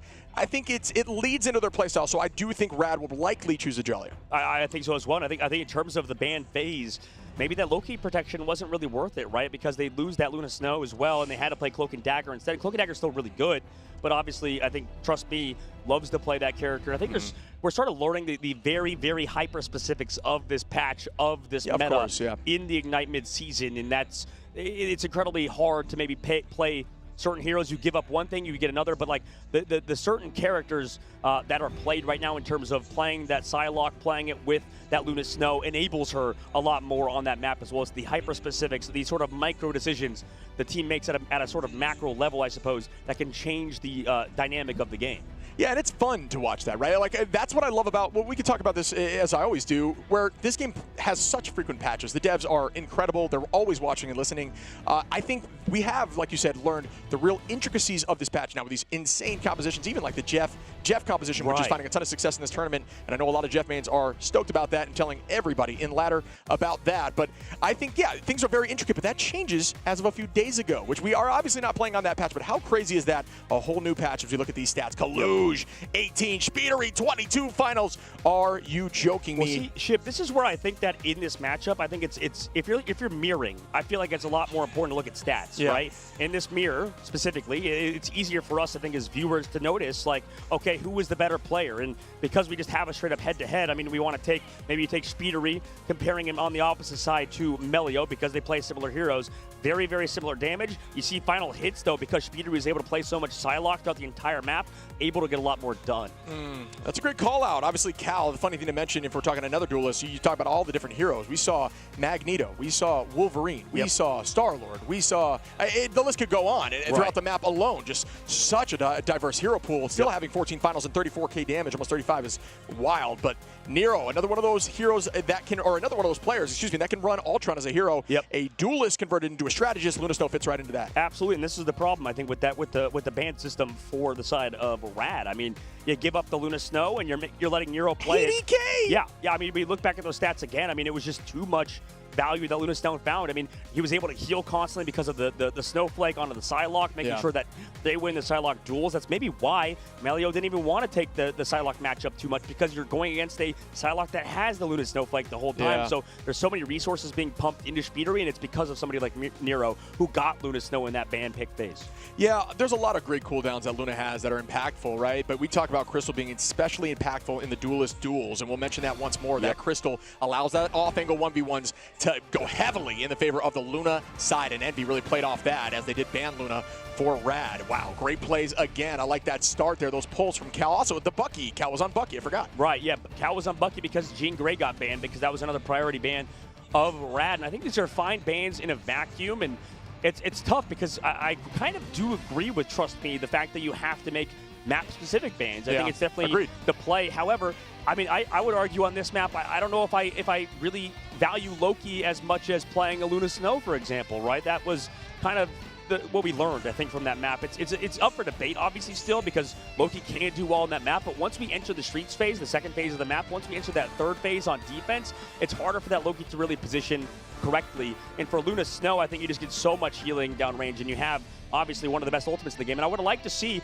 I think what we saw out of one of the teams actually eliminated in terms of OUG with, I believe it's Zhao Zhang, the Loki player of the side of OUG. They would do so many like sneak copy plays. Remember that? They would go invisible. Utilize that invis. Yeah, they would copy Luna Snow. And I think that's the biggest thing that we missed out on the opposite side. There was no copies of Luna Snow on the opposite side for RAD. And not as much, for sure. I would sure. like to see that maybe be like the next evolution for them, right? Go invisible, go for the copy in the Luna Snow. It's harder versus these good teams who are constantly spamming for Lokis that are invisible if they do go for that copy. But, I mean, you don't want to copy Cloak and Dagger when Luna Snow's available. Yeah, and when Magneto's in, it's much more difficult, especially if it's not matched on the opposition. But I'm with you. I think that needs to be a called-out play, though, correct? Because it does require your team to play slow. Yeah, and that's something that, you know, the teams are working on, and they're still developing as we find out new counters to different strategies and new ways to take them out of their ultimate, including things like Blade now, which may have impact in these future patches. Obviously, Blade, for those who do not know, not in this current patch of this tournament, but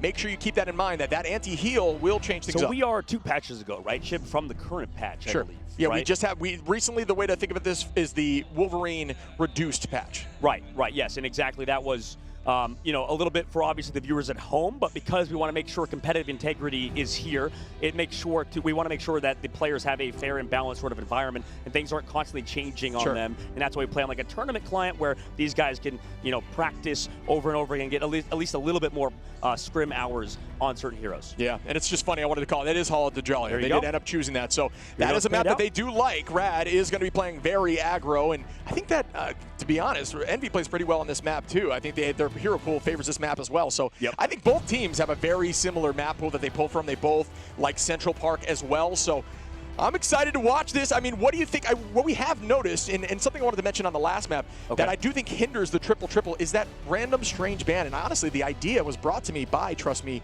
when he mentioned that maybe Strange is worth banning on things like Yggdrasil, where you can spawn trap in, where you can run that triple-triple, or things like Central Park, where you always get Central Park, for those who don't remember, is that map where you do have that initial take. You got to get the point first, and then you walk Ratatasker, the big squirrel there. If you didn't know that, now you do. You always get that Strange portal back to point. So banning Strange has some validity, and I don't think it's a horrible idea. No, and I think to maybe add on to that point, that you make a fantastic point with Trust Me about that, is that, I mean, these, like, you know, third ban, fourth ban, you always are kind of like, okay, what do we want to ban, right? Yeah. Because the first two kind of make sense, usually targeting some of the strongest heroes in the game. Once you enter that third and definitely fourth ban, it's always up for debate, right? You're always thinking, who do we want to ban to make sure that we can take home this trophy? Oh my, every time I see it. It's so beautiful. I get chills. You know what I mean? Look at that thing. It is beautiful, and it is big. I mean, that is no joke. It's not a small trophy, folks. You will see. I would know small. That thing ain't small. We're pretty tall if we're next to each other. Huge. You know what I mean? Yeah, we can trick everyone. Speaking That's about the beauty. huge, Kalush, one of the biggest men here. Not that it really has anything to do with the game. I don't know. It's a Segway. You know, it's an aura piece, right? It's intimidating. You ever drive on a Segway before? Never. Never? I mean, I feel like I got the balance, but You got the balance? Yeah, Dude, one time I rode a Segway in Washington, D.C., and I ate shib, to say the least, man. I ate shib there. That was brutal, for sure. Segways are hard to ride. They're just two handlebars and you go down. What's the ones without the handlebars? You know what I'm talking about? I don't even know what they're called. Hoverboards or something like that. I don't know. It's those old rich kids that like lean forward and doing the plank, the vertical plank. But what do you think, real quick though? So we're looking at this team. I don't Okay. think that we need to see too much of a change on the ban side of almost either team, but what do you think would give them an advantage? I think that was a very, just fought battle. It was a well-fought battle. It was anyone's game. In hindsight, because hindsight, you know, is 2020, I feel like it was still super close. So, like you said, it wasn't any massive mistakes. It just was towards the end. Like, I feel like if we're going to play Loki, I just need to not see that many mistakes out of my Loki player. And I hate to see it, like, Fate just kind of going down a couple times earlier on. Was Fate playing Loki early on the map, or am I crazy? I don't think I have to double check. I mean, was I it know. Crook? Well, we saw Monthfall a few times there, too, from the dive as that well. too. Yeah, exactly. I think the Loki players right now are not expecting as much damage coming through. Here's that Luna Protect that we see from RAD instead of the Loki. I think that that's kind of what they're changing. I think Loki is very, very good. Don't get me wrong, but Luna might be a little bit more valuable. Here comes the Loki ban on the opposite side, as well as the Mantis to get rid of RAD in that triple res composition. Both teams getting rid of it when they get rid of Adam and stuff as well, considering Cal has been so good. But that's the problem when you don't get rid of Mantis, is that you, like we saw, you get to play that Mantis with the Ultron, which honestly I don't think RAD played bad against. Like, they did fine. So honestly, fine to get rid of triple on both sides in terms of how these teams are going about it, just in different ways, but they're both accomplishing the same goal. And Jean Grey getting removed from RAD now. Yeah, I was seeing the audience mention a lot and ask me the question of, why are they not banning Jean? And you know what? Here's your answer. They are now. In almost every single game here, at least against Envy. So it's the age-old strategy. They're also removing speedily on Psylocke. So get rid of Cal in terms of Phoenix. Get rid of the speedery Psylocke. It makes sense. Cal as well on the Warlock, which Cal also plays Warlock. They are heavily attacking the duelists here on these ban phase for the side of RAD and Envy. So going after the strategist a little more so. And if we think about it this way, you know, Speedily can play both Psylocke, play Human Torch at a high level, getting rid of those two. And then, like you said, getting rid of Cal and Adam Warlock. So both of those heroes going towards him. So respect towards those four players. On the opposite side for RAD in terms of their bans, getting rid of, I believe, was it Magneto, right? Making sure they can't go for bubble plays, making sure that they don't have Rajaro playing his comfort pick, and then also getting rid of Human Torch because that character is disgusting. Sure. We've seen how much it can be done via Naga in the sky. Yeah, he does so much on Human Torch, and getting rid of the Loki and Mantis, so priority on strategist is always a staple of Envy. Agreed. And for those who maybe are confused about the bans, notice they did just switch sides. They will actually make the switch, so now when you look at the screen from now on, the bans will actually be above the team that cannot play those heroes. Make sure you keep that in mind. It's a little tricky, but I like the way it does that. It shows who they're starting to ban, and then it'll swap over cover. Good point. And Chip, both teams focusing on both Emma and Luna. Yeah. I know Emma got kind of nerfed slightly in the last patch. Sure. Why are they still playing it from your perspective? Emma is incredibly versatile. Also, that Psionic Seduction ultimate sets up very similarly to something like Groot, right? It is a lead-in ultimate that allows your team, and it shuts down strategists prior, which you'll find sometimes a Loki that's copying. If you get that seduction on Loki while copying, it is very difficult to press the Q button. We saw that on Nero. Right? Yeah, exactly. It's happened a few times. So, yeah, Emma's just really strong. The laser, incredibly powerful, does also work, and now charge recently, in a few patches back, you can actually charge off of Groot walls, and Groot's getting more play. She is a tank buster and a dive brawl destroyer. So just very, very fun. Obviously, a big fan of Emma myself. We're seeing some Hella again. I mean, we saw this in the 100 Thieves series against RAD, and we saw Delena do a ton. We'll see if Cal can do the same. This map is pretty long range. Maybe Hella's the pick if you can't play Jean Grey, because we talked about those two heroes. I agree with that. I think Cal said, all right, stop taking my Jean. I'll just play Hella instead. A very similar hero, obviously. Teams are electing to choose Jean far more than Hella now. Up we go. Trust me, playing hyper aggro, using those cooldowns to escape. You can just see the juggling here. The movement is insane, and the animation cancels on Cap are so much fun to watch, but also just terrifying to go against, as Spidery heavily marking now. Ooh, the backline getting destroyed, just decimated there. Nero cannot even react. Well done again, this Trust Me Melio combo. Window gonna find Melio though, and trade a one back, but it is not a strategist, and Cal falls. Rojaro finds Kalush. Naga on the window, the teleport needs to come through. 4 eliminations in that fight for Naga. That portal coming through, like you said, Shib, and it's the strategist. So that means one Cal is gonna have to swap back to Cloak and Dagger because they swapped roles and swapped strategist and a Vanguard. Yeah, and don't be afraid to do that in ladder as well, although it requires a little bit of communication. Stay in comms, folks. Oh, Trust Me was down to 12 HP, able to escape that. Wild that just happened. Monk getting dove upon again. Spidery 1 HP, but what an escape. Bubble goes out, burns that cooldown. Naga finds a 2-piece Melio on now onto Kaluj, and that is going to be the point as RAD are looking dominant. Naga, man. How many eliminations in a row has he gotten? That's like 8 eliminations. Naga given no respect in the ban phase, right? Able to play Jean Grey. He's played so well on Jean Grey, and you can see exactly why he can, pop off on that hero. I think it's going to be a scary matchup. Envy now having to swap to Bucky. We'll see how that pans out, but I think how RAD played on domination, and especially on this map, should be pretty solid with the Jean Grey matchup into Bucky. You got to feel confident about that, especially now that you have Spidery over to the Star-Lord instead of on his normal Psylocke. So RAD doing solid here in the ban phase. And we begin again, and beautiful call out, my friend Cal now over on the Bucky. Gonna find level 1, make that 2 as Fate goes down to Cal. Trying to find some positioning here. They're gonna burn that, and that should be another ult utilized with not much effectiveness. Cal, make that 3. Why not get 4, buddy, as Kaluj cleans up Rojaro. Well, this is what I was talking about, respect towards Naga not being there because he's able to play the heroes that he wants. Envy's strategist, Month and Nero, not given any respect either, but the fact they're able to play both Loki and Luna in that matchup. And level 1 Crook, unfortunately, getting picked off on the backside. It kind of happened previously with both Fate and Crook. This backline on these more payload objective maps, it's a lot harder for them to stay alive. But I will give some congratulations for them not overcommitting too many ults, obviously just using Naga there for the most part. Melio going out with the dance of the Cutterfly. Crystals are going to pop, and down goes Melio. Monk with some good patience and understanding. Notice you just got to look towards the center of the circle. You'll see a little circle of where Psylocke will appear, and unable to use anything for a millisecond. Just got to react then, and they do capitalize off that. Cal, Spidery, excuse me, is going to be playing. Oh, Naga is on one right now with another pick. Naga going to try to retreat, is going to find an open available just piece of that building as it is destroyed. And trust me, with ult up, going to try to chase down Naga and allow that initiation with some extra HP. Yeah, and they're constantly changing it up. I mean, you can't even take out Naga because he has the self-heal on Jean Grey on top of the Snowflake. So they've rotated that Snowflake over to him. He's able to live. Delays come through from Window. That was a late and kind of strange. And also the Legendary from Spidery. Are they going to change compositions? Maybe Window's over. Okay, Window's going over to Groot. Spidery's going over to the Iron Fist. That makes sense why they would commit ultimates in that fight. Yeah, I knew there was a reason. Those mistakes, especially at that scale, won't happen. So, when that many people are overcommitting, so definitely a decision to switch compositions and not just worry too much about that ult usage and just hope a miracle happened with those initial ultimates. Out we go now.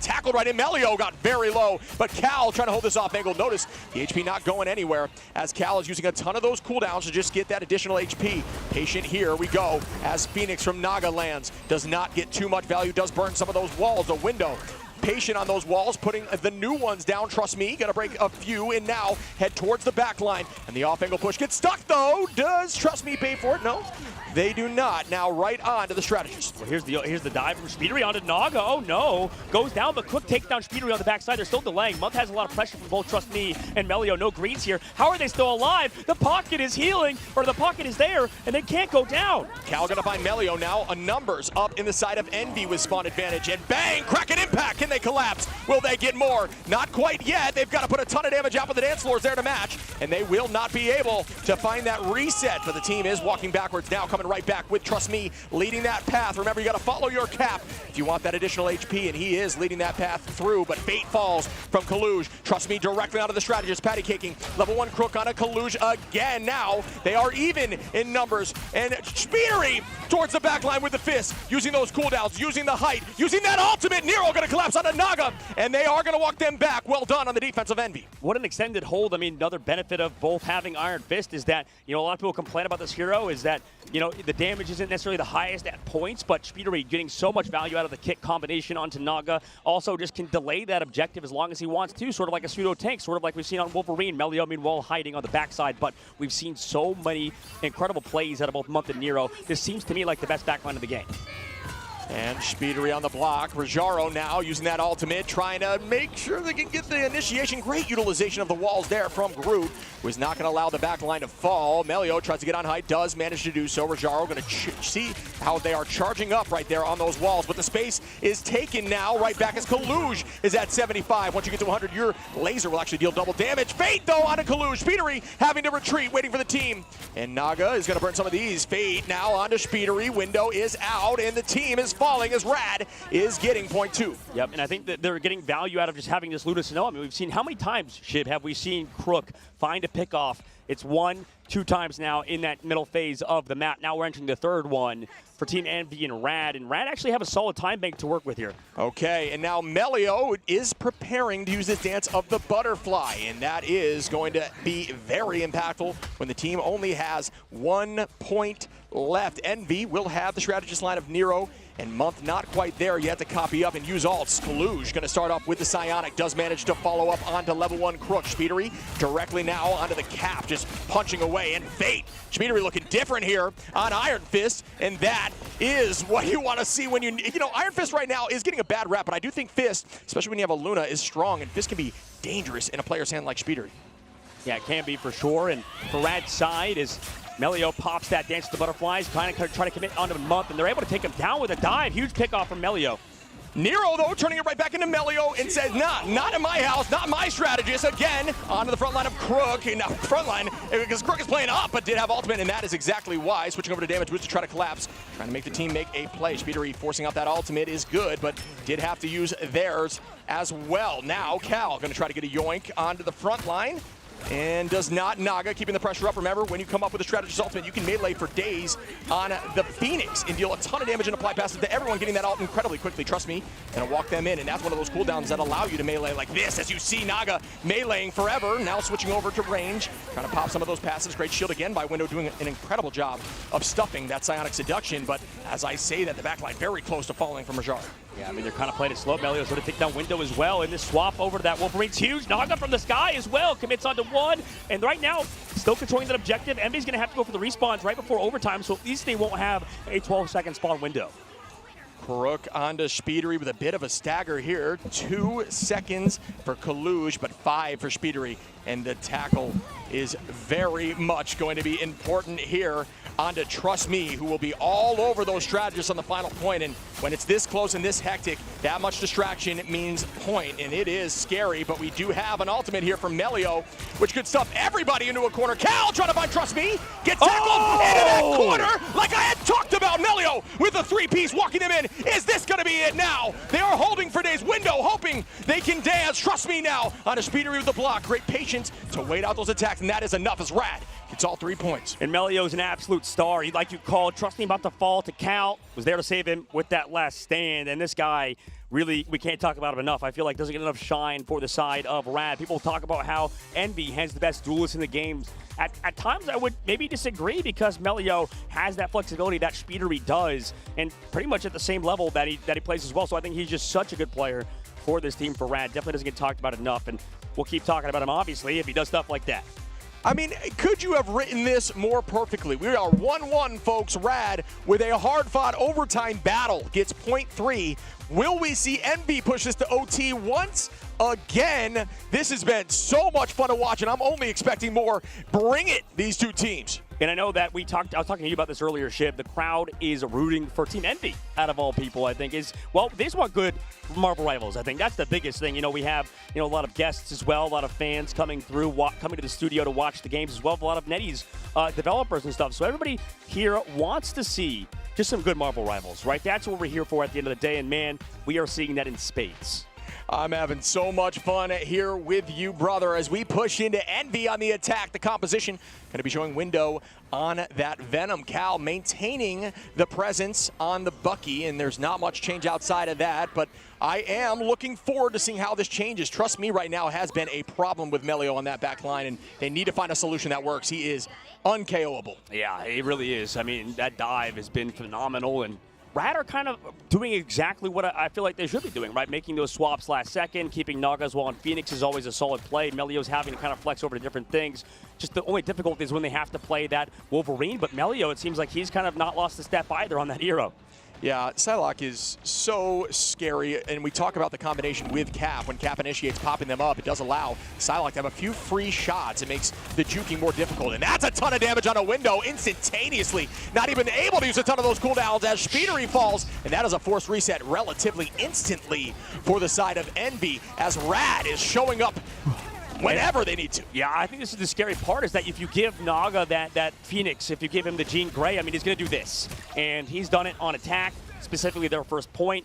Naga, same thing. Jean Grey really pops off here, especially on these first points with these long ranges. That's the tough part about Bucky, is I feel like in these neutral trades, Bucky does do a lot, but Jean Grey as well to shut down divers a little bit more effectively at points. And let the games begin. Speedery on the Naga early. That's one up for the side of Envy. They will use that pressure to walk in here, but the ult gets traced right back from RAD. Month finds Fate though. Post ult, and they are collapsing. Cal, make it 2. Do I hear 3? Waiting it out for Melio. Melio, great understanding of what was happening there, dropping back Cal. Still tries to get that pick. Melio gonna find one. Trust me now goes down. Then the portal will follow. Notice how they are turning that portal around, using it as a wall. Do this in ranked. It does help your team. And kicked right back into the door. Body block. And the whole team. You got to go to the other side of the portal. You have to go to the other side of the portal. They do. And we go with a Cynic Seduction towards the back line. Is it going to find anyone? Yes, it does find Trust Me and a few more. And that's a great play, but unfortunately the dance floor is out. Not going to make too much value, but it did make the strategy assault be utilized. Trust Me now walking in with essentially another strategy assault here with Cap. The Freedom Charge bringing freedom to his team and walking right through the lines of Envy. I mean, right now, Envy had the peel before it. I mean, the peel is not necessarily there because Speedery, rather, able to take down 3, just kicks through everybody on the side of RAD. Are you kidding me? And this is what I was talking about earlier, Ship. The crowd also is rooting for Envy from what I've heard from behind the scenes as well for Speedery. Big plays. He makes plays. He's a huge player. He's so good at the game, but also Speedery's half Chinese. So now that we're in Guangzhou, China, he has a lot of the fans behind him because there's no more teams left, obviously, in Nova and OUG. So Speedery's definitely a fan favorite, obviously because he's a fantastic player and personality, but because, it's relatable. You always want to root for people from your same country. Absolutely. We start the next fight now. Window with an early initiation. Cal just going to hold back and wait for that Cap. Speedery going to go back and do the same thing after that initiation from Window. Just buying space is all they're looking for. There's that off angle again from Melio. And dunked on from Window from downtown Naga. Going to find Kaluj now. And they're keeping the presence. Level 1 Crook with a great freeze. So you get that extra health there. That was a recent buff too to Luna that I do think is very impactful, giving you a little more success once you get that freeze as Cal finds Naga. Window now onto level 1 Crook and Trust Me go down as they are walking them with this momentum with 3 minutes and 20 on the clock. They're staggering hard. I mean, that's an unfortunate aspect with the fact that on the opposite side for level 1 Crook, he walked the opposite side, right? Came out of spawn, trying to run back, maybe take a fight on that off angle, but because of it, this map's so big, it's always that awkward situation where you take the wrong spot. My goodness! Oh, good out there. Cal forcing that cooldown is big as Kraken Impact's ready, and you can actually utilize that short wall there in the opening to make your Kraken Impact even faster. If you collide with a ceiling, you can launch it quicker. And great, they broke that whole wall first. That was a smart decision through it as Speedery now getting some of that overhealth and ready to engage with ultimate. Coming in now, Iron Fist. Let me see the chi. And yes, on onto the back line. Very low goes Luna, just misses the kick. Fortunately comes back with it, so it does work out. Cal with one on a trusty window. Another Kaluge and Speedery. The team is falling. Envy will get point 2. What an absolute snowball. And this is the aspect of Envy that's so strong. I feel like they don't necessarily, or they always take advantage of these certain really fast-paced comps when they do play them, right? That's why it was weird to see them play a little bit slower. Now, like you called, Chib, you talked about it, man. Why were we not seeing window on Venom earlier? This feels so clean. Yeah, I think this is really working out for them. I think the biggest struggle that we've had on the side of Envy is, do we peel or do we push? And now, when you're matching it, the enemy is dealing with the same issue, and it is very much working for them. Oh, Cal with the ball onto Melio. Goodbye, Melio. Nero onto Trust Me. And both of those picks are invaluable as they turn the first corner on point 3 with 3 minutes and 20 on the clock. Cal is so good, man. I mean, obviously, with the Luna Snowflake on the Psylocke, when you use that Emma team up, you connect, you split into 2 Psylocks, right? Yeah. But the correct Psylocke is the one with the Luna Snowflake. Cal picked the right one, and then he hooked him in. Doesn't matter how much healing you get there, you're going to go down to Bucky. Big brain call out. Take that into ladder, folks, as Cal now holding on a point. Trust Me, utilizing that freedom charge a little early, but needed to do so to get the team back in this fight. Right onto the back line they go. Nero is going to escape there, just barely. Smart play with the back line. Speedery on the dive, gets frozen, blocks it up, tries to get some more value again. Onto the strategist, forces out cooldowns. Well played. Cancel the butterfly out now for Melio. Not too much value. The Psionic is out, trying to help with the back line right onto Cap now. And now End Song is launched, none of which gets a pick just yet, as the teams are holding on in Envy now in Ultimates, ready to make this play happen on the next fight. Naga finds Cal, though, looking for a few more, but still, they at this point need to stagger or reset together. This is a weird angle, though, I think, for this Phoenix ship. I mean, it's been a hard spot. Yeah, they're committing. Yeah, I don't know if we will see Cal come back with Strange early. I don't think it's worth it just yet, because Cal is going to have ultimate, and Speedery on to level 1 Crook now, up in numbers 5 to 6 as Cal returns. Speedery almost makes it happen, but not enough. Naga going to find Speedery. Melio on to Nero. Trust Me on a month, and they are holding on. Kaluge is going to get one, but at this point you've got to fall or try to share. You got to fall together. 2 minutes left on the clock. I mean, I don't know how they did it, just through sheer mechanical skill of Melio and Naga. I mean, the Strategist Ultimates were in favor of Envy. I mean, they're all healthy. Overcommitment towards the spawn doors, maybe a little overzealous, resulted in Speedery going down, but that's how you have to play an Iron Fist. It's such a committable character that you have to commit, and, you know, to get those final hits. Sometimes you use that versatility in terms of the mobility to get away. On the backside, Melio's in the 1v1.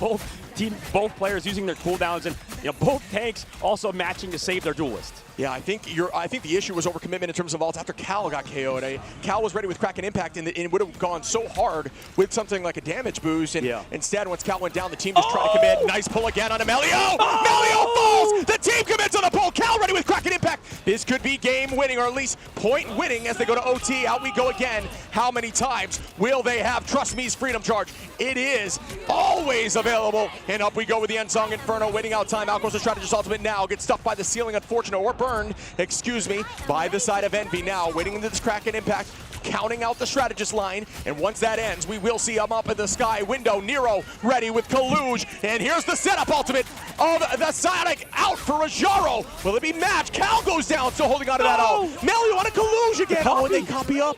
They need to touch 38. I think they had the time, but they do commit and try to continue as Speedery gets one. Speedery now ulting. That's a second! But will they be able to keep doing this? They keep using ults as the team goes down. They're trying to win these fights. I don't know if they're worth it. They will stagger now. Yeah, I mean, Melio gets near. That's a great call out. I mean, they're trying to continue this fight. And Chib, I mean, 20 seconds now left on the clock. Kaluge's going to go for that portal, so they're able to time it together. RAD knows they can't go for that stun on the spawn, but that portal's going to come in a moment. They can do it whenever they want, and the answer is right now. Feast of the Abyss with Kraken Impact. A combo not always seen, but it could be insane if... Oh, they got a touch, though, with 3. I'm sure they have, but... that would be wild, and now they do get the touch. Cal goes down early, unfortunate with the Kraken Impact utilized. They are going to try to make something happen. Very low on the left side is Melio. Trust Me again with the freedom charge. Are you joking? Nearly every fight. Naga ready with the End Song Inferno. They cannot stop this team. RAD is on a roll. Melio gets 2. Out goes another ult here. Fate with window, and that should do it on the defense as RAD shuts down Envy before point 3. Huge map win for RAD. 2-1 now in the series to go up against Envy, their nightmare, their nemesis, whatever you want to call it. 2 North American teams that are not here. Right now, RAD are looking like they are a brand new roster today. They are playing at such a high level ship.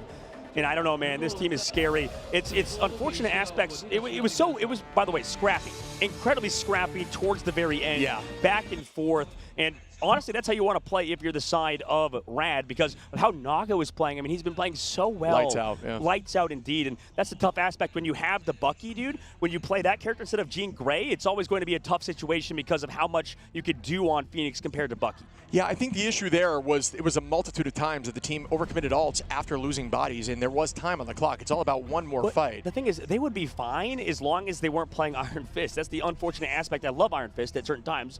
I mean, I hate playing against them. But, I mean, like, Iron Fist in the current patch, yeah, don't we all? Right now, like, he just has to full commit, right? And that's the unfortunate aspect of Iron Fist is in the previous patches of the game, when Iron Fist did a ton of damage, you can full commit. You can commit on the back line like that. Not these days. You don't just do enough damage. TTK-wise, time to eliminate-wise, right now that Phoenix just can do so much. And I think this goes back to the ban phase, is that there was not enough respect given to Naga in that end of the map. You saw how much he did as well in the attack. I think that's my MVP personally because of how he played. The back line was doing so much of Envy. I think if they won that was because of how good the strategist line is of Envy. But towards the very end, Naga, and you called it earlier, Melio, alongside Trust Me, doing so much speedily because he had to hard commit towards the spawn. Yeah. And unfortunately, he did not find enough picks. He cannot get multi-eliminations similar to what he did earlier like Naga did. I think Naga was just kind of popping off a little bit more. Yeah, I just think, I agree with all that, but I do think the ult utilization at the end from Envy was horrendous. It was panic. It was after they were losing a fight. They never reset as a team. Instead, it was staggering ultimates, never allowing them to come back in cohesive. Like, they can never combine an ultimate towards the end. Even through the portal, all we had left was Feast. There was no strategist line to the side of Envy, and they were ready to try to come up with Kraken, with Feast and Kraken together, and immediately Cal gets dropped. Feast gets no value, has to go back and touch with Feast because no one's on point. It's messy, and that happened 3 fights in a row, and Envy can definitely clean that up. I know how strong they are as a team, but RAD, like you said, scrappy, and while still being scrappy, so coordinated. Yeah, and that's where Phoenix shines. That's where Jean Grey shines. That's an excellent call out, because you were talking about how that they just built because of how many ults they were committing, so much time would shoot off the clock, right? That's the point you were making, and I think that's a great one, because I mean, they had what, 2.5 minutes, maybe 3 minutes in third phase, and they lost all of that because of, like you said, with Stagger, and now Shib heading to this next map. I wonder what you pick, because we saw on the previous map that Envy won on Aegis Path. That was so close. This one was also that close, but it's a game of inches, and right now, RAD seem to be winning it for Envy's side. We're going back to domination, Shib. If you take a look at what you were talking about, when you think about Envy, which domination map do you think they're going to go to next? Is it going to be a map like Hell's Heaven, or what are you thinking that is in their pocket? Hell's Heaven leads towards flyer compositions, and I think that will help Envy, at least on certain maps of Hell's Heaven. So I'm not sure. I think we head over, I don't know, maybe to Wakanda. We get some love there. That is a dive. It has dive potential. I think it's a little more open, but we haven't seen a ton of that in this tournament. I think teams just don't like to play that map for whatever reason. I think it's another one of the Wakanda maps. I think Hall of Jalia is the convergence map. Burn the Chala. There we go. Yeah, Burn the Chala. There it is. One maps I get wrong all the time. Yeah, it's like thinking like Central Park, Midtown, you know, those things. It happens. It happens every time. Every freaking No, time. but yeah, maybe Burning. I think it has potential, but then again, like I said, very seldom picked. I think we saw one time in this tournament. Well, who would that favor if we do go to that map? Let's go talk about each map, maybe the maps left, maybe the ones that are in the map pool. Like you said, we'll start there. Okay. Burn the Chala. If you think about it, in terms of what we've seen, who do you think was on the map? I mean, Phoenix pops off on certain rounds. Like I think Phoenix is great on Hell's Heaven as well. Okay, right. So and they've been getting away with getting Phoenix every time. So let's talk about Burn the Chala though. Like, who do you think wins on Burn the Chala over RAD or Envy? Who would you favor in that situation? Good call. I do think Envy would likely win on that map, but then again, it's also what they have had success with scrimming, right? So it's like, do I think their standard composition that they've been running succeeds there? Yes, but as a team, do they succeed there? I'm not sure. I do think we see, some decent, like more pokey, stacked compositions in Hell's Heaven, and they can do that as well on certain maps of Hell's Heaven. So it's really about what they found success with. So. Hell's Heaven, what do you think? Envy, RAD, like who do you think on that one specifically? It's tough because of... It depends on the bans, I would say. Depends on the bans, and Yeah, Well, I mean, it depends on the bands, but we'll have. I mean, let's honestly, we'll have that. Let's take a guess as we see bands, right? Okay. If it does go to Hell's Heaven, which I do think we will see. So Cal, look at that, 12 finals, played really strong there on the Bucky. I do think was finding a ton of success, but just not able to do much at the very end. Window and Kaluj both with 7. But then you look over at RAD, 17 for Melio and 19 on Naga. They were lights out together. Yeah, and if you look over at the healing department as well, on the opposite side, I really feel it felt to me like the backline of Envy was doing so much, and I think just numbers-wise, we're seeing that out of Month and Nero. I mean, you see slightly more numbers in terms of healing department for both Month and Nero in combination, right? Obviously connecting together for, I believe, 100,000 healing, and on the opposite side for Fate and Level 1 Crook, we got nearly, what is that, 85,000, I believe. So, wait, am I doing math correctly here? I am, right? That is what about the numbers it is. Yeah. Not a math guy, more of a You nailed that. You nailed that. Yeah. But regardless, I think that the backline of Envy was doing so much on the map, and I think RAD does have strong strategist players. Don't get me wrong, but in terms of how that map happened, there we go. Speaking of a strong strategist player, Crook was doing so much on Luna Snow multiple times. That adaptation to put Luna Snow in the game instead of Loki, I think it makes a lot of sense, right? Yeah, but on the opposite, it's tough because you do give up the Loki, right, on the opposite side because you're banning out Duelist, you're banning out Jean Grey, you're banning out a lot of Speederys, Hero Pool, same thing with Cal.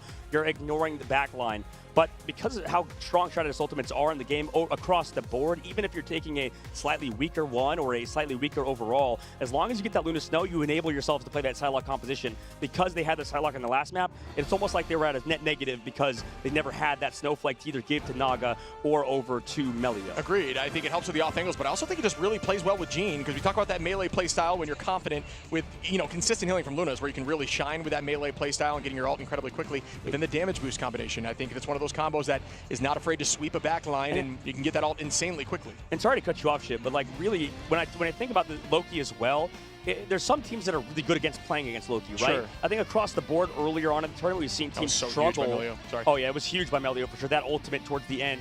But regardless, when we talk about these characters, these players, some teams struggle a lot versus Loki. And you were talking about rock, paper, scissors earlier. I think Loki is a big part of that rock, paper, scissors battle because some teams just struggle against Loki. They have no way to shut that character down if they don't have a good enough Jean Grey player. Yeah, I do agree with that. I think Jean, like you said, obviously helps with that and just raw poke. It's like Moon Knight almost, right? Yeah, because when you explode one, it hits in an AoE. Yeah. It's essentially spreads around. It's essentially like having another Onk, multiple Onks, right? And that's why where Moon Knight shines. And that's why half our highlight reel is Naga. Yeah.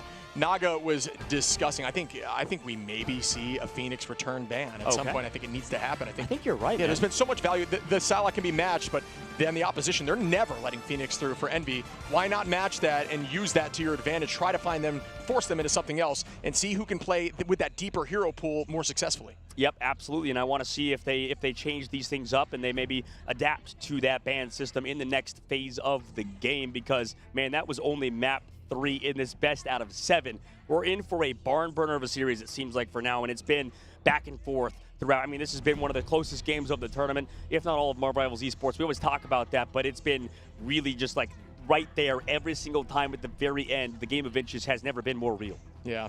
I mean, these have been battles, and that's all I want to see. I want this final to go the distance. Selfishly, obviously, I did pick Envy off the rip for my pick of the tournament, and them getting this far and going through that side of the bracket has been fun to watch, but I'm loving watching RAD as well, and we will see more of these two teams right after this break. Hello, we are Team Envy. Hello, my name is Nero. I play strategist, and I'm from California. Hi, my name is Speedery, and I play Duelist. Hello, I'm Kaluj, and I play Vanguard. I mean, I'm ready to go. I'm ready to start playing. Like, I'm focused, and my main goal is to win. You don't like dwell on any past mistakes, and make sure you focus on like the current map, current situation. I mean, like Kaluj said, you need to be forgiving. You need to just, if someone makes a mistake, you tell them like it's okay. Like everyone makes mistakes. Everyone's human at the end of the day, and that just makes them feel more comfortable and more confident in themselves, which is very important when it comes to playing in matches. I want to play versus Sentinels because we lost versus them in our first match in this Ignite qualifier, and I just want to get my revenge on them. I want to play against 100 Thieves. They talk the most trash to me, so I just want to beat them and then talk trash back. Yeah, I'd say also 100 Thieves because they love to trash talk and it'd feel good to like shut them up. My team, of course, wants to win the championship, and I think if we play how we play in scrims, we'll easily win. I'd say it's amazing because, coming to a different country and being greeted with all these people that take care of you, and then being able to show up and do something I love, like play the game, it's awesome. To 100 Thieves, the belt's coming out. To Sentinels, you're going to wish you still had Kalush. 200 Thieves, 我会把你放在垃圾桶里。Shout out my family. I know they're watching back home, and shout out my grandpa for being the best supporter. Yeah, shout out to my mom and dad. They've been supportive of me this whole time. I love you, Mom and Dad. Thanks for supporting me.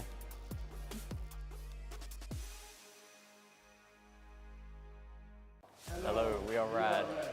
I'm level 1 Crook and I specialize in Mantis, Loki and Lunar Snow. Hello, I'm Trust Me. I specialize in Captain America, Venom, Hulk, and Penny Parker. It's definitely exciting. We want to win it. We want to do our best. It's definitely a big event. See what we can do, really. I hope we can do our best and I'm really enjoying it so far. There's no downside, and I think we can happily go into the mid-season final tournament and perform our best. The big two for me are Envy and Sentinels. Envy is, honestly, we think probably one of the stronger teams in the competition. They're definitely ones we are going to be putting in a lot of focus into trying to beat. And Sentinels is also a team which I have friends on, and I know there's a high chance we'll play them early in the tournament, so they're one of our earlier focuses, and we need to make sure we beat them as well. Personally, I would like to face Citadel Gaming again, since they're the other European team, and we did fall short to them in the Ignite finals in Europe. So I would love to meet them again and show that we can be the better team. I think we will be able to beat any team. I don't think anyone is able to put a lot of pressure on us. I think the only thing we can do is focus and do our best. I think we need to put pressure on ourselves rather than be pressure from any team. Yeah, I mean, you got no chance. We're going to be the ones to win. We're going to put in the most effort. We're going to roll every game. And to the team we see in the finals, unfortunate for you, but the crown will be ours. The results will speak for themselves. L'anxiety sous something.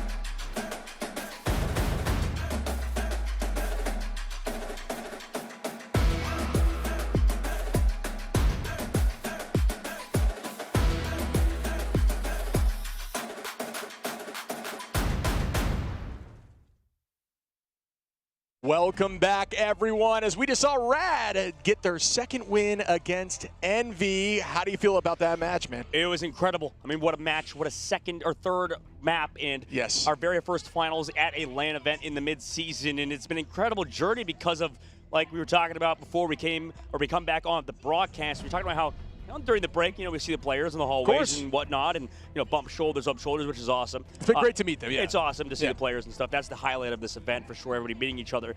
But Naga talked about how he just picked up Phoenix 2 days ago, which is insane for sure. Like you said, that's insane. The fact that he just picked up that hero so recently, and it's incredible to witness him kind of evolve on that hero already so fast. Yeah, seeing the players that are dominating us in ladder in person is a unique thing. But yeah, picking up a hero 2 days ago, playing the hero at that level, Phoenix, is such a problem. I do think we need to see that Phoenix ban, but I'm not sure what the next answer is, because I do think if you allow Phoenix Luna, it's just too much pressure. Yeah, absolutely. And I think the hardest part for a team like Team Envy, at least in the past, in the Ignite stage number 1, is I didn't like their ban phases that much. That was the biggest reason I thought that they didn't get that number 1 seed, and that's why they had to play the play-ins, is because when we talk about ban phases, a team like Team Envy dropped out early in stage 1. We're going to Hell's Heaven, the map that you talked about earlier. Yep. And I need to see Envy and their adaptations for this next one, if they make any. So what needs to happen here on domination against RAD? RAD is, like we said, a team that is very much all about holding point. The key against RAD, and I know that sounds cheesy, but I mean, they are a team that has stall no matter what. They're going to have that Venom cap. They're going to have something that's going to maintain position. So every team's suggestion, even as we talked to Nectar, they mentioned to us, against RAD in particular, you cannot allow them to get point first. If you do, your odds of you winning that map are significantly reduced, because they have always seemed to manage to push that thing to 70+% on the first hole. Oh, yeah, absolutely. I think there's a lot that they've been able to do. But now we're going to Hell's Heaven. Yeah. Right, and Speeder, we saw play that Iron Fist because there's a lot of target bans towards him. Yeah. What do you think about that pick? And, we talked about like Wolverine and stuff, Shib. Like we talked about those type of heroes. And I know it's a very specific, hyper-specific situation that you're dealing with, but what do you think about Iron Fist so far in the tournament? I know a lot of people don't think even Iron Fist is particularly good. I think Fist is definitely playable. As we were watching scrims with teams, they were playing Fist in various compositions, but a lot of the time it was due to the fact that they wanted that team up with Luna, right? And that is, at this level of play, it's valuable because the dive is so, ridiculous. It is so difficult to escape from because they do not miss those tendrils, and the animation cancels are flawless. There is so little time to react, and you need some other tool. And I know that so these guys were both, by the way, talking to each other during the show match because RAD earlier wiped out 100 Thieves, unfortunately. That they got sent home to get that 3rd place, so we're not competing for $160,000 today. But I know Window and Melio, I think we're chatting about who developed which composition, who was the first innovator sort of situation. And, I think Window was taking credit for the Jeff stuff that we've seen earlier, which we might see later on. This is the guy that we've seen play a ton of Jeff. And Fate on the opposite side. So I kind of want to see what RAD does in this upcoming map. They might see more. We might see that composition come through, as I believe it was Hell's Heaven that we saw, I believe, Citadel play it when Tanuki hit the 5K with the It's Jeff ultimate. Biggest Jeff ult we've had in the tournament. But the closest next was Fate with a 4-piece, I believe, on Yggdrasil that we were together for. So right. We were together for that one. We could count it as 5 because he got his own teammate, too, in the previous one. True, off the map, got to recall that situation. But these players are always all phenomenal and are here in the grand finals for a reason. Yeah. So, like we're talking about Naga, and with Rajaro being able to flex, do a ton of different things as well, all these players just reach such a high level. I wonder, what do you think about that Mag ban, by the way, right on the opposite spectrum? I think, are both teams banning out Mag usually? It's usually on the opposite side that Envy wants to get rid of Mag for RAD. Yeah, I'm not sure. I think Mag is definitely one of the strongest, most consistent Vanguards, especially when helping with things like dive, so you can't have that bubble. So them removing another tool to help with dive, I think, is the goal there. I'm not sure how specifically it is targeting a various Vanguard, because both of those Vanguards can play Magneto, but as we see here, Envy, what do you know? Again, Mantis, goodbye, and on the opposition, goodbye to Torch. No change over all of these first 4 ban phases. Yep, and we notice, usually when a team protects, you kind of have a counter ban on the opposite side. The tough part about Luna Snow is that you can't do that early protect now from the side lock, right? Maybe you could bait out some bans from RAD, right? You protect Psylocke, maybe you bait the Emma Frost ban on the opposite side. RAD getting rid of Phoenix, and there it is. There's the Emma Frost ban. But now I wonder, you know, Luna Snow still a ban that could potentially happen. And then also, this opens up maybe triple. So this is not bad for Envy right now in the ban phase, depending on what RAD does. Does RAD want to get rid of Luna? And they're the Adam Warlock ban. They understand how strong that is. Yeah, I think protect, right now I kind of like what's going on here for Envy. I think changing it up and allowing your Vanguards to flex more and let the duelists play more comfortable picks like Psylocke may be impactful for them with that lock-in of Psy. And they are going to protect that Phoenix on the side of RAD. I do think they need to. I think the Phoenix has got a ton of value. Yeah, we just talked about how maybe, like we were talking about Naga in the hallway, maybe they weren't respecting Naga enough. I'm sure they're talking about that now. Yeah. And they protected it because they're aware of Envy maybe thinking about that. So this is going to be a tough choice for Envy now because they have to play against that. Human Torch was also on the line, and now they're getting rid of that too. So RAD in the ban phase are scary. That's what we talk about, how flexible they are and how, you know, you can play. They could have even protected the Human Torch if they wanted to in that situation. Yeah. Yeah, I'm not sure. It's a difficult, the final ban on Torch, I don't absolutely. Well, it makes sense because of how good Torch is. Sure. For sure. And, absolutely. But the especially thing if they're going to ban it, you have to match it, sure. In RAD, you would think, okay, Human Torch is better than Phoenix at the current moment. That's why everybody's banning out Human Torch every game. But you have to think about it momentum-wise, right? You have to think about it, what they've been practicing, what they've been playing in this game is a ton of Phoenix, and it's working out so well. So even though you give up the Human Torch, it makes sense to keep on to Phoenix because maybe Envy's looking to ban out that. And we will progress forward here into Hell's Heaven. The bans have been completed. Will we see a tie-up situation here from Envy, or will RAD go up 3-0? And I want you to remember, folks, these are Envy's first few losses. They only had 3 total. In the entire tournament, including the play-in stages, they almost have 3 against them already in the finals. That just goes to show you RAD is stepping up in this moment. Well, this we're talking about, you know, the grand finals advantage, going through that upper bracket isn't always an advantage because you saw RAD's had 2 chances against Team Envy to come back, and here we go out of the spawn. Jeff, speed up, speed boost. The casters obviously in the arena think we're going to see some Jeff, but here's that portal. The kidnap play, folks, the idea here is to kidnap a backline, and the mines will do the work for them. Let's see if this works for them. Right now, the kidnap goes out. No, they were ready. Good idea. Cal is going to be switching off here quickly. And yes, now going to be on the Star-Lord. So Star-Lord for Cal Spidery on that Psylocke. Emma Frost not going to get through as Kaluge is still on Strange, holding on and bang. Rajaro, Melio, Rajaro again with 3 down. RAD is really using this momentum to their favor. They know what's on the line, and they want this title and to go down in history as the first to take home the midseason finals. Yeah, right now, easy point take for RAD there. No good team, I think, gets trolled by that Dr. Strange kidnap play these days because a lot of the top players and top teams are aware of a domination playing it, and Melly on the Black Panther is definitely a sight to behold. All right, and we start now, trust me, on the height, trying to make sure that no off angle is taken, and I think that's a very smart play by Captain America, who will do that job just fine. Window on that Venom. Naga gonna find Spidery again in the neutral, and that is massive fate on the Window now. RAD, like we had said, gets point early, and they just hold it for days, and now they are going to be used that Captain America as the way to stall with that Luna Snow and Invis from level 1 Crook.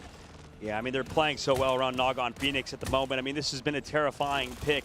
And it's going to change the bans of Envy coming up. And this is what I said in the first little bit before we came back, or after we came back from break, Shib, is that Envy, I think in the ban phases sometimes struggle, but we'll see how this plays out as, you know, Black Panther on this map too is always something you have to worry about. Yeah, I do agree. And we start with another engage from the side. With the Venom out on Window, looking for the back line, taking a fair amount of damage. Cal low now. Naga showing up. Kaluge is going to be on. I like that. Captain America changing pace here, being a little more aggro. I think it's working for them when they're able to get on those strategists. Cal trying to play aggressively. Spidery is low now, is going to dash out. Cal going to find Naga, put them up in numbers, but we do have that Freedom Charge out. I think that was used there by Kaluge. It was, so doubled up there on Month. I'm not sure you needed both in that moment.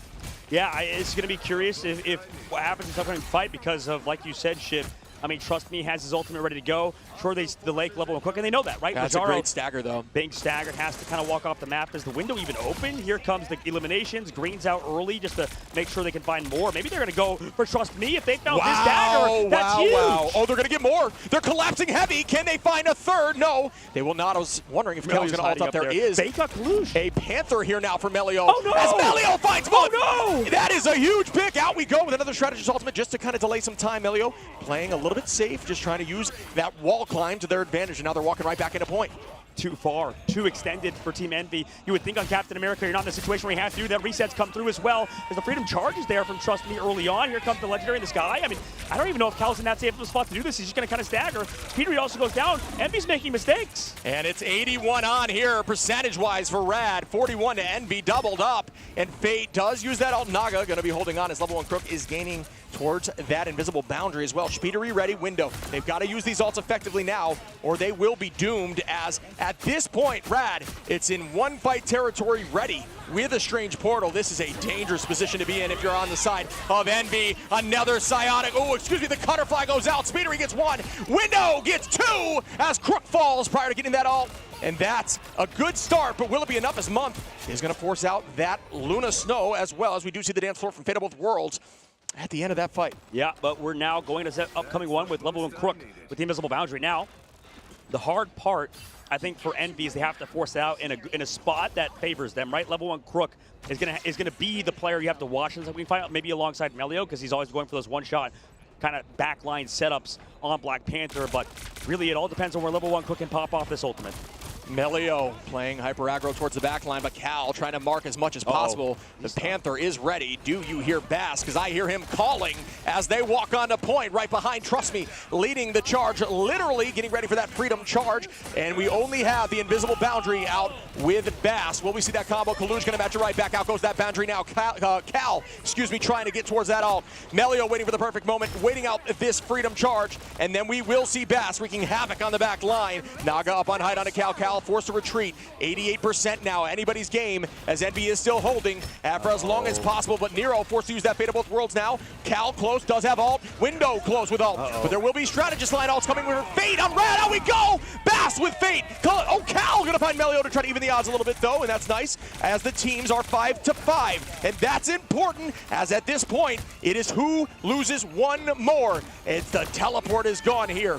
As they press forward, Naga gonna start meleeing for days. We do see Rajaro using that psionic. Again with the end song, does it get value? No. Window onto Fate, Kaluj onto Crook. Will they be able to take this back? Cal onto Rajaro, and that should do it.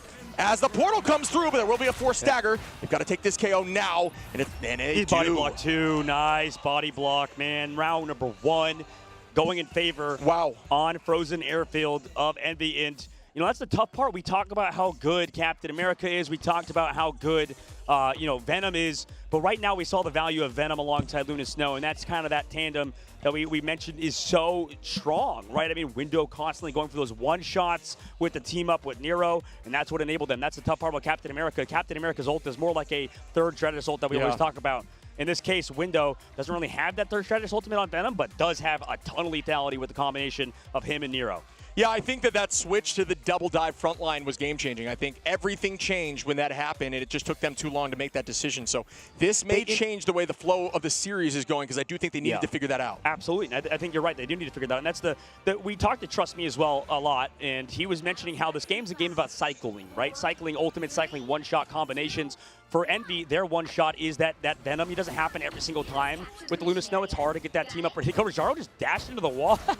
I think he just diamond form dashed into the wall instead of dashing out of spawn. One of us, yeah. But for RAD, their one-shot combination is the Luna Snow alongside Jean Grey. So at least they have that combination, that cycle ready to go. But Cal as well on Star-Lord has been an absolute game changer. I mean, he's doing so much in terms of creating space and maybe even finding picks. Yeah, and level 1 Crook very close to ultimate with Kaluj. You talk about the essentially triple strategist ultimates there when you do have Cap on the team, and I do agree with that fully, but the way that they play Cap can be hyper aggro and essentially play it almost like an Atom Revival, just because you can knock it KO'd if playing Cap with that ult up properly. And Melio gonna find one early on a Speedery, and that is a number up for the side of RAD. Nobody on point in terms of captured yet, as it is 2-2. Out goes the invisible boundary. Nobody will match that. Kaluj keeping that assemble. Out they go. Cap, Freedom charging in into their front line, and that just means the team has to follow up. They want that shield. Naga doing what Naga does on this hit scan. A ton of damage out, not allowing Window to make too much space. Ooh, just missed the grapple. Is going to be in trouble here. Playing aggro still, but is going to fall as Fate cleans up Window. Unfortunately, the grapple got canceled, I think, by that invis pull. So that was really well done by Crook, and maybe not seen there on the broadcast. No, absolutely. I mean, right now there's so much pressure on Window, and Speedily trying to equalize it. Month there with the follow-up onto that dive. Huge plays from the Luki player of Envy. Yeah, and now we still do not have point captured as numbers are up, or even, excuse me, on both teams. Melio with that ultimate. Out goes the dance of the Cutterfly, holding on with that ult. They do see Psylocke still in a vulnerable position. Cal trying to put some damage out, but no, it is matched by the Fate. We see a tackle from Rajaro. Kalush goes down now. Will the point finally be captured as the team is going to be forced to reset? Down goes Cal now, and they will reset. I mean, they made it. Envy might have won this fight if we go back to the very beginning. If Window didn't go down, I mean, the spawns on domination are just so far away from the point that even for Venom, a fast character still has to wait 10 seconds to spawn and then has to swing back and still walk. So much value found in finding Window in that fight, maybe before he could ult as well. So right now, RAD doing a good job shutting down the Venom player in comparison to the last map.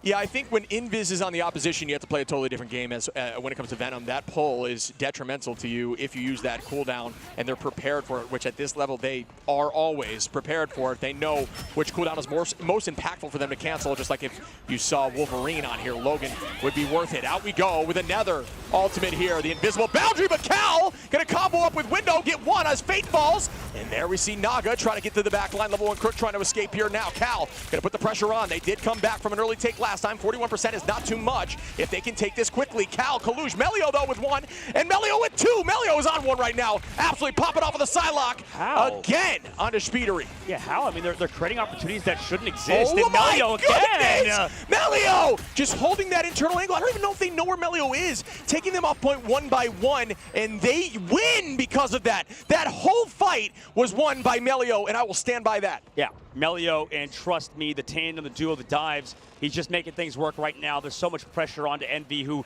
through the invisible boundary were able to get eliminations with Cal, Window on top of Speedery's Dance to the Cutterflies. So right now, RAD, massive work from Melio. Yeah, Melio again already with that Psylocke, ready for the dance. Fate going to be close by, and then Rajaro should have it towards the end of this fight. But if you look over at Envy, there should be a ton of ults ready for this fight. At this point, you cannot overcommit because they are in one-fight territory, and you are not. Melio does not miss. Ton of damage out, ready for the dance, and it will force out some cooldowns. There it goes.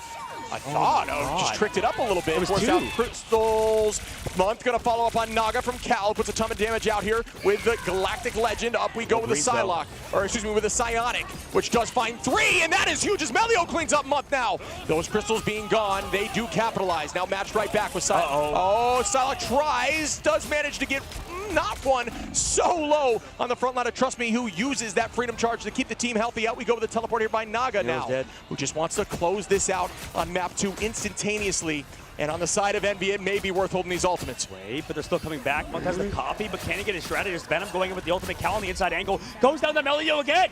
Yeah, I mean, Melio is on one. This is a rampage. Then can they be stop Rajaro onto Window? And we will see Kalush. Ooh, forcing out the Invis boundary copy there from Month. And that is good. The Venn diagram out, if you will, with the double boundary. Trust me, with the team through as Month goes down. Get rid of that boundary. Not much option left here. You need to teleport here on the side of Envy, who have, and they're losing everyone. And that is a W for RAD, 100-0.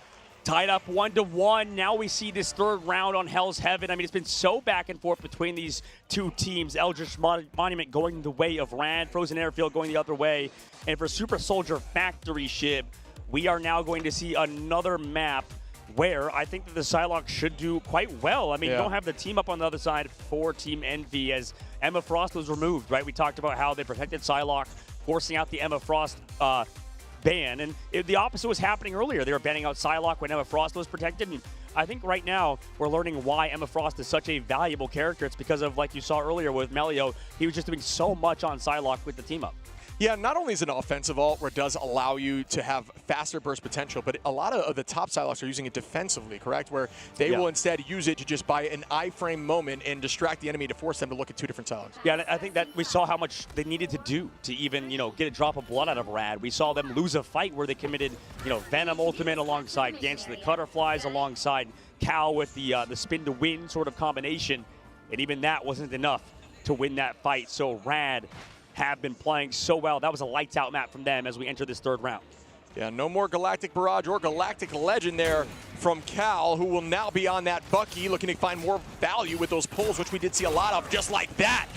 Trust Me now with great understanding of map positioning there to dash out without even batting an eye, knowing where the off angles are now. Spidery is getting assaulted here by the back right side. 195 HP from Melio with Crystal up. He's going to play hyper aggro. Shield out now too, Trust Me. Going to dive in towards the back line. Is going to reset to the team 98 HP with an escape there. Level 1 Crook doing a great job on holding that natural cover right side position. Cal going to wait this out, potentially see something here as we do see the fate of both worlds from Nero. Up we go with Kaluj. Will this meteor land? Not going to be enough damage done. Oh, and good last second patient shield from Ajaro to help out the back line and keep them healthy. Naga meleeing for days. All you need to do in those moments and finding two as they sweep up the rest. And they are walking in now, but Envy is at this point just trying to fall back and reset. Kaluj got force physics off the map. I mean, Cal goes down as well. I mean, it doesn't matter how many ultimates you pop in this fight, it's over. That was a huge push in the pit from Crook. Man, every single map, I don't think I've called out Crook enough, able to find those picks, but okay. Melio goes too far. We saw Kaluj do this previously. We'll see if that even matters in this upcoming fight, but right now, RAD in the driver's seat. RAD really showing up in this matchup, looking like a refreshed team. Out we go with another invisible boundary. Spidery pulling that out is value. Up we go with Naga now. And we do have the end song towards the back line, getting rid of some of those shields. And Cal, not to mention. So what a pick again. Naga onto Kaluj now as they're walking them forward, breaking these walls. And they are panicking. Envy on the swap train now for days. Is a sign of a team that needs to figure something out. I like the idea, but it is a dangerous position to be in as RAD are already at 40% roughly and climbing. Yeah, if we're not going to play Jean Grey or prioritize getting rid of Naga's Jean Grey, I think something's got to change, right? Maybe play the Wolverine, something like that for Speedly on to Psylocke, or put Cal on Wolverine. Right now, this Bucky, it's been struggling on this round. We've seen two times Cal goes down and Kaluj went down first to the invisible woman, force physicsing off the map.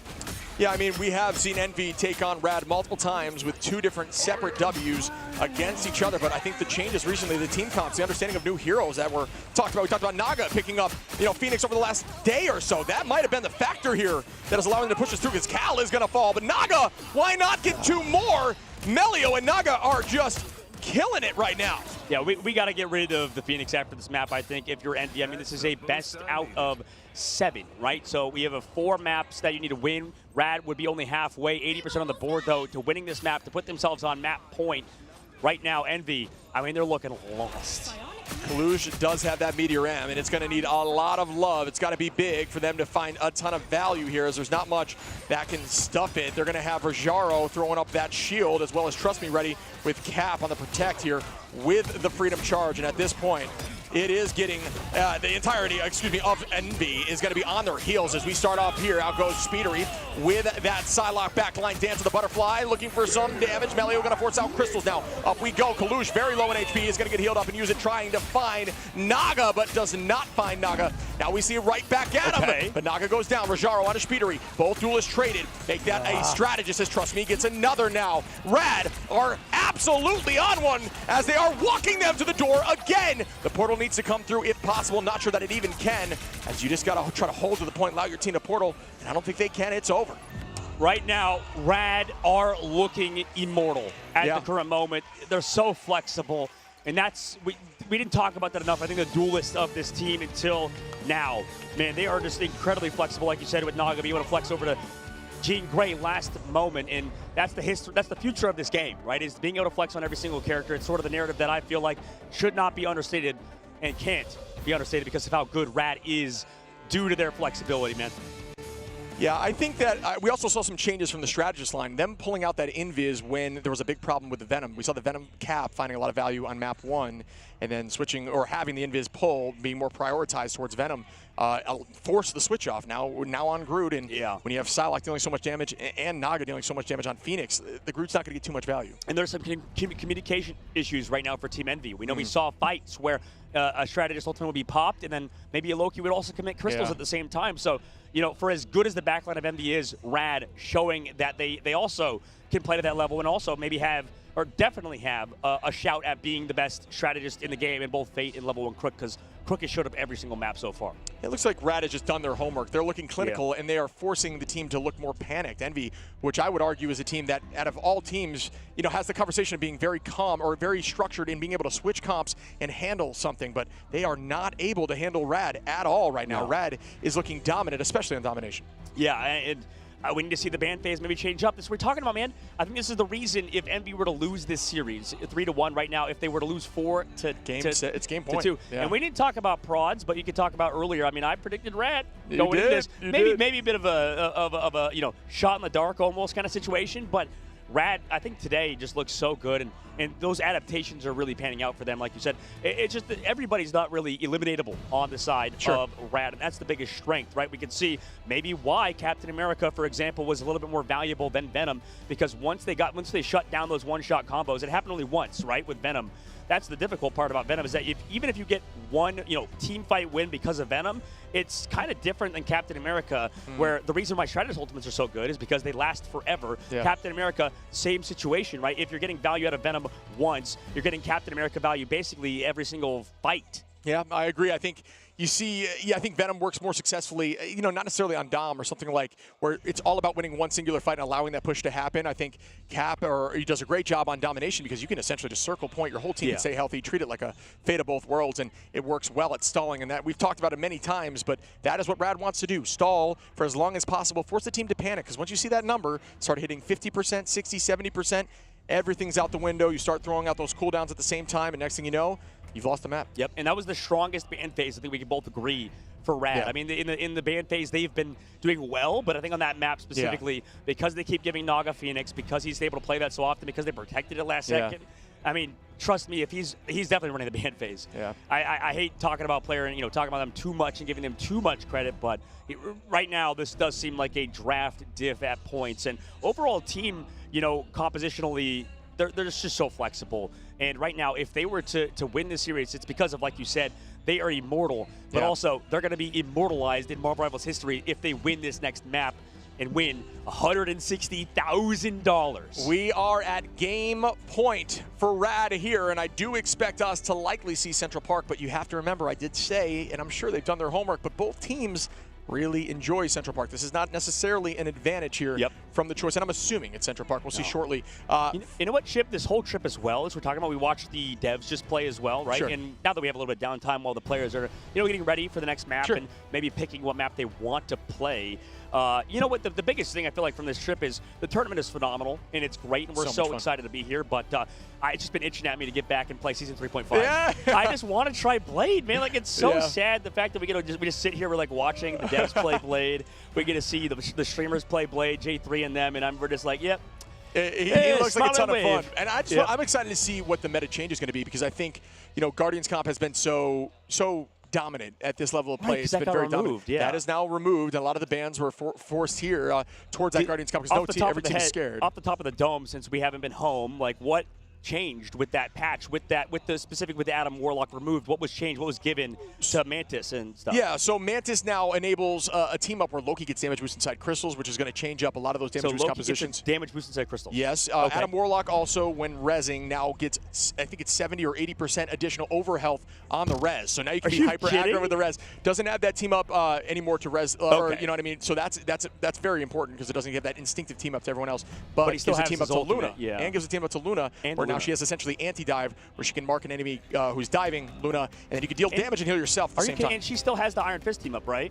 I believe that was removed. I think it's changed to where Fist now has a team up where he can, when he's meditating, actually give overhealth to everyone around him as well, so prior to a fight. So. Sorry, just throwing you into like a quiz almost as we see RAD going through and talking about maybe the balance changes of 3.5, which you should check out right now. If you don't have Marvel Rivals, make sure you download it, because that's all I've been thinking about, man. Yeah. This is super fun, and I love the fact that we're in front of a crowd and in person, and we get to see all of our teammates, but I just want to be home and play the damn game. Oh, it's so good. I mean, I would not trade this experience with World. This has been so fun. I've learned so much from them, right? And I cannot wait to see put it into action, essentially. Put it into action as we do look at the stats here. Okay, so once again, you look at Melio.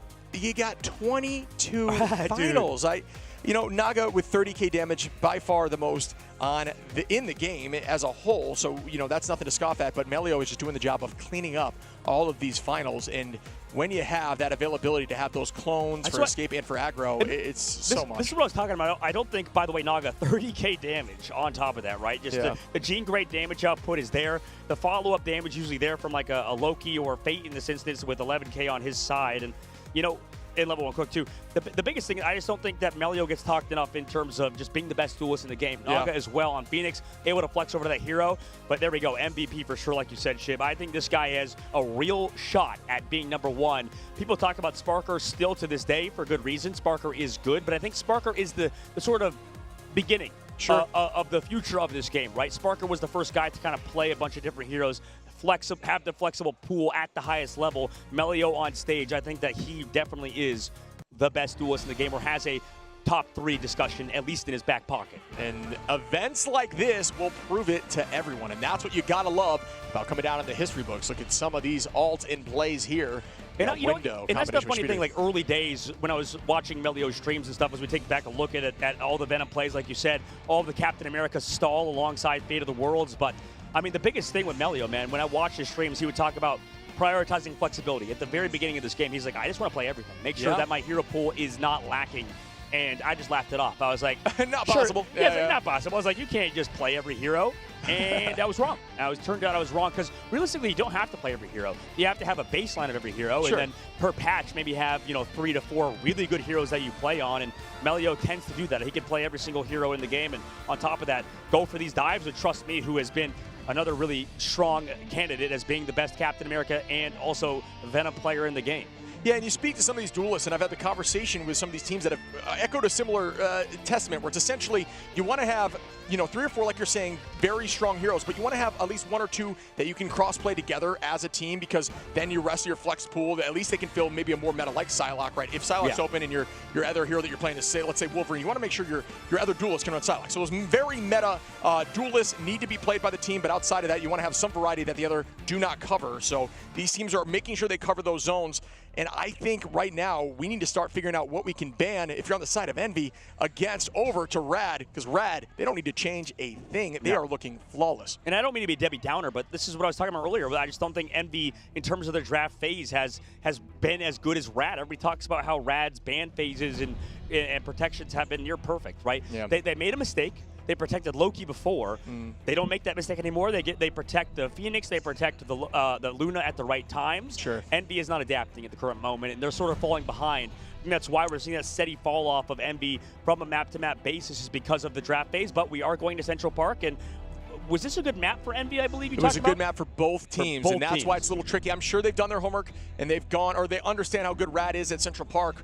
But maybe they didn't, right? No, they definitely have. Right. But both teams pick this map when available, when they need to, and they find success almost across the board. We have yet to see them duke it out here, I don't believe, or in either way. RAD is looking like a brand new team, and so you can't. If you were a pro team, Ship, hard question, but would you rather pick the map that you are best on, or would you rather pick the map that your opponent is worst on? I would go ahead and say I would like to pick a map that forces the strong type of composition, which RAD typically is more dive focused and stall focused, where that doesn't play the best. And I do think that that Central Park is a map that can work well until you get to those later parts of the points where it's all about just finding one pick and then really playing off that. But point 1 is the danger zone on stall. Well, ladies and gentlemen, welcome if you're tuning in to the mid-match of the mid-season finals in Guangzhou, China. $500,000 on the line, $160,000 the first place. Whoever were to lose this loses half of the pot in their side. And man, what an incredible tournament it's been. And this is going to be an incredibly tense map. We've seen on map 5s, on matches where teams lose. A lot of teams tend to bounce back, right? On the ropes, what do you do? How do you respond? Your first opportunity to respond is going to be in this ban phase. An animal is most dangerous when backed into a corner. Is Envy gonna be that animal? We will find out very shortly as we see RAD locked in and focused here, talking about what they want to do to make sure they bring this home.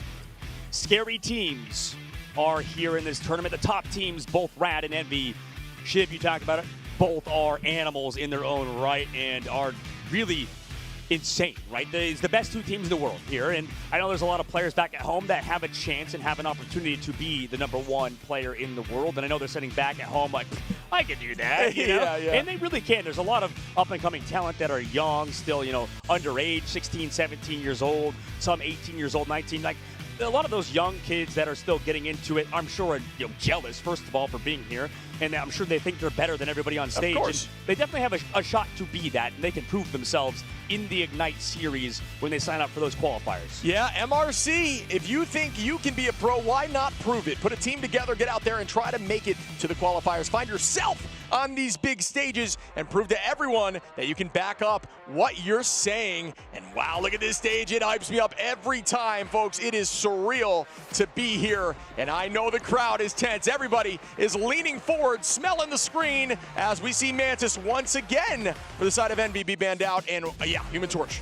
Oh, Human Torch getting rid of him immediately, and that's because of Speedery. I mean, we already know that's an important ban, and here's the Emma Frost Protect. That's at least a change. Makes more sense, right, Shiv, to keep the Emma? Yeah, I think they look better with Emma out there. Kaluja's very, very strong on Emma, and Magneto not as much of a presence in the KO front as Emma does, especially against a comp like this. Luna Snow locked in. Yep, Luna Snow locked in.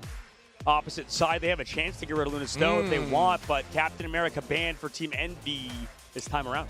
Yeah, I like the cap ban here. I really do. Yeah. Yep. I think that is not a bad idea. So why would you not try to ban out the Emma, though? Isn't it also a problem? Melio's been playing phenomenal on that team up.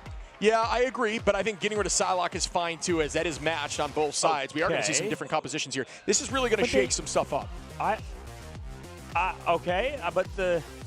they didn't protect Emma. The Human Torch going through is definitely crazy, right? That's the first time we're seeing Torch get played for RAD, I believe.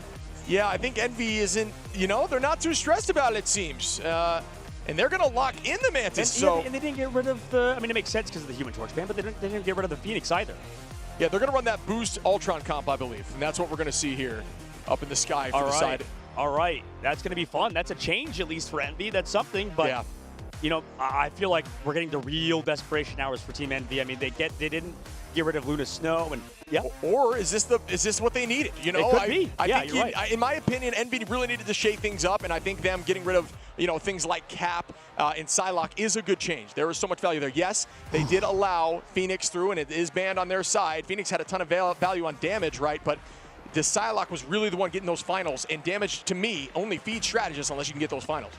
Well, the funny thing, if we talk about the best triple res teams in the game, I don't know if we ever talked about RAD being one of them. I think we've always talked about Sentinels. I think we've always talked about, Virtus Pro, two teams not really here at the tournament. There's a lot of good triple res teams, don't get me wrong, that are at this tournament, but I wonder if you could even let that get through if you really want to for a team like RAD. There is no use with the definition of insanity banning the same things over and over, folks. You need to change things up, as you see now. This could be over, man. This could be. The problem is it's such a big choice to leave open both Phoenix and Human Torch. I'm scared for Team Envy currently. But we will see the match back. Speedery going to be on that Storm. That's going to help with some of those cooldowns. Loki Crystals don't succeed too much into a Storm, and Storm, one of those heroes that can get ult incredibly quickly. So that could come into the favor of Cal. Going to be on that Bucky, I think, to help just anti-aerially with some of the damage that we could see there from Bucky in the pull. So we begin now. Off the rip, the teams are pressing forward. We are going to lose Nero instantaneously from Trust Me on that Magneto. Trust Me, showing the diverse hero pool that he does have, as the teams are now down by 1. Walking back, Nero should be back into the fight shortly, and this could be a retake, but Naga already 50%. Trust Me right there. Crook at 75. Month going to potentially launch right back in. Is going to use that copy. The team's got to make presence known now. Naga going to reset and buy time. 61%. Speedery onto Melio, though. And Speedery finally being able to play that Storm in this comp. Trust Me off the map here. Likely due to some sort of Emma kickfall situation. Off the right side. Cal taking this space. We might see a portal back here from Melio. We do. Back on RAD. This is that portal that we're talking about. Naga going to find Nero in the back. Collapsing heavy. Cal onto Naga now. And that's that pick out of the sky as why Cal is on Bucky. Trust Me onto Cal now, though. And this fight was close to taking point, but was not enough. Yeah, I mean, that's the problem with Bucky, too, man. I mean, Melio TP's back. They come back through at that choke point, but the biggest problem is that, Bucky in general doesn't have that survivability that Phoenix does. I mean, Phoenix can fly, has the self-heal. On the opposite side, Bucky does have sustain with the overhealth, but right now, it's been so hard to get rid of a Phoenix player. On the opposite side, it's going to get rid of a Cal on that Bucky. And here we go, Omega Hurricane starts at the same time of Supernova. Which one is more valuable, the Tornadoes or the Hurricane? As we see the pressure out from Naga, putting a ton of damage out towards the back line. Cal gonna find Naga though. Will they press forward? Window is now pressing up. The Meteor Ram looking towards the back line. Good escape there, as they're not able to find value on the side of Trust Me. Teams now using this pressure to own the space, find Trust Me. Bang! Kraken impact comes in. Do I hear two? Gonna try to reset off those clones, and there is the reset. Bang again! Now onto the Emma, who falls. And no portal. But there is going to be no reset. There is no portal, and walls are up, and they do get point one. Envy is going to find themselves progressing forward and adding some more pressure onto RAD. This ban may have worked. Yes, Streets phase of the map now. 4 minutes and 5 seconds. You talked about it, Shib. I mean, it definitely could have worked for Team Envy. Maybe I was being too much of a Debbie Downer, as the fact that it's such a huge choice, a huge decision, so much on the line, especially on a map that you could lose and go home, back to North America, and for RAD's side, back to Europe. But right now, they have the driver's seat. Naga over the top left of the map, poking out Envy, who have the Shredder's ultimate ready to go. Their copy, same thing for level 1 Crook. Folks, Envy has been here before against Citadel. They were down at game point and bounced back. Can they do it again? Month. Got to bring out the dance floor. Window on that trusted pick of Gru. Got to find Melio, and that is a lot of value as Melio doing a ton of work there up in the sky. Naga dancing around with Torch. He's going to have to reset back, burn that cooldown. Naga now pressing forward again. The team does have that card up about halfway. Omega Hurricane's out now, right towards the back line. Goodbye cooldowns on the side of the strategist. Maybe not. They do use those crystals, but down goes Speedery. Nero gonna find Trust Me. Numbers even now again, but we do have a Vanguard down for RAD. Out we go with the double Psionic. Who gets the most value? Crook is gonna take out Window. Naga still holding on to that Supernova. Will this work out? But they have a ton of space on this point. Yeah, we were talking about earlier, game of inches, right? We saw Melio go down earlier because the Fate of the Worlds was a little bit too late. Supernova on the high ground, that's gonna be so much damage. The fall, the grab! Oh my goodness, shuts it down! Good idea there to bide some time, and that essentially cancels the ultimate from looking towards the strategist line. So good tackle there by Kaluj, built a little bit differently, and knowing that was coming. Cal ready with the Kraken impact with Windows combination. This could be huge, folks. Trust Me and Fate ready, but you almost don't want to combine too much. Oh, we see the combo here. Trust Me tried out of the sky. Naga going to take out Window. That combo will not happen just yet. Month going to copy up now and start the dance floor. Melio on the Punisher. Things are looking very different. Goodbye to that Phoenix. Cal going to hold on to this Kraken and reset as a team. Naga already 60% to that ultimate, and here goes the impact. Will it find value? Ooh, it does not. That was very aggro there by Cal, who was, you know, no longer able to make that combo happen because Window was on the Magneto. This Bucky pick has just not been working for Envy. That's the most difficult aspect of this matchup, is that Bucky not going to be getting as much value as, you know, maybe that Jean Grey, but we'll see coming in. Here comes the early Sonic Seduction, maybe forcing out the Punisher ultimate. So much damage coming down range now.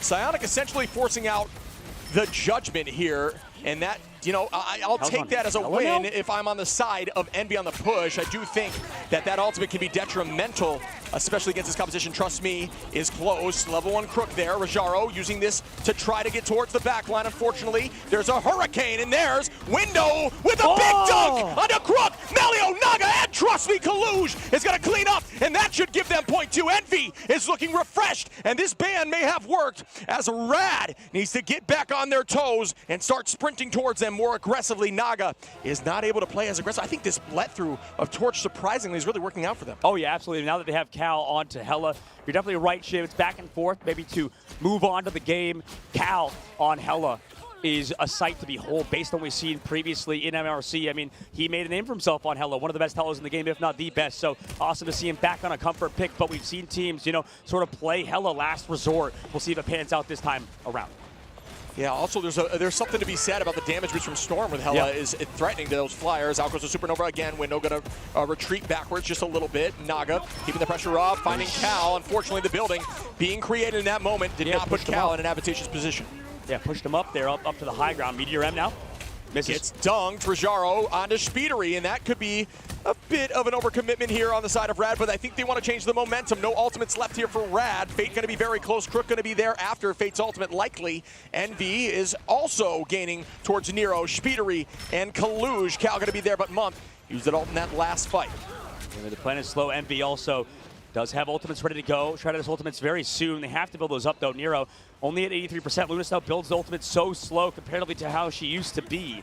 And RAD right now have both Shredder's ultimates on their other side. So Could be a tough fight here for Envy. Maybe they'll have to go for a just dry sort of fight and maybe build up that month ultimate later on. But that could definitely impact it later in the fight. Speedery with the Hurricane ready for action. This is likely going to try to pull out one of the strategy assaults. Yes, it is right towards the back line. Can you confuse them? Will you force out a multitude? Up goes the Phoenix to counter. Great bubble there, allowing Speedery to keep going forward. It did not allow the counter to take place. As those who don't know, you get rid of all that extra health that you see from Storm with that combo. Up we go again from Window from downtown. Not able to make much happen. Nobody getting a ton of value with these off besides Cal. Naga out of the sky. Cal making big plays now. Looking towards Melio, just missing the stun. Back into the heel we go. The dance floor, keeping the team healthy. Oh my goodness. Down goes Melio as Speedery gets another. Will they be able to get up these stairs? A very defensible position while they are resetting. Rajaro, trust me, fall. And Envy is walking them home. Yeah, right now, RAD are not playing like a Groot or something like that. So this Hela also getting a ton more value just in the default, right? You don't have to play a Punisher or something that has to delete the Vanguards is bad because RAD's Vanguards are going to have to play slow anyways. Yeah, and the resets coming through now for the defensive side of RAD, who have been playing lights out this whole series, and this is the first time we've seen a little bit of weakness, but both teams traditionally have hit point 3 in this series, so maybe that is the norm now. Naga going to combine here with Trust Me, who's playing aggro, looking for Cal, who does have that bird, escapes, but not going to live long here as Naga does drop Cal. Going to keep that pressure on right on top of Kaluj, who's trying to escape, using that Psionic towards the back line. Nero going to find Crook, though, as Strategist goes down, but what a dunk here by Naga. Trust Me, going to find Speedery, and at this point, it is looking dicey for Envy as Naga cleans up Month and Window. Build different on the torch. OT comes through. Cal gonna try to portal play. Body not block close enough. Oh my goodness. What a touch here by Speedery Cal. came back. And the shield gets burned, and that will do it. But what a push. Yeah, and what a push indeed. What a defense, too. What a defense. You talked earlier, I liked how you called that out. When Storm came in with the ultimate, you said Jean Grey, Phoenix commits the ultimate to get rid of those overhealth, and that's exactly how you called it. Did so much. Also, towards the end, Melio closed it out as well. I mean, everybody came back through, and you saw the ultimate pop, and you talked about how Wolverine, that passive, it gets deleted, unfortunately, right? Yeah. If the timing works out with Jean Grey, you break those, you force the Punisher pass, or not the Punisher, the Wolverine passive out. Jean Grey with the ult can delete him instantly. Yeah, exactly. And you can actually land and have the impact damage hit first, and then try to get the passive, which is kind of crazy. So that's definitely on the table. But yeah, for those who don't know about Storm, Storm obviously gets a ton of overhealth when popping that Hurricane, and like we said, Phoenix can almost virtually, one of those more shadow counters, almost virtually one-shot that Storm. Yeah. So you got to keep that in mind. Great bubble there, great understanding to hold on. So we will see the defense now for the side of Envy. Can they make sure that they buy enough time on point 1 to shut them down before point 3, or will RAD bring home this W and get 160 Gs and take home the title? And that's a lot of EU dollars for sure. I think the thing is, if RAD win this series, man, it really feels like they've immortalized Jean Grey in this sort of OP sort of territory, right? We talk about how good Human Torch is, and Naga towards the end showing exactly why. That's why this hero has been perma-banned the entire tournament. Yeah. And unfortunately for Envy, I love Storm. I think Storm's a good character, and same thing with Bucky, but right now, Jean Grey is disgusting Melio, though, on the Wolverine this time because they know Window's going to be on the Groot. They're at least trying this out, and we know how good Wolverine here is on this first point. Yeah, for sure. I do think this is a smart attack strategy right now. Naga doing the full flank there. Cal just biding time. Did not look way up behind, but I like that angle a ton. Panther can also take that angle if you use your cooldowns properly. Naga directly behind. So much damage out so far up on the backside. Good retreat strategy here by the strategist playing in that back left corner, but now the whole team is in a danger zone from a very scary Wolverine who tried to find their way in already. Getting low, still holding onto that passive. Naga's dunk could be terrifying if that does come through. Cal looking for the pull, just barely missing it. Good positioning there by Naga again. The whole team in a danger zone. Out go Crystals, though, and that will keep the team healthy as a regenerative aura. Month breaking all of Month's crystals, They're coming and through. We see some ultimates out now. Month gonna copy up, walk them towards the center. Crook now doing the same with the dance floor, just a little bit better. And ultimates now, it's anyone's game. They're all close. Who gets to it first and who gets the first pick? But if RAD pushes through, this is a scary momentum shift. And Fate gonna find Kaluj. Absolutely, Kaluj going down, so is Window. It's just tough. You talked about better ults. I mean, that was just such a strong ult from RAD coming back through to live in buy Crook time. This is a insane push. Granted, Envy did hold on to Nero and Speedery in that moment. Kalush should be close too, but trust me, Fate, Melio, and Naga, and Rajaro, not only did they get point, they come out on top of an alt advantage. Things are looking dicey for Envy. They need to win some neutrals. They need to find some picks now, change the tide, or they will be in trouble as we are at game point here for RAD. Game point for RAD. Last stand available for Melio. Rajaro comes out, slows down this height. Here comes a Supernova. And here we go. Supernova out towards the back line. Dance floors to hold on as we see the Omega Hurricane coming through now. Sweeping towards the back line. Shields out. Speedery trying to deal some strong damage on the point. Cal gonna find Naga now. That's a second as Melio falls. Cal with great shots directly on the entire frontline domes as they just walk them in month. Now on to Rajaro. Everybody back towards the spawn door now. Crystal's getting burned out early is definitely a win in terms of the trade. Speedery just gonna use this alleyway here as Storm with the piercing attacks to try to get that out incredibly quickly. We need to see more like that out of Cal. That was the only time I think we've seen him pop off besides on Hella on Bucky. It's been a hard match for him. We'll see what happens as we go into this next fight. Melio with the last stand could go massive, and Crook as well has the copy. Yeah, I think it's difficult right now with and a huge last stand on the front line of Kalush. Chris, right out into diamond form, getting that reduction. Cal with a three-piece on the Kraken impact. Do I hear four? Walking them now. Beautiful. Just going to wait on this reset. Team did reset a little. Oh, the reset didn't come through anyway. So good dunk there by Cal. And alt advantage is roughly even here as Crook is holding and Monk. Jean Grey coming out. That's what I thought about earlier. Melio had to swap off of that Wolverine, especially in the street phase of the map. Go back over to that Jean Grey, which was diffing to Bucky, because otherwise, Cal's going to pop off like that. And we start the next fight once more, folks. Up in advantage again. Speedery doing a great job utilizing that speed of ultimate to force out everything and give your team a chance to keep fighting. Ult advantage in terms of the dance floor should be up here for Envy, who waited just a few seconds later. Melio now on that Phoenix, like you mentioned, the tackle, Nero, and wow, Nero finds Melio. Speedery on a Naga, not committing too much at all. Still holding onto those ults as Trust Me falls from Speedery. Once again, still holding onto that Hurricane. Envy finding their footing. Can they push this to another map? And this is why North America, during stage number 1, with 2 minutes and 40 seconds left on the clock, we saw so many bans towards Speedery, especially that Storm. You're seeing why today. It took a while, but Envy on Speedery with Storm is looking phenomenal.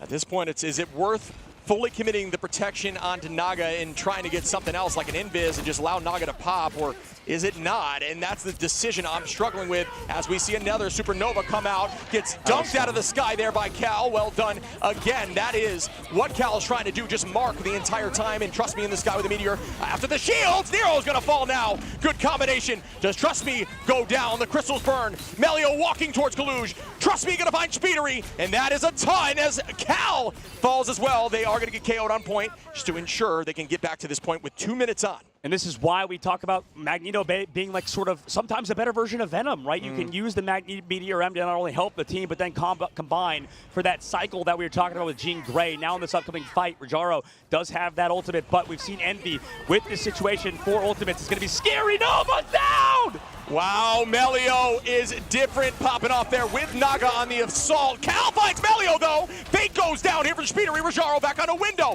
Still an almost even fight as Cal is waiting, looking for a backline. Nobody there. Tries to turn it back, and that is oh, what a shot, Cal on a Naga. Trust Me, on to Speedery. It's still anyone's game. They are still holding Cal, looking very strong right now, using all these cooldowns to stay healthy. Out goes another dance floor from the side of Month. Will they maintain this positioning? Window now with a teleport through, using that wall to keep the team separated. Oh, no! But it gets blocked, and both teams are actually stuck for a moment. Going to go through the other side. Rajaro onto window, 60 seconds on. Cal looking to try to get another Kraken impact. We see Kalush dealing a ton of damage, but Naga playing behind these portals like a wall, very low on the side of Speedery, who now resets. Naga gets Kalush, and this is dangerous. Up we go with the meteor ramp, but the dance floor is out. The shields are gone. Will the dunk come through? It does not. Now we see Rajaro ready for ultimate. This could be detrimental. Here it is. Speedery finds Melio first, but gets walked right towards the back line. Do they fall? Speedery is able to escape. That is wild to me. Rajaro holding on a tight angle. Cal again! Onto level 1 Crook. Sight Guy lied, finding some serious value, but does go down there from Naga. And here we go with Naga with a supernova. Are you kidding me? The amount of ults being committed and how much back and forth we have is crazy in this fight. Is MB able to hold? They do escape. Trust me, on a Speedery. Kaluge now onto Rajaro. Melio onto Kaluge. And we're just dancing here with Window on the cap, trying to hold on. Cal back with the Star-Lord. 1 HP on a Naga. Naga is able to escape. Are you kidding me? Great play around the cart, and they will get point 2, I believe. And this is getting dangerous now. If you are looking at Envy, Melio spinning, Crook, Melio again, Crook again, and they get point 2. That was so much time to shoot off the bank, at least for Envy in the streets phase of the map. Now we enter the third point, and honestly, I don't know, Naga's doing so much here on the Human Torch. I know I was talking about earlier Melio popping off on the heroes that he's played, but Naga on the Human Torch came back into the series. Hasn't played much Human Torch, I'm sure, because of how often it's banned in practice and in matches. Now gets to play it and pop off like he is. Envy now, 1 minute on the clock. Can they do it? $160,000 in the line chip. And right now, RAD have that cart pushing. It is almost over. If RAD can do this, Cal gonna find Melio early and say, I don't want this to end just yet. And that is what you need. You need these neutral picks. Now forcing out some cooldowns. Kaluge gonna start out with a Psionic. Naga in a dangerous position, gets away with the dance floor somehow. Now Naga falls. Well done on the tracing there by Cal, trying to keep this angle tight. Give your team another chance at the fight. Does force out some as Cal is close to that Kraken impact for a third time in a few minutes. 40 seconds left to go, Ship. 30 seconds left to go now. Tournament life on the line. Could Envy win it here and now with 27 seconds left? They can get 2 fights potentially here, so they have a solid cushion to work with. It is an ult advantage slightly on RAD in terms of time, but we will see Nero now with ult speeder. He's about 70%, and Cal, that's all you've got is, trust me, Melio, Rajaro, soon to be Naga, Bait, already on RAD. They need this win if they want to close this down. Speedery gonna use this Omega shortly once it's available. We got Melio on that off angle, Window now on that cap.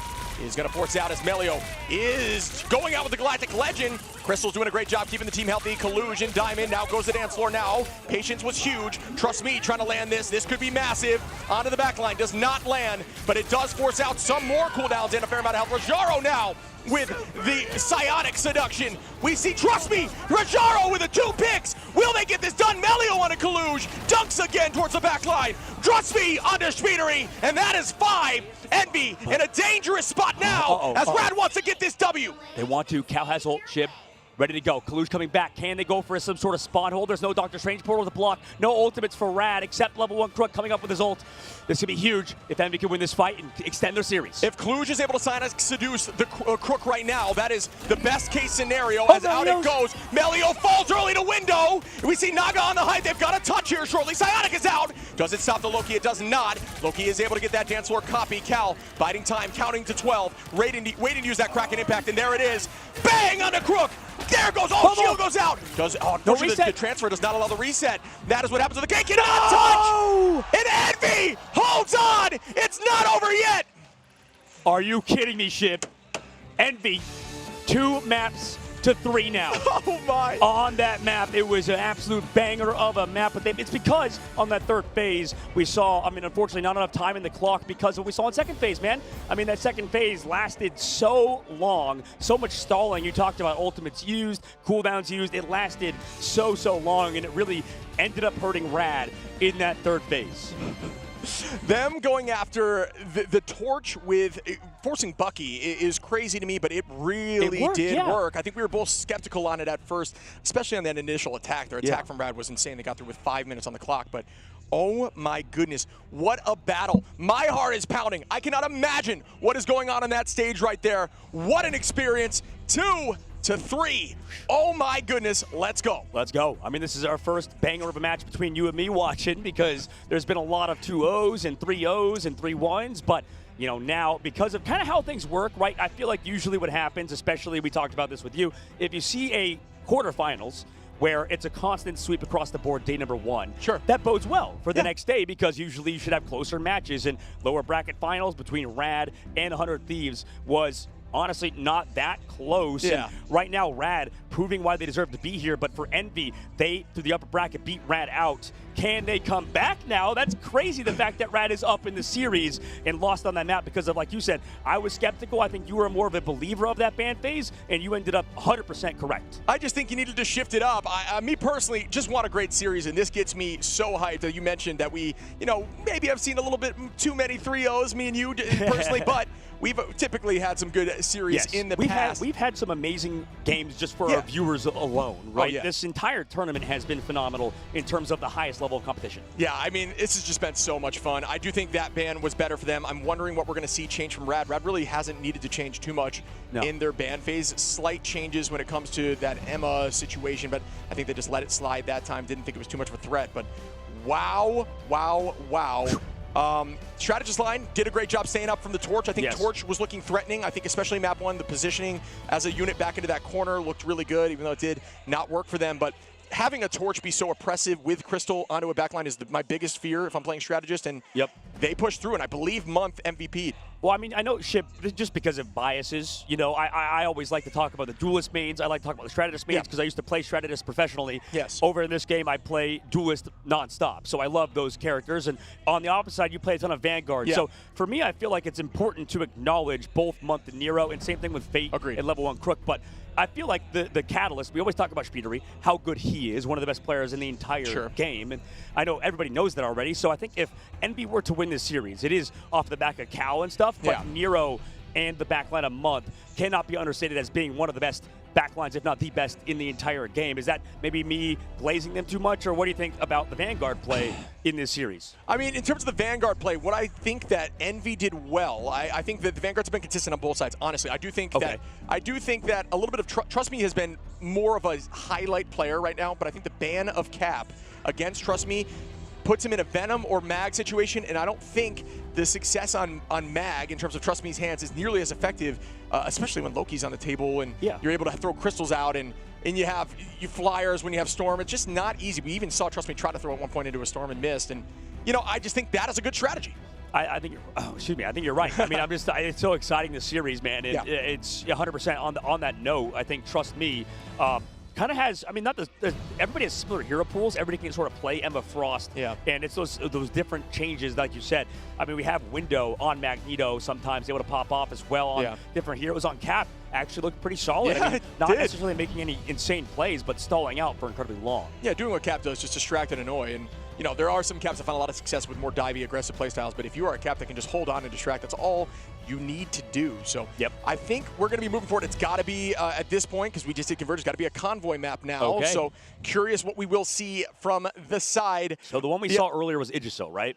So now we go to either what Midtown or Spider Islands, which is a triple hold point. So, but this is going to be Do you remember who is better on which maps, or any specifics, or it's tough? It's a hard choice because we've gone through already a lot of the maps. Yeah, we've gone through a lot of the maps so far. I think we'll likely see Spider Islands because it does lend itself to that flyer in this. I think my guess is RAD is going to predict that they'll allow Torch through again because they found success with it. Yeah. A very good flyer map is Spider Islands. So maybe they read it that way. I could, off the top of my dome, I can't remember their exact success rate on Spider Islands, but the only downside to that play, if it does go that way, would be that Envy does run triple in certain maps, and that is one of those maps that finds success with triple where you can have that portal and guarantee 3 fights. So, and I think they do it far better than what RAD does with triple. I'm not sure they've even really elected to run it too much. Yeah, this is going to be a hard series, I think, for Envy to come back from, right? Because like you said, if they do want to even go for that Torch hitting through again, and if they go to Spider Islands, I mean, what does that Bucky do on that map? I know Bucky is good there, but I mean, it's up for debate, I think, how things go, especially with Jean Grey being removed. I think the ban system of the opposite side for RAD is set, but I don't know. Do you think they could make some deviations, make some adjustments going forward? Yeah, I'm just trying to think what would be the most successful for them. Maybe it is going after the strat line and forcing Torch to have more value, getting rid of that Loki. Because I think just having Loki stop the mag play, if they are going to ban out that Cap again and leave Venom more vulnerable, because I think now that Cal has showed that he's not afraid to pull out that Bucky, Venom is a little more scary, and with Invis still on the table, the team's willing to make the switch. The switch, swap switch. The swap switch. That it makes Venom.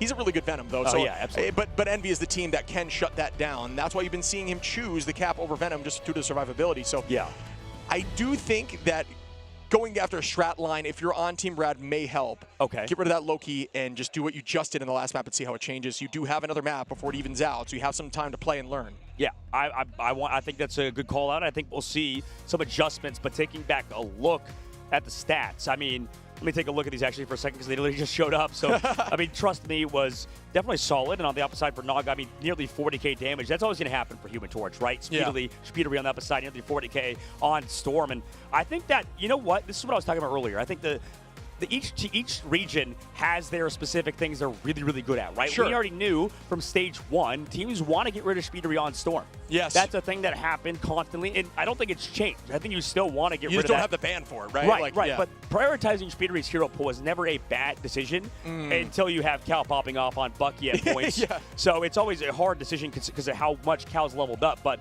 regardless, I think Envy figured out RAD's weakness, right? They can play the torch, but considering maybe they're slow on it, right? It's been 5 maps so far, and 4 of those maps you played Jean Grey instead of Human Torch. Also, same thing for Melio. You're making Melio switch back over to Jean Grey, which he hasn't touched throughout this series. Yeah. No, I do agree. I think that MVP? is the perfect call. Yes, Month was the MVP with almost 60K, 62% accuracy with a flyer on your team is built different. He's following up on Psylocke dives and stuff. Oh yeah, we're always seeing with the KO feed, right? Just kind of across map, hitting sky shots. 32 assists too. 32 assists. I mean, yeah, he's hitting insane shots on Loki and also playing. So I think his backline is the best in the game, and it's funny because he's from Europe. Stoked to show some love to Month, but you are right. He's from the UK. He's a traitor to Europe, man. That's crazy. Always the good Strategist players are from the UK, oddly enough. Not many good duelists out of that region, though, unfortunately, for European, especially for UK individuals. Yeah, I mean, you're right. I think, first off, I want to show some love there to Month. That is awesome to see. I think, you know, a lot of times in ladder, you may be saying, get off Loki when you're in the sky, but Speedery, he does play very low to ground when you're playing Storm, as you should with the boost, because it does enable a larger AoE of your damage boost, right? So that does help your team out, especially when you're running things like that Bucky, who can just essentially deal a ton of damage and knock flyers out of the sky consistently if there's any open area. You can see here, Naga looks crazy there. He looks crazy for sure. Can I throw you under the bus? Go for it. When, I know a lot of players have been talking about this on social media, on X, they'll do this thing called rage baiting. Sure. Where they will make rosters, they do tier lists and stuff like that. A lot of people on social media will talk about maybe this game getting a World Cup, right? Getting an event where crazy nationality versus nationality. You have Europeans. You have specifically, by the way, that was huge from Cal for sure. Cal is disgusting. Wild to see. But you have Canadians versus Americans versus people from Germany and stuff, right? A World Cup could potentially happen in the future. But who do you think is the best duelist in the game? I'm going to throw you on the bus here. Which region, if we're talking about maybe specific areas, America, Canada, or specific regions, who has the best duelist off the top of your dome? Yeah, I mean, this may seem like recency bias, but I would have said this, I think, prior to. I think I got to say Speedery. I think I have to say Speedery. I think Speedery has a large hero pool. We've seen Wolverine. We've seen, and the other thing you got to think of is playing a less meta hero at this level, right? Have we seen Storm run by very many other teams? No. We have seen it a few times, and it's more so to help with that hit scan. But Speedery doesn't care if there's that hit scan. Bring out the Bucky. They don't need that kind of damage boost. Instead, just gets raw value with Storm on her own. So Speedery's got to be my choice there for duelist. Okay. How about you on Vanguard? Ooh, on Vanguard, throw it right back. I mean, that's going to be a tough choice for sure.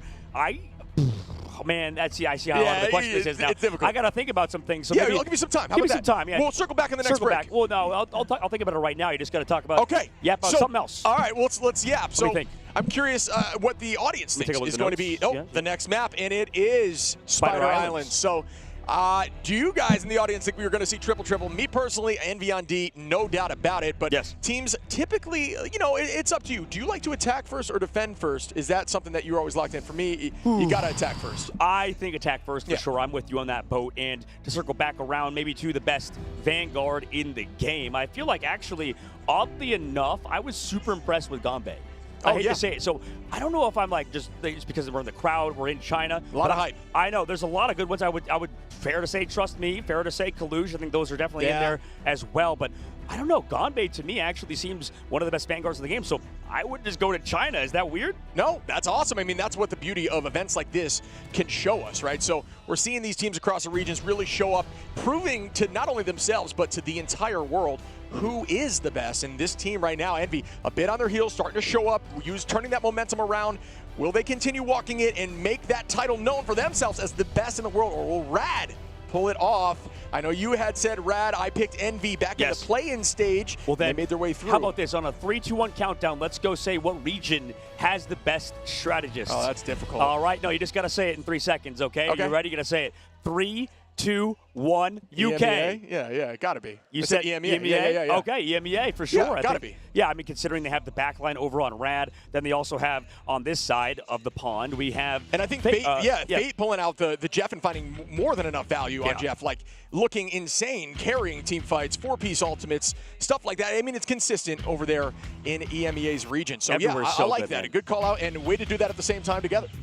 Absolutely. Synergy, that's why symbiotic. We got the sync up, just like these players. Look at that trophy. They need to be synced at the current moment. You know, no matter where you're from, no matter where you are playing at the moment, you know, you can have a mixed roster at times. I've played with Korean players and, you know, talking with different languages, living with 3 Koreans, you know, that's a hurdle you have to climb sometimes, just having to communicate with your teammates in different languages and stuff and having to relay stuff. But both of these rosters have mixed rosters, sure, but everybody's native English speakers in this lineup today.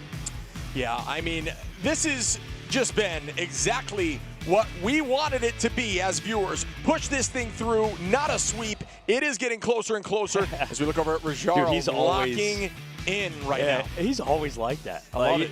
These Finnish guys. I talked to his brother in the crowd as well. Super hyped, just super happy to be here. Finland just has, oddly enough, so many talented gamers. Like, it's not exactly the biggest country, but there's so many people just staying inside because it's so cold all the damn time there. And it makes sense that Rajaro is one of the greatest vanguards in the game. Didn't even mention him as much as we probably should, but everybody here deserves to be here. And, you know, with 12 people in the lobby, only so many could talk about, but we already know this. Oh, yeah, everybody in these rooms are the best of the best. Yes. Right? You got to think about that. At this point, we're picking from the top 0.0001%. You know what I mean? These players are disgusting, and no chains once again.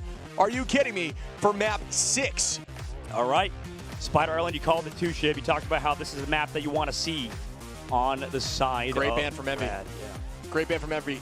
No difference here, folks, in the bands as last time, almost to a T. We need to see something different here from RAD, and they are going to get rid of, what do you know, Jean Grey once more, seeing how valuable Cal has been on Jean Grey throughout this tournament, and hard locking that. And that was a strategy that found them value initially, but they're starting to learn. Do we need to see a change? Psylocke now gone once more, matched right back.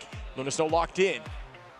And this is interesting. I feel like there's no respect given to Rajaro right now. Like, the reason they want to ban Psylocke instead of Emma Frost is always quite interesting because they go for the Emma Frost Protect. RAD knows they want to ban the Emma Frost and not give that to Kaluj. And the same thing is not happening on the other side. They don't really care if Rajaro plays Emma.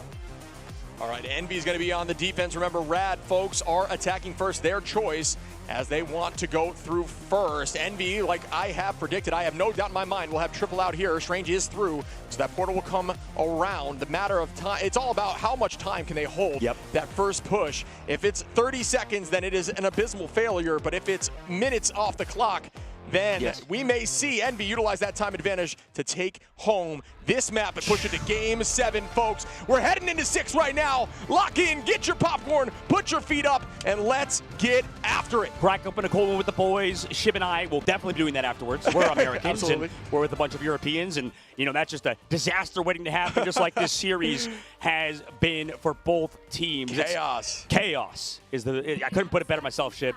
I love it. So we look now. You see Window Cal Kaluj back on the triple as the strategists are out. Speedery up in the sky with Ultron. And we are going to see Fate on the Jeff. Immediately, Naga goes down. That is wild. Cal, with some great shots out of the team, was completely prepped for that. And they were essentially just hard focused on a millisecond whim as some of the team is electing to go behind. Fate actually playing behind on the right in that building. We see Trust Me getting away from some of those group walls directly towards the back line on that Venom now. We haven't seen Venom quite yet from Trust Me, at least not in a few games, who is obscenely strong on that hero. Yeah, and I'd love to see Fate back on that Jeff for sure. Now we come through, RAD into that room, like you said, trying to pressure out that Loki. Cart hasn't moved a single inch yet until now. It's capped by RAD, but everybody's still here for Envy side. Crystal's now forced out. Remember, folks, Jeff can no longer stay indefinitely under, so it's just about chasing and trying to track. But trust me, and Naga gonna find 3, 4, 5 as the entire team is wiped, but we will see a teleport. And again, a minute off the clock already. And you can run, but you cannot hide from the symbiotic duo of Jeff and Venom. Venom Jeff in this case. I mean, is there symbiote in Jeff's skin? I guess there is, because they are synced up like two peas in a pod. 2 pods in a pea, pies in a pizza pod. Peas in a pod. Pod in a pea, pizza pod. Pizzas in a pizza box, I guess, as we are starting up our next fight now. Portal comes through. Naga with some really good positioning. Team electing to drop back together. That's really good positioning. Jeff gonna go in that building, though, and that could be terrifying onto the whole team. Oh, it's huge! Fate with a 4! Gonna get rid of 1! Will they be able to get to the end? They will. They're going to throw at the last second. Who has movement cooldowns? 2 of them do. No, Still going to find a few, though. That is a big play. Cal going to find Naga. Fate now on the month. That was a massive ultimate. It's Jeff, if you will, coming in hot. What a play. What a momentum-shifting play, man. Jeff, nobody expected to be here in this tournament at the level he has played. RAD, keep this cart pushing forward. They only have 1 huge Stratus ultimate in level 1 Crook side. They just used it, so now Envy in the situation. They at least have the copy with Month, so they should have an edge here theoretically. And bang, down goes Melio immediately on a Speedery. What a play once more. Month gonna start off with the dance floor, bringing them towards the point. We see Window popping that strangling. Do they collapse? Do they get value? Rajaro and Crook gonna find Cal. Naga onto Window, and the triple did not work enough for them here as RAD is walking through the first set of points. They're collapsing. They need to stabilize, but they have Nero's ultimate, and they're doing it. They're stabilizing into the back line. Can they get the 1 shot with the Venom? Melio gonna clean that up. Kaluj and Month go down. Now Nero and wow, RAD are looking good once more. They took that last loss personally, and they do not want to stop here on a convoy. The change for Envy put Cal back over to the Star-Lord to help maybe with the dives, maybe also get some free damage on the Jeff with the spin, right, with that Galactic Legend as well in the sky. There's no Magneto to maybe counter you because you've left that unbanned. Maybe forcing Trust Me or Rajaro to play that mag could be a change that Envy wants. Yeah, no major shield now is how you got to structure this, Jeff. Yeah. From downtown, hoping the team doesn't hear it. Is it big enough towards the strategist line? There's 1. Does find 1. Cal gonna try to make this happen with a spin. 20 HP. Does get the heal and is gonna. Goodbye, Luna. No more dancing for you as Cal also falls. Kaluj gonna take out Trust Me, though. Try to trade these. Kaluj very low. Is gonna fall from Naga. And wow, RAD. They're doing what they need to do. Window gonna find Fate now over on the Venom and is gonna jump right back onto the Jeff and try to find a way to stop this Jeff before Jeff becomes a force that is un-KOable. Yeah, is Fate gonna switch? No, there's no reason to. I mean, who needs the most overpowered Stratus ultimates when everybody inside the Fate of the Worlds, because the copy for Month is only going to be onto Luna Snows, everybody's inside that ult. Jeff's there to counter it every single time. This is awesome watch again. Jeff finding value as Kaluj is going to take out level 1, and right back we go. With Speedery. No! Oh, it isn't going to be enough damage. It should be, yes. Oh. Down goes Fate as Speedery with a little bit of a focus there, if you will, on the off angle. Nero going to clean up Melio. Alts still advantage here for the side of RAD. We got Cal and Window. Going to force out a strategist ult likely early here from Cal and try to spin to try to get that back fast. Similar to what we're going to see from Storm. It's all about now having as many ults as possible and exploiting the fact that there's not 2 strategist ults on RAD. Yep. The audience treating Jeff like comic relief. I mean, just kind of over there being forced to use the entire ult. But here it goes into the sky with the Galactic Legend over the high. Can't get 1. Naga goes down. Fate of the World's not there to save him in time. Gets Sonic seduced. Trust me, getting able to track him down off of Rajaro. Able to take it back. At least 5 versus 5 now in this fight shift. All still held here for RAD. Speedery gonna find Fate though, and that is a big pick here. RAD is out now with the dance floor from level 1 Crook. Nero still dancing. Window holding on to that feast. Kaluj gonna go cap that point and allow it to slow up and go in the opposite direction for a little bit. Buy us some more time. Supernova is out with Phoenix, and another feast here from Trust Me, which does not land. Everyone pressing Q. If they can kite this is a massive win, but no, Cal playing a little aggressively, thinking that the team would commit to those ultimates. Does bite him a little bit there as Naga out of the sky to Window. What a shot by the side of RAD. But they have time. The cart isn't that far necessarily, so if they can find the backline right now, they're diving on them towards the spawn. But here comes everybody back. Out. Yeah, he's used the crystals. And they've got to get back here and touch here. Jeff does have ult, and that's the key. Get them Count off on point. Melio. Jeff ulting now. Everybody's got a panic. Speeder, just going to wait, hopefully waiting to see if they can counter this month in a dangerous spot here.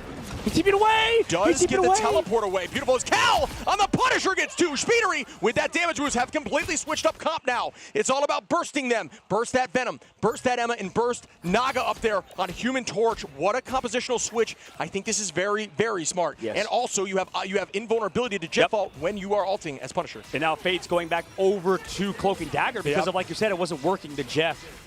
We saw some awesome plays in the map 1. Now RAD forced to adapt. Envy having the stronger backline, I think, in terms of heroes, but RAD still can make it work.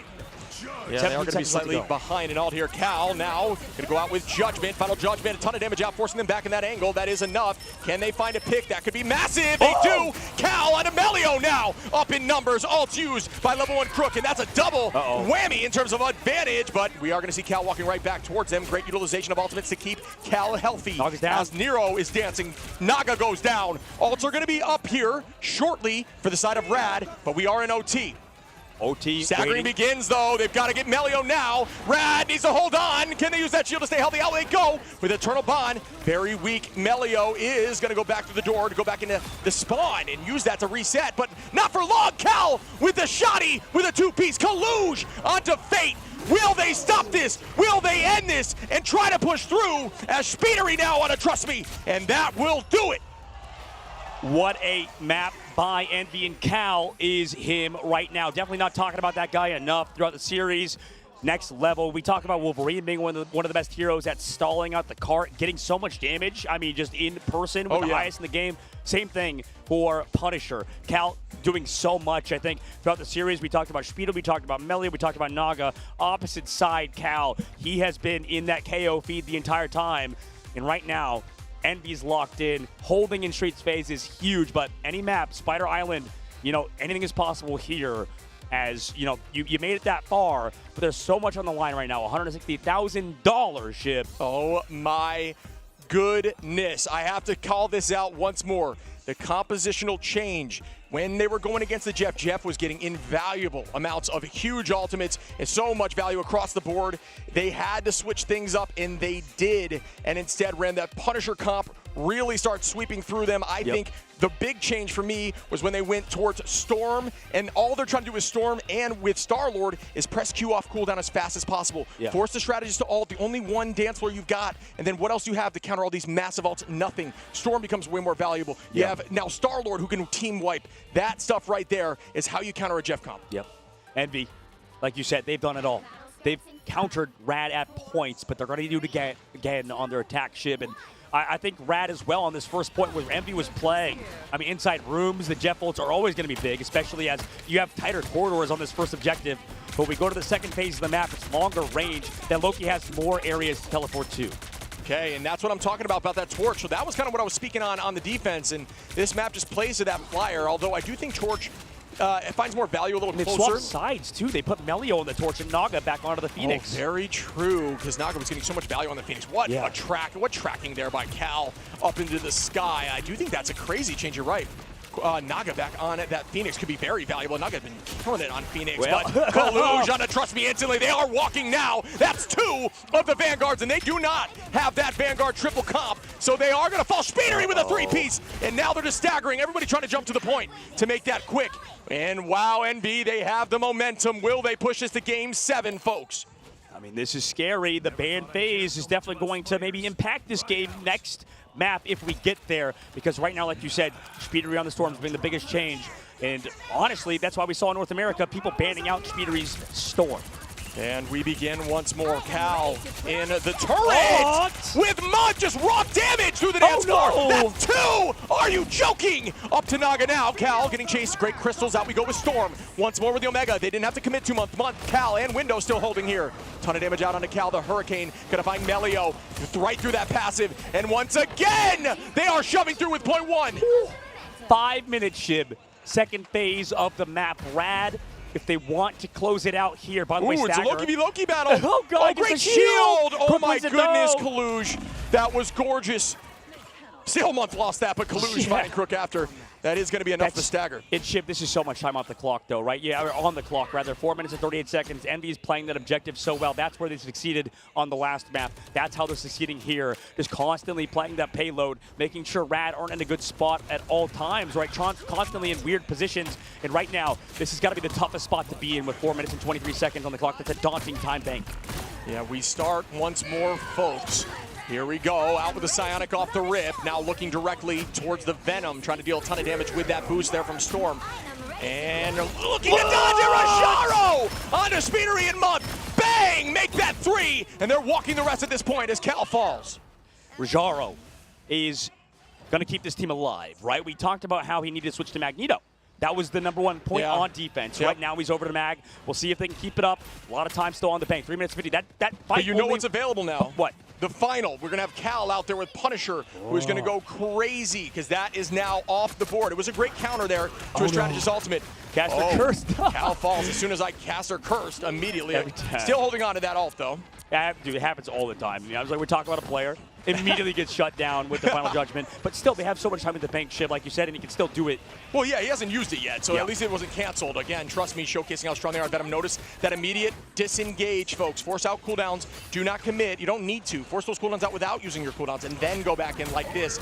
And Melio out is going to get locked down. Cal finds one. Will they use this momentum? Cal with a shotty out. Goodbye. Trust me. Now up to the Psylocke. Will we see a follow-up? Holding on to these. Nero's dance floor is all they need now. Month is going to fall. There we do lose as we see the Hurricane coming in from Speedery. Right back on to Fade, who's in the danger zone. The patty cake for days. Oh, could not make the right decision. Thought that was the good play. Kalush is going to find Rajaro in the meantime, though. Yes. Well, who's back here? Is that the Torch? Or no, that's Naga. That is Naga, yeah. Okay, so he's going to be alive with the back line, man. They're getting dicey.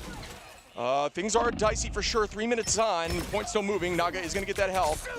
Cal with a shotgun out, looking directly towards Venom. Here comes that final judgment. No cover. Right up in the sky. They need heals, but does not, as Melio plays a little bit differently with some good focus. Way to make that happen for Melio now. Month goes down from Rajaro, and everybody is starting to panic as Rajaro will have that Meteor Ram to counter any sort of Punisher roll in the future.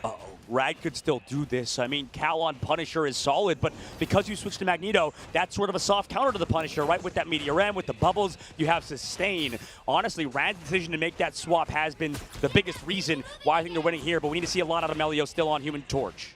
We have Rajaro out and Fate now, folks. Level 1 Crook, very close with Naga. Entirety of RAD almost there. Window trying to work their way up. Collusion Month, both holding on. Psionic Seduction could be massive into the sky. Trust me now, trying to dive onto Cal. There's that Psionic towards the back line. Not going to do much besides buy them space. Walking, we go. 1 HP onto the front line, but no, not enough. They do have point now as it's scooching forward. Meteor M is up. Can they stop this with any sort of shield? They can with Kaluj with a great shield there as Emma. Naga with some great positioning now on Speedery, who has to play on that off angle. Naga tries to land the stun. Cal gonna find Melio. Out goes another dance floor. Now looking at, trust me, excuse me, still walking, and they're low. Speedery walking them down. The Hurricane ready. Out goes another dance floor for Nero. And Psylocke, or excuse me, Phoenix does land. Trust me, cleans it up with Cal. Yep. That is enough. Here comes Speedery up with the Meteor M as well. They are going to try to find any value out of this backline they can. Spin to win on the Hurricane now is going through everyone.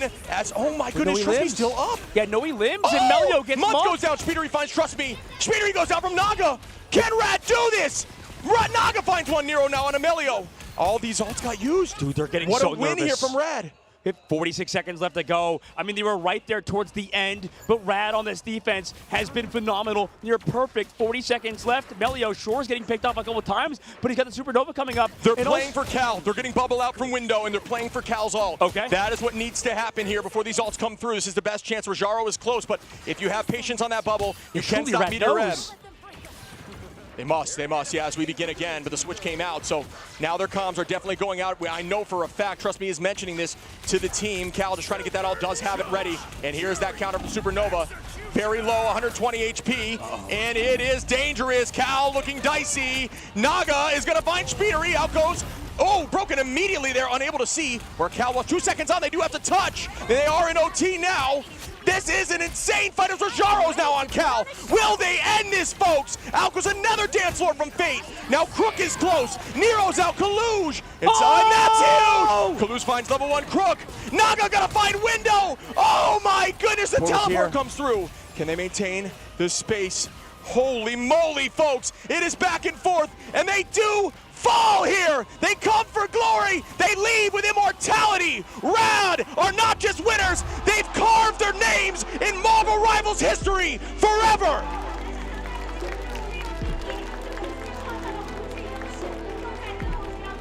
RAD Esports. What a tournament from them. EMEA is the best region in the world.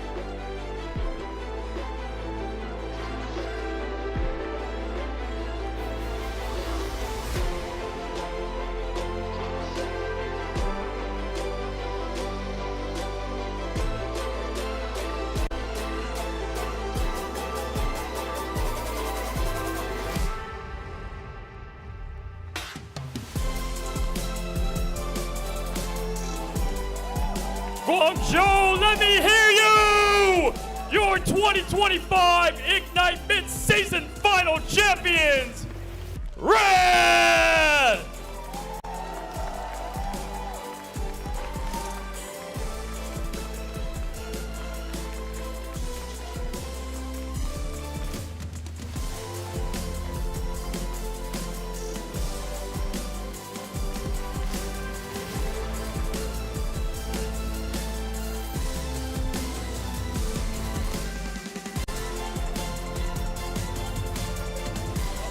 Please grab the championship trophy, RAD, and hold it in the air.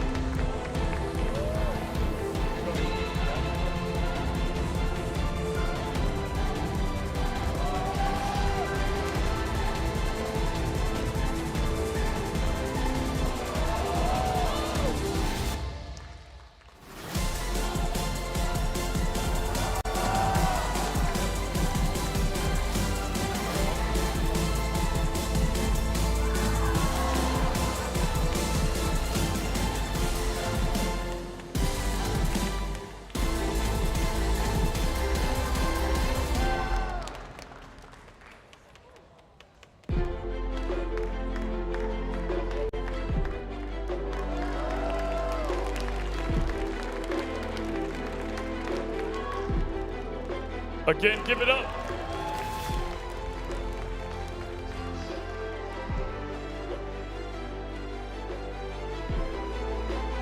Hey guys, come here for a second here. I gotta ask a couple of y'all. First of all, what is going through your minds right now as you just went through the entire gauntlet, coming out the grand champions, the first ever here in LAN? I mean, it's all the pain and suffering we went through, screaming 4 times a day ever since we got here. That's been difficult to do with. We are finally here. We won the trophy. All our work paid off. What is the difference between the team that came in second place in the EMEA and this team right here who went through everything to get to this moment? We put in the hard work, they do not. I've got to say, any shout outs to players, people who made this possible? Shout out to Mehu for the Jeff coaching. Rank 1 Jeff, Mehu. Amazing, ladies and gentlemen. And final words from Team RAD, your mid-season final champions. Any words? Yeah, I think we're here to stay, and I think that we will win more titles in the future. Yeah. Well, giant congratulations, and for our MVP, the finale MVP is going level 1. Crook, my friend, congratulations, buddy. Absolutely. Let's hear it.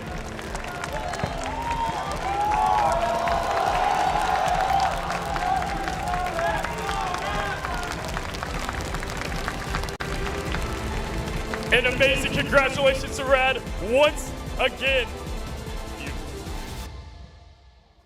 Oh, we got a metal beam, I guess. Well played, buddy. Rep it. Let's give it up to level 1 crew.